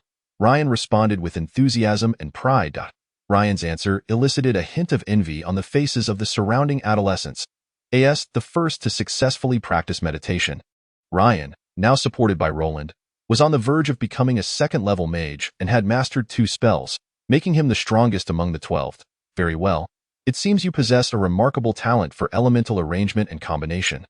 Roland praised, clearly pleased with Ryan's performance. Elemental arrangement and combination form the foundation of spells and are essential qualities for a mage. Each spell comprises countless elements, and understanding how to combine these elements into a spell is fundamental knowledge that every mage must grasp during their studies. In just over a month, Ryan had mastered 2 spells, indicating his exceptional talent in elemental arrangement and combination. Though this talent is far less significant than that of a mage, it signifies that Ryan will learn spells more efficiently than others in the future. This advantage not only saves him considerable time, but also enhances the potency of the spells he casts. In the face of Roland's commendation, Ryan was utterly elated. Beaming with joy, however, he did not succumb to arrogance. Instead, he spoke with utmost reverence. "Young master, the accomplishments of today are entirely the result of your grace, and I shall never forget this in my lifetime. I hope you will not forget your words spoken today." Roland gently patted Ryan's shoulder, his tone laden with significance. Roland's response caused Ryan's smile to fade, and he hastily knelt upon the ground, proclaiming, "I swear by the great Lord of Dawn, I shall remain eternally loyal to you. Should I betray this vow, my soul shall descend into the boundless abyss of hell, eternally scorched by the fires of torment." Witnessing this scene, Roland nodded slightly. In the realm of Saint Nua, deities were sacred and inviolable figures to any human, particularly among the lower classes. Once they swore an oath in the name of a deity, it was a rare occurrence for them to transgress. Yet, Ryan had now ascended to the rank of a mage. And as he continued his pursuit of knowledge in the path of truth, his faith in the divine would inevitably wane. Roland was uncertain how much weight this oath would carry for him in the future. Thus, he could not place complete trust in it and recognized the necessity of various means to deepen Ryan and the others' loyalty, ensuring that betrayal would not occur. "Rise, I have faith in your loyalty," Roland said, his expression touched, seemingly moved by Ryan's vow. This moment stirred further emotion within Ryan, who stood up, his lips trembling as if he wished to continue expressing his fidelity in the ensuing time. Roland, increasingly appreciative of Ryan, appeared to disregard the other children, devoting his efforts to imparting spells and insights to Ryan, greatly enriching him. However, this scene did not escape the notice of the other 11 children, whose faces were tinged with jealousy as dark glances were cast upon Ryan. Unperturbed by this, Roland's demeanor towards Ryan grew increasingly amiable. After concluding his teachings, he scarcely exchanged a few words with the other 11 youths before departing, leaving them with expressions of disappointment. As Roland exited, the atmosphere in the courtyard became somewhat peculiar. His undue favoritism towards Ryan heightened the jealousy among the other children, creating subtle rifts in their previously amicable relationships. This outcome was evidently orchestrated by Roland. Under his guidance, these 12 youths would undoubtedly evolve into the most formidable force within the territory. If they maintained harmonious relations and unity, how could Roland feel secure? Hence, sowing discord among them was a necessary strategy for him. Upon returning to his wooden abode, Roland promptly commenced his potion-making endeavors for the day. However, he halted after concocting a single 4th-tier spirit agility potion. With 8 of the 12 youths having successfully mastered the meditation technique and become mages, Roland was compelled to brew 3 1st-tier spirit agility potions and 3 1st-tier elemental motion potions daily. Without the aid of potions, their growth as mages would be exceedingly sluggish. Following Ryan's successful mastery of the meditation technique, Roland had personally assessed Ryan's meditation efficacy without the aid of potions, and the results were disheartening. Roland, without potion assistance, could increase his mental and magical power by 0.003 points per meditation session, whereas Ryan's results lagged tenfold behind, yielding only 0.0003 points. To meet the standard of a 2nd-tier mage with 2 points of mental power, Ryan would require 10 years without potion support. Having arrived at this conclusion, Roland understood why, in the ancient times of Saint Nua, inferior mage talents were not classified within the mage talent spectrum. This talent bore little difference from its absence. Even if one became a mage, without potion assistance, they would never surpass the intermediate mage tier in their lifetime. Spending 30 years to cultivate a 3rd-tier mage? Any noble with sense would never opt for such a method to bolster their power. Moreover, the necessity of hiring mages for aptitude testing rendered the cost prohibitively high, making it nearly impossible for commoners with inferior mage talents to achieve any significant advancement. However, for Roland, this was not a daunting challenge, given his near-perfect success rate in producing basic potions. The cost of elevating a mage with inferior talent to the intermediate tier was significantly less than for others. Based on Ryan's potion consumption outcomes over this period, with ample potion support, Ryan could potentially ascend to the 2nd-tier mage rank within 3 months, reach the 3rd tier within 6 months, and become an intermediate mage within 2 years. Roland would require 60 1st-tier spirit agility and elemental motion potions, 120 2nd-tier potions, and 300 3rd-tier potions. This figure, while seemingly staggering, represented a value exceeding 5,000 to 6,000 gold coins. Yet for Roland, these potions would merely cost a little over 1,000 gold coins, corresponding to the material costs. To invest 5,000 to 6,000 gold coins to cultivate an intermediate mage might seem a grievous loss to any noble. But the prospect of developing an intermediate mage for merely 1,000 gold coins would undoubtedly tempt many nobles to engage in such an enterprise. An intermediate mage, even at the 4th tier, fundamentally differed from a novice mage, not only boasting spells of significantly greater potency, but also required for many magical tasks that necessitated intermediate mage capabilities. The disparity in income among the mage community further illustrated this point. A novice mage earned a monthly salary of approximately 8 to 15 gold coins, whereas an intermediate mage's income was at least threefold greater. Expenditure of over 1,000 gold coins to cultivate an intermediate mage capable of earning 300 gold coins annually was a calculation any noble could easily comprehend. Moreover, for Roland, it constituted a remarkably advantageous transaction, enabling him to utilize potions he dared not deploy while simultaneously nurturing a formidable cadre of mages. Within the laboratory, after concocting a 4th-tier spirit agility potion, Roland still retained 8 points of mental power, sufficient to create 6 first-tier potions. Throughout these 2 months, although Roland had not procured a large quantity of 5th-tier potion materials, he had nonetheless acquired 20 batches from Leslie under the pretext of practice during their 2 transactions. He succeeded in producing 7 5th-tier spirit agility potions and 6 5th-tier fire elemental motion potions. Upon consumption, Roland's mental and magical power reached 9.8, leaving him merely a step away from the 10-point standard required for a 6th-tier mage. Though Roland yearned to swiftly ascend to the 6th-tier mage rank, it had only been 4 months since his breakthrough to the 5th tier. This pace was excessively rapid. Thus, he had ceased potion consumption, relying solely on meditation to enhance his mental and magical power. Chapter 43. Breaking new ground the next day, on the 18th of March in the year 4341 of the human calendar of Saint Nuit. Springtime.as. The weather gradually warmed. The once unyielding soil of Enlightenment Island began to soften, becoming more amenable to cultivation. Coupled with the recent acquisition of 150 slaves, Roland now possessed ample manpower to commence the reclamation of the eastern plains of Enlightenment Island.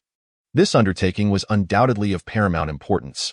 Although Roland's income could easily cover the importation of food, as a lord, having a territory that lacked self-sufficiency in grain production posed a grave risk. Should war break out and Enlightenment Island be besieged, Roland's domain would inevitably crumble. Thus, even though the profits from grain were minimal for Roland, he was determined to vigorously promote agriculture on Enlightenment Island.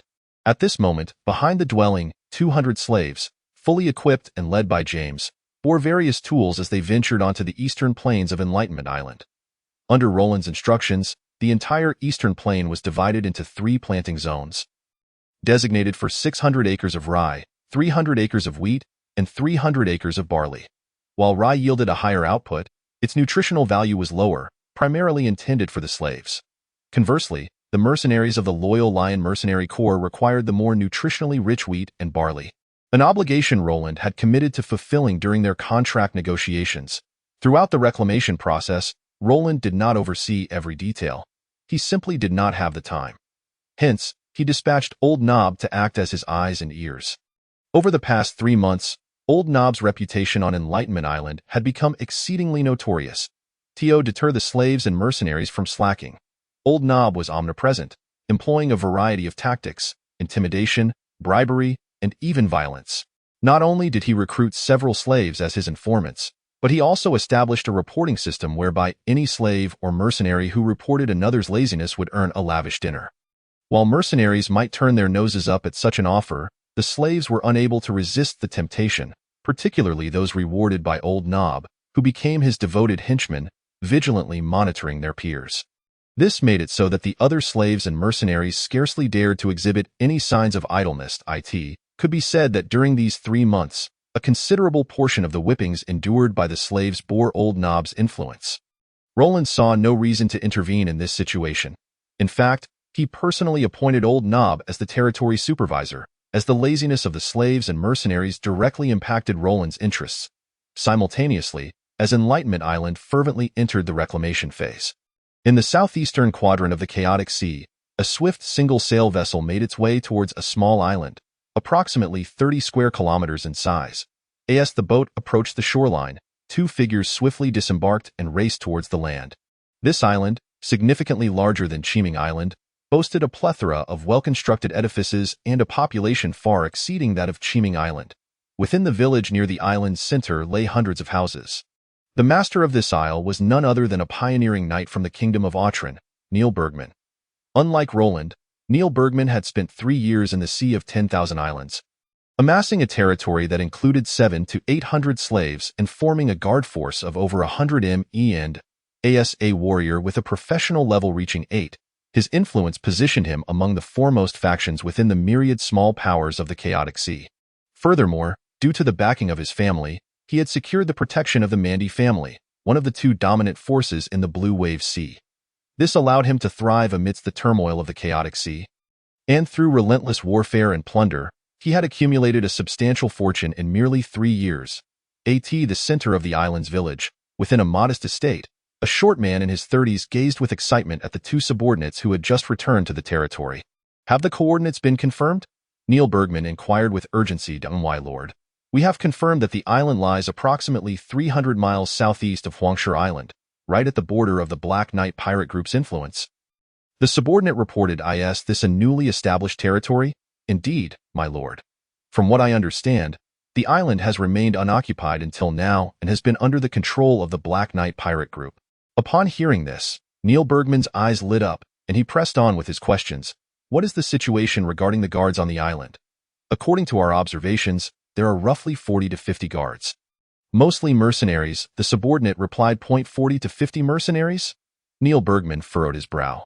Despite commanding a guard force of over 100, not all were professionals. If they failed to take down the mercenaries swiftly, it could result in significant losses.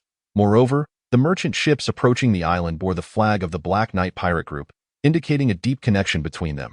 Although he had the protection of the Mandy family and did not fear the Black Knight pirate group, he was not one to provoke them without sufficient incentive. Contemplating this, Neil Bergman found himself torn, unable to make a decisive choice. "What cargo did they bring this time?" he asked. "My lord, the 3 merchant ships carried over 100 adult slaves," came the reply. The mention of slaves ignited a flicker of greed in Neil Bergman's eyes. As a lord who had established his territory for 3 years, he fully understood the immense value of 100 slaves. In the past 3 months, he had noted that the opposing faction regularly procured substantial supplies from Hegeland City, indicating that despite being newly established, they were quite affluent. If he could dismantle their territory, the rewards would undoubtedly be bountiful. After a moment of contemplation, a fierce determination flashed in Neil Bergman's eyes, as if he had resolved something within himself. "Summon Diz for me." Upon hearing this, his 2 subordinates exchanged glances of delight and quickly bowed before departing. Shortly thereafter, a robust middle-aged man clad in armor hurried over. Diz Murphy, the captain of Neil Bergman's guard, was a seasoned warrior and his most trusted confidant. "I pay my respects to my lord." Neil Bergman, upon seeing Diz, offered a warmer demeanor, pulling him close and gesturing towards a map spread across the table. "Diz, take a look here. This marks the territory just established by a pioneering knight. Although it has only recently been founded, they have procured a significant amount of supplies, and there are quite a few slaves on the island. However, they possess 40 to 50 mercenaries, and their defenses appear to be quite formidable. Do you think it is worth taking action?" Listening to Neil Bergman's account, Diz nodded thoughtfully, his expression contemplative. His thoughts were not whether it was worth acting. He understood that Neil Bergman had already made up his mind. The true essence of Neil's inquiry lay in how to seize the territory with minimal cost. After a brief pause, Diz confidently replied, "My lord, while they have 40 to 50 mercenaries, they are insufficient to fully secure the island. We can definitely capitalize on the cover of night to land, gathering our guard force to ensure we do not give them the chance to retaliate one by one. We shall easily take them down." Upon hearing the confident response from his captain, Neil Bergman's eyes sparkled with excitement. "Excellent. In that case, let us immediately assemble the guard and set forth." "As you command, my lord," Diz replied, a glimmer of enthusiasm crossing his face. After all, successfully conquering the territory of a pioneering knight would yield substantial rewards, which explained the delight displayed by the 2 subordinates upon sensing Neil Bergman's intentions. Meanwhile, Roland remained blissfully unaware of the impending crisis. Despite previous warnings from Philip, he had grossly overestimated the reputation of the Black Knight pirate group and underestimated the avarice of the various factions within the Sea of 10,000 Islands. He could scarcely conceive that someone would dare to strike at Cheeming Island, which lay within the domain of the Black Knight pirate group. Furthermore, in his efforts to train Ryan and the 12 other mages, Roland had plunged back into the laborious task of alchemical concoction. As time passed slowly, 3 days slipped by unnoticed. Under the diligent efforts of 200 slaves, over 200 acres of farmland had been cultivated on the eastern plains of Cheeming Island. Although these fields had only recently been transformed from wasteland, and the yield of the first year would undoubtedly be affected, they were still capable of producing grain. Just as the situation on Cheeming Island appeared to be flourishing, a fleet of 3 double-masted warships stealthily approached from not far away. On board were Neil Bergman's elite guard force, yet they did not advance recklessly, drifting 10 miles from Cheeming Island as night fell. Cloaking the sea in darkness, Neil Bergman ordered the 3 double-masted warships to gradually close in on Cheeming Island. They cunningly chose to land on the southwestern side, where Roland had deployed no defensive measures. Since establishing his territory, he had only encountered beast attacks and had never faced aggression from fellow humans. Compared to beasts, humans were undoubtedly more treacherous. However, just as Neil Bergman stealthily landed on the western side of Cheeming Island, 3 pairs of terrified eyes suddenly emerged from a thicket on the island. Chapter 44. The failed ambush behind the 3 pairs of terrified eyes were Old Nob and 2 slaves from Cheeming Island. Ever since leaving Hegeland, Old Nob had gradually lost his standing beside Roland, leading to his growing anxiety and unease. Yet upon arriving at Cheeming Island and being assigned the role of overseer by Roland, he rediscovered his sense of purpose. Thus, he rose earlier than anyone and retired later than anyone, dedicated to fulfilling his responsibilities as an overseer for Roland. Today, he found himself in this location to inspect the progress of the land reclamation on Cheeming Island. He not only monitored the labors of the slaves and mercenaries during the day, but also checked the results of their work each night. If he discovered that the day's tasks had not met expectations, he would promptly report to Roland and punish the slaves who failed to complete their assignments. It was precisely this diligence that fortuitously led him to uncover the insidious ambush upon spotting the 3 double-masted warships suddenly appearing on the sea. Old Nob instinctively held his breath, as over 100 fully armed soldiers prepared to disembark. Old Nob was struck with alarm, retreating silently from the thicket and hastily fleeing towards their living quarters with the 2 slaves. Meanwhile, upon witnessing the unguarded state of Cheeming Island, Neil Bergman's face broke into a sinister smile. Since establishing his territory, he had personally dismantled 2 pioneering knights and a small pirate group, reaping immense benefits from these conquests. Otherwise, he would not have amassed such a number of slaves or maintained a guard force of over 100. The prospect of substantial spoils had rendered him inexorably drawn to the path of warfare. Thus, even with Roland enjoying the protection of the Black Knight pirate group, Neil Bergman still found himself here. Silence. Follow closely behind Moss and Nyla, Diz commanded in a low voice after they disembarked. The 100-strong guard, clearly seasoned in such small-scale skirmishes, formed a single line behind the 2 soldiers who had previously reported on the situation at Cheeming Island, stealthily making their way towards the eastern plains. In merely half an hour, under the leadership of the 2, a small settlement on Cheeming Island was located. Upon sighting the pitch-black abode, a flicker of excitement was evident in the eyes of over 100 soldiers, who tightened their grips on their blades and firearms, eager to surprise the lord of Cheeming Island, who was blissfully slumbering.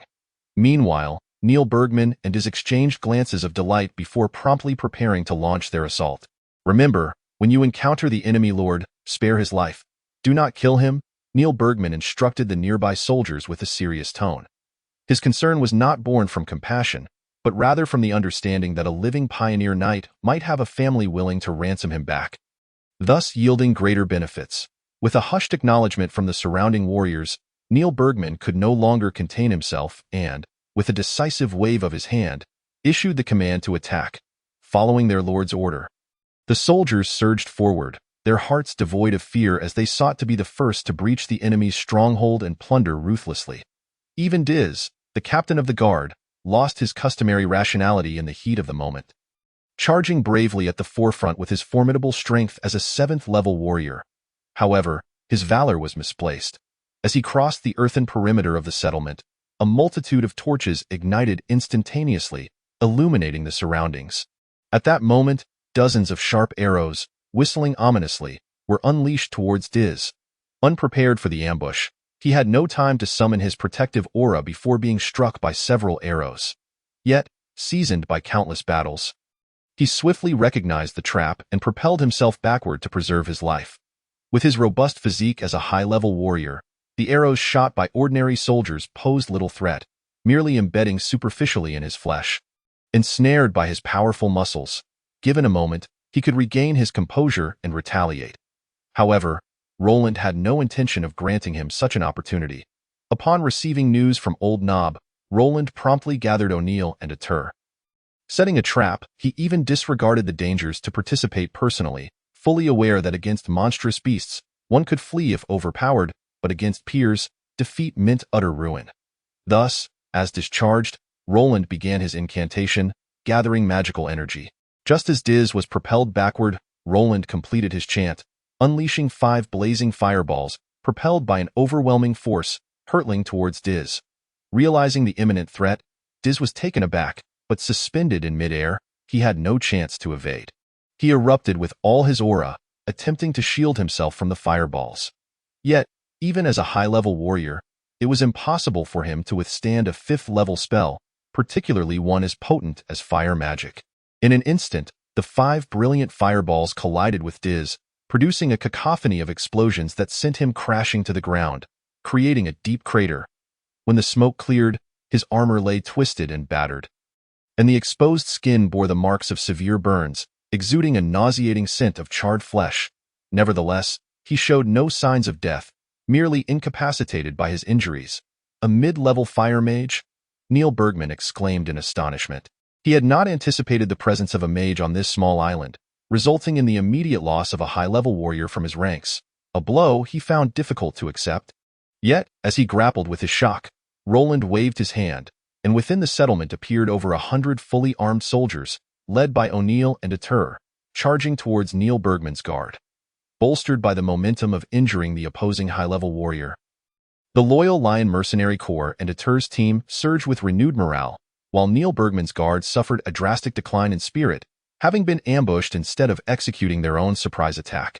Crucially, they had lost their commander, Diz, resulting in chaos within their ranks as they were pushed back by the loyal Lion Mercenary Corps and Deter's team. Even with a few mid-level warriors attempting to rally the troops, the tide of defeat remained evident. Witnessing his guard rapidly suffer losses, Neil Bergman felt an acute pain. For this was the foundation he had painstakingly built over the past 3 years. Now, through his own negligence, he had lost a third of it in an instant. The most pressing concern was that his territory lay within the chaotic seas. Should his strength be severely diminished in this battle, his former enemies would undoubtedly seize the opportunity to gang up on him, tearing him apart as he had done to the 3 minor factions he once vanquished. This would obliterate his path as a noble and leave him with no chance of recovery. With this thought, Neil Bergman could no longer restrain himself and called out to the opposing lord, "Should this battle continue, it will surely result in mutual destruction, with neither side gaining advantage. What say you to a ceasefire and negotiation?" As his words echoed, the atmosphere of the battlefield seemed to gradually soften. Meanwhile, Roland, positioned at the rear, furrowed his brow, fixating intently on Neil Bergman. Naturally, he wished to eradicate the encroaching foes, but given the current state of the battlefield, the loyal Lion Mercenary Corps and Deter's team had not gained any significant upper hand. Furthermore, their previous engagements had resulted in heavy casualties. Over 20 of their warriors lay dead, and the remaining fighters bore wounds, risking a backlash if the fighting continued, potentially leading to unforeseen complications. From the current battlefield, it is evident that the conflict between both sides is gradually easing. The loyal Lion Mercenary Corps has clearly been intimidated by the immense casualties, instinctively showing agreement to Neil Bergman's suggestion to cease hostilities. This is a factor that Roland must seriously consider, for the most formidable force at his disposal is indeed the loyal Lion Mercenary Corps. Should they refuse to obey Roland's commands, the Artiel squad would undoubtedly find themselves no match for Neil Bergman. After a moment of contemplation, Roland ultimately responded, "You audaciously invaded my territory, inflicting significant losses upon me. And now you wish to halt hostilities and negotiate peace? Are you delusional?" Upon hearing Roland's icy tone, a hint of embarrassment flickered across Neil Bergman's face. However, faced with the urgency of the situation, he could not afford to lose face and hastily retorted, "This is a misunderstanding. I was compelled to invade your territory due to the instigation of a rogue. As you can see, the current situation spells disaster for both of us if we continue fighting, which would yield no benefits for either of our lands. Let us consider a temporary truce." "Compelled?" Roland scoffed, brimming with disdain. "Did someone hold a knife to your throat, forcing you to invade my territory? I am willing to compensate you for your losses and extend my sincerest apologies," Neil Bergman finally conceded, his face betraying a moment of reluctance. Hearing this, Roland's interest was piqued. It was clear that the battle could not continue as is, so he might as well seek some tangible benefits. Thus, his tone softened slightly. Compensation? What kind of compensation? I am willing to pay you 100 gold coins to make amends for the damages I've caused. Neil Bergman replied, a glimmer of hope appearing on his face. 100 gold coins? Are you insulting a pharmacist? Roland's fury ignited. Pharmacist? A look of shock passed through Neil Bergman's eyes as he finally understood the key to the wealth of his opponent's territory. Roland was indeed a pharmacist. However, just as he was processing this revelation, Roland's next words made his complexion shift dramatically. All troops, heed my command. Slay one enemy and receive 30 gold coins as a reward. For a junior warrior, it doubles. For a mid-level warrior, it doubles again. With Roland's proclamation, the previously calming battlefield underwent a significant transformation. The loyal Lion Mercenary Corps and the RTL squad, upon hearing the announced rewards, had their eyes turn a fiery red. Their movements once again becoming fierce as they struck toward the enemy's vital points. Though they were reluctant to continue fighting, the allure of Roland's generous offer proved irresistible. As mercenaries, after all, they were driven by the pursuit of gold. Even at the cost of their lives. Stop, esteemed pharmacist, name your price, Neil Bergman hastily urged, witnessing the resurgence of chaos on the battlefield.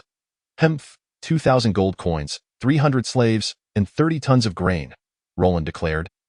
His demands audacious, impossible. I cannot bear such a cost. Neil Bergman's face paled in response. Roland's terms could nearly deplete half of his territory, making it inconceivable for him to agree. Then let us continue the fight. No. I am willing to offer you 500 gold coins, 50 slaves, and 10 tons of grain. How does that sound? Let us fight, Roland resolutely replied, determined to invest all his earnings into this war over the following months. While Roland may have been able to endure the costs, it was clear that Neil Bergman could not withstand the pressure. Should he lose this elite guard, his territory would be in jeopardy, prompting him to call out once more, half, that is the most I can accept. Half?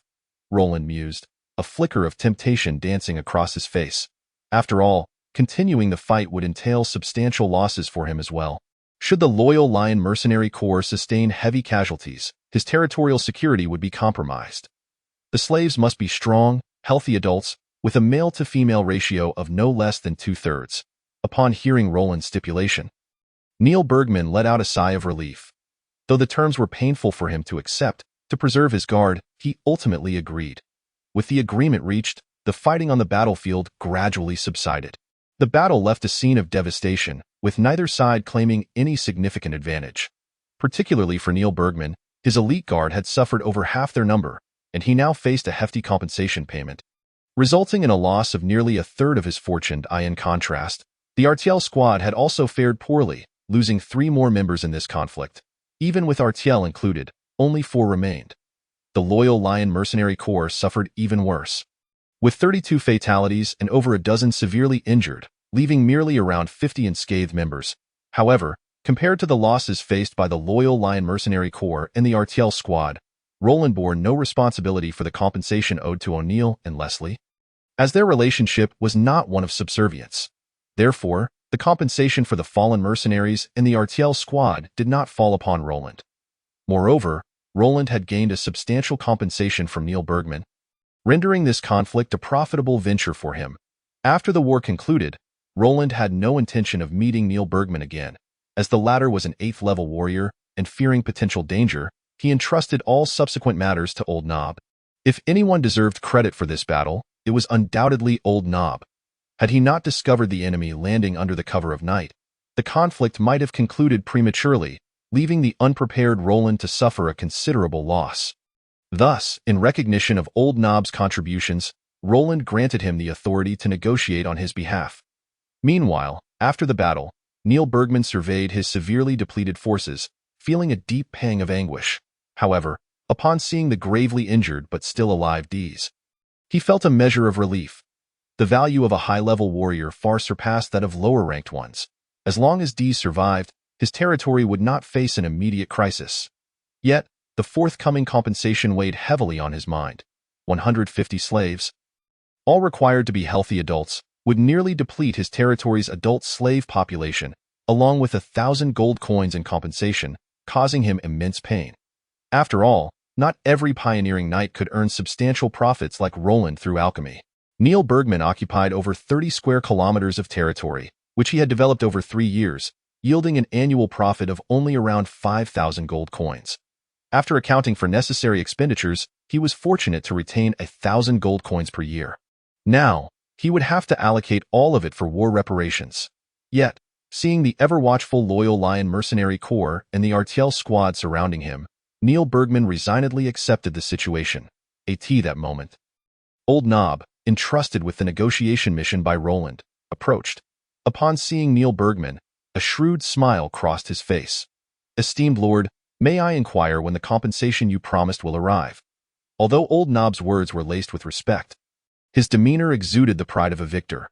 Naturally, Neil Bergman was displeased, but recognizing the strength of the situation, he suppressed his anger and replied curtly, "I have dispatched someone to arrange it. It will arrive in 3 days. Very well, until then, I hope the esteemed Lord will keep a tight rein on your soldiers.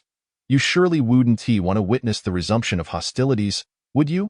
"Humph, I shall," Neil Bergman huffed, a low growl of dissatisfaction escaping him upon hearing Old Knob's veiled threat. He understood that until the compensation was delivered, Roland would not simply let him go, so he refrained from further comments. "Thank you for your cooperation.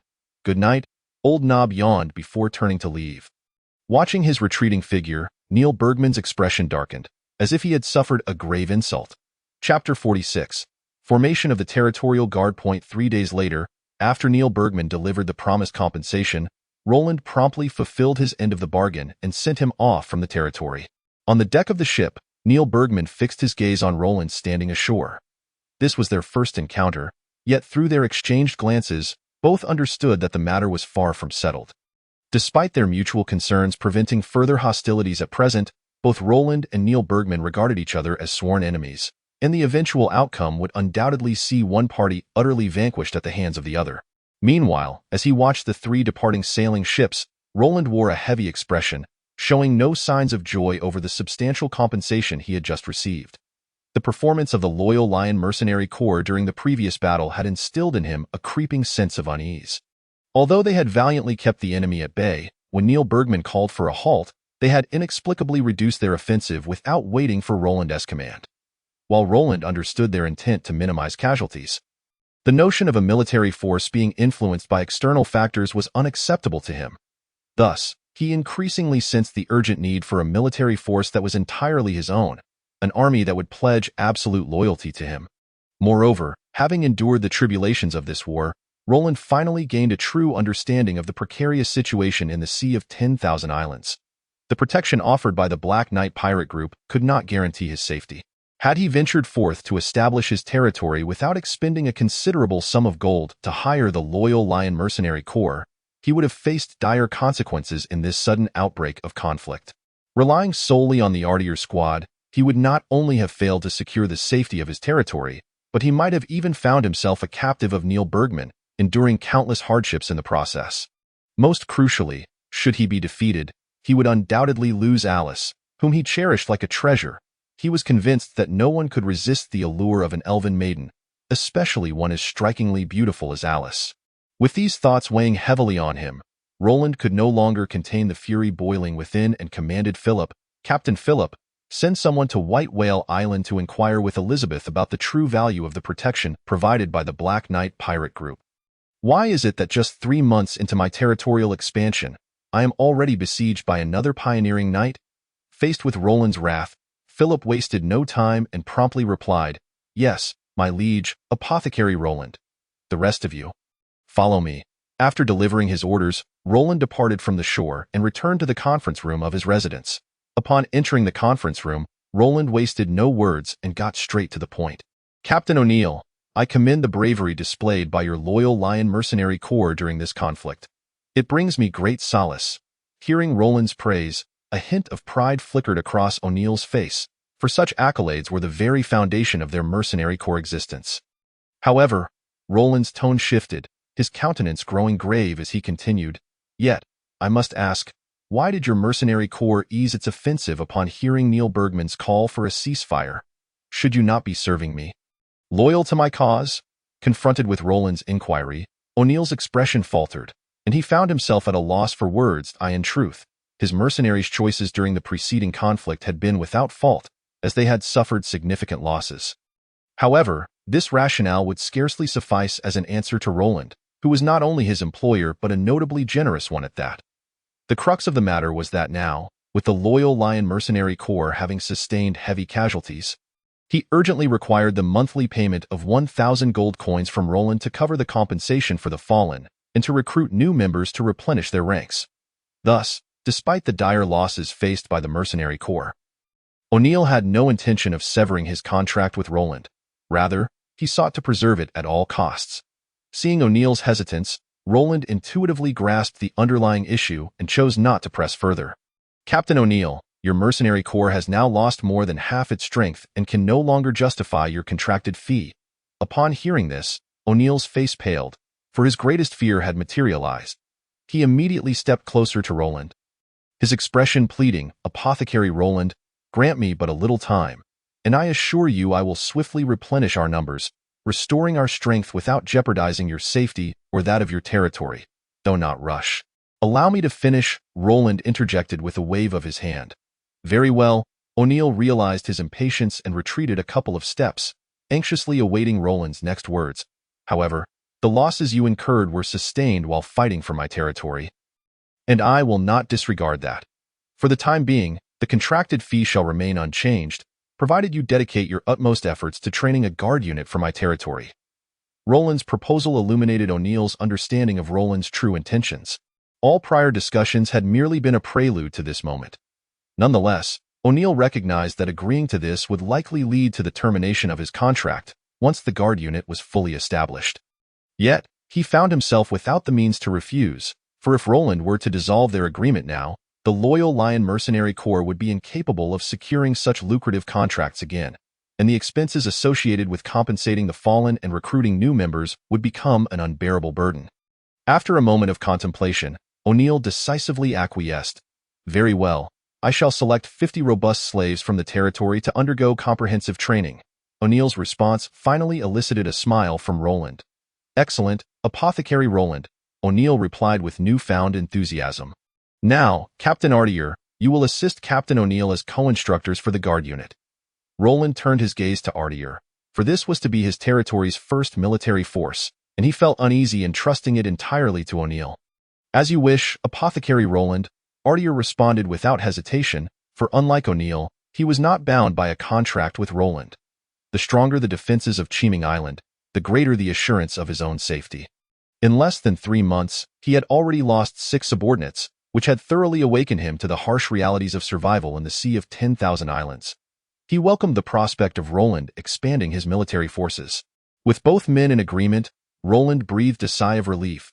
As a mage, he was woefully unversed in training warriors, and he lacked any breathing techniques related to martial training.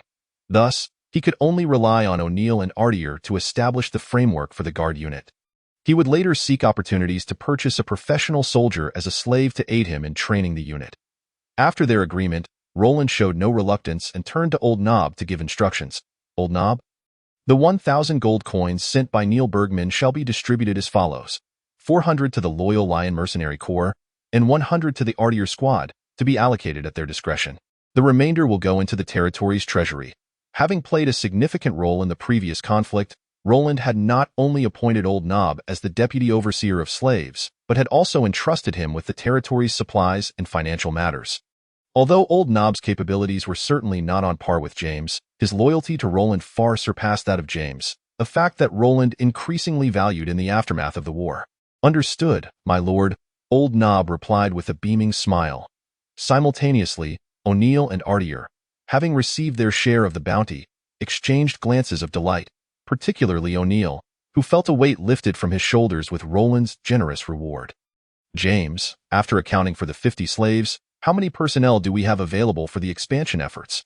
Reporting to Apothecary Roland, with the addition of 150 slaves sent by Neil Bergman, "We currently have 384 slaves in the territory.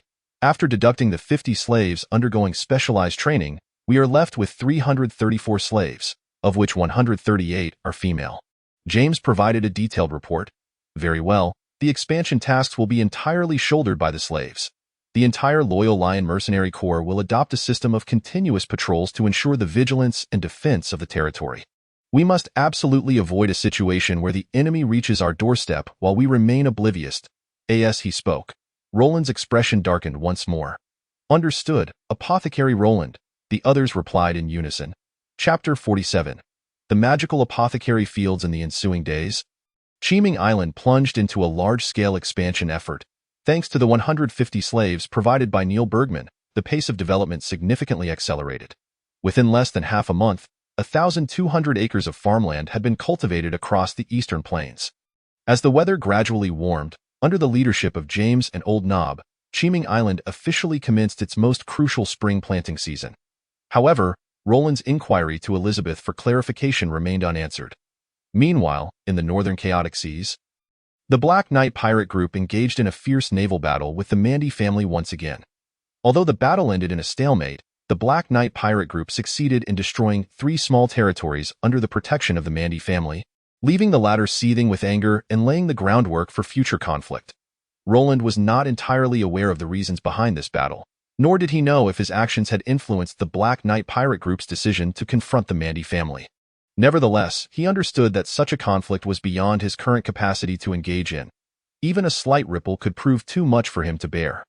Consequently, in this recent period, Roland devoted all his energy to potion crafting while channeling the remainder of his efforts into building up the territory's military forces, including the 12 mages like Ryan and the 50 slaves being trained by O'Neill and Artier. Whenever Roland has the opportunity, he takes the time to make rounds, winning the hearts of his people while also supervising the intensity of their training. Thus, time gradually passed until 6 months after Roland established his territory. Following an additional 3 months of development, although Roland's land is not as expansive as that of Neil Bergman, the strength of his forces has nearly caught up. During these 3 months, the trade of potions between Roland and Leslie has steadily increased under Roland's control, leading his monthly earnings to rise to over 1,400 gold coins, supplemented by the remaining 500 coins from Neil Bergman's compensation. Roland once again purchased 50 male slaves and 50 female slaves, bringing the total number of slaves in his territory to nearly 500. Moreover, during the 3 months of training, the 50 slaves, under the guidance of O'Neill and Atur, have grown increasingly robust, with 2 of them successfully advancing to the rank of level 1 warrior, thanks to the breathing techniques provided by O'Neill. Upon receiving this news, Roland immediately announced the emancipation of the 2 individuals, granting them their freedom. Their newfound status as free citizens stirred great excitement among the other slaves, motivating them to immerse themselves even more fervently in their training. Roland, naturally, welcomed this development. Although it may seem that by granting the 2 their freedom, Roland has lost 2 slaves, this is not the case. Their emancipation does not imply they can easily depart from Roland's territory.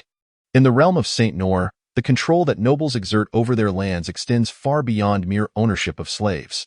Even free citizens must adhere to the Lord's directives, and any desire to leave the territory necessitates a travel permit issued by the Lord. Without such a permit, they risk being captured by the ubiquitous slave catchers, who would sell them back into slavery. Therefore, even as free citizens, they would never consider departing their homeland without a certain status or strength. However, compared to slaves, free citizens undoubtedly enjoy a significantly higher standing and treatment. Once they attain free status, the laws of the Terra Kingdom stipulate that their lives can no longer be dictated by the whims of nobles. Even if they err, they must be judged by the kingdom's courts. Furthermore, as free citizens, they possess the rights to marry, bear children, and earn a living. Thus, aside from safeguarding these rights for the 2 individuals, Roland does not lose 2 valuable laborers. During this time, Ryan and the other 12 adolescents have also experienced remarkable growth. Not only have all of them successfully mastered the meditation technique, becoming magicians, but with the ample supply of potions, 3 among them have already advanced to level 2 magicians just a month prior. This progress allows Roland to finally implement his planned initiative, the establishment of a magical herb field within his territory. Essentially, a magical herb field is not vastly different from a traditional farm, but it specializes in the cultivation of various magical plants, in the realm of Saint Nor. As the importance of alchemy grows in the lives of professionals, a multitude of industries catering to the field of alchemy has emerged.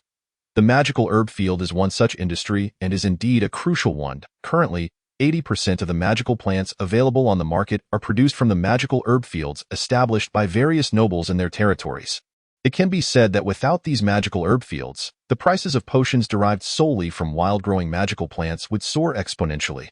However, establishing a magical herb field is not a straightforward task. Although it does not impose strict requirements on the land, the magical plants cultivated therein require the care of skilled magicians. Thus, while the profitability of magical herb fields is noteworthy, not just anyone can cultivate them. At the very least, one must have a magician on hand. Although hiring external magicians is an option, doing so would significantly diminish the profits derived from the magical herb field for the Lord. Fortunately for Roland, this task is comparatively simple. Although Ryan and the other 12 magicians may not yet be of high rank, they possess sufficient ability to tend to lower-tier magical plants. Today, taking advantage of the splendid weather, Roland, accompanied by Alice and the 12 magicians, made his way to the foot of a small mountain on the western side of his territory. Following the advancement of Ryan and the others to level 2 magicians, Roland had previously arranged for slaves to prepare and level the land at the mountain's base. This location is where Roland intends to establish his magical herb field. With the arrival of summer, the white snow covering the mountain has melted into clear water, forming a small stream that flows downhill. This not only provides ample water supply to the surrounding land, but also significantly increases the concentration of water elements in the area. Thus, this spot is particularly well suited for cultivating the magical plant known as waterflower, which is essential for concocting potions related to water element manipulation. This is Roland's first attempt at establishing a magical herb field. He possesses limited experience, and given the low levels of Ryan and the others, they cannot manage a large number of magical plants. Therefore, Roland has decided to start with only 10 acres of magical herb field. He first buried 10 beginner-level water magic crystals in the already prepared 10 acres of land. Unlike the magic cores of magical beasts, magic crystals are a rarer mineral found in the realm of Saint Nor. Containing purer elemental energy compared to magic cores, they can be used in most magical experiments and are highly valuable. The 10 beginner-level magic crystals alone are worth as much as 200 gold coins. However, each magic crystal can only sustain 1 acre of magical herb field for a year before being depleted.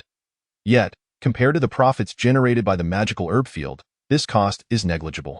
Calculating based on water flowers, 1 acre of magical herb field can yield between 70 to 90 flowers, with the variation primarily dependent on the magician's expertise and environmental factors. Based on Roland's assessment of the current environment of the magical herb field, if Ryan and his companions apply themselves diligently, they might be able to cultivate up to 80 water flowers at maximum capacity. Nevertheless, in the interest of caution, Roland plans to plant only 75 in the first year. Each 3-month water flower is valued at 3 silver coins, while a 6-month flower is worth 7 silver coins, and a year's flower can fetch 16 silver coins. This means that after 1 year, 1 acre of magical herb field can yield a total of 120 gold coins from water flowers. After deducting the cost of the magic crystals, each acre of magical herb field can bring Roland nearly 100 gold coins in profit annually. Of course, this is from Roland's perspective. Others would still need to pay the magicians for their services, and even for his own subordinates, a level 1 magician can manage an acre of magical herb field, requiring around 70 gold coins for their annual compensation. However, in Roland's case, Ryan and the others are compensated with potions. Roland provides them with an ample supply of potions, which is not without cost. Thus, this 10-acre magical herb field can generate nearly 1,000 gold coins in annual profit for Roland. While this figure may appear modest compared to the profits from potions, it is merely the beginning. As Roland's strength increases, so too will the quantity of potions he can produce, allowing him to cultivate more magicians. The increase in the number of magicians under his command means that Roland can establish additional magical herb fields. And the more magical herb fields he cultivates, the more staggering his profits will become. This plan is one that no faction in the realm of Saint Nor could easily implement. The first step, how to train a large number of magicians, is a historical challenge. Yet for Roland, whose potion success rate is extraordinarily high, this is a straightforward endeavor.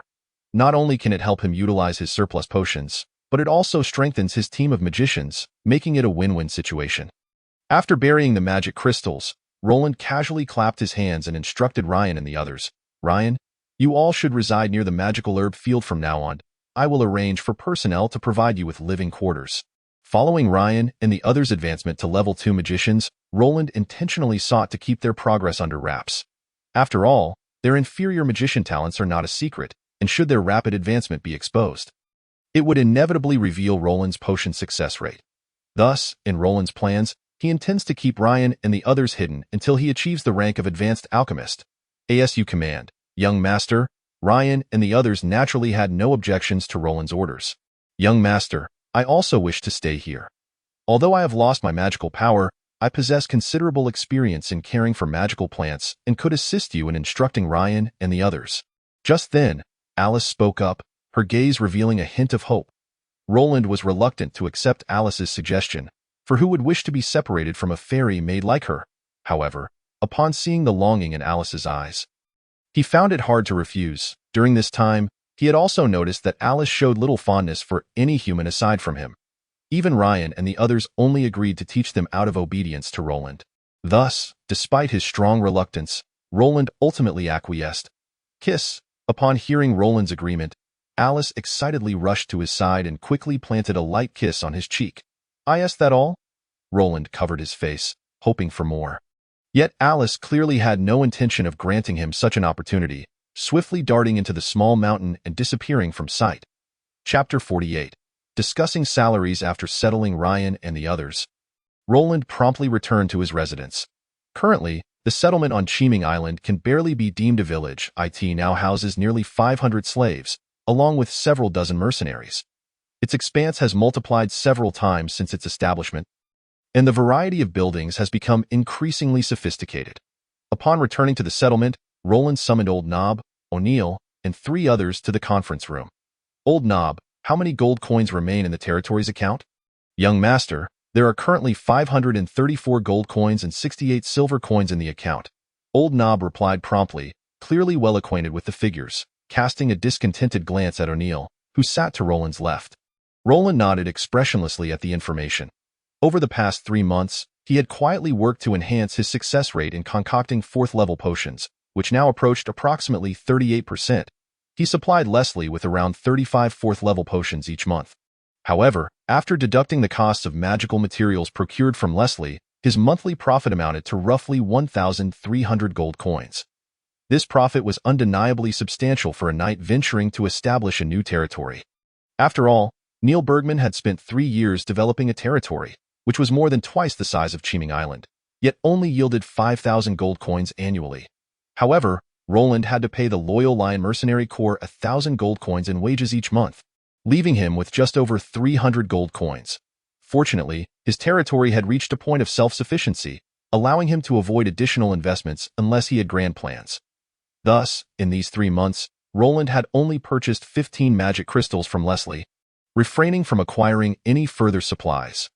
Consequently, sensing that Roland's territory was gradually stabilizing, Leslie had also redeployed 2 of the 3-masted merchant ships, leaving only 1 for Roland's use.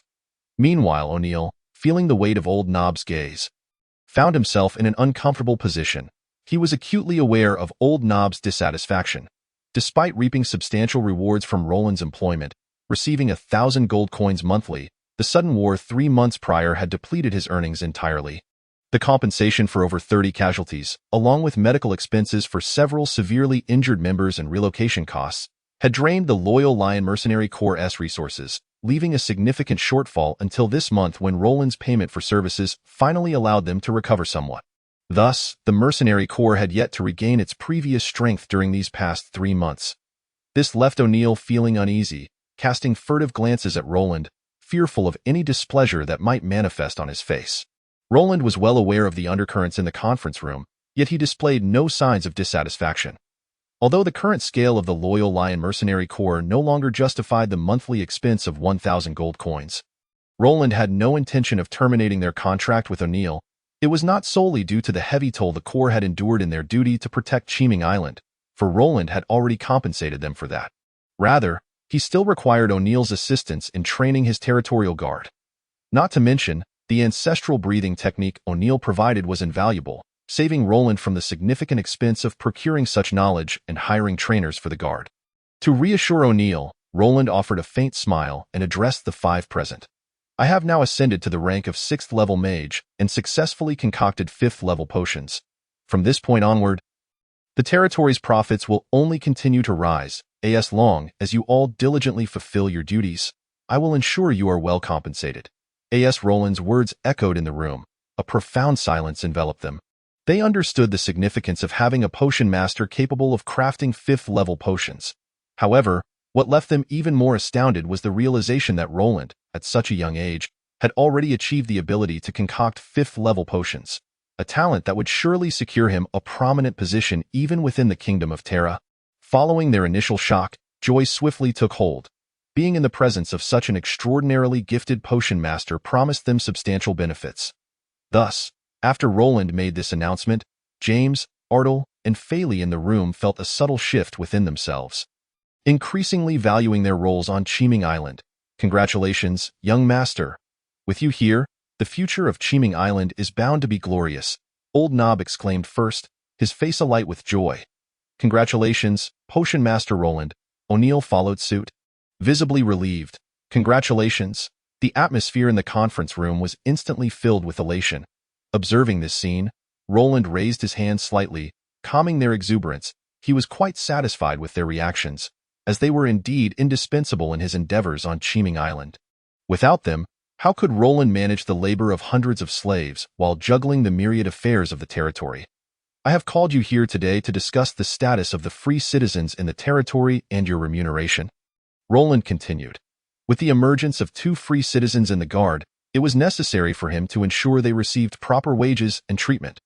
This was their rightful entitlement, and though no one would dare to voice dissent if Roland chose not to pay, the repercussions could dampen the enthusiasm of other slaves, particularly those newly enlisted in the Guard, the majority of whom still bore the status of slaves.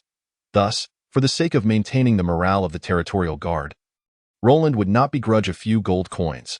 However, having already compensated the recently emancipated free citizens, Roland could not overlook James, Ardell, and Faley in his considerations. Even if they were receiving wages from Leslie, it was only right for Roland to express his appreciation. Thank you, Potion Master Roland. The 3 of them responded, their faces brightening at his proposal. They did not refuse. Although they were indeed drawing a salary from Leslie, the opportunity to receive additional compensation from Roland was a significant boon and no need. This is what you deserve. Let's first discuss the salaries for the 2 first-level warriors. According to the salary standards of other noble territories in the kingdom, what should they be earning monthly? Roland posed the question, with James being the most qualified to respond, having previously served as a steward in the Oroko family's internal trade caravans. After pondering for a moment, he replied, Potion Master Roland, due to the stark wealth disparity between the eastern and western regions of the kingdom, the salary levels for first-level warriors vary significantly. As far as I understand, in the poorer western nobility, a first-level warrior might earn merely 1 gold coin per month. Meanwhile, in the coastal nobility of the Eastern Kingdom, a first-level warrior's salary typically ranges from 3 to 4 gold coins. Such a vast difference? Roland was not surprised by the high wages among the coastal nobility. After all, the average monthly wage for citizens in Hegelin was already 2 gold coins, and first-level warriors would certainly earn more. What astonished him was the revelation that the Western Kingdom's rates were so meager, with a first-level warrior earning less than an ordinary citizen of Hegelin. Indeed, the disparity in income between the eastern and western regions is largely due to the flourishing overseas trade. James elucidated. Calming his astonishment, Roland urged, please elaborate on the income of various levels of warriors in the eastern coastal regions. On average, a second-level warrior earns between 5 to 6 gold coins, while a third-level warrior receives 6 to 8 gold coins. A fourth-level warrior typically earns around 15 to 18 gold coins. Fifth-level warriors earn between 20 to 24 gold coins. Sixth-level warriors between 27 to 30 coins, and seventh-level warriors command between 80 to 100 gold coins. As James concluded, a hint of embarrassment resurfaced on O'Neill's face. According to James's calculations, even at full strength, the loyal Lion Mercenary Corps would only require around 600 gold coins in wages. Let alone the current state of the Corps, which had suffered substantial losses. Clearly, their current compensation of 1,000 gold coins was exceedingly disproportionate. However, Roland harbored no dissatisfaction. He had understood from the outset that the employment price of the loyal Lion Mercenary Corps far exceeded his territory's scale. At this juncture, it was unnecessary to dwell on such matters, as Roland held O'Neill in high regard and wished to gradually transform their relationship from mere employment into genuine loyalty. Very well. Let us set the monthly salary for first-level warriors on Qiming Island at 4 gold coins, Roland declared decisively. Not only for first-level warriors, but he also decided that the salaries for all levels of warriors on Qiming Island would be directly compared to those in Heejlan. After a moment of contemplation, he made up his mind. With his future profits assured, he would not lack for gold coins in this perilous sea of myriad islands. Without substantial incentives, who would be willing to serve Roland? Indeed, after Roland announced this, enthusiasm radiated from the faces of Ardal, James, and Faley. Especially Ardal, with his prowess as a fifth-level warrior. Receiving 2 salaries from Leslie and Roland would yield him an annual income of 500 to 600 gold coins, far exceeding his professional rank. The salary standard set forth by Roland was publicly announced across the entire Qiming Island. It immediately stirred a tremendous commotion among the territory's slave population, with numerous slaves expressing a spontaneous desire to join the territorial guard. Similarly, upon learning of this development, the remaining 48 slaves of the guard devoted all their energy to training, exceeding their daily training quotas without the need for O'Neill and Ardier's supervision. Thus, under Roland's golden onslaught, the inhabitants of Qiming Island were ignited with an immense fervor, significantly enhancing the efficiency of the island's development. Chapter 49. Level 6 Mage, Strength, 1.2, Constitution, 1.1, Agility, 1. 3 Mentality, 10.458 10.458, Magic Power, 10.3 10.3, Level 6 Mage. Within his chamber, Roland beheld his current attributes, a hint of satisfaction gracing his countenance. In truth, he had already ascended to the rank of Level 6 Mage a month prior. It was merely today that he chose to make it public. However, following his promotion to Level 6 Mage, the mental agility potions of levels 1 to 4 had become virtually ineffective for him. And even the 5th level potions yielded effects less than half of what they once did. Tio transitioned from a mid-level mage to a high-level one. His mental capacity needed to reach 20 points, necessitating nearly a doubling of his current mental prowess. According to Enwa's calculations, should Roland rely solely on 5th level potions, he might require at least 4 to 5 years to achieve a breakthrough to high-level mage. This timeline was undeniably too slow for Roland. Moreover, with the 12 individuals, including Ryan, having all transitioned to mages, the demand for potions had surged, leaving Roland's current mental capacity feeling somewhat strained. Therefore, not only for the sake of his personal strength, but also for the overall prowess of the territory, Roland recognized the necessity of accelerating his own enhancement, particularly after experiencing the war with Neil Bergman. This notion constantly influenced his thoughts. This was precisely why he had prematurely announced his promotion to Level 6 Mage and his ability to concoct 5th level potions, enabling him to rightfully procure the materials needed for crafting 6th level potions to swiftly elevate his mental capacity. Nonetheless, Roland was aware of the principle of moderation. Thus, despite his urgency, he refrained from releasing an excessive quantity of 5th level potions all at once. In his recent dealings with Leslie, he planned to primarily offer 4th level potions, supplemented by a few 5th level ones. Subsequently, he intended to gradually adjust the sales ratio of 4th to 5th level potions, ultimately allowing himself ample time to procure 6th level potions. Contemplating this, Roland instinctively turned to Enwa and inquired, "Enwa, calculate how I might provide 5th level potions to Leslie while managing the associated risks. It is advisable, Master, to increment the proportion of 5th level potions to 25% in each transaction with Leslie. In 4 months, the entirety of the potions sold can be converted to 5th level." Enwa's response clarified Roland's plans further. What would my net monthly profit approximately amount to? Roughly around 1,400 gold coins. Alongside 45 bottles of 5th level potions. Upon hearing this, Roland's brow furrowed. The projected gold revenue was unexpectedly low. Given the profit margin of 5th level potions, even with a 30% success rate, he should anticipate earnings closer to 1,600 to 700 gold coins.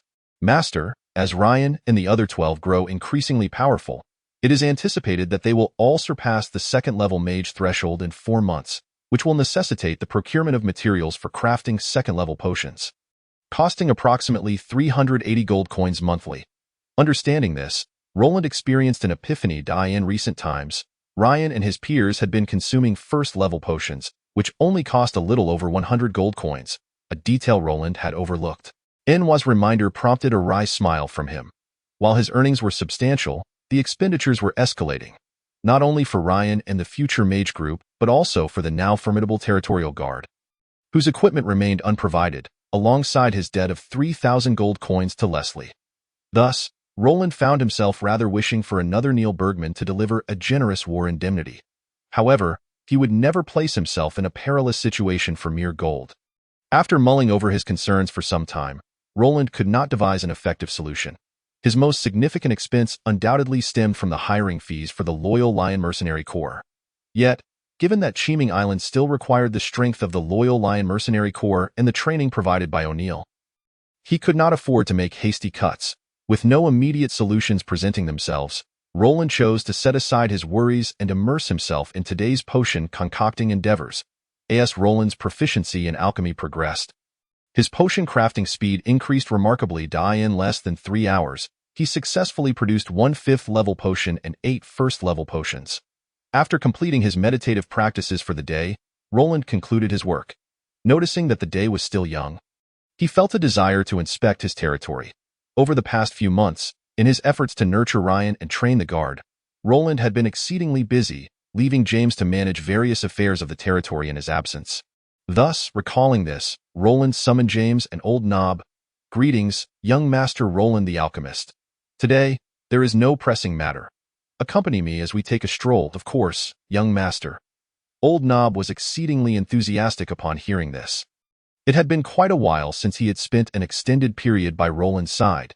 On the other hand, James wore a contemplative expression, as he suspected that Roland's invitation was not merely for a casual walk, but rather an opportunity to assess the progress of the territory's various undertakings and constructions. After a moment of consideration and finding no significant oversights, he also broke into a smile and readily agreed. "Let us go." Observing their reactions, Roland said nothing further and led the way outside. Their first stop was naturally the residential area. Since the establishment of the territory 6 months prior, the living quarters had undergone significant changes. From a mere few dozen wooden huts, the number of houses had now grown to over 300. Under the guidance of architect Martin, the layout of the residential area was now orderly and well-structured, devoid of any semblance of chaos. Additionally, numerous workshops had been established, including ironworking, textile, grain, and oil workshops. Though modest in scale, some workshops might only employ a single individual. They nonetheless provided a foundation for the territory's self-sufficiency. Surrounding the residential area, the initial rudimentary earthen wall had been replaced. Following the spring planting season, Roland had assigned the majority of the slaves to Martin, through the diligent efforts of 200 to 300 slaves.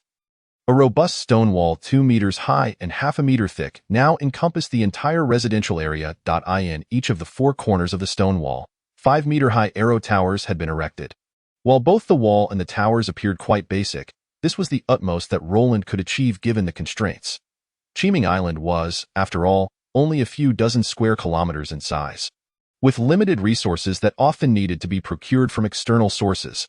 Thus, constructing an impregnable wall was an astronomical expense that Roland could not afford, compelling him to utilize the island's available stones to create such a rudimentary structure. Nevertheless, this wall significantly enhanced the defenses of the residential area. Although 2 meters might not pose a challenge for professionals, it was certainly not an easy feat for ordinary soldiers to scale. Particularly under defensive conditions, since the establishment of this stone wall, Roland had enjoyed a much more peaceful slumber. After completing his circuit of the residential area, a satisfied expression crossed Roland's face, leading him to commend James for a job well done. "This is merely part of my duties. Your praise is unwarranted." Seeing Roland's pleased demeanor, James breathed a sigh of relief. "No, merit deserves reward, and faults must be punished.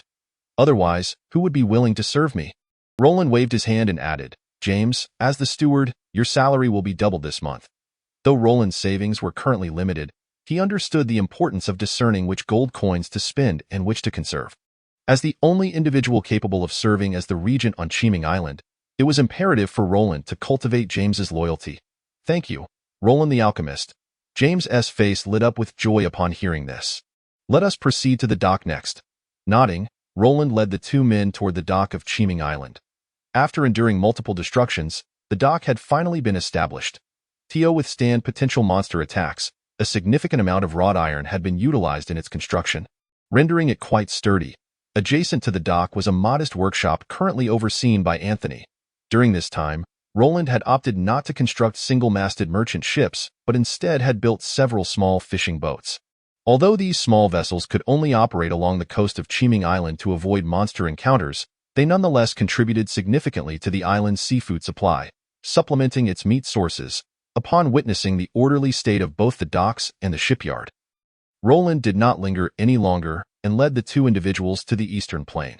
Within the expanse of 1,200 acres of farmland, after more than 2 months of growth, both rye and wheat, as well as barley, had sprouted sturdy stalks. The ears of wheat and barley had begun to take shape, though still somewhat tender. They already harbored the promise of a bountiful harvest. This scene further brightened the smile on Roland's face. Although the yield of grain was not particularly high and held little significance for him, it represented the greatest stabilizer for Qiming Island. After this harvest, Qiming Island would achieve complete self-sufficiency in grain. This was of paramount importance for a territory, as it meant that as long as Qiming Island maintained formidable defenses, it would not fear enemy blockades. "Old Knob, do you have any estimates regarding this season's grain yield?" Roland inquired casually while stroking a heavy sheaf of wheat. "Young master, we have made an estimate, since our farmland has only recently been developed from wasteland. This year's grain yield will barely reach 70%, Knob replied, and the smile on Roland's face gradually faded. This was an inevitable outcome, as the newly developed wasteland still contained a plethora of stones, tree roots, and weeds, all of which would inevitably affect the yield. However, in 2 years' time, after multiple plowings and preparations, these lands would gradually mature, and the grain yield would reach its peak. Chapter 50. Sudden attack. After inspecting the farmland and finding no issues, Roland once again departed with the two individuals. In the following time, he tirelessly checked the watchtowers surrounding the territory.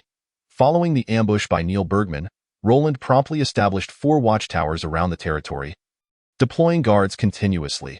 Should any ships approach Qiming Island recklessly, a warning would be immediately issued.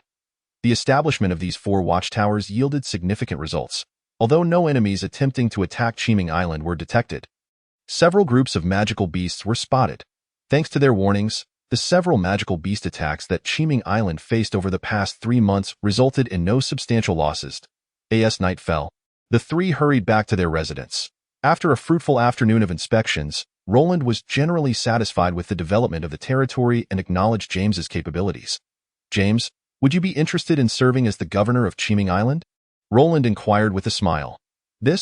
James was taken aback, clearly aware of the implications of being a governor. The core of a territory is undoubtedly its lord, but beneath the lord, the most crucial roles consist of 2 operational systems: administrative and military. The head of the administrative system is the governor, whose authority is nearly second only to that of the lord. However, Roland was offering the position of governor of Qiming Island, not the governor of the territory, which are 2 vastly different roles. The former's authority is limited to Qiming Island, while the latter signifies the governor of all administrative systems within Roland's future territories. James, along with others like Attire and Philip, understood Roland's potential exceedingly well.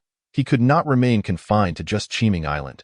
With the exaggerated profits brought by his genius as an alchemist, Roland had a great chance of becoming a true noble in the future. This was why James, Philip, and others, although sent by Leslie to assist Roland, were wholeheartedly engaged in the construction of his territory, aiming to gain Roland's friendship, which could represent the alliance with a master alchemist or a kingdom's noble in the future, an immense benefit for them. Thus, James fell into deep contemplation.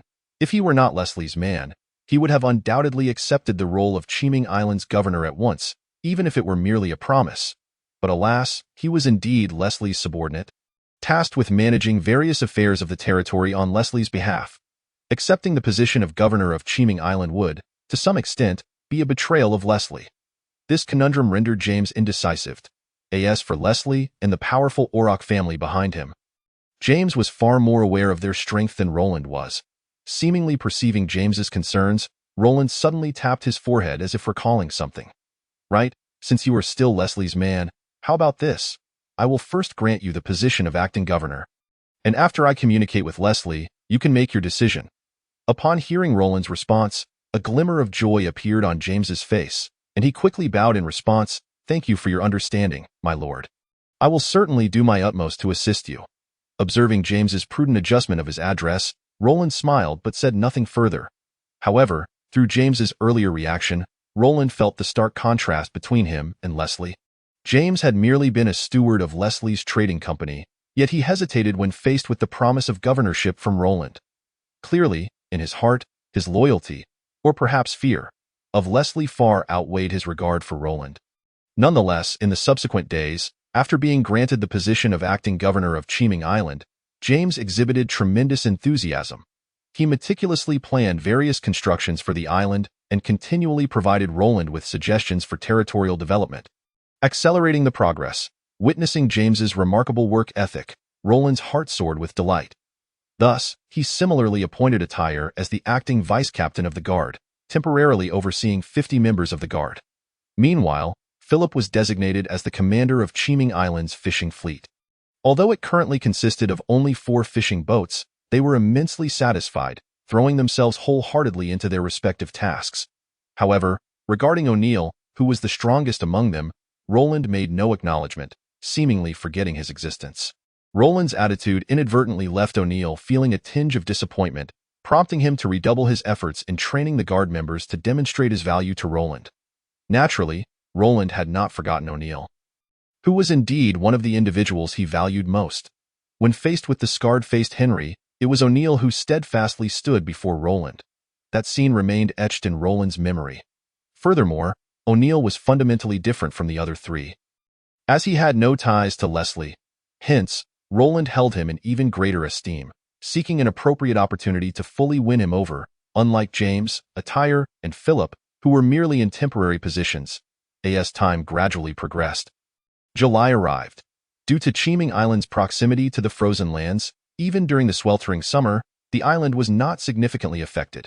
Instead, the temperature was quite pleasant, making it a veritable summer retreat. The 1,200 acres of farmland were laden with ripe produce, and in less than a month, the harvest days would arrive. However, just then, Roland received some distressing news. While inspecting the farmland, he suddenly saw Ryan rushing toward him in a panic. "Young master, it's terrible. Our magical herb field has been attacked by magical beasts." "What? Where did the magical beasts come from? Is Alice all right?" Roland's expression darkened, and a surge of anger flickered in his eyes. After all, the watchtowers surrounding the territory were capable of monitoring the entire area.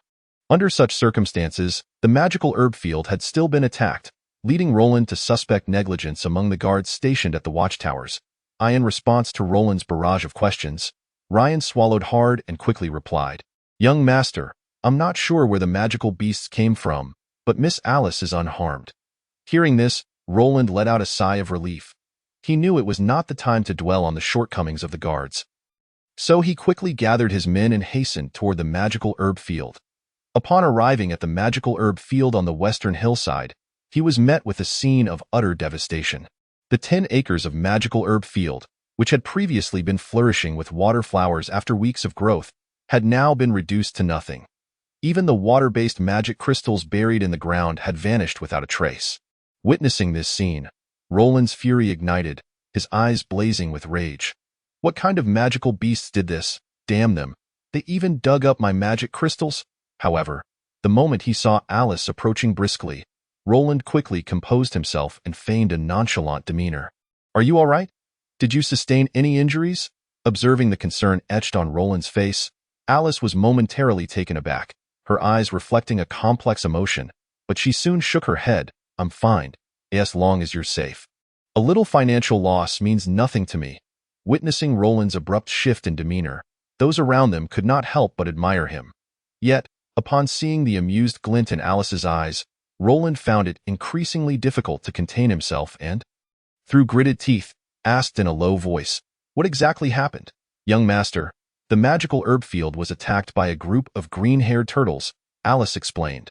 "The green-haired turtles possess the strength of third-tier magical beasts, and there are over a dozen of them. Ryan and the others were no match for them, so I ordered them not to resist." Upon hearing this, Roland did not take issue with Alice's decision to abandon resistance.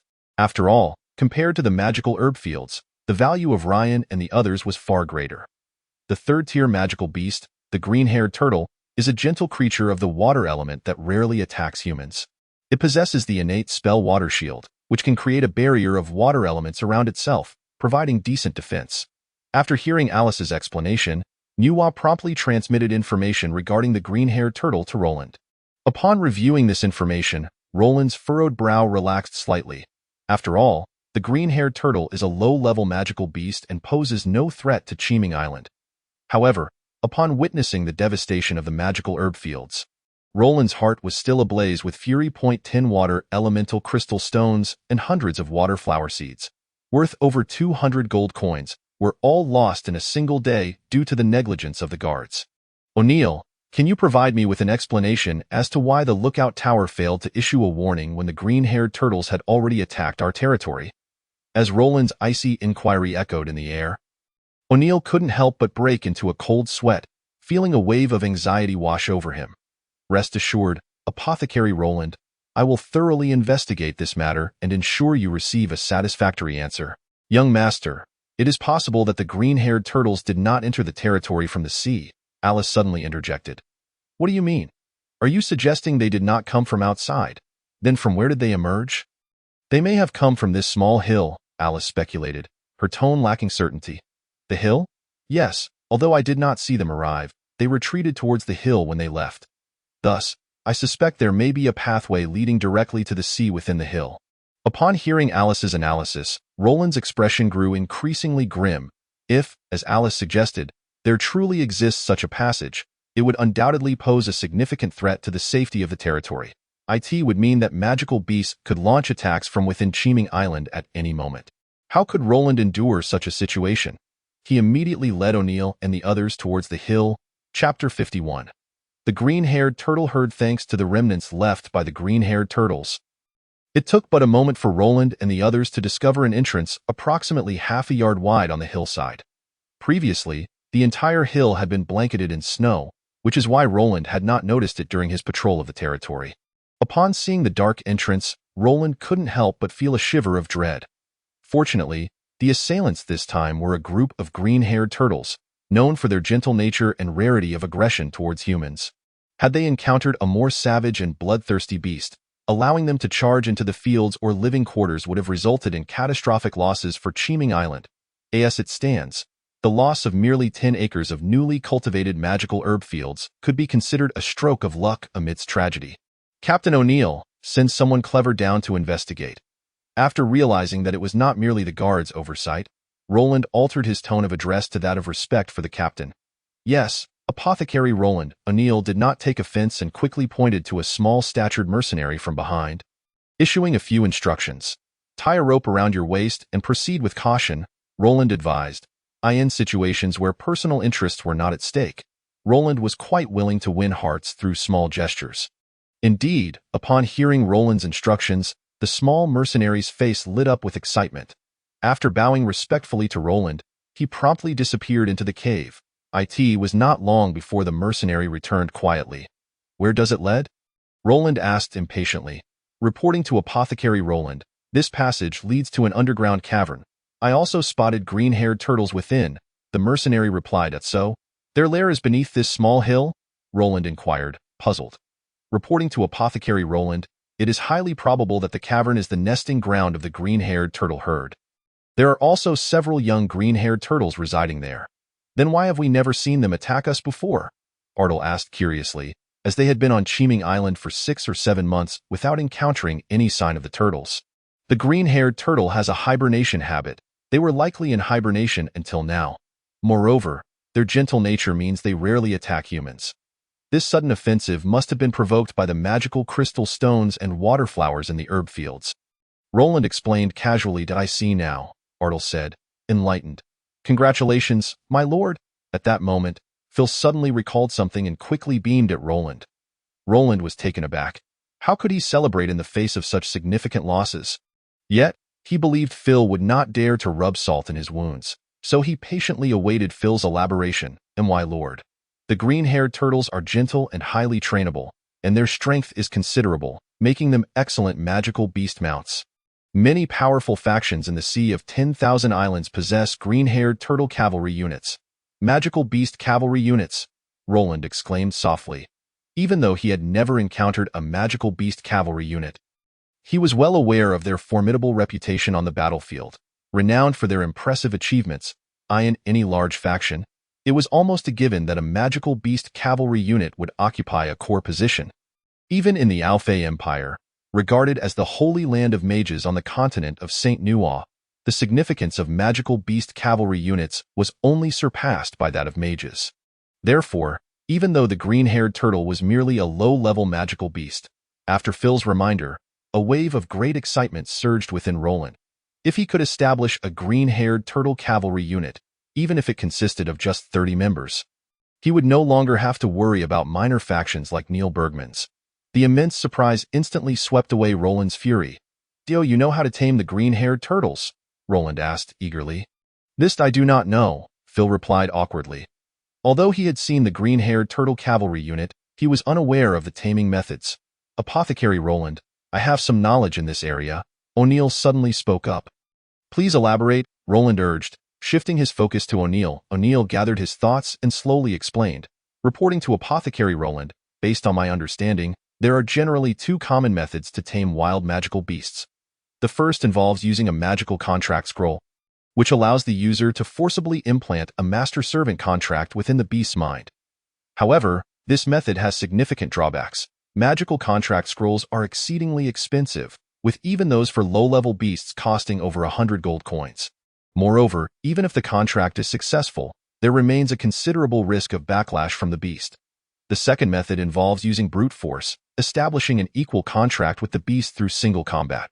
The advantage of this method is that it is less likely to provoke backlash from the beast afterward, and it does not require the costly magical contract scrolls. The downside, however, is the low success rate. Many wild magical beasts have peculiar temperaments and strong pride, and even if subdued, they may prefer death to becoming our mounts. This is especially true for high-tier wild beasts, where the probability of taming through force is even lower. Upon hearing O'Neill's response, disappointment washed over Roland's face. Both methods seemed increasingly unreliable. A magical contract scroll costing over 100 gold coins was certainly beyond Roland's current means, and he needed more than just one, at least dozens. Not to mention the potential backlash from the beasts afterward. The second method seemed even less feasible. His territory's guard force consisted of only 2 first-tier warriors, with the rest being ordinary people. Challenging a third-tier magical beast through single combat? That would be akin to sending them to their deaths. Moreover, the loyal Lion Mercenary Corps was not even a consideration. They were not directly under Roland's command, and it was unlikely that such a fortunate opportunity would fall to them. Yet, despite the impracticality of both methods, Roland could not allow the green-haired turtles to inhabit his territory unchallenged, especially given the threat they posed to the magical herb fields. After pondering for a moment, Roland commanded O'Neill once more, "Send a few more people down to ascertain the number and general strength of the green-haired turtles in the underground cavern." "Understood," this time. O'Neill dispatched his vice-captain, Choba, along with several third-tier warriors to investigate the cavern. However, this reconnaissance encountered some unexpected challenges, as Choba and his companions were discovered by the herd of green-haired turtles. They had barely entered the cave when they fled in disarray. Despite revealing their presence, they managed to return with information regarding the number of green-haired turtles in the underground cavern. Upon learning that there were fewer than 30 green-haired turtles, Roland contemplated for a moment before decisively issuing an order to attack. "Everyone on my command, capture the green-haired turtles if we have not sustained any fatal attacks." Evidently, Roland had not abandoned his desire to tame the green-haired turtles. "Understood." Following this, under the leadership of O'Neill and Ardle, the others filed in one after another. This time, Roland did not wait at the cave entrance. After all the warriors had entered, he stepped in with the protection of 2 mid-level warriors. Upon entering the interior passage of the hill, Roland was instantly greeted by a refreshing coolness, and he could still detect a faint briny scent in the air. The passage was not particularly long. It descended steadily, and before long, Roland arrived at a spacious underground cavern. At that moment, it was evident that a battle had already erupted within the cavern. Upon discovering the intruders, even the usually gentle green-haired turtles could not remain passive in the center of the cavern. Over 20 green-haired turtles, led by a much larger turtle chieftain, were frantically attacking O'Neill and his companions. However, faced with a greater number of stronger human adversaries, their offensive seemed somewhat feeble. Though the green-haired turtles were classified as third-tier magical beasts, their strength lay in defense rather than offense. Their only innate spell was a defensive one, the Water Shield, meaning that their attacks were mostly limited to clumsy methods such as biting and trampling. Consequently, under O'Neill's command, the loyal Lion Mercenary Corps managed the situation with ease and composure. Observing this scene, Roland did not rush to intervene but instead chose to silently observe. The green-haired turtles, named for their entirely green bodies and a tuft of green hair atop their heads, possessed the strength of third-tier magical beasts in adulthood, with elites having a significant probability of breaking through to mid-tier beasts. Typically, their leaders were often 5th or 6th-tier beasts. However, the group before him appeared to be somewhat weaker, comprising only 20 to 30 green-haired turtles, and upon closer inspection, Roland noted that the largest turtle among them was only of 4th-tier strength. The others were all 3rd-tier as well, lacking any elite members of their kind. As Roland entered the cavern, O'Neill's movements slowed considerably, not due to any reluctance on his part, but rather because Roland had commanded him to capture the green-haired turtles rather than kill them. Otherwise, facing over 20 third-tier magical beasts, even with their formidable defenses, they would not be able to withstand for so long against a high-level warrior like O'Neill. However, capturing them was no simple task. O'Neill was evidently planning to wait until the green-haired turtles were exhausted before taking action, indicating that this would be a protracted battle. Therefore, he exhibited remarkable patience, showing no intent to attack, but rather focusing on maintaining a solid defense while gradually wearing down the turtle's stamina. Indeed, the battle persisted for over half an hour, a duration that transformed the once vigorous green-haired turtles into sluggish beings, their movements growing increasingly lethargic, even the tuft of hair atop their heads drooping with fatigue. Just then, sensing the turtles' waning strength, O'Neill shouted a rallying cry and launched a fierce counterattack. Under his formidable onslaught, the turtle chieftain began to retreat rapidly, unable to withstand the pressure. With one side possessing only 4th-tier strength and the other a high-level warrior. Compounded by the earlier assaults that had already drained the chieftain's stamina, it was not long before O'Neill toppled it to the ground, exposing its relatively soft underbelly. The overturned turtle chieftain, in a moment of panic, revealed a look of sheer desperation in its round little eyes as it struggled to rise on its short legs. Yet, O'Neill showed no mercy, leaping onto the chieftain and firmly pinning it down. Observing this, the other mercenaries followed suit, flipping the remaining green-haired turtles onto their backs in no time. The cavern was filled with the sight of over 20 green-haired turtles rendered helpless, captured by the loyal Lion Mercenary Corps. Chapter 52. Luring magical beasts. With the battle concluded so smoothly, a smile crept onto Roland's face. Everyone had performed admirably, and tonight they would feast on fine wine and sumptuous meals. Praise to the alchemist Roland. Hail to our Lord! The boisterous cheers of the mercenaries erupted, their spirits lifted by Roland's generous promise. Their wages were indeed considerable, yet not extravagant enough to indulge in meat at every meal. Especially in the Sea of 10,000 Islands, where meat was undeniably more precious than grain. With a casual wave of his hand, Roland began to tally the number of green-haired turtles captured in the cavern. However, after counting, he frowned, for there were only 22 turtles present, and he did not spot any turtle hatchlings. Choba, the count of green-haired turtles seems off. Where are the others? My lord, they may have hidden away. I will search immediately. Upon hearing Roland's inquiry, Choba's smile vanished, and he promptly led a group of 10 mercenaries deeper into the cavern. Shortly afterward, Choba and his team herded a cluster of turtle hatchlings, each no larger than a basin, into view before Roland. Why, lord, the rest are all hatchlings. They are all here. Roland gazed at the trembling hatchlings, curled up in a circle and exuding palpable fear. And his eyes lit up. Compared to adult green-haired turtles, these hatchlings would undoubtedly be much easier to tame. Even when sold, their value exceeded that of their adult counterparts. Many would aspire to become magical beast riders despite the hatchlings maturing into only third-tier beasts. Moreover, the green-haired turtles possessed excellent defensive capabilities, making them invaluable in battle. However, just as Choba managed to capture the hatchlings, the previously hidden turtle chieftain emerged from its shell, angrily directing its gaze at Roland, emitting distressed whimpering sounds. Seeing this, Roland felt a shift in his demeanor and casually picked up one of the hatchlings, slowly approaching the turtle chieftain. The sight incited furious struggles from the chieftain, but bound by the surrounding mercenaries, it could not easily escape. Observing that the chieftain offered no real resistance, Roland quickened his pace, standing before the turtle chieftain, and nonchalantly tossed the hatchling onto its underbelly. This action caused the turtle chieftain to momentarily halt its struggles, a look of confusion dawning in its eyes, as if trying to comprehend the meaning behind Roland's gesture. Roland then placed his right hand upon the chieftain's shell and pointed towards the passage he had entered. In the next moment, a surge of searing flames enveloped the turtle chieftain and the hatchling upon its back. The fiery blaze, a red tinged with a hint of bluish hue, radiated an intense heat that warped the surrounding air, leaving the green-haired turtle chieftain and its hatchling unable to withstand the onslaught, resulting in piercing cries of agony. Yet, after a few breaths, Roland gently lifted his hand, ceasing the spell. After all, both the chieftain and the hatchling were now his assets, and he could not simply incinerate them. As Roland's magic subsided, the large and small turtles emitted a savory aroma, a testament to the high temperature of the flames. Nevertheless, their beastly constitution prevented them from sustaining serious injuries, though the earlier pain had instilled a glimmer of fear in the chieftain's eyes. Noticing this, Roland retrieved a low-tier water elemental crystal and waved it gently before the turtle chieftain's snout.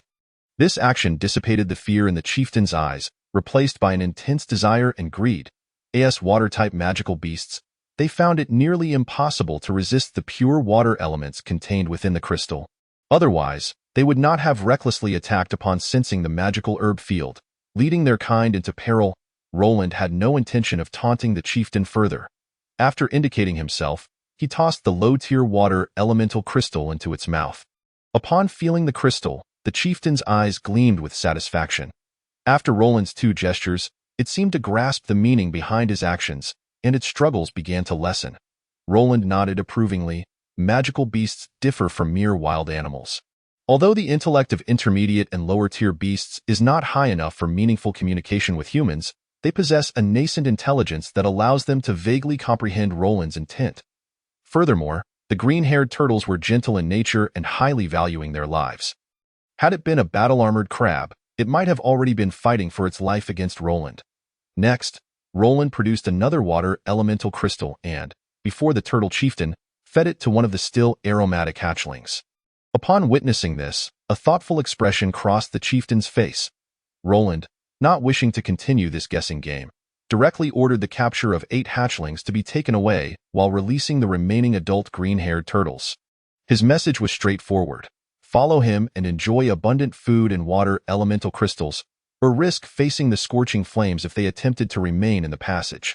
Whether the turtle chieftain could understand this was uncertain, but as of now, there was no one on Cheeming Island capable of taming green-haired turtles. Roland deemed it better to let the group of turtles go, taking only the hatchlings. Should the turtles leave their territory, Roland would merely incur the loss of over 20 third-tier magical beast cores. If they chose to remain, the rewards would be substantial, with a continuous supply of green-haired turtle hatchlings, and in the future, as the strength of the guard members grew, they could return to tame the turtles and form a magical beast cavalry unit. Thus, under Roland's command, O'Neill and the others retraced their steps, soon vanishing from the cavern, leaving behind a group of bewildered green-haired turtles, who, having just endured a severe beating, were evidently still in shock as they were spared by the humans. The majority of the green-haired turtles, without uttering a word, swiftly made their way towards the exit of the cave, plunging into the sea in the blink of an eye. Only the leader of the green-haired turtles remained, who, after a moment of deep, human-like contemplation, followed the path of its companions into the ocean. Upon returning to Cheeming Island, Roland casually entrusted 8 green-haired turtle hatchlings to 2 female slaves for nurturing. Although Roland was not particularly knowledgeable about the breeding of magical beasts, he understood that green-haired turtles were not rare creatures. It was not just Leslie who could be consulted. Even in the city of Heejlan, information about them was readily accessible, so Roland did not harbor much concern. What weighed heavily on Roland's mind was the situation concerning the magical herb field. Following the destruction wrought by the green-haired turtles, not a single water flower remained in the 10-acre magical herb field. And even the water elemental crystals buried underground had been devoured by the turtles. While the loss was regrettable, Roland lacked sufficient reserves of both the crystals and the seeds for the water flowers, necessitating a trip to Heejlan for purchases. This would inevitably result in a delay of at least half a month. Contemplating this, Roland's frustration simmered. Yet the thought of his future green-haired turtle cavalry quelled his anger. With no hope for immediate restoration of the magical herb field, he arranged for personnel to be stationed at the cave entrance on the mountainside to prevent further assaults. Additionally, in light of the unexpected attack, he instructed O'Neill to conduct a thorough inspection of the entire territory to ascertain if there were any undiscovered passages leading outside. After 3 days of meticulous examination, O'Neill ultimately reported that aside from the passage connecting to the underground cave at the mountainside, no other routes existed. This revelation left Roland speechless. After all the effort he had put into selecting a site for the magical herb field, it lay perilously close to the turtle's lair, an unfortunate twist of fate. However, it seemed that following the destruction of the magical herb field, fortune smiled upon Roland once more. Today, O'Neill approached Roland, his face alight with excitement. "You appear to have news of good tidings?" Roland raised an eyebrow. Intrigued. "Congratulations, Apothecary Roland. That group of green-haired turtles has returned," O'Neill exclaimed, brimming with enthusiasm. He had certainly not anticipated that Roland could, with just a few gestures and 2 elemental crystals, persuade the turtles to remain on Cheeming Island. This meant that Roland would have a steady supply of green-haired turtles at his disposal in the future, and as long as the soldiers of his territory were strong enough, there was a significant possibility of becoming magical beast knights. Although they would merely be green-haired turtle knights, they would still be magical beast knights. Yet, as this thought crossed O'Neill's mind, a sudden realization struck him. This development seemed to have little bearing on him personally. Had Roland wished, he could have instigated a challenge against the green-haired turtles by the loyal lion mercenary group days ago. Instead, Roland had chosen to release the turtles, denying the mercenaries this opportunity.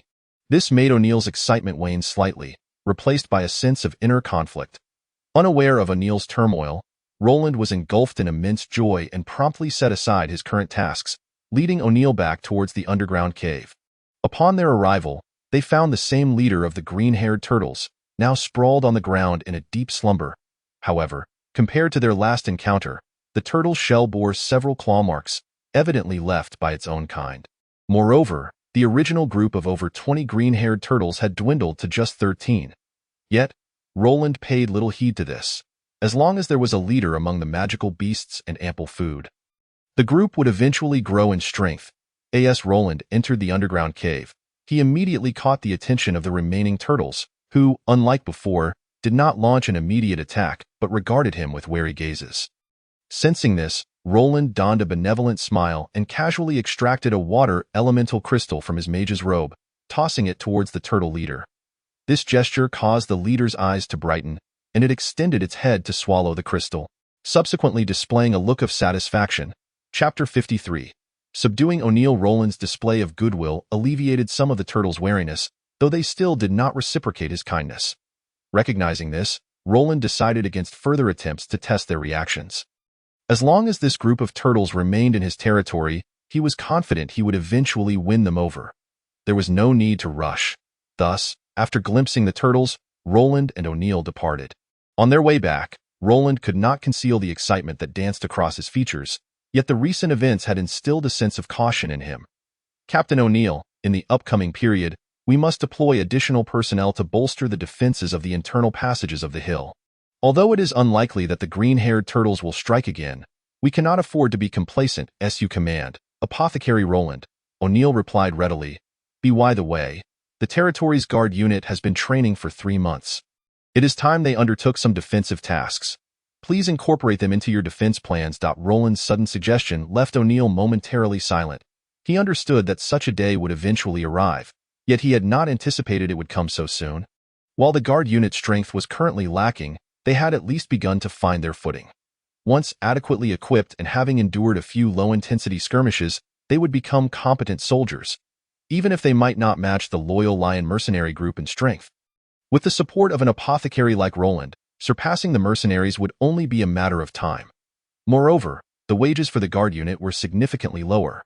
The loyal lion mercenary group charged 1,000 gold coins a month, enough to sustain a 200-member guard unit, with a respectable ratio of professionals among them. In light of this comparison, the choice was clear, which instilled a profound sense of urgency in O'Neill. With only 5 months remaining until the expiration of their contract with Roland, it was probable that he would not renew it by then. With the remaining funds for hiring, the loyal Lion mercenary group would barely manage to maintain its full strength. This meant that over the course of the year, the mercenary group had neither grown nor consolidated. Instead, it had added numerous new members, necessitating a period of reorganization, resulting in a decline in overall strength. As Roland awaited a response, he turned his gaze toward O'Neill, and upon seeing the myriad expressions flitting across O'Neill's face, he seemed to glean the thoughts swirling in O'Neill's mind. Shifting the topic, Roland inquired, "Captain O'Neill, what are your thoughts on Cheeming Island?" O'Neill paused, momentarily taken aback. This question caught him off guard. As he surveyed the entirety of Cheeming Island, he found nothing particularly noteworthy in terms of resources. It was woefully deficient. Regarding size, it was minuscule, and in terms of location, it was abysmal. Thus, after a long silence, O'Neill answered quietly, "The scenery is quite lovely." Roland did not take offense. He understood the situation on Cheeming Island better than anyone. "Captain O'Neill, this place offers more than just beautiful vistas. It also harbors dreams." "Dreams?" O'Neill echoed, pondering. "Indeed, dreams," Roland affirmed with conviction, his gaze drifting toward the horizon. "Although Cheeming Island may be small, it is capable of nurturing the dreams of many. My dream is quite simple. I aspire to become a noble of high standing, a renowned sacred apothecary, and an unparalleled legendary mage. Though these aspirations may seem distant, I intend to embark on this journey from here." Stepping toward tomorrow, "And what of you? Do you have dreams?" As Roland's words lingered in the air, O'Neill found himself engulfed in a tempest of emotions. Titles embodying invincibility, extraordinary prowess, and sanctity reverberated in his ears like thunderclaps, momentarily disrupting his thoughts. Yet, upon hearing Roland's final question, O'Neill was drawn into profound contemplation. For the vast majority of people in the Holy Nor continent, dreams were a luxury. Some things were predetermined upon their arrival in this world. The son of a slave would be a slave. The son of a farmer would be a farmer. The son of a mercenary could only be a mercenary. Class structures were rigid and unyielding, and the nobility controlled over 99% of the pathways to ascension. Even the slightest opportunity was reserved for those of exceptional talent, leaving ordinary individuals with no chance whatsoever. O'Neill was but one among countless ordinary souls. Despite appearing as a 7th-level warrior, his status was such that he could not even compare to the likes of Leslie, a scion of the powerful, and certainly not to John of the Shadow Trading Association, who would easily overshadow him. So, did he have dreams? This question awakened long-buried memories in O'Neill's mind. At the age of 10, encouraged by his father, he chose to become a warrior, dreaming of becoming a sky warrior. At 18, after his father's death in battle, he yearned for vengeance, longing to slay his enemies with his own hands. At 28, having become a captain, he dreamed of the day the loyal Lion mercenary group would evolve into a large mercenary organization. Yet, at 34, with his mere 7th-level warrior status, he confronted the harsh reality. Given his abilities, he would never become a sky warrior, nor would he be able to exact revenge or elevate the loyal Lion mercenary group to the scale of a large organization. Thus, since that time, his dreams have remained merely dreams, deeply buried in the recesses of his mind. However, Roland's lofty ambitions stirred something within him, evoking memories of his past desires. He was not foolish. He understood that Roland was not merely articulating his dreams to him, but rather revealing his potential. While O'Neill could not endorse Roland's dreams, he profoundly appreciated his potential. In just 6 months, the strength of Cheeming Island had multiplied several times, rivaling that of the venerable pioneer knights. Moreover, Roland's ability to attract wealth had become increasingly formidable with the passage of time. At this rate, O'Neill predicted that within a few years, Roland could amass the fortune of a baron, proclaiming his success in expansion and ascending to the ranks of nobility. Therefore, the question before him was not what his dreams were, but whether he was willing to follow Roland in pursuit of those dreams. "I asked that why you refer to this place as Cheeming Island." O'Neill slowly suppressed his astonishment and did not directly answer his own question about dreams. Instead, he turned to Roland and inquired, "Indeed, for this is where I shall ignite tomorrow, the path to my dreams." Roland nodded earnestly. Observing the resolute glint in Roland's eyes, a flicker of determination crossed O'Neill's gaze. Suddenly, he knelt on one knee and declared with great gravity, "Honorable alchemist Roland, I, O'Neill, am willing to be the sword that aids you on your path to realizing your dreams. I shall devote my utmost loyalty to you." facing every challenge with unwavering courage, defending your honor and safeguarding your territory. I will adhere to the ancient code of chivalry, standing resolutely before you, offering all my strength until my last breath. The resounding vow echoed across the eastern plains of Cheeming Island. This ancient knight's oath, passed down from the primordial human races, represented a sacred and inviolable authority, symbolizing O'Neill's complete dedication of resolve and strength to Roland. In this moment, as O'Neill solemnly swore his allegiance, Roland, though elated within, maintained an air of solemnity. He did not keep O'Neill waiting long. With great solemnity, he retrieved his staff from his mage robe and gently placed it upon O'Neill's shoulder. "O'Neill Geary, your loyalty and determination leave me no choice but to accept. Here, I forge an inviolable knightly contract with you. From this day forth, you shall be my knight of allegiance, and I willingly share my glory and achievements with you." Now and forever. Roland's response filled O'Neill with immense surprise. The title of Knight of Allegiance is neither noble nor merely an honorific, however, for any lord. Bestowing the title of Knight of Allegiance is not done lightly. As such, knights must be the Lord's most trusted confidants, possessing absolute loyalty.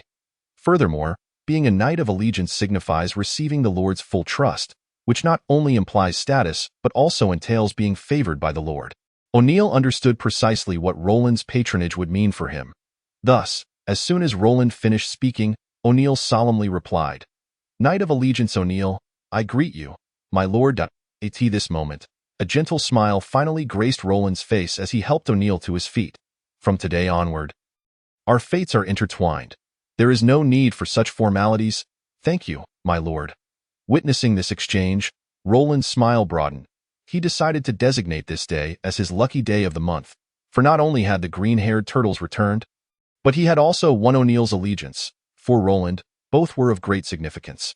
Not only was the first beast-riding regiment of Cheeming Island about to take shape, but with O'Neill's inclusion, Roland could finally alleviate the heavy costs associated with the Loyal Lion Mercenary Corps. This would mean a substantial influx of gold coins each month to bolster the strength of his territory, a veritable boon.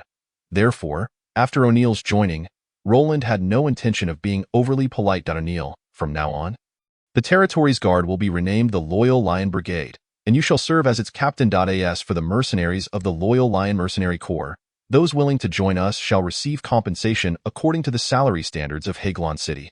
Those unwilling to join shall be sent back to Haglon City with the next return of Philly. Acknowledged. I shall ensure the proper handling of the Loyal Lion Mercenary Corps and will not disappoint you." Roland's decision did not provoke any dissatisfaction from O'Neill. When he resolved to align himself with Roland, he understood that he could no longer concurrently serve as the captain of the Loyal Lion Mercenary Corps. Consequently, the remaining mercenaries of the Loyal Lion Corps now faced two choices: either join Roland's territory or return to Haglon City in search of other opportunities. Chapter 54. The Month of Plunder in the Sea of 10,000 Islands. O'Neill's decision to dissolve the Loyal Lion Mercenary Corps and join Cheeming Island did not cause any upheaval. Rather, in the minds of James, Attire, Philly, and others, it was a matter of time. After all, Roland's potential was evident. Who would not wish to follow a pioneering knight poised to ascend to nobility in pursuit of honor and status? With O'Neill's joining, every mercenary in the Loyal Lion Corps, after deliberation, chose to remain, all integrating into the rebranded Loyal Lion Brigade of the territory's guard. Thus, the strength of the Cheeming Island Guard experienced a significant boost. Following the reorganization, the entire Loyal Lion Brigade now comprised 110 members, with O'Neill as captain, a level 7 warrior, and Attire and Koba as vice-captains, both level 5 warriors. Additionally, there were 7 level 4 warriors and 22 junior warriors. This strength was now comparable to that of the Neil Bergman Territories Guard. Furthermore, after the Loyal Lion Mercenary Corps was disbanded and fully integrated into the Loyal Lion Brigade, Roland's monthly expenses were significantly reduced. The restructured Loyal Lion Brigade's total monthly payroll amounted to only 650 gold coins, which was set at the highest standard of Haglon City in the Terra Kingdom. Otherwise, it would have been even lower. Moreover, as Roland began incorporating level 5 potions into his transactions with Leslie, his monthly revenue became increasingly substantial. Consequently, in the forthcoming period, Roland immediately initiated a grand plan within his territory: the breeding of magical beasts. Utilizing the knowledge of green-haired turtle husbandry acquired from Philly through Leslie, Roland established a magical beast breeding facility in the territory. By harnessing the power of potions and magic crystals, he accelerated the growth rate of the green-haired turtle hatchlings. Simultaneously, after O'Neill's arrival, Roland relaxed his control over the green-haired turtle population in the territory, allowing the professionals of the Loyal Lion Brigade to challenge and tame the turtles. Thus, over the course of the past 2 months, 10 green-haired turtle knights successfully emerged from the Loyal Lion Brigade, significantly enhancing their strength. As time slowly progressed, September arrived. The once desolate island underwent a profound transformation through the labor of hundreds of slaves. The previously overgrown eastern plains had been converted into lush green fields, the barren shores had morphed into bustling docks, and the former mountains had become fertile fields for magical herbs, where delicate waterflowers were now plump and on the verge of blooming. Additionally, the residential areas on the island expanded once more. Although the number of slaves did not increase significantly, the population of free citizens saw a remarkable rise.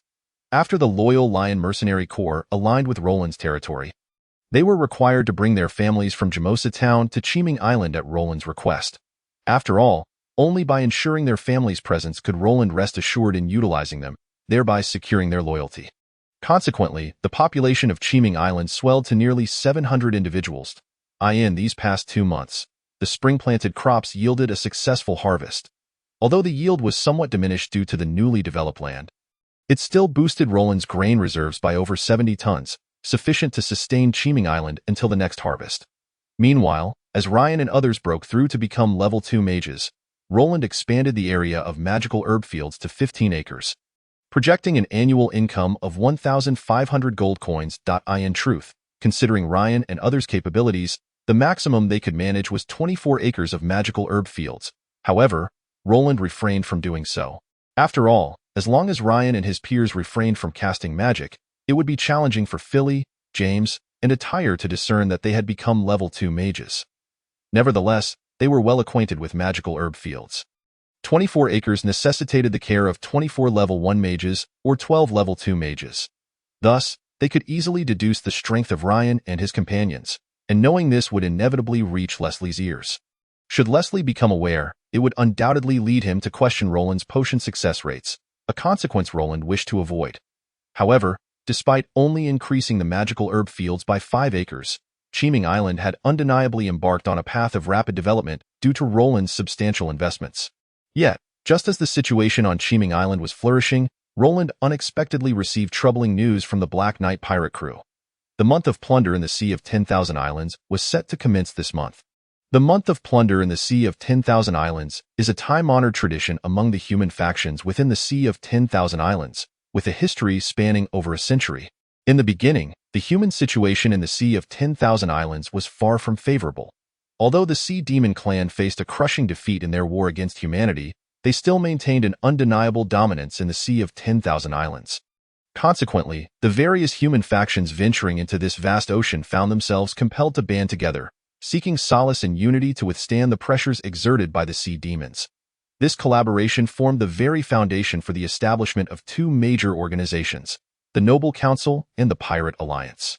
However, as time progressed, an influx of pioneering knights and pirates from all corners began to bolster human strength within the Sea of 10,000 Islands, gradually enabling them to hold their own against the Sea Demon clan.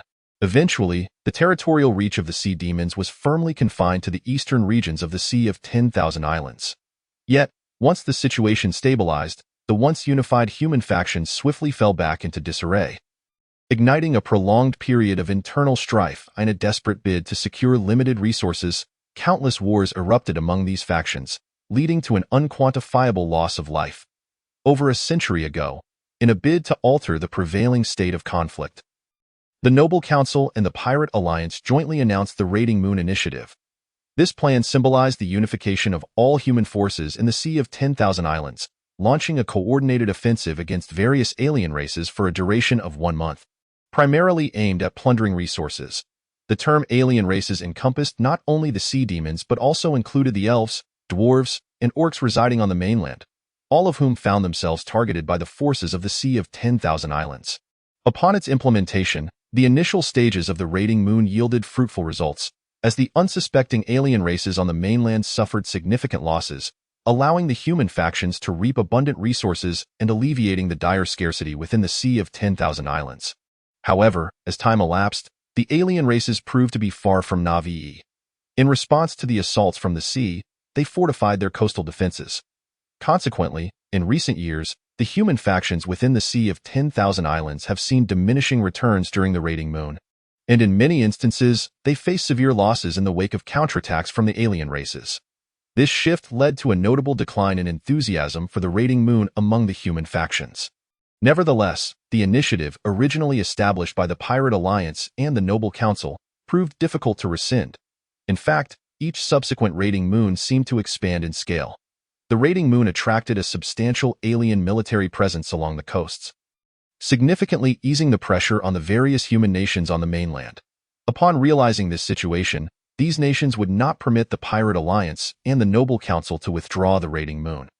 Instead, they exerted their influence to compel the Human Alliance to issue commands that mandated the continuation of the raiding moon tradition, insisting not only on its preservation but also on intensifying offensive actions against the alien races. Within this context, strict regulations were established regarding the number of achievements each faction in the Sea of 10,000 Islands was required to secure during each raiding moon. Failure to meet these quotas would result in punitive measures from the Human Alliance. As a result, what was once a time of exuberance for the factions during the raiding moon transformed into a month of nightmares. While a number of lords still managed to find success, most faced overwhelming challenges against the heavily fortified alien races, often resulting in significant losses. The notion of refusing to comply with the orders of the Human Alliance to avoid losses was never entertained. Not all factions in the Sea of 10,000 Islands were noble-hearted individuals willing to sacrifice themselves for the greater good. Rather, the authority of the Human Alliance was upheld collectively by numerous factions, including the 3 great empires, 12 kingdoms, and various duchies and nobles, even incorporating the Pirate Alliance and the Noble Council themselves.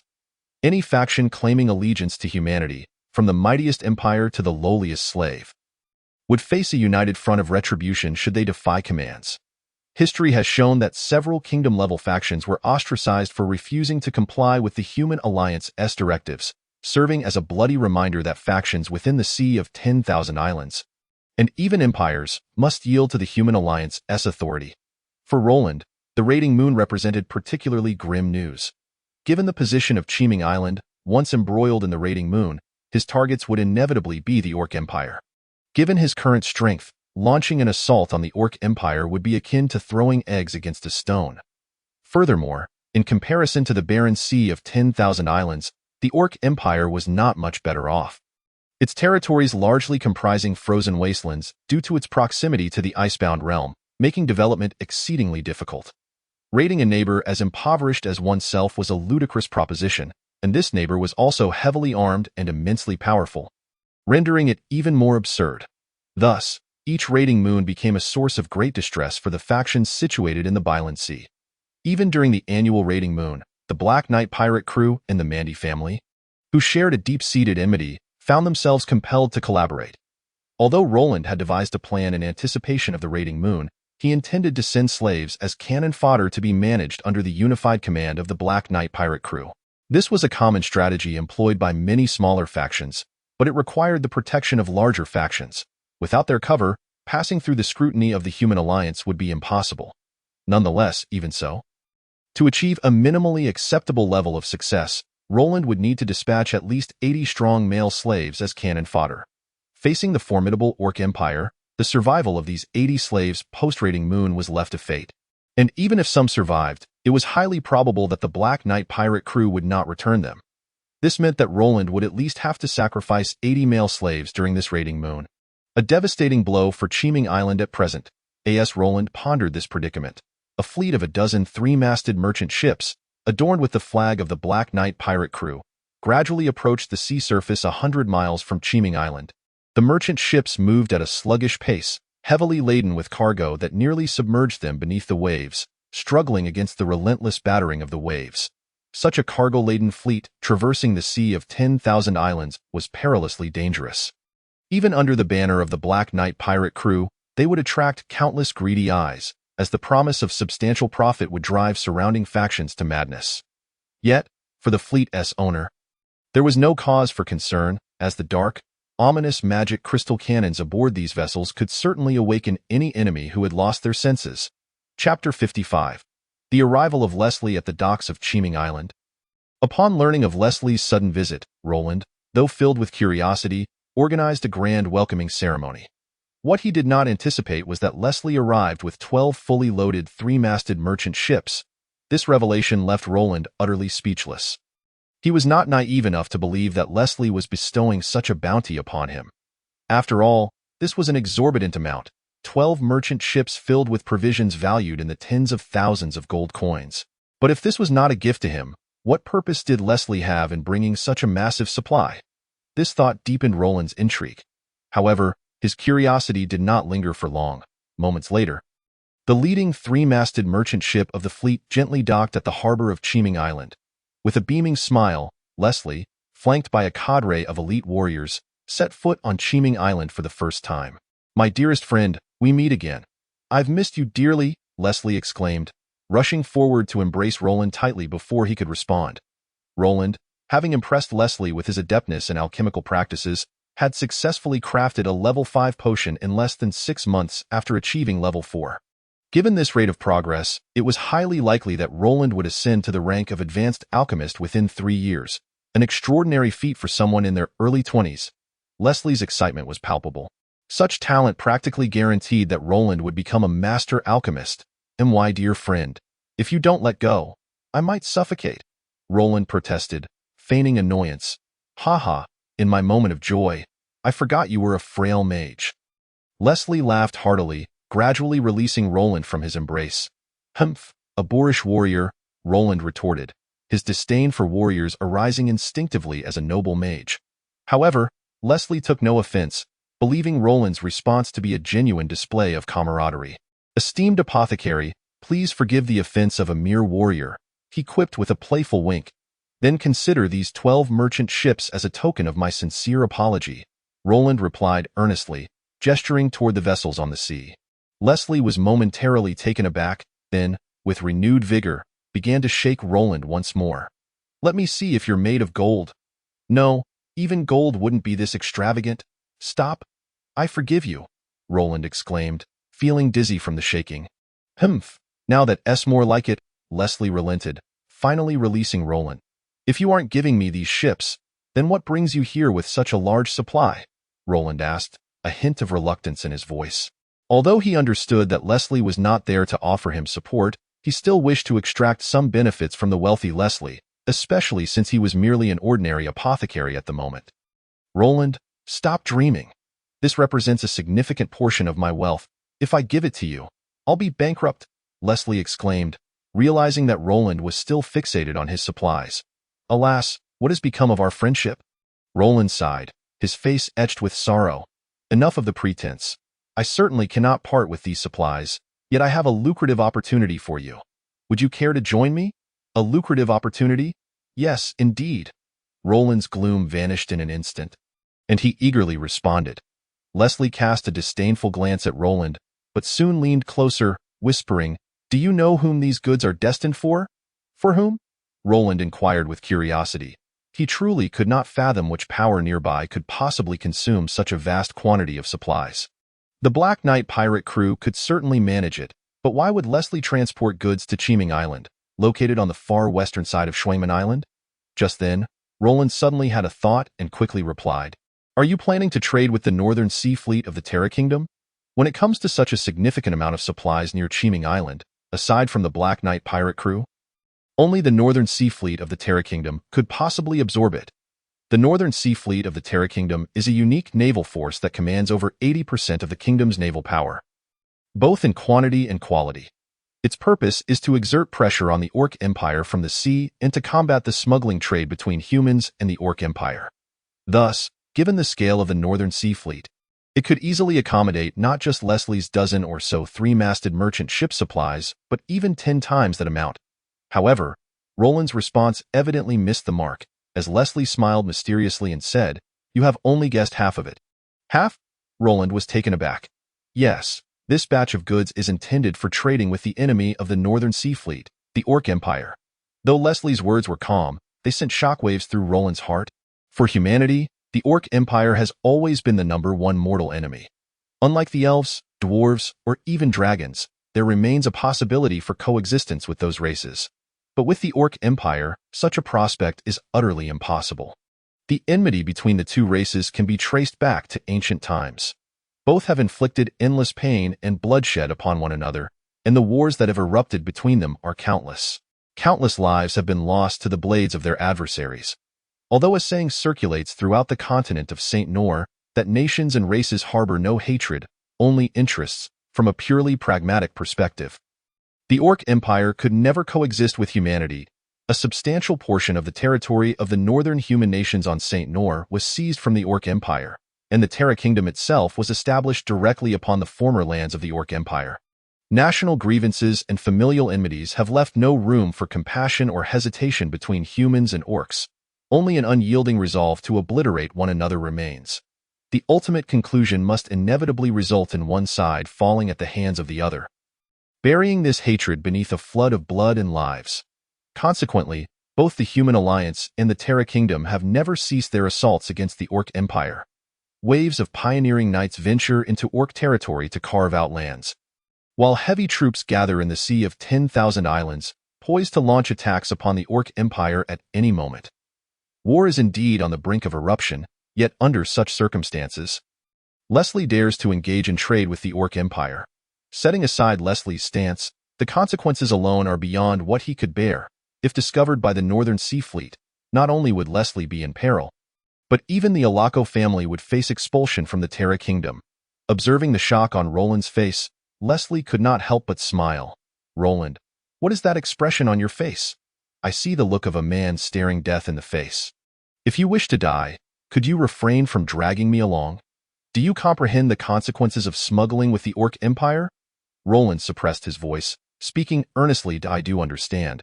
But do you realize how much profit we could gain from smuggling with the Orc Empire? Profit is meaningless if one loses their life." Roland vehemently shook his head, resolutely opposing the idea.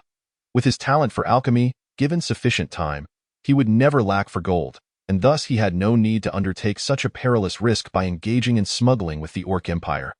His life held greater value than anything else. "Ha, you truly are a coward." Leslie mocked, though his expression soon turned serious as he said, "Do you believe I am such a reckless person?" "Yes," Roland replied firmly. Leslie's first impression left on Roland was that of the ruckus he caused at the Hagrid City Hall. If he were not reckless, then what could be said of others? "All right, I shall speak frankly. As the month of pillaging in the Sea of 10,000 Islands commences, the Northern Sea Fleet of the Terra Kingdom will also lift its blockade against the Orc Empire. Thus, during this time each year, countless smuggling groups take advantage of the chaos to conduct trade with the Orc Empire. And I am not the only one. Nearly all the great nobles along the eastern coast of the Terra Kingdom will partake in this." "What? Such a scale of smuggling, and the kingdom turns a blind eye?" Roland exclaimed incredulously. "Regulate? How could they? The month of pillaging is an edict of the Human Alliance. What authority does the kingdom possess to intervene? And the Northern Sea Fleet? Will they allow you to transport ship after ship of supplies into the Orc Empire? What supplies?" "These are the provisions for my raiding group," Leslie replied with a grin. "Provisions for 12 three-masted merchant ships." At that moment, Roland's perception of the shamelessness of the nobility reached new heights as he regarded Leslie's audacious boast. Seeing Roland's speechless expression, Leslie chuckled again, waving his hand as he finally revealed the truth. "The majority of the warriors, captains, and subordinate captains of the Northern Sea Fleet hail from the eastern coastal nobility. Do you think they would take action against us? If that is the case, why wait for the month of pillaging? You could smuggle with the Orc Empire at any time," Roland remarked, somewhat puzzled. In response to Roland's question, Leslie shook his head gently. "This is a matter of principle. The kingdom cannot alter the month of pillaging, so it must turn a blind eye. However, once the month of pillaging concludes, if any smuggling persists, the kingdom will certainly not stand idly by. Although the majority of the Northern Sea Fleet consists of our people, the fleet's admiral is directly answerable to His Majesty the King. Should he discover that smuggling continues after the month of pillaging, we would surely face the king's wrath, which would be utterly counterproductive." "I see now. That is also why you initially directed me to choose this island, to facilitate proximity for smuggling with the Orc Empire?" Roland suddenly inquired, deep in thought. Of course, how could I forget about this opportunity for profit? Leslie said, draping an arm around Roland's shoulders with a smile. Chapter 56. Smuggling with the Orc Empire. Leslie's beaming countenance appeared rather lecherous in Roland's eyes. At this moment, Roland finally understood why. Upon his selection of the island, Elizabeth had displayed a hint of disdain. It turned out that Elizabeth had long been aware that Leslie's intention was to facilitate Roland's involvement in smuggling with the Orc Empire. However, Elizabeth's scorn had no bearing on Roland at this juncture. Based on Leslie's earlier remarks, smuggling with the Orc Empire during the month of pillaging posed no risk whatsoever. Thus, Roland was quite amenable to this venture. As for the enmity between humans and orcs, it bore no relevance to Roland. He would rather see the Orc Empire grow even stronger, obliterating the Fortress of Radiance, thereby allowing him to vent his frustration. Consequently, Roland's attitude shifted dramatically, and he warmly replied, "Dear Leslie, you truly are my genuine friend. Now, how might I participate in your smuggling trade?" "Ha ha, Roland. I must say I preferred your previous refusal," Leslie teased. "Leslie, I apologize for my earlier stance," Roland replied solemnly, though the next moment, a hint of flattery returned to his face. "Leslie, you are aware that I have just established my territory and possess little in terms of wealth. Why not lend me half of the supplies from your dozen or so merchant ships?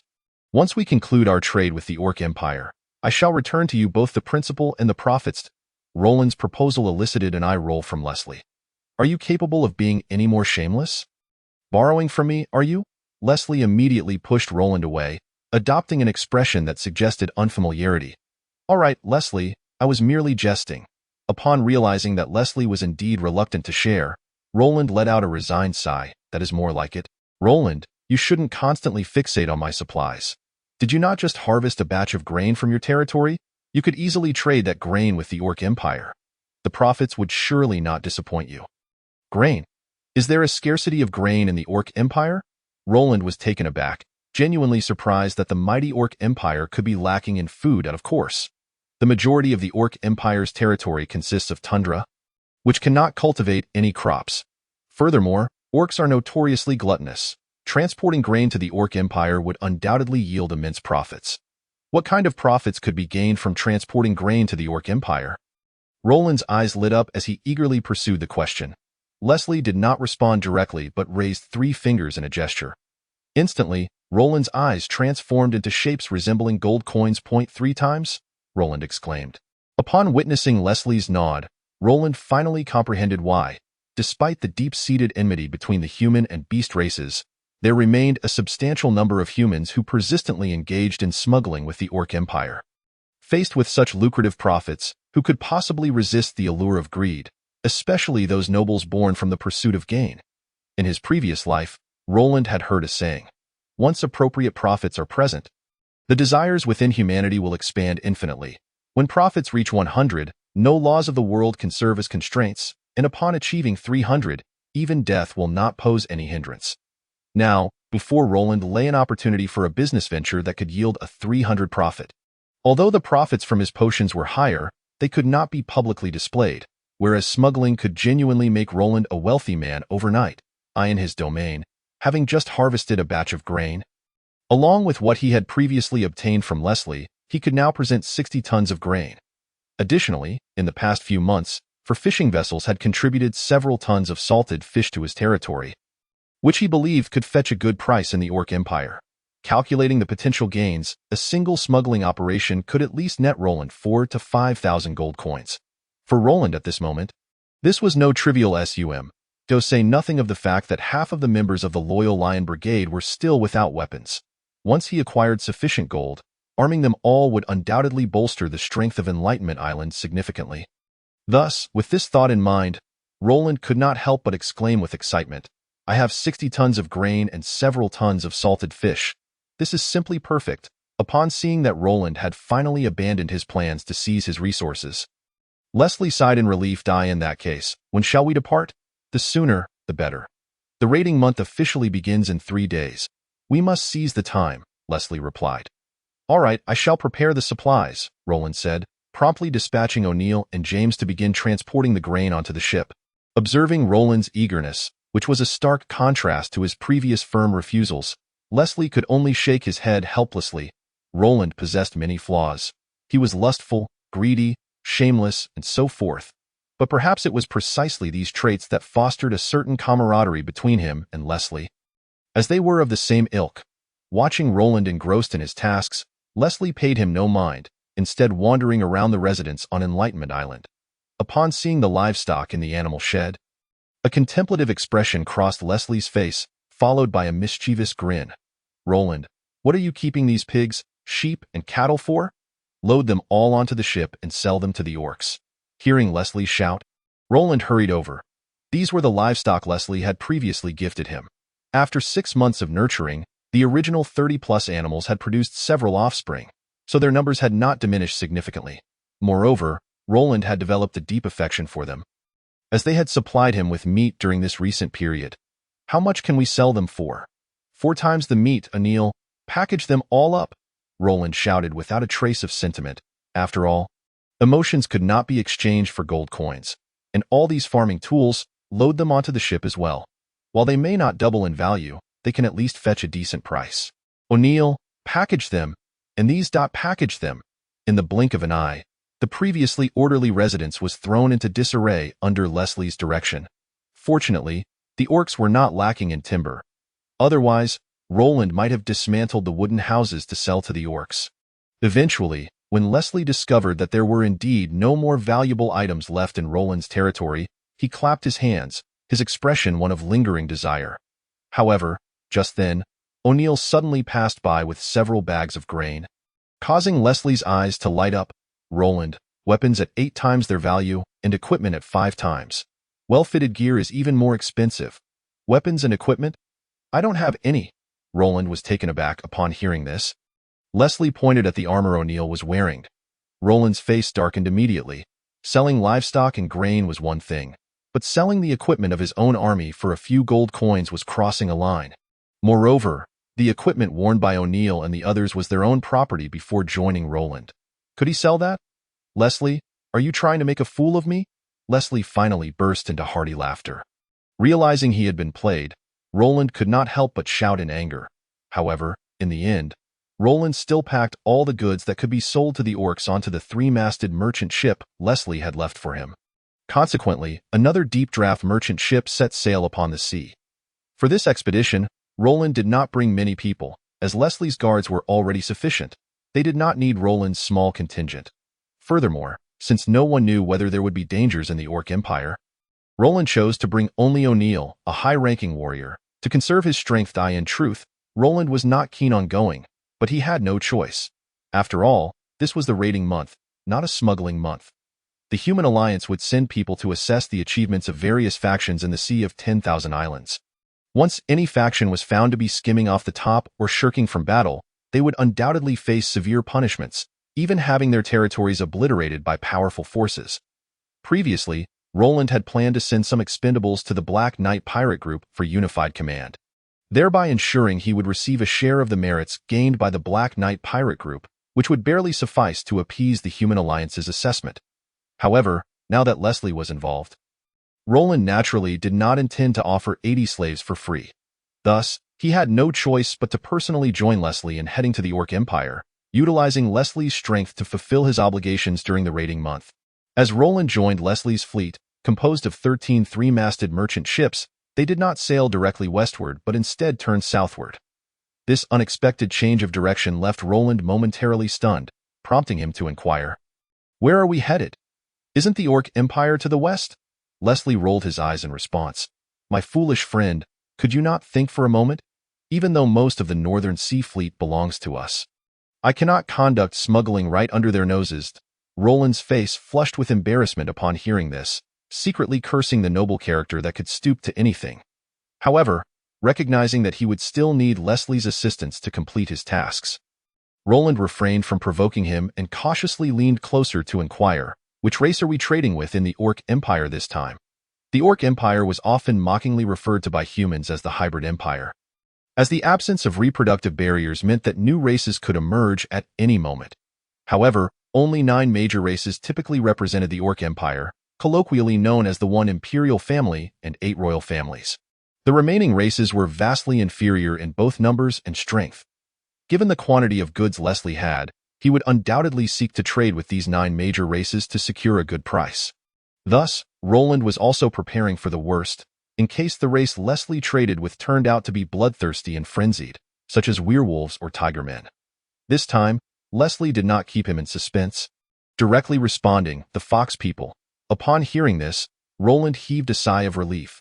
Compared to the cunning of werewolves and the bloodlust of tigermen, the fox people were undoubtedly far easier to deal with. As one of the 8 royal families of the Orc Empire, the fox people were known for producing shamans and held a high status within the Orc Empire, their reputation being quite good. Roland felt much more at ease upon learning that Leslie would be trading with the fox people. Chapter 57. The Valley Clan. The Orc Empire, the Rathmoki Plain, is located in the northeastern coastal region of the Orc Empire.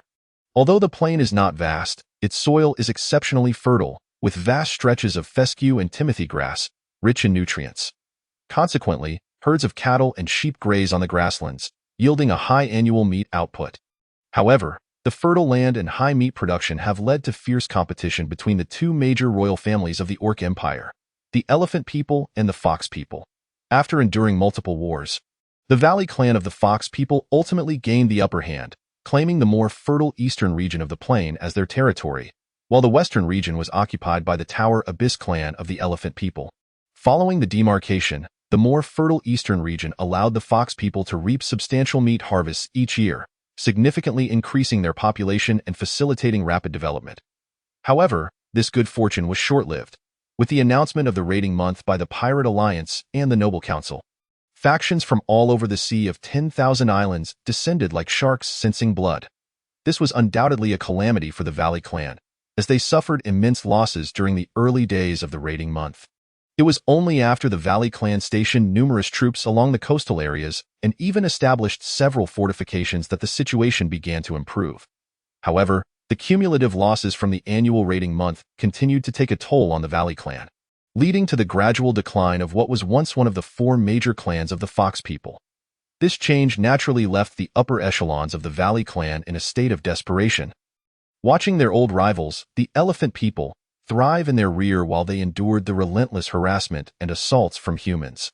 The immense imbalance abruptly precipitated significant changes within the Yugu clan, as the reformists overwhelmed the conservatives and ultimately resolved to engage in trade with the human race. As one of the 9 major races, the Fox people occupy a position of absolute privilege within the Orc Empire. Thus, the perspectives on maintaining and augmenting the Orc Empire are fundamentally aligned among the 9 races.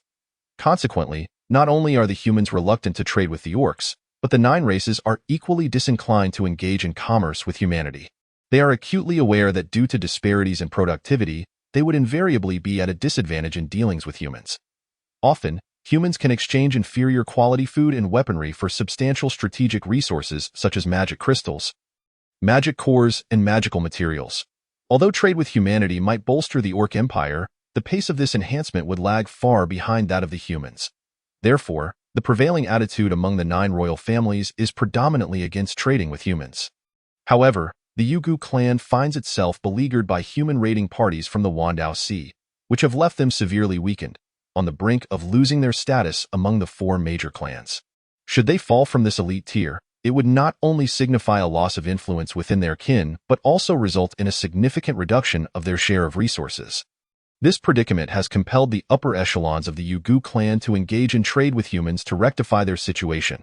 It must be noted that while this choice betrays their own principles, it has simultaneously halted the decline of the clan's strength. Furthermore, since initiating trade with humans, they have leveraged the substantial resources received to enhance their power, transforming the Yugu clan into the second most formidable clan among the Fox people. Yet, having tasted the benefits of trading with humanity, the Yugu clan is straying further from its original stance. Nevertheless, for the Yugu clan, they prefer to forsake their principles rather than risk losing their standing within their community. For such an outcome is one they cannot endure. Thus, shortly after the commencement of the raiding moon, a formidable contingent of elite Fox soldiers appeared at an orc-style fortress located on the eastern coast of the Rathmoki Plains, escorting 2 elderly Fox individuals swiftly towards the east. Concurrently, following the joint declaration of the raiding moon by the Pirate Alliance and the Noble Council, Leslie abruptly turned his ship, stealthily veering into the Orc Empire.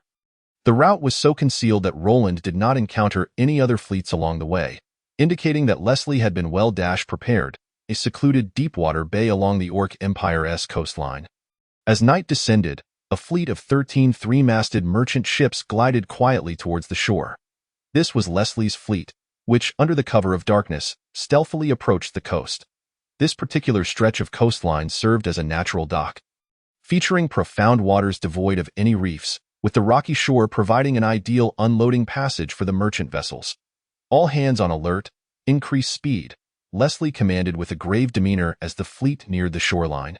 Departing from his previous jovial manner, understood, came the hushed replies in the dark. This tense scene stirred a sense of anxiety in Roland, who instinctively withdrew his staff from his mage robe, surveying the surroundings with vigilance. However, as the fleet reached the shore, nothing untoward occurred. This area was under the control of the Yugu clan, which had already expelled all other races within a 10-mile radius to facilitate trade with humans. Therefore, as long as Leslie could connect with the northern sea fleet of the kingdom, his smuggling operations would likely encounter no obstacles. Just as the fleet made landfall, a sudden emergence of over 1,000 fully armed fox warriors from the surrounding darkness heightened the tension within Leslie's escort. For this transaction, Leslie had brought along 300 elite guards, led by a towering warrior, a formidable earth warrior of level 11. The sharp, resonant sounds of metal scraping echoed as the 300 guards drew their swords, fixating their wary gazes on the unexpectedly materializing fox warriors, creating an atmosphere ripe for conflict. Yet, against the backdrop of deep-seated animosity between the two races, the anticipated confrontation did not unfold. Instead, the ranks of fox warriors parted to reveal two elderly fox individuals adorned in peculiar attire, who slowly advanced. Upon sighting the two elders, Leslie gently patted Roland, signaling him to follow as he disembarked from the merchant ship to greet them.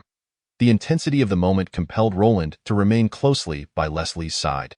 Despite being a first-time observer of the orc race, he could not suppress his curiosity, discreetly scrutinizing the approaching fox elders under the moonlight.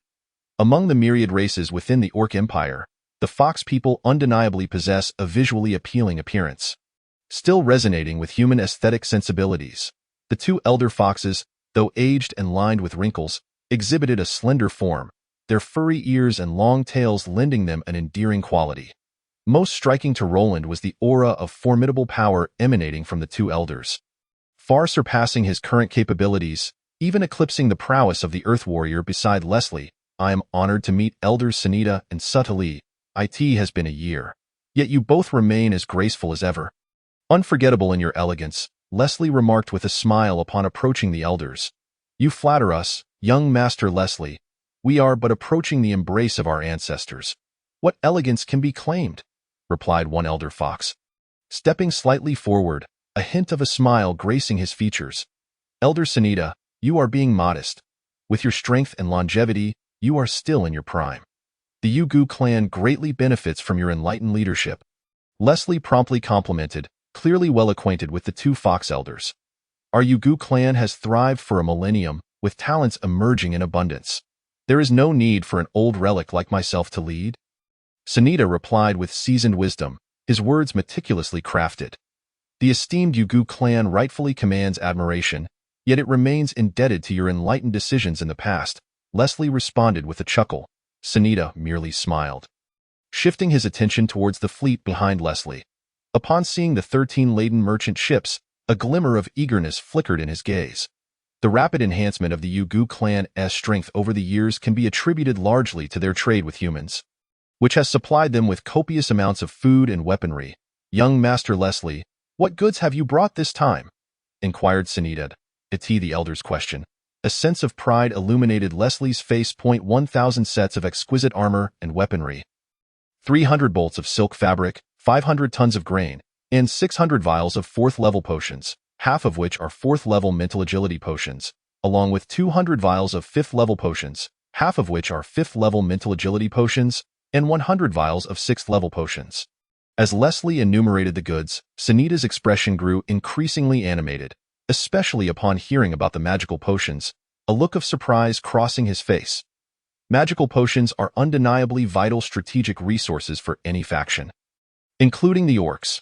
Moreover, due to the absence of any magical races within the Orc Empire, their scarcity is more pronounced than among other races. This is particularly true for mental agility potions, a highly coveted resource for the Fox people. Renowned for their shamans and priests, whose strength primarily hinges on enhancing mental acuity. Thus, even though the potions Leslie provided may not be of the highest grade, they represent a significant boon for Sunita.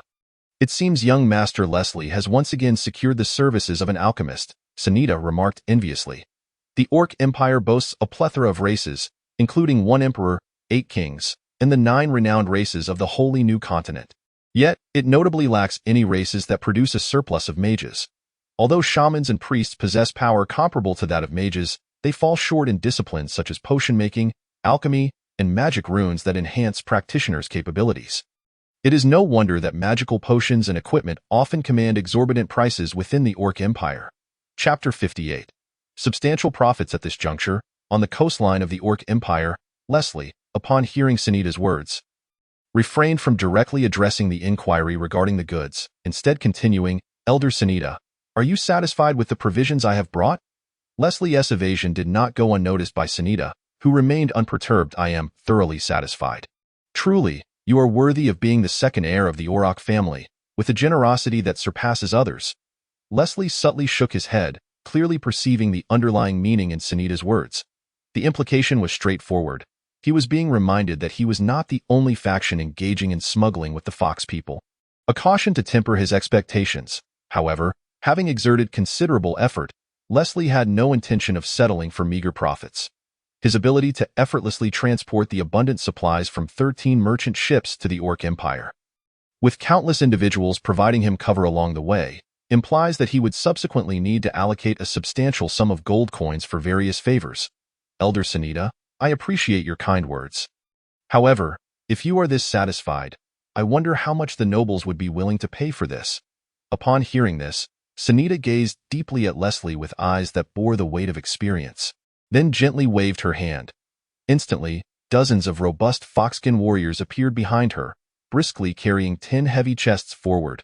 With a resounding thud, the strong foxskin warriors, upon Sunita's signal, proceeded to open the 10 chests. As the lids were lifted, a dazzling array of colors erupted against the dark night sky, intertwining and illuminating the heavens in a dreamlike spectacle. At that moment, Roland's attention was immediately drawn to the scene, where he observed that 8 of the chests were filled with various types of magical crystals, while the remaining 2 contained magical cores. 1,700 high-grade magical crystals and 300 advanced magical beast cores. "This is the price I offer," Sunita declared, before once again channeling her magical energy to close the 10 chests, seemingly concerned that the brilliance emanating from the crystals and cores might attract unwanted attention from other beast clans. After all, according to the policies of the Orc Empire, trading between the Yugu clan and the human race was strictly prohibited. Otherwise, there would have been no need for Sunita to engage in negotiations with Leslie under the cover of night within her own territory. The apprehensive expression on Sunita's face went unnoticed by Roland, whose gaze remained fixated on the 10 chests, his shock nearly beyond expression. Although he had previously gleaned some understanding of the profits from smuggling between the Orc Empire and Leslie, the sheer magnitude of it laid bare before him was utterly astonishing. Having served as a lord for over 9 months, Roland was well acquainted with the internal pricing of the human race. Based on the supplies Leslie had reported earlier, he estimated their worth to be approximately 110,000 gold coins, with the most valuable items being equipment and magical potions. However, the price offered by Sunita far exceeded 3 times that amount. The 1,700 high-grade magical crystals alone were worth over 300,000 gold coins, while the 300 advanced magical cores held a value of 70,000 gold coins. Together, they amounted to an impressive total of 370,000 gold coins. Crucially, both magical crystals and cores were classified as strategic resources by various human nations. Selling them at an opportune time could yield not only substantial profits but also significant political leverage. Yet, what left Roland even more astounded was that the price Sunita quoted did not seem to satisfy Leslie. Upon hearing Sunita's offer, Leslie frowned, looking visibly troubled. "Elder Sunita, do you have any idea how much I have invested to transport these supplies over 1,000 miles to the Orc Empire? Your offer lacks sincerity. Young Master Leslie, our trade is not solely your burden. The Yugu clan bears considerable risks as well. From what I understand, my offer could still yield you at least double the profit. Sunita replied, her displeasure palpable as a hint of her formidable power began to seep forth, casting a heavy pressure upon Roland. Yet, Leslie appeared oblivious to the tension, continuing, Elder Sunita, the profit you mentioned pertains only to these supplies. But my successful arrival here is not solely attributable to my own efforts. Significant sums of gold were required for various arrangements. Otherwise, I would not have been able to reach your Orc Empire so smoothly next time. Leslie's veiled threat caused both Sunita and the Elder Sartley to exchange glances, their expressions turning cold as their auras fluctuated, compelling the guards surrounding Leslie and Roland to retreat. However, Roland noticed that even the imposing Earth Warrior seemed to be less affected by the oppressive atmosphere in his presence, which did not evoke a sense of overwhelming pressure within him. This prompted him to glance sideways at Leslie. In contrast to Roland's internal turmoil, Leslie appeared remarkably composed, standing with his hands clasped behind his back, awaiting Sunita's response. After a lengthy pause, Sunita took a deep breath, a flicker of resignation crossing her features as she cast an envious glance at the sapphire necklace hanging around Leslie's neck, and her formidable aura dissipated in an instant. With her strength, she was not swayed by Leslie. Despite his numerous hidden cards, she did not regard him as a threat. Yet the reality remained that, despite her mastery of shamanic powers at the level of a sorcerer, she was ultimately unable to alter the transactional dynamics between the human and beast races. In their dealings, humans sought profit. And even if they refrained from trading with orcs, Leslie's cargo would still find ample buyers, albeit at lower profit margins. Conversely, the orcs sought resources for survival and growth. Without humans, they lacked even the means to purchase goods. This fundamental difference in their transactional motives placed the orcs at a significant disadvantage, leaving them with little leverage for negotiation. Although the Yugu clan did not rely solely on Leslie for smuggling, the other human traders engaging with the Yugu clan were evidently far less formidable than Leslie, making it imperative for the Yugu clan not to relinquish this lucrative smuggling route. Thus, despite the frustration simmering within Sunita, she waved her hand once more. Following her command, another group of foxskin warriors emerged, bringing 3 additional chests to place before Leslie. An additional 500 high-grade magical crystals. This is my final offer. If you are still dissatisfied, you may return with your goods. Upon witnessing Sunita's concession, Leslie maintained a stoic demeanor, unperturbed. Elder Sunita, although the Yugu clan has more than just me as a trading partner, I am not limited to your clan alone. The Frost Knight clan and the Roman clan from the north have already extended invitations to me. Hence, once I deliver these goods to the Orc Empire, I have no concerns about finding buyers. Leslie's calm declaration darkened Sunita's expression further, a glimmer of danger flickering in her eyes as she regarded him. This scene sent a shiver down Roland's spine, prompting him to fervently hope that Leslie would know when to back down. Sunita's offer was already approaching 500,000 gold coins, and the profit from this transaction was nearing 5-fold. What more could one desire? However, Roland's anxiety was short-lived, as Leslie continued, nevertheless, we are old friends. Although your offer does not meet my expectations, I am still willing to engage in trade with you. I do have a small request. Speak, Sunita replied, her expression softening slightly upon hearing Leslie's willingness to proceed. After this transaction concludes, I require some merit. To put it simply, I need some heads of beasts. Any race will do. Leslie's request left Roland deeply moved. He had not anticipated that a matter he had previously mentioned in passing would become a pivotal aspect of such an important transaction. While Leslie's seemingly excessive demand did not provoke any extreme reaction from Sunita, the relationships among the various beast races, werewolves, foxkin, tigerkin, and elephantkin, were fraught with conflict rather than camaraderie. The enmity between the foxkin and werewolves, for instance, had culminated in countless wars since ancient times, their hatred for each other surpassing that even of their enmity towards humans. Were it not for the imperial pressure from the royal Baiman clan, the Orc Empire would have long since fragmented due to internal strife. Nonetheless, for Sunita, the prospect of trading the heads of rival beast races bore no moral burden. Thus, she did not keep Leslie waiting long. How many do you require? 4 royal races, 10 will suffice. For ordinary races, 50. Deal. Following Sunita's agreement, Roland sensed that Leslie beside him seemed to breathe a sigh of relief. As both parties reached an accord, The previously tense atmosphere gradually returned to calm. Subsequently, with the assistance of thousands of foxskin warriors, the supplies from the 13 three-masted merchant ships were completely unloaded in less than a night. In exchange for these supplies, Leslie obtained 13 chests filled with magical crystals and cores. Chapter 59. The conclusion of the transaction. As a golden light bathed the earth, dawn broke. Under Leslie's orders, the 13 three-masted merchant ships, now fully unloaded, set sail once more, returning to the vast ocean. The sea, for the orcs, represented a natural barrier. Their lack of manufacturing prowess meant that the expansive orc empire had no naval presence, leaving them to passively defend against maritime threats. Thus, at this moment, Roland's heart, which had been suspended in uncertainty, finally found solace. However, what followed was an exhilarating surge of excitement. Although Leslie held a dominant share in this smuggling transaction, Roland stood to gain a considerable profit as well, according to the price set by Sunita. Young Master Leslie, I believe it may be time for my potions to see a price increase, Roland remarked thoughtfully.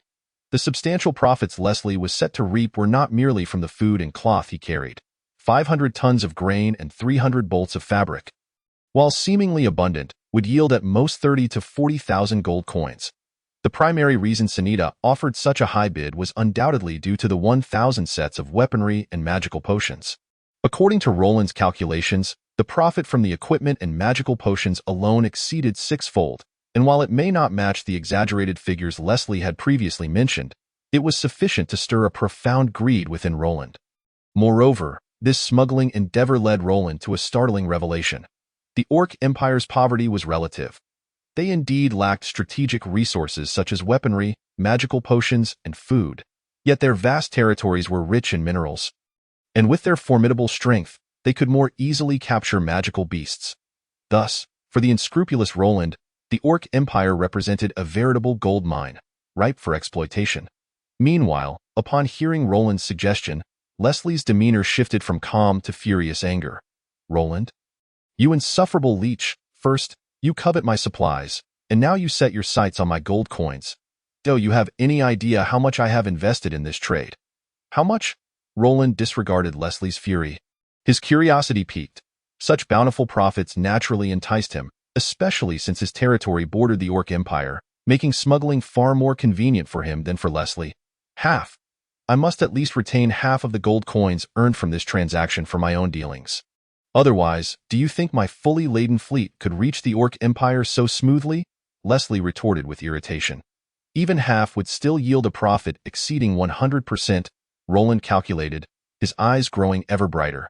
Observing Roland's expression, Leslie's anger began to wane, replaced by a sly smile of triumph. It was evident that Leslie held great regard for Roland's talent in alchemy.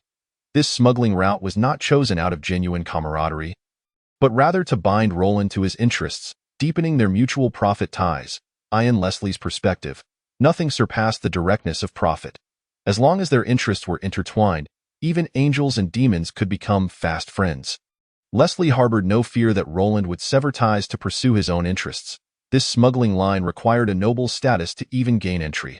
Only families of at least Viscount rank in coastal regions could partake in this lucrative trade. Others were simply barred from consideration. On the other hand, after a brief silence, a radiant smile suddenly illuminated Roland's face as he gazed at Leslie with profound affection, softly declaring, "My dear Leslie, my very best friend." At this, Leslie shuddered in revulsion, instinctively stepping back. Let us keep this professional, shall we? No need for such nauseating sentiments. Yet Roland appeared unfazed by Leslie's disdain, leaning closer. Leslie, how many gold coins can I expect to share from this venture? Given your meager supplies, you might receive 7,000 gold coins. As soon as the topic turned to gold, Leslie became earnest. So, after deducting the 3,000 gold coins I owe you, I will still receive 7,000? Roland's face beamed with delight. No, that total is 7,000 gold coins. After subtracting the 3,000 you owe the Auroch family, you will only receive 4,000. Leslie's irritation flared anew at Roland's blatant audacity. Though he wished to bind Roland to his profit-driven path, he was unwilling to part with his hard-earned gains. This was a stark contrast to his previous support for Roland. Leslie, you stand to gain a profit of 300,000 to 400,000. Yet you quibble over this 3,000 gold coin debt? Roland exclaimed incredulously. Humph, A debt is a debt, and that was a loan from the Auroch family. If you can manage to evade repayment, I would be proud of your cunning, Leslie scoffed, casting a disdainful glance at Roland. Fine, you know my reputation. I would never dream of defaulting. Upon hearing the name of the Auroch family, Roland promptly abandoned any thoughts of reneging on his debt. He dared not cross Leslie, let alone the Auroch family. Doing so might result in their warships appearing at Cheeming Island on the morrow. You have the gall to talk about reputation? Leslie retorted with exasperation. Unfazed by Leslie's jibe, Roland sighed. 7,000 it is upon my return. Please prepare 50 tons of grain, 100 sets of light armor, and 100 weapons, along with 100 primary magical crystals. Leslie was taken aback, incredulous at Roland's audacity, which seemed to rival the thickness of city walls. Roland, what you just requested amounts to no less than 8,000 gold coins. How do you intend to cover the additional 4,000? Leslie pressed unflinchingly. Huh? 8,000? That can't be right. I calculated it at only 7,000. And even if it were 8,000, why should I pay 4,000? You still owe the Auroch family 3,000 gold coins. You never specified when it was due, so can't I repay it later? Leslie slapped his forehead in exasperation, shaking his head as he turned to leave, deciding he needed to distance himself from Roland. Otherwise, he would surely lose whatever noble qualities he possessed, if indeed he had any. Hey, don't go, Roland protested, trailing closely behind Leslie. After concluding the transaction with the Fox people, Roland and Leslie did not wait long. Within a mere day, the Fox people delivered 50 ordinary beastman heads, demonstrating remarkable efficiency. Upon confirming that Roland's exploits had borne fruit, Leslie immediately ordered their return voyage en route at the Human Alliance's Frontline Merit Statistics Office in the Wandao Sea. Roland's achievements were duly recorded before he was sent back to Cheeming Island. Subsequently, Leslie turned to leave, anxious to avoid any further gold coin demands from Roland. Standing at the dock of his territory, Roland gazed longingly at the retreating fleet on the horizon. Since the establishment of his domain, Leslie had been akin to a fortune-bringer for him. Each encounter with him yielded substantial rewards, from initial gifts to later acquisitions like Alice. And now this smuggling venture, Roland had amassed no less than 15,000 gold coins in profit. These earnings had enabled the rapid development of Roland's territory, far surpassing that of other pioneering knights. Thus, witnessing Leslie's departure stirred a profound sense of loss within Roland. Only when the fleet vanished from sight did he reluctantly withdraw his gaze. Everyone, follow me, Roland instructed, gesturing to Old Nob and the others as he made his way to the conference room. Once seated, he addressed the group directly. James, Attil, Phil, I have discussed your matters with Leslie. From this day forth, you shall be my subordinates, with loyalty owed solely to me. Do you understand? Roland's declaration momentarily stunned the three, excitement and joy flickering in their eyes. For them, Leslie's current strength far surpassed Roland's, and as a strong candidate for the next chief of the Auroch family, his status would rank highly even within the Terra Kingdom. However, Leslie's subordinates were numerous, making their own standing insignificant among the ranks. In contrast, Roland's current retinue consisted of merely 5 individuals, which meant their status and power would significantly increase under his command. Most importantly, given Roland's demonstrated potential, he was likely to ascend to nobility in the future. Should Roland become a true noble, their opportunities would surpass anything Leslie could offer. After a moment of silence, the trio rose with solemn expressions, bowing deeply to Roland. We pledge our service to you. Very well, Roland nodded, his demeanor serious as he continued. I do not concern myself with your past, but from this day forward, your fates rest in my hands. I expect you to deliberate carefully before undertaking any actions. Understood, my lord, they responded, their expressions tightening with resolve. Although Roland did not explicitly state it, the implication was unmistakable. From this day forth, they must sever ties with Leslie and devote themselves entirely to Roland's service. All right, please take your seats, Roland said, finally allowing a hint of a smile to surface. Chapter 60. Developing in silence although the backgrounds of James, Atur, and Phaley were rather intricate. Having previously been affiliated with Leslie, they found themselves devoid of any leverage to criticize Roland at this juncture. With their complete allegiance pledged to Roland, he felt a considerable sense of relief and turned to James to inquire, how much longer can our territory's supplies last? Approximately another half-month, James replied without hesitation. Upon hearing this, A shadow of concern gradually crept across Roland's face, in pursuit of substantial profit during his recent journey to the Orc Empire. He had nearly depleted over 90% of the territory's grain reserves, leaving less than a month's supply for the territory. Although Leslie would promptly arrange for food supplies upon his return, Roland cautiously responded, "First and foremost, we must ensure the food supply for the loyal Lion Brigade soldiers. We shall reduce the rations for the slaves." "Understood, my lord," James acknowledged without objection. The slaves, regardless of whether it was James, the others, or even Roland himself, were never truly regarded as equals. Were they a group of black-haired, black-eyed slaves, Roland might have felt some semblance of empathy. However, a cluster of fair-haired, blue-eyed individuals with prominent noses and small eyes elicited no such feelings from him. Ever since Roland arrived in this world, he had never truly integrated into the human race. The meeting was brief, as Roland had summoned the five to inform them that James and the others would henceforth have no further dealings with Leslie. After gathering information about the territory's recent circumstances, Roland promptly announced the dissolution of the meeting. Following its conclusion, rather than taking a moment to rest, Roland plunged back into his laboratory. Although his smuggling venture to the Orc Empire had been exceedingly smooth, the round trip had consumed nearly 7 or 8 days, substantially depleting his stock of potions. After all, on Enlightenment Island, not only did the 12 mages of Ryan depend on his potions, but the newly added 8 green-haired turtle hatchlings were equally reliant on his concoctions. Without the aid of potions, it would take them at least 6 or 7 years to mature, a wait that Roland could hardly afford. Therefore, he had to concoct potions to expedite their growth.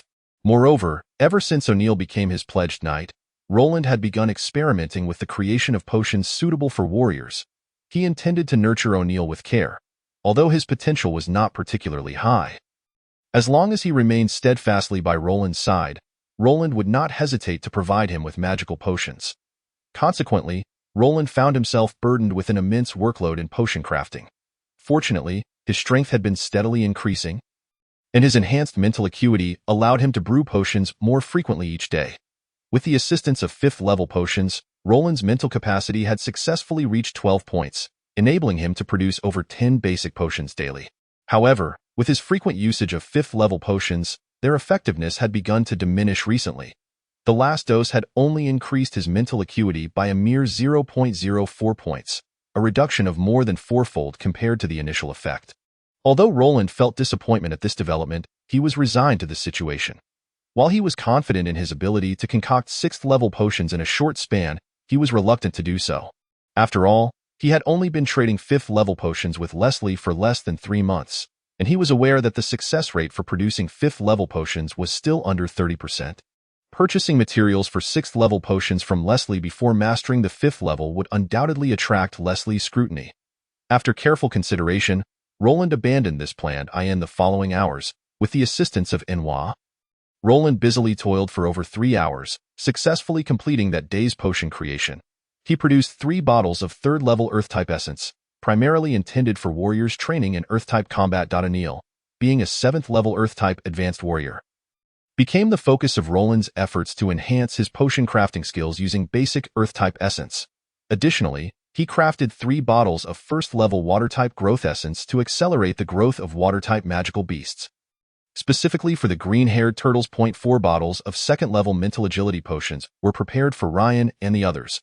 With the potion crafting concluded, Roland's mental acuity had dipped below 3 points, necessitating a brief period of rest before he could complete his meditation for the day. Upon returning to the territory, Roland's life returned to a state of tranquility. In addition to potion crafting, he did not neglect the cultivation of his 2 forces. Thanks to the potions supplied by Roland, both the loyal Lion Brigade and Ryan's group experienced steady growth in strength. However, there were distinctions between the two. Ryan's group operated more discreetly with smaller targets, thus requiring fewer potions, while the loyal Lion Brigade, being the most numerous military force on Enlightenment Island, could not evade the scrutiny of those with ulterior motives. Therefore, to avoid raising suspicions regarding his high potion success rate, Roland only distributed a limited quantity of potions as rewards for their training. Nevertheless, even this modest provision was sufficient to excite over 100 soldiers, as their meager wages meant they would need 2 to 3 months of savings to acquire equivalent potions. The opportunity to receive potions for free spurred them to train fervently in hopes of earning Roland's rewards. Consequently, Under the encouragement of potions, the enthusiasm of the soldiers in the loyal Lion Brigade soared, and the ratio of professionals among them steadily increased. Thus, while various factions across the 10,000 islands engaged in the heated plundering of foreign races, Enlightenment Island quietly amassed its strength. By the end of September 4341, the month-long plundering spree drew to a close. Due to Roland's limited means of communication with the outside world, he was not well informed about the events that transpired during the plundering month. However, following its conclusion, the Black Knight pirates delivered a commendation certificate to Roland, bearing the seal of the Human Alliance. This commendation was awarded for the 50 ordinary orc heads he had submitted during the plundering month.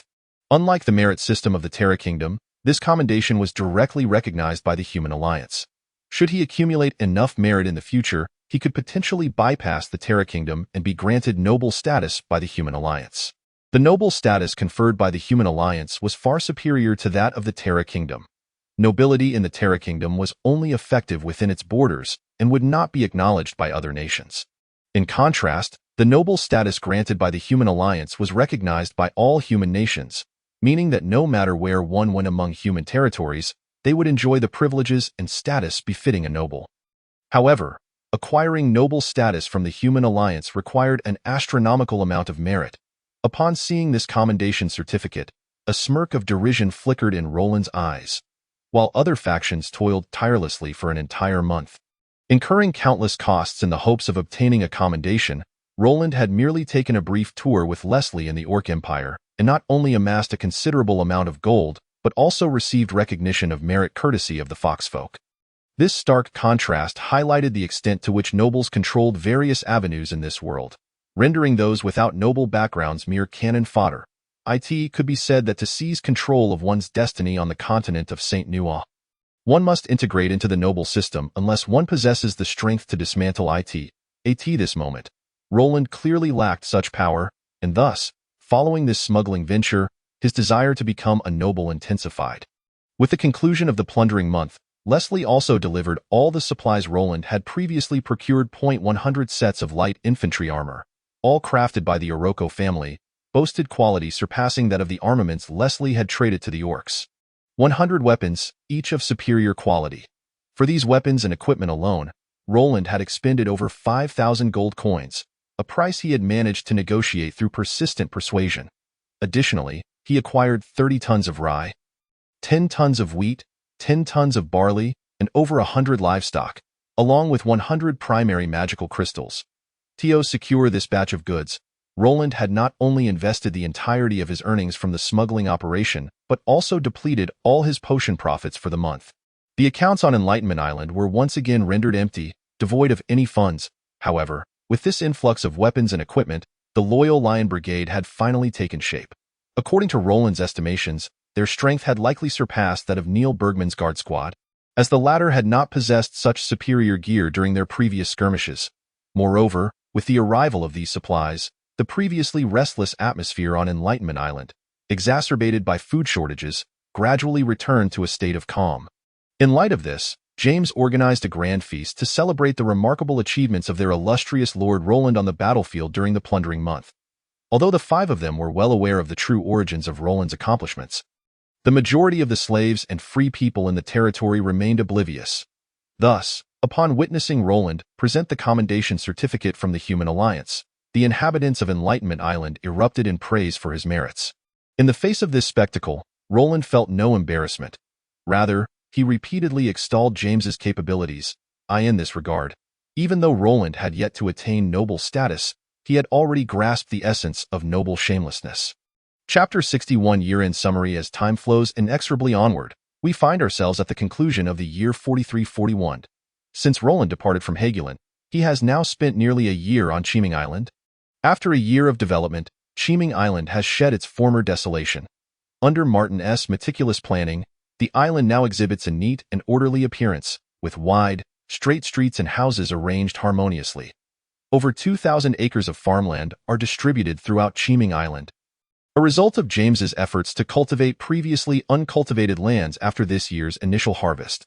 However, the additional nearly 1,000 acres of farmland is not uniformly distributed, lacking the convenience of the eastern plains.